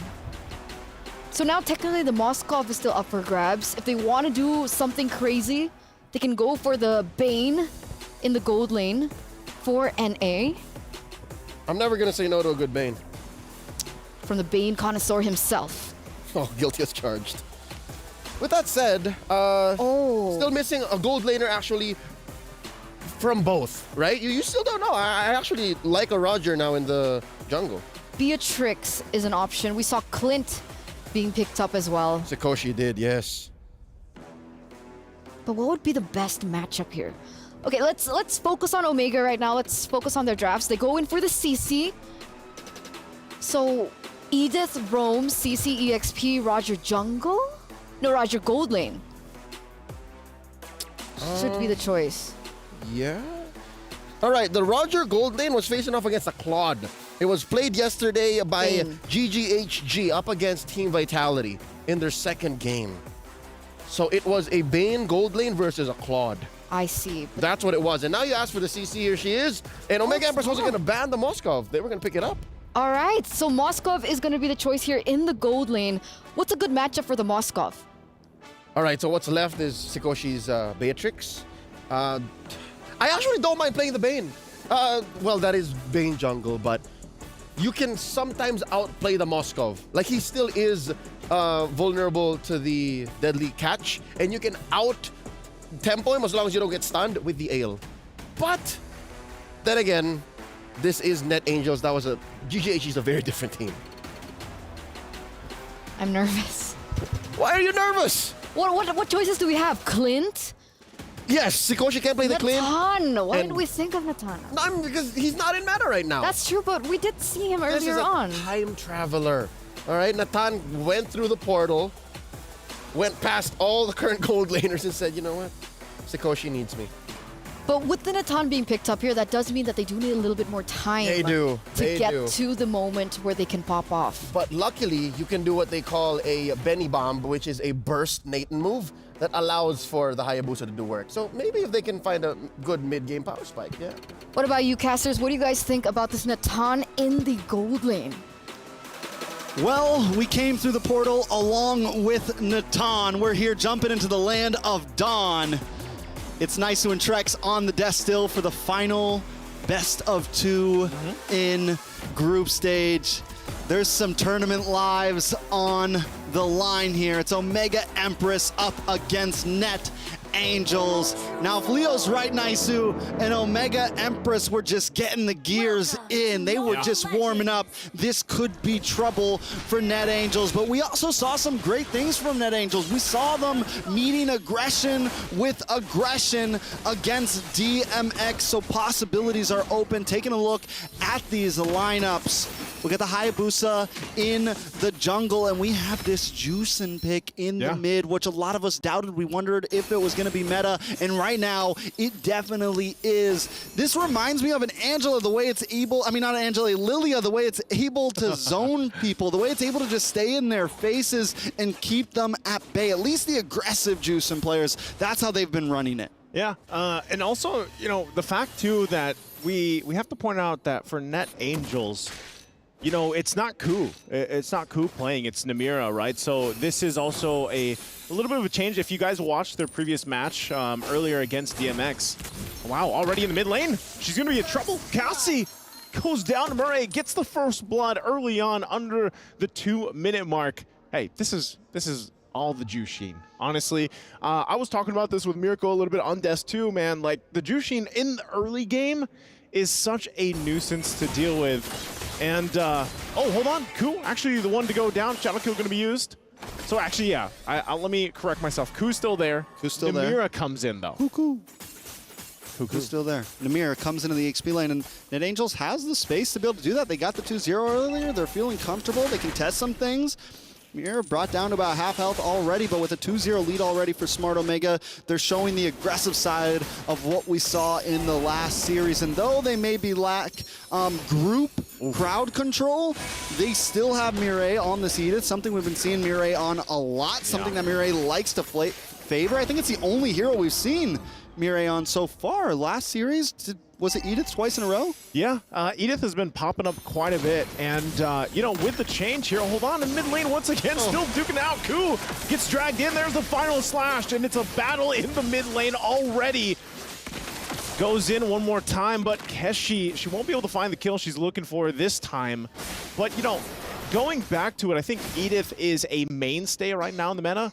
And I think, you know, like they talked about our experts with Sakoshi, Natan has kind of in a weird place. Like, as a hero, where does he fit in the best, the scaling, the timing?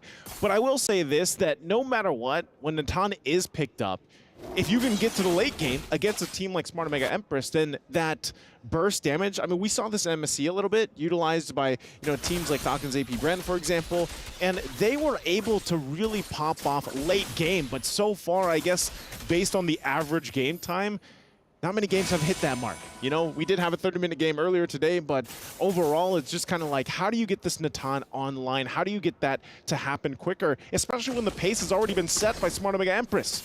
Oh, Namira could be in trouble here. She goes in with a vengeance, gets the stun off, and actually is going to be able to survive the whole exchange with the use of the flicker as well. So still, Net Angel is going to be okay for now. Skypiercer picked up by Vanilla. Yeah, I mean, already, it's going to be huge. We saw earlier they tried to get to the Juicin, was unable to really pull through. Wait a second. Oh, Vanilla just taken care of under the turret, and now Ku takes multiple shots. She's going to try her best to stay alive and make something of it. Shinoa will go down. Here's the answer back as Sakoshi falls too. A trade across, and now Amore in trouble. Cassie trying to pick up the kill, but still gets dragged into the turret, has to flick around on the defensive, and Cassie will run, but here's Keshi. Keshi, is she going to chase him down? Goes into wolf form and will go for the pounce, picks up and cleans up the kill. Net Angels just can't find a win right now. They go for the gank up top. It looks good, but Vanilla gets taken out early on in the fight. Let's take a look at the replay. Vanilla got stuck against the wall, unable to even use the shadow kill, gets taken out before the opportunity happens, and Sakoshi crashed up against the partner. I mean, Ku goes down, it becomes a problem, and Cassie tries to pick up the pieces, but Amore is just a huge problem. The Juicin cannot be answered early on, and then just to make matters worse, Keshi comes in for the final Lycan pounce to really just put the nail in the coffin there. Oh, Keshi though in a little bit of trouble. Ooh, able to zone him back. Oh, Murray, she actually stays alive. Vanilla also one hit away. Both teams might have to just kind of back off for this. Keshi trying to get some health back here too, but Eternal will just go ahead and kind of reset. That could have gone way worse there, but Net Angels keeps a Smart Omega Empress at bay. And this is something we always have to point out too, the fact that you have this Moskov in the hands of Shinoa. She can show up to the fight anytime that she wants to. We saw that with the Spirit Destruction coming down. So still trying to feel this out, trying to get to the position where they have an advantage. Interesting too. Speed boots, the rapid boots here for Amore. Already using it. There's the final slash, but Keshi will go ahead and get the turtle. And once again, they're going to have to win the fight, forcing Ku back here under the turret. She takes tons of damage, and Keshi comes in, cleaning up the kill. You know, you mentioned the speed boots, and I think that it's actually a great item, I think, for the Juicin, because you get away from the lantern now. Yeah, you're so good at kiting, and you're so good at backing up if you need to run. And one of the things, back to what I said in the last series, Smart Omega Empress, you know, the queens of min-maxing, even in terms of team fights, they're so good at pushing the limits, getting out of fights before they all die, and now... Look at that. How do you escape it? You don't. Flicker's going to be used. Oh, Murray goes in. Spirit Destruction not going to land on the target. Amore going to be in trouble now. Vanilla there. The ultimate's going to go down too. So I think that's the rapid boots at work, man. You know, just keep dragging them. You're trying to escape it. The stacks go up pretty quickly. And look at the push down on the bottom as well. You know, I think the answer might not be to escape it. You know what the answer is, right? Run forward? No, yeah, run forward. Run forward. And, you know, give her a quick punch. Put her down. You got to take the Jushin out because break the lantern. Break the lantern. Break the borders.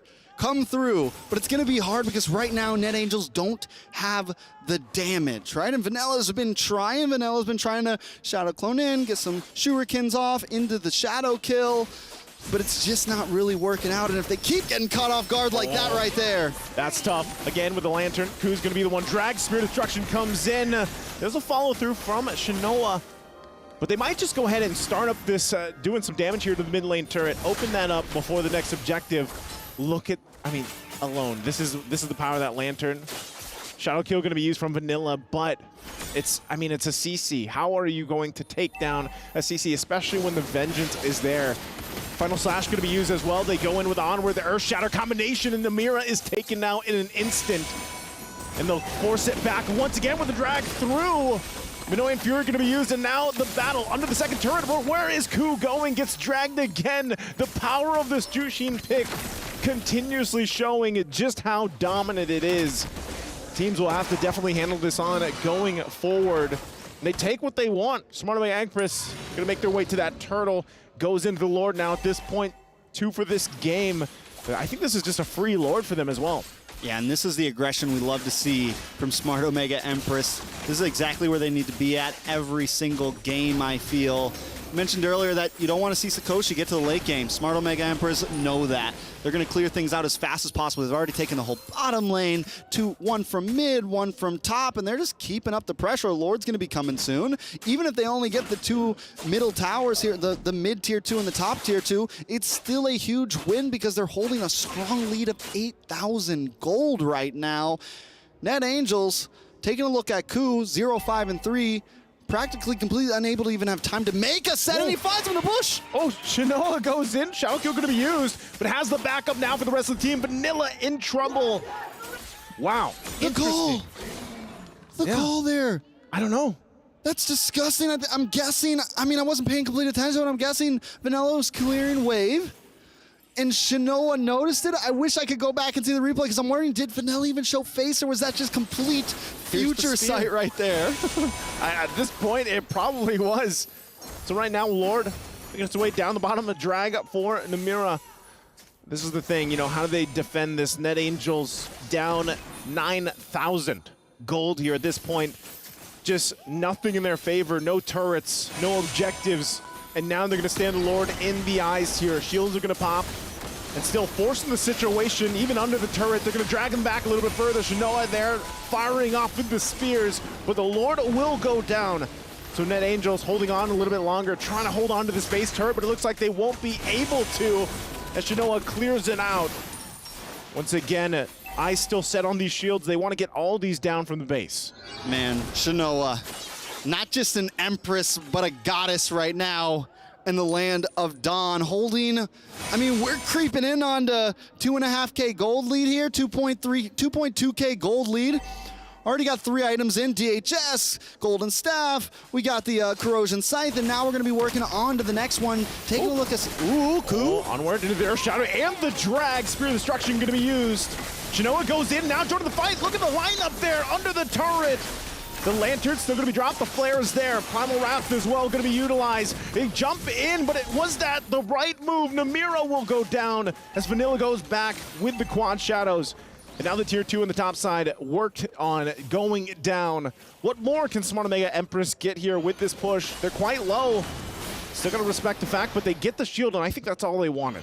What more can Smart Omega Empress do? What more can Net Angels do right now? I mean, everything lined up perfectly with that play. You get the final slash, you bring him into the base, you combo with Vanilla coming in halfway through the fight with the shadow kill.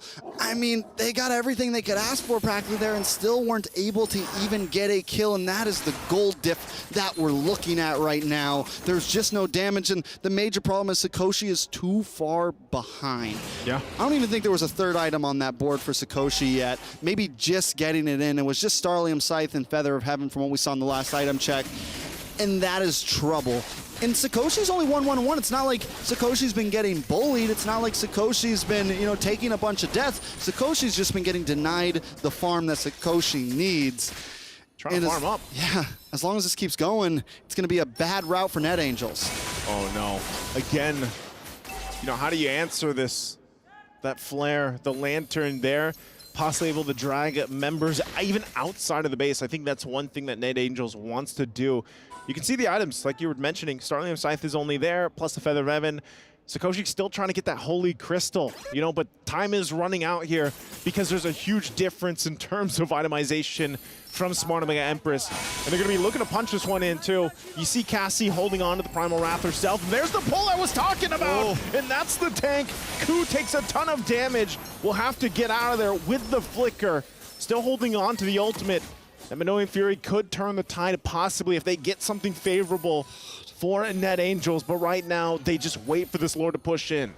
It's so disgusting. Being able to sit outside of your wall and do that. Yep, and there it is. Ku once again going to be the target, has to just Minoan Fury. That's all she has, but she will go down. Shadow Kill going to be used as well, but everybody's still quite healthy. And now Sakoshi in trouble, gets taken down. Lord still up, Vanilla the next target as Keishi gets that, and they'll take also the game in a decisive favor for game one, Smart Omega Empress. Smart Omega Empress.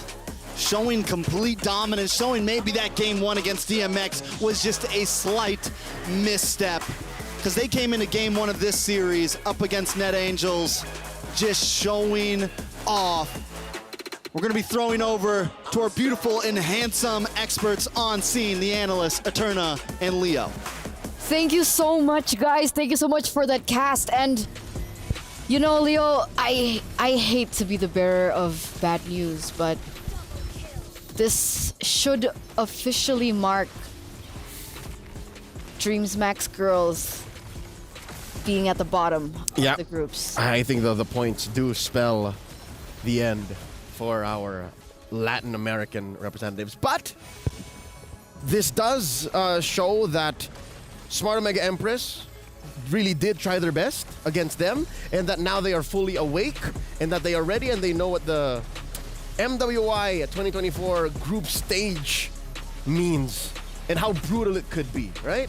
Talking about the gameplay specifically, in the highlights that y'all saw, you see Zushin? I'm sure everyone watches when Zushin pulls off the Soul Flare, right? The whole lantern combo. That thing is fair. I thought you were gonna say, I hate to be the bringer of the bad news, but Zushin's gonna get nerfed. Likely they have to do that somewhere in the future, right? Like the range on that thing. It's not fair. And I like how Trex was in the game. It's like, what do you do at this point, right? If you run away, you'd get choke slammed. Do you just, walk up to her and just go, boom, You can try, but she's gonna pull the Crimson Beacon and get a shield and flicker away. I mean, it's part of the skill. She dashes, but yeah, look, you can see it now. And a part of me was dissociating watching Net Angels, right? Because I'll be honest, the past few days rather, I've been playing a lot of Jushin. And I know what it feels like to be the Jushin. Honestly, it's a power trip. But to be on the receiving end of that skill and to be living in fear, what did it take? Like 3.5 seconds? Almost from 0 to 10 stacks to be hit with a choke slam? I can only imagine what the ladies, mostly Ku, correct me if I'm wrong, it was Ku who got hit by the choke slam more often than not. And that's her job. She's the peeler, she's the tank. But that's so frustrating, right? Because at certain times, you want to be as cool, the one to try and open up the map and open up the opportunities for all the rest of your teammates to go in. But as you do that, you get chucked to the side and basically that. You get hip That's tossed. how I felt. Yeah. You get choke slam. You get battered around. You remember that scene from the Avengers 2012, wherein I have an army, we have a Hulk. You're right. That's how it feels like. And tip number 1, going into game number 2, right? Let's go to repair mode. Ban out the Jushin. Ban out the Jushin. Play to pick it up. I know Cassie has a solid Jushin. She has to have a Jushin. Or ban out this player who won the MVP by PlayStation. That's an idea. Can we ban players? I don't think that's possible. But they can play the choker out of her hero picks and out of gameplay. Amore here on the Jushin. Check it out. See, again, cool, caught out. Forget about it. And then even when she's not actively part of fights, she's out there, again, zoning them out, checking bushes, and that's cool again. Because, like, other than the utility that she has, when she has her moments, when she has her stacks, when she gets her items, that DOT damage from the lantern even is also so painful. Yep. I rather treat it not as true damage or like a reliable source of damage. I like to see it as the kind of damage that makes your opponent think, hey, maybe I can get in front of the Roger. Maybe I can get in front of the other core heroes, which then leads to more pain. And that is something new in the current metagame. That's what the Zask brings, and that's what the Jushin brings, which is always good because, again, we're always evolving the metagame, and I'm here for it. And I'm also here for the interview with Reptar, Leo, so let's get into it. Hey, Redmar here. Hopefully you're not sick of seeing me a turn. I'm here with Sakoshi, the gold laner of Net Angels. I want to ask you, was there a specific player that inspired you to become an MLBB pro? For me, Penny Cutie from Liquid Echo. Oh, okay. So he's like your idol? You look up to him? Of course. Okay. So was there a specific moment or play style of Benny Cutie that you really like? I think it starting from M4. Oh. Yeah, she's become my idol since M4. Oh, so all the backdoors, the split pushes. Yeah. So, hey, if ever Benny Cutie's watching this right now, do you have a quick message for him that you want to say? Thank you for your best play style, and you are my inspiration that motivates me to play as a pro player. So if I have chance, one day I want to meet you in person. Well, Benny Cutie, Liquid Echo, let's make that happen, all I right? hope this message will come to you. Yeah, Yeah. hopefully it gets to you there, Benny Cutie. All right, real quick, let's talk about your upcoming opponents or your opponents now, Omega Empress.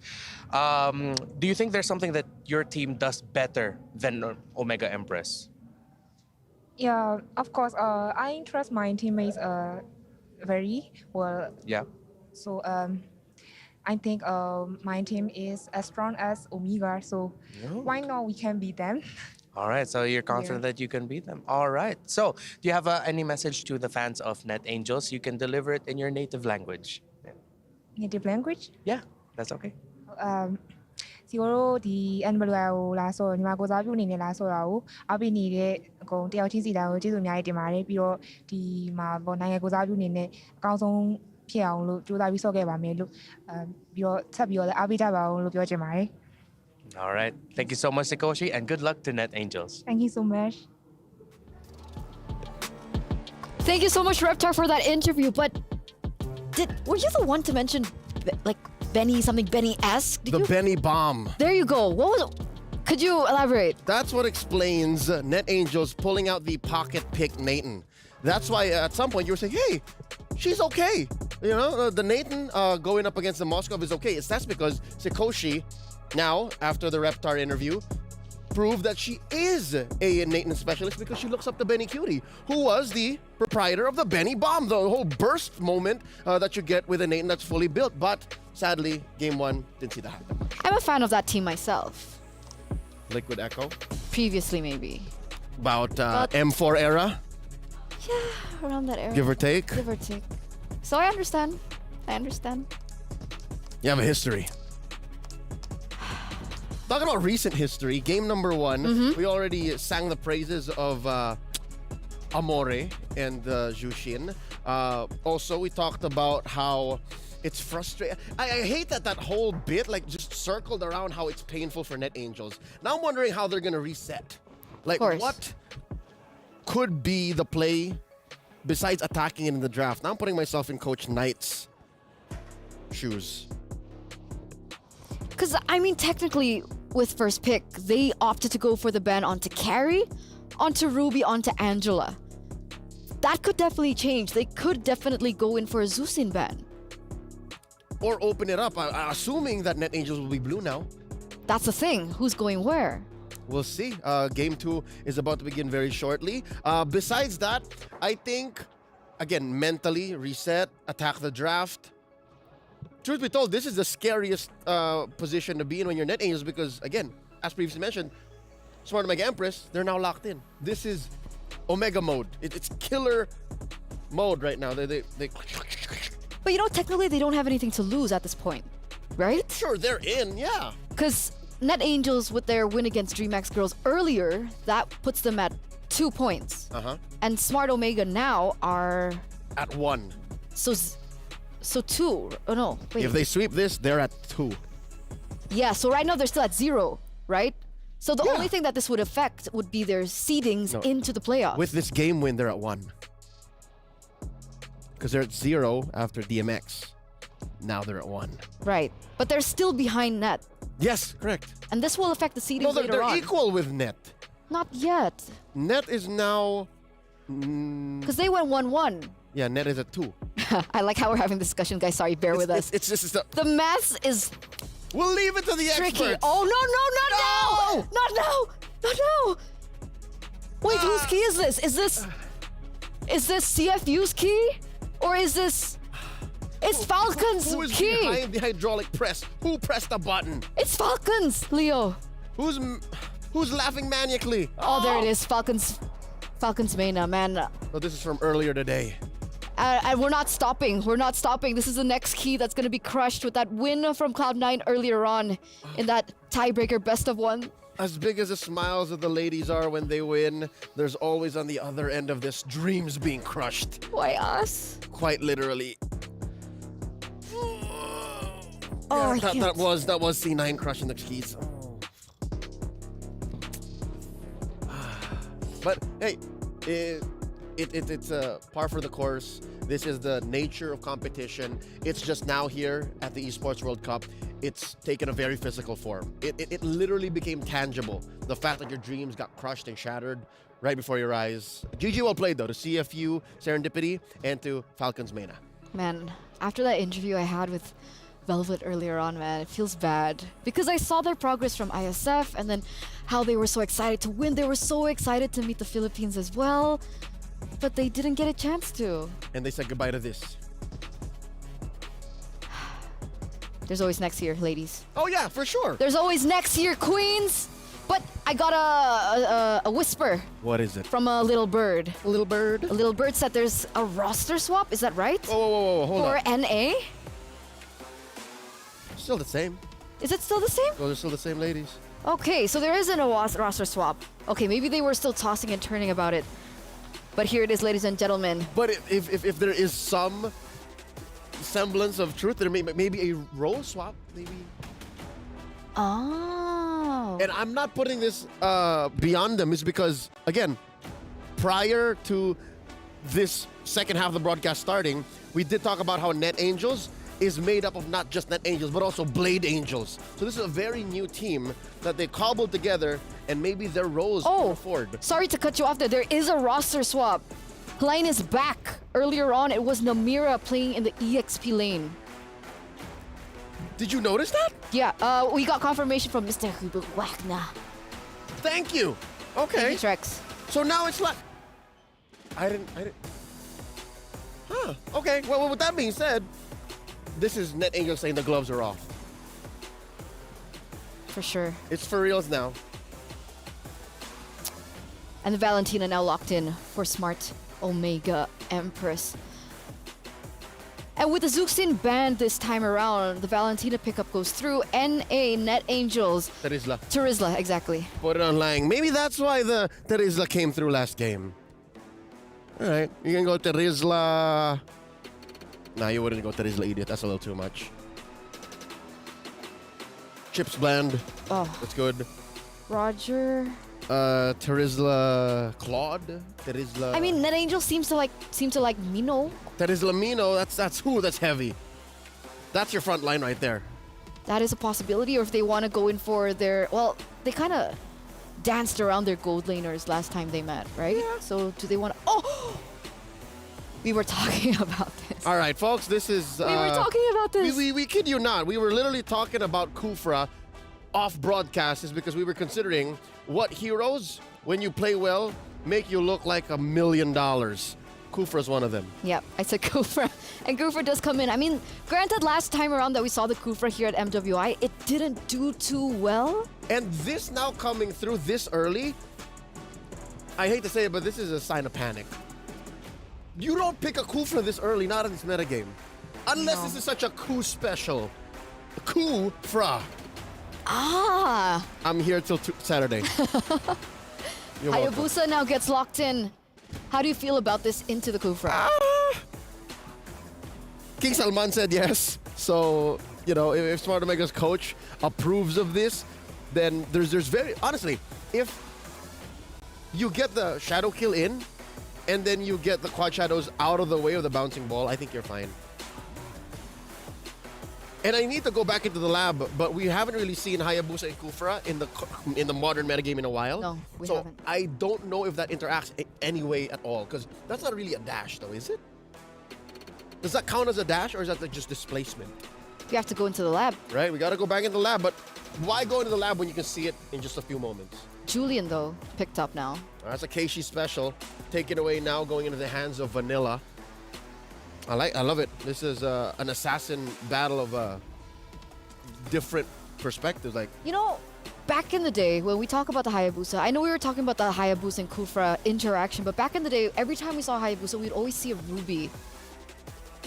Ruby's open, which was early banned by Net Angels earlier on. Exactly. And technically, the Ruby can be placed in the EXP lane, right? Yeah, but don't the Ruby just get kind of stomped by the ball? Like, she is making mini dashes, so she could just bump into the Kufra. Okay. Touche. All right, there's the carry ban.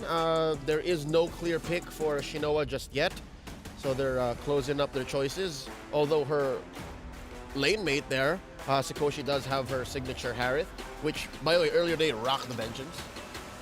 So we know that tricks are not beneath them. There's a Terizla.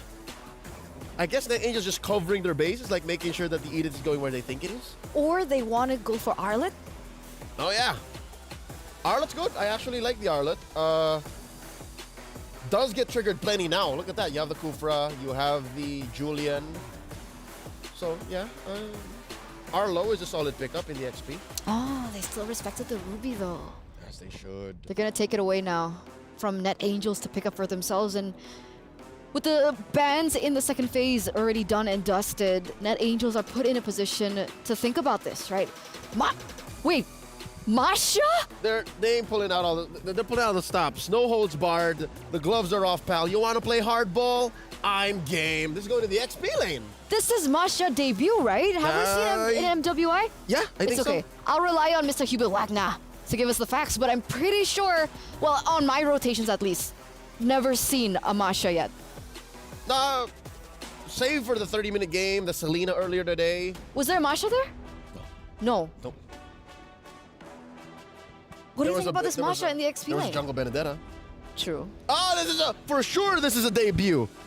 How about a DOD Part 2? Electric Boogaloo. There's the Melissa. Okay. We still looking for a roamer. There it is. There's the Minotaur. And now, Net Angels, the Veil comes up. What is going in mid? There's still a few picks here. There's a Vex open. There is a...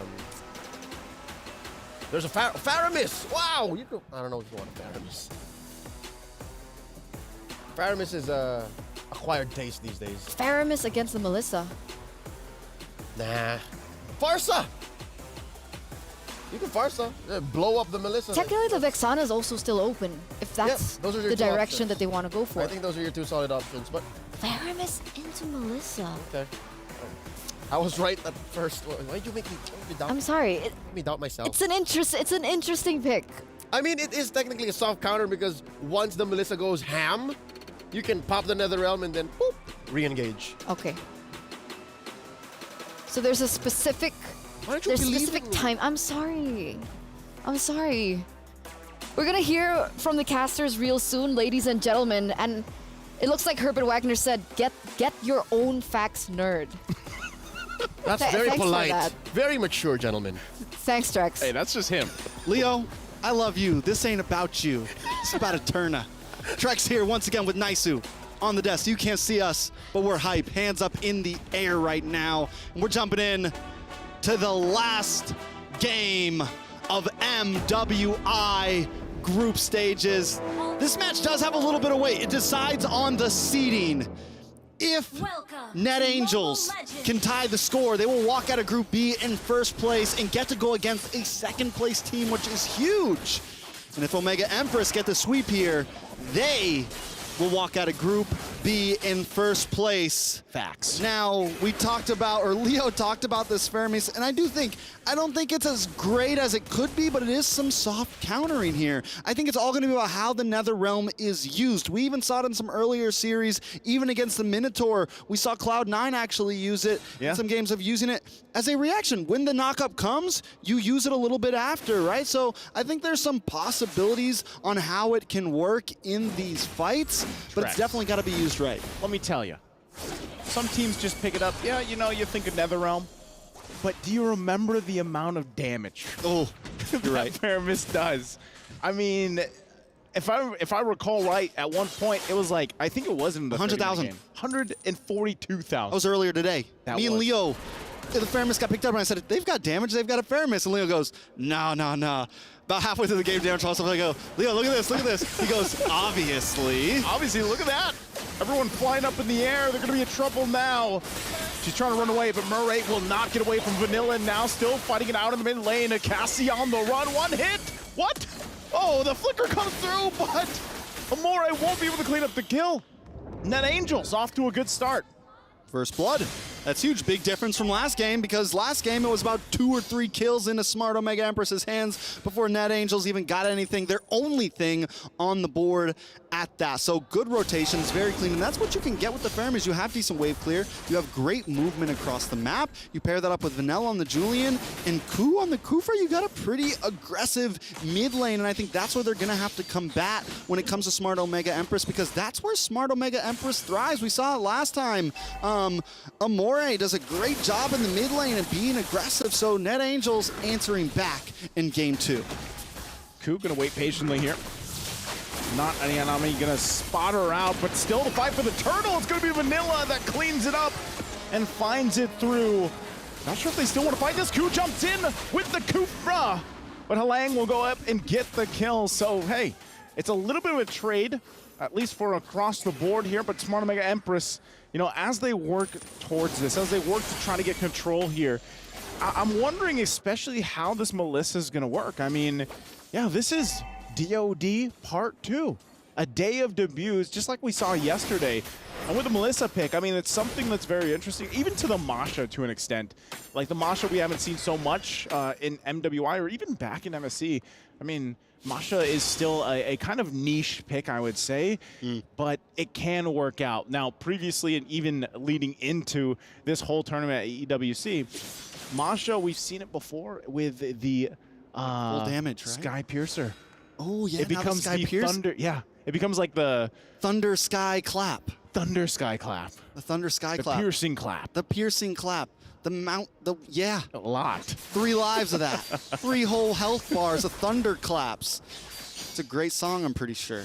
Don't remember it correctly, but Sakoshi might be in a little bit of trouble, and this is what you get from Shinoa. Shinoa already is known for bullying in the gold lane, but now on a hero that has some of the longest poke range in the game, it's going to be trouble for Sakoshi. And normally with the Harith, your value is your poke, right? You get that fission, you get that synchro fission, and you can clear waves while poking the enemy, but Shinoa's handling herself very well. All right, a whole lot of focus here, obviously on this bottom side, but I don't think anything's really going to be forced unless they somehow utilize the Kufra pick for Ku. But they'll just call it off. Turtle's coming up here. They want to get this position. They want to get the favorable position to work around getting another objective. Like you said, what's at stake here, especially for Net Angels, if they can continue on the lead they've built themselves, 1.5K ahead. Turtles now going to be spawning, and this might be a little bit easier for them to control right now. You can also see here, too, Amore holding on to NetherRealm. Gonna force them back a little bit, but in the front side, and Murray gets the turtle. She cleans it up somehow, some way. Shadow kill already gonna be expended too, but still looking for the fight, looking for the kills. They go in with a flicker. Amore gonna be the first to fall, and now Ku able to get a kill on the roamer from Smart Mega Empress as Ku runs. There's the knockup with the chains. Keisha? Ayanami will go down. Keisha trying to get a kill. She goes in with the quad Shadow. Halang, I don't think she's gonna chase her down. All right, but man, Net Angels coming out swinging. Keshi at least stops the blood there. Let's take a look at this replay. For a second, Omega thought they had it, but a beautiful Minoan's Fury paired up with that Netherrealm. Amore tries to staunch the bleeding as well with a Netherrealm of her own using the IMU, but that final hit right there, the damage comes in. Everyone gets hit by the chains. I mean, it was just dangerous, and Keshi looks for something in the chaos, but doesn't come out of it okay. But look at Smart Omega still putting pressure on 5 kills behind. All right, Shadow Kill gonna be used. I think they just want to put the pressure in this mid lane. They're not gonna get anything out of it though. Yeah, I mean, even with that, the way that Ku is playing the Kufro right now, she's definitely playing it to the T. You can see this. Smart Omega still down, you know, still holding on to that lead here for Net Angels, 1.5k ahead, but they have all the kills that they need to work around this. You know, Smart Omega Empress not able to find one, which is kind of, in a sense, with the lineup they have, it's tough because you have a Hayabusa. They might get one here. Sakoshi pops the Vengeance under the Z-Force. Under the turret they go. Netherrealm now there to help them out. But now they go in with Minoan Fury and still going to battle it out. Sakoshi finally get a fall here. Ku also taking the blunt of damage. Has to run to the tier 2 turret. Cassie will survive again. Turret finally going to go down here. But at least Smart Omega finds one kill. They get on the board. Net Angels, though, they'll lose some more health here to this tier 2 turret. And now the turtle comes up as well. Ku so close to turning that fight around, but close doesn't cut it. In Mobile Legends, Vanilla now. Vanilla gone. Gone. Vanilla gone. Yeah, they Vanilla got there. her. Turret Vanilla 2. Gone. Turret 2.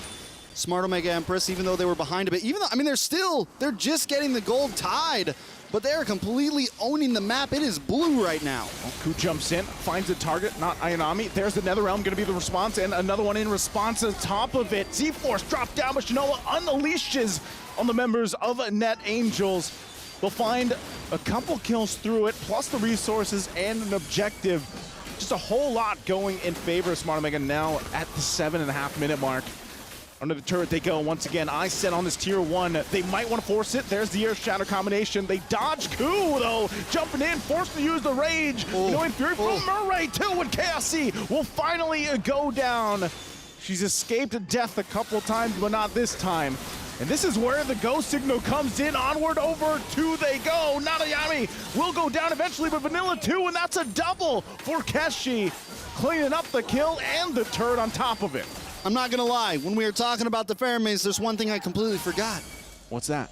They got a Valentina. A Valentina. They got a Valentina, which means they also have a Netherrealm, which doesn't just soft counter your soft counter, it hard counters your soft counter, especially paired up with everything else that Smart Omega Empress has. That's a lot of counter. That's a lot of counter. Whole lot of counter space for Smart Omega Empress. And they own it all. Well, you know, what else they own?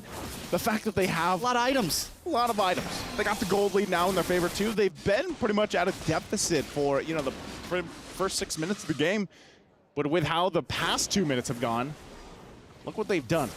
Who can charge up? They've got some information, of course, with this. I'm not sure if they actually want to press the situation, but look at all the damage too. We were wondering about Shinoa with this Melissa pick, how it would fit into this composition. It's doing wonders right now.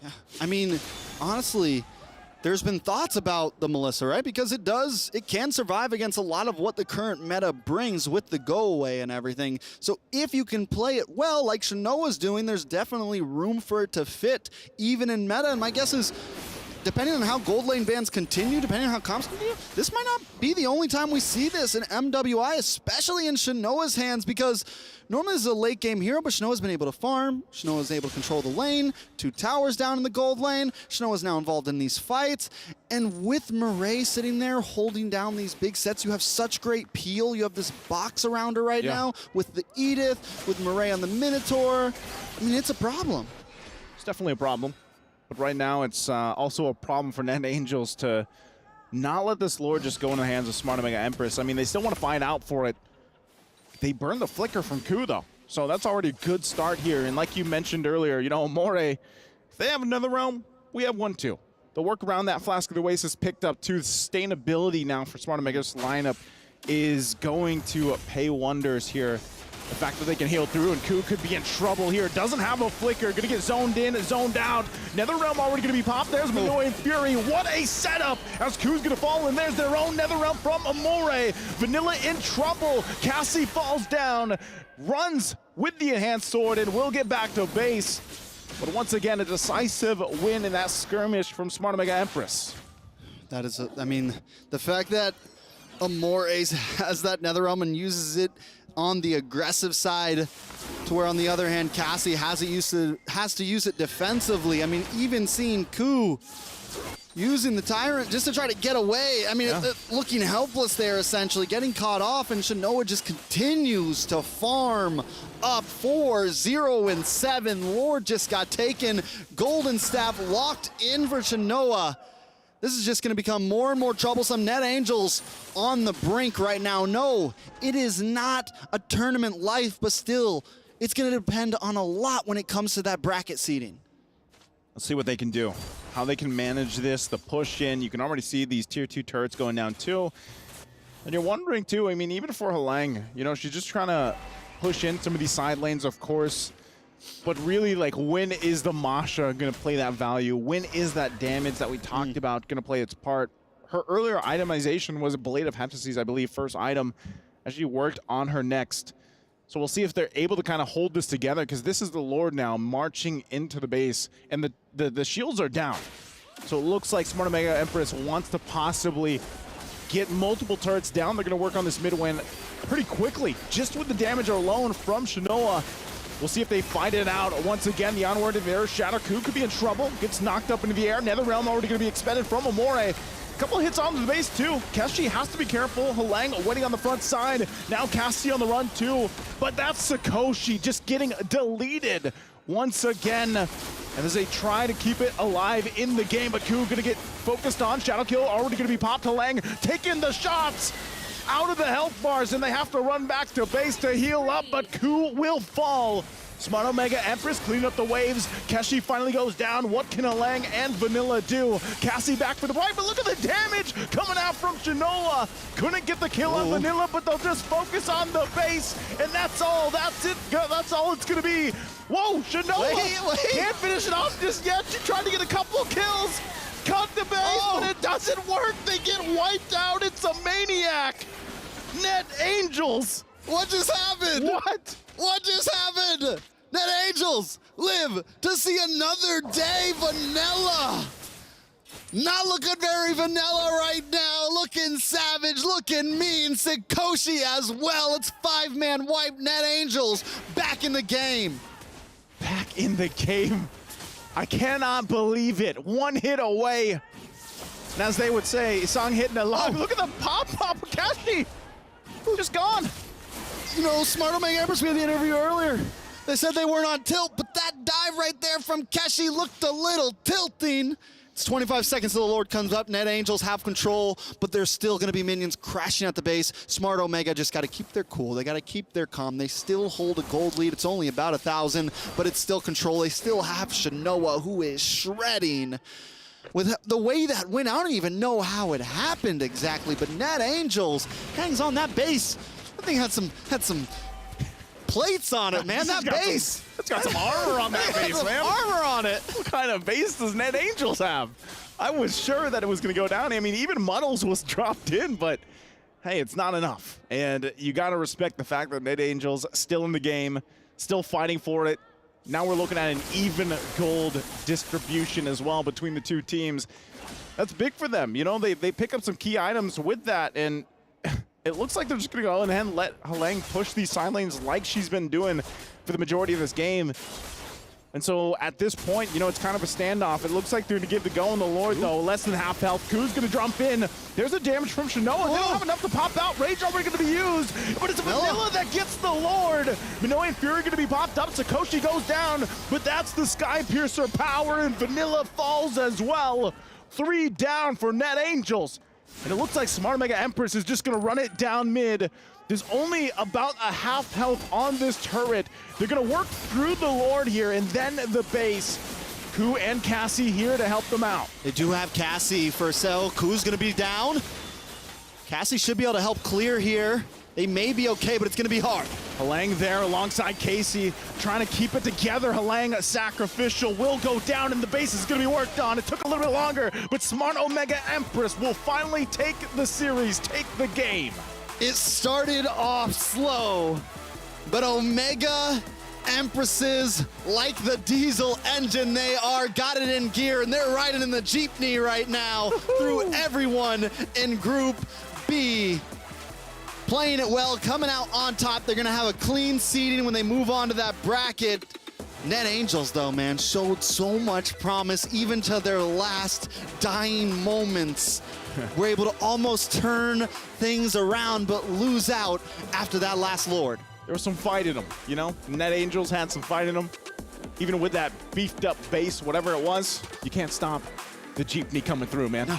Buy it, Paul. Here we are. You know, they ended the game when they needed to. Unfortunately, took them a little bit longer, but great team fight there, too, at the end to deal with that Lord and win the fight. Beautiful team fight overall.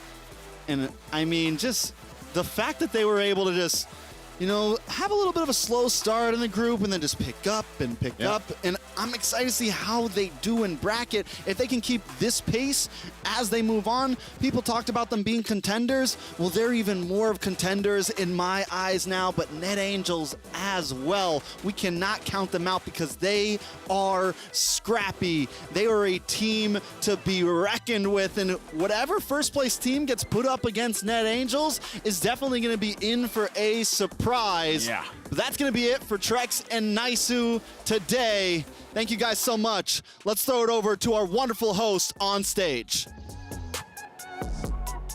And oh my God, what an intense match taking place right here in Mirai. Amazing stuff right now. And I'm being at the Group B's top seed.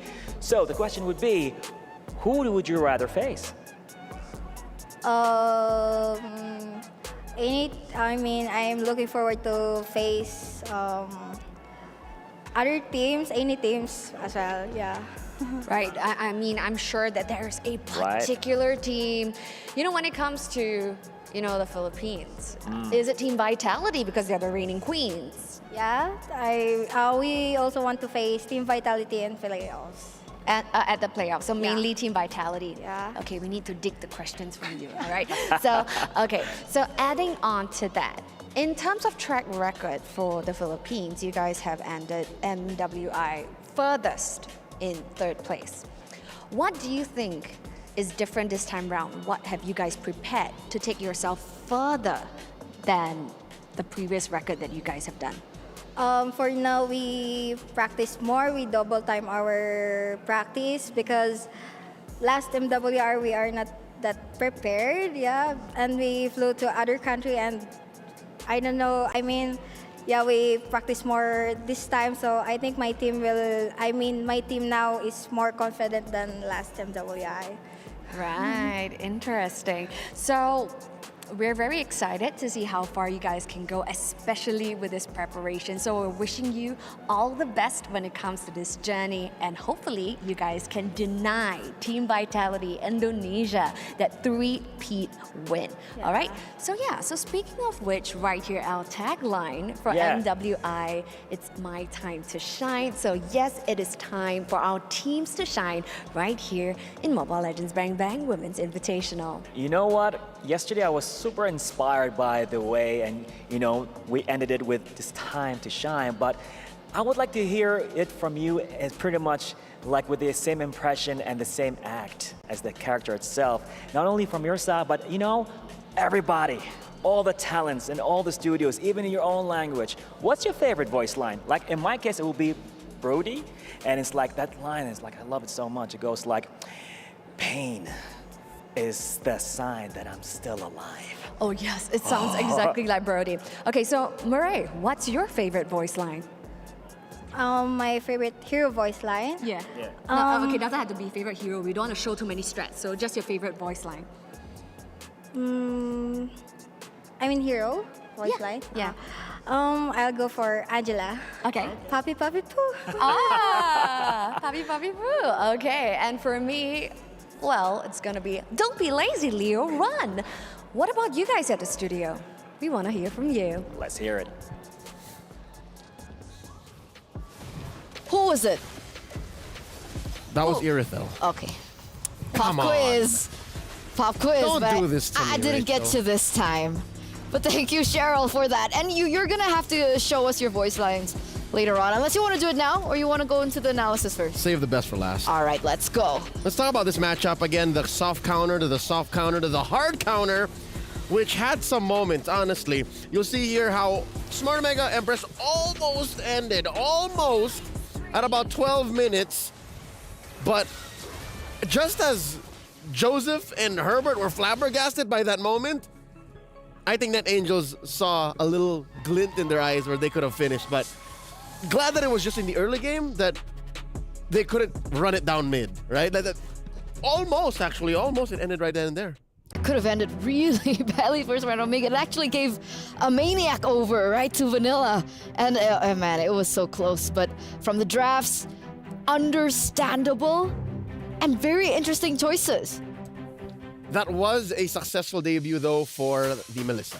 Yes. Not for the Kufra, sadly. Because it turns out that in lane, the range advantage that the Melissa had over the Harris made it very difficult for the Harris to try and look for a snowball right. from that early portion when they went in for the laning phase. Sakoshi was truly out of her breath, like jumping around as a little white-haired boy. She couldn't go through the needles. Like, No. It's difficult. So there's that, and then the aforementioned Faramis into Valentina. Yep. And of course, just the nature of the Hayabusa, just being so much more mobile than most anyone on the other side. And that's what allowed Smart Omega Empress to kind of spread themselves thin up until it was time to go all in.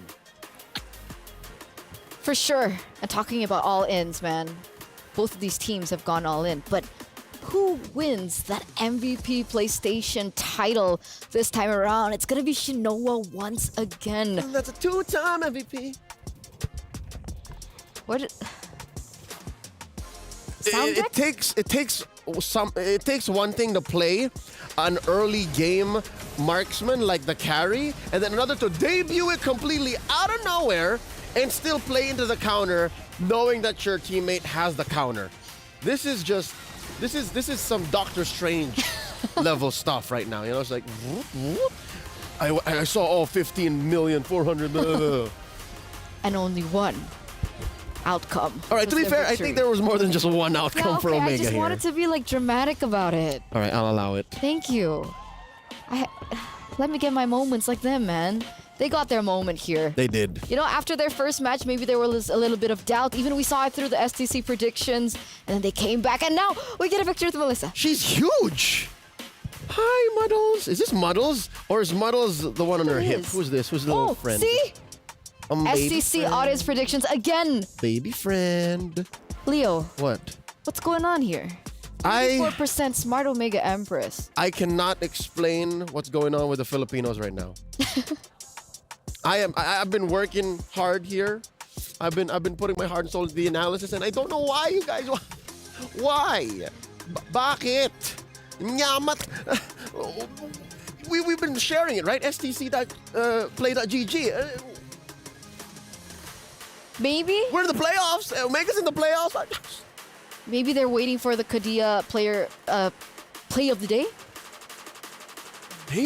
Maybe that's when they're tuning in to see the highlights of the day, ladies and gentlemen. This was beautiful, by the way. Check it out. Here it is. Oh. All right, this is that moment that Trex was talking about earlier when I was wondering, where's the damage? Apparently, Faramis into a Martis was enough. And we were doubting it, right? We were doubting that. But in the early stage of the game, that Martis really was able to take control. And here we see another highlight. That Taro DOD, Ramichi, bro. DOD, the bro. Taro Ramichi combination. DOD. Something else. And we can't get enough of that matchup in Group C or Group B? B. C. Yeah. Wherein I'm testing you. VSG and Xeno Lilies really put their best foot forward. KOA, talking about day of debuts, she brought in Jungle Benedetta. And then, of course, there's this moment where, Yeah. There were just so many moments in this game. How do you choose, right? See, this was the moment where we're like, wait, what? They could end it, right? But no, there's still way too many turrets, and it was 12 minutes 45. But yeah, no. Now that we've seen the Kadia plays of the day, okay, I'm gonna ask you now, DOD1, DOD2, which was the better entry? The groups. Just all of it? All of it. That's not fair. I mean, here's the standings. This is what we ended up with, given what happened today. So unfortunately, right, for 4 of the teams, they will not be able to move forward, right? We have to say goodbye to CFU Serendipity from Group A. We also have TLG, Falcons Mena, and now the final key crush of the day, ladies and gentlemen, here in the group stage that marks us forward to proceed into the playoffs. Max. I know, it doesn't get any easier. It doesn't get any easier, man. All right. They did fight valiantly. They put their best foot forward, and they showed us a very aggressive flavor of MLBB that they play in Latam. So, GG, well played. Thanks for showing up to MWI 2024. We hope to see you next year, though. And I'm excited for that. I'm excited for that, right? Because the scales have changed, the tides have tipped, and a lot of these regions are finally, showing up. And I'm here for it, man. Says the Indonesian who has a legit women's league that runs twice a year. But I don't have something. What is that? I don't have a skin. I don't have that Sylvana skin that everyone keeps talking about. Play more! I do need to play more through Youth Fair, right? Because finally, ladies and gentlemen, the Youth Fair is here with incredible bonuses and, of course, exciting events. Grab multiple permanent skins for free, just like the Sylvana's Classroom, Glam, and Charm. And, of course, more exciting events will be revealed. So stay tuned and don't miss out. After you get the skin, will you acknowledge that Indonesia has an amazing women's ecosystem? Will you say that yes? Yes. That's the reason why we've won 3 years in a row. Yes, yes. Well, 2 years in a row now. I may have spoken out of tune, but yeah, this year might be Omega's year. Who knows? I mean, yes. And hopefully this also is a wake-up call to all these regions, right? Because technically Indonesia is so developed because they have so many ways to develop, right? We have WSL, we have Unipin. There's so many local tournaments That's right. that they can actually go for. And maybe more. And maybe more. You guys know what I'm saying. So hopefully all these regions.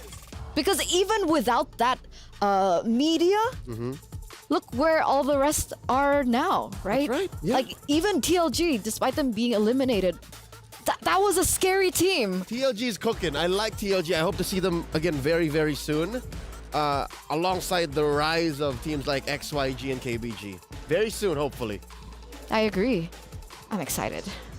And as we were looking at the group standings as well, this also does signify where these teams are going to be. We're going to have a little bit of feel of it, right? Because it affects the seedings when we get into the draw. So it still is going to be a draw, but I don't think it's going to be aired. It's a secret. No, I'm kidding. It'll come out as soon as possible. Yeah. And you will, as soon as possible, find out which teams are facing off against who, so that we have a better picture of what the next stage looks like. Yeah, so if it's the same as MSC, right?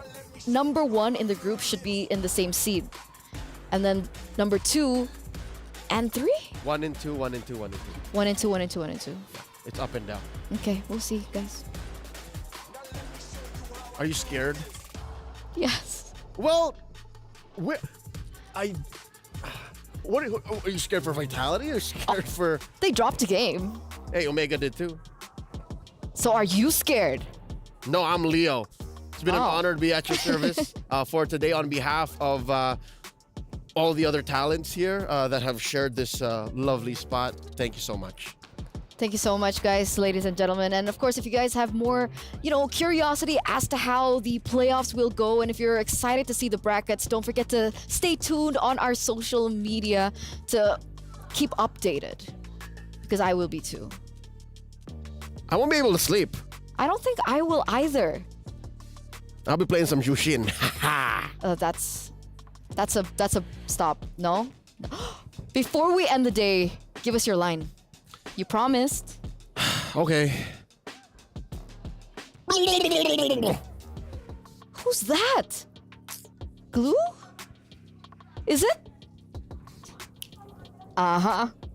But there it is, ladies and gentlemen, for the group stage of MWI 2024 at EWC. But don't forget, tomorrow we will already be starting into the playoffs. And of course, it's time to shine for the 8 teams that will be able to move forward. So we'll see you tomorrow at the knockout stage. It's been me, Eterna, alongside with Leo. We'll see you tomorrow.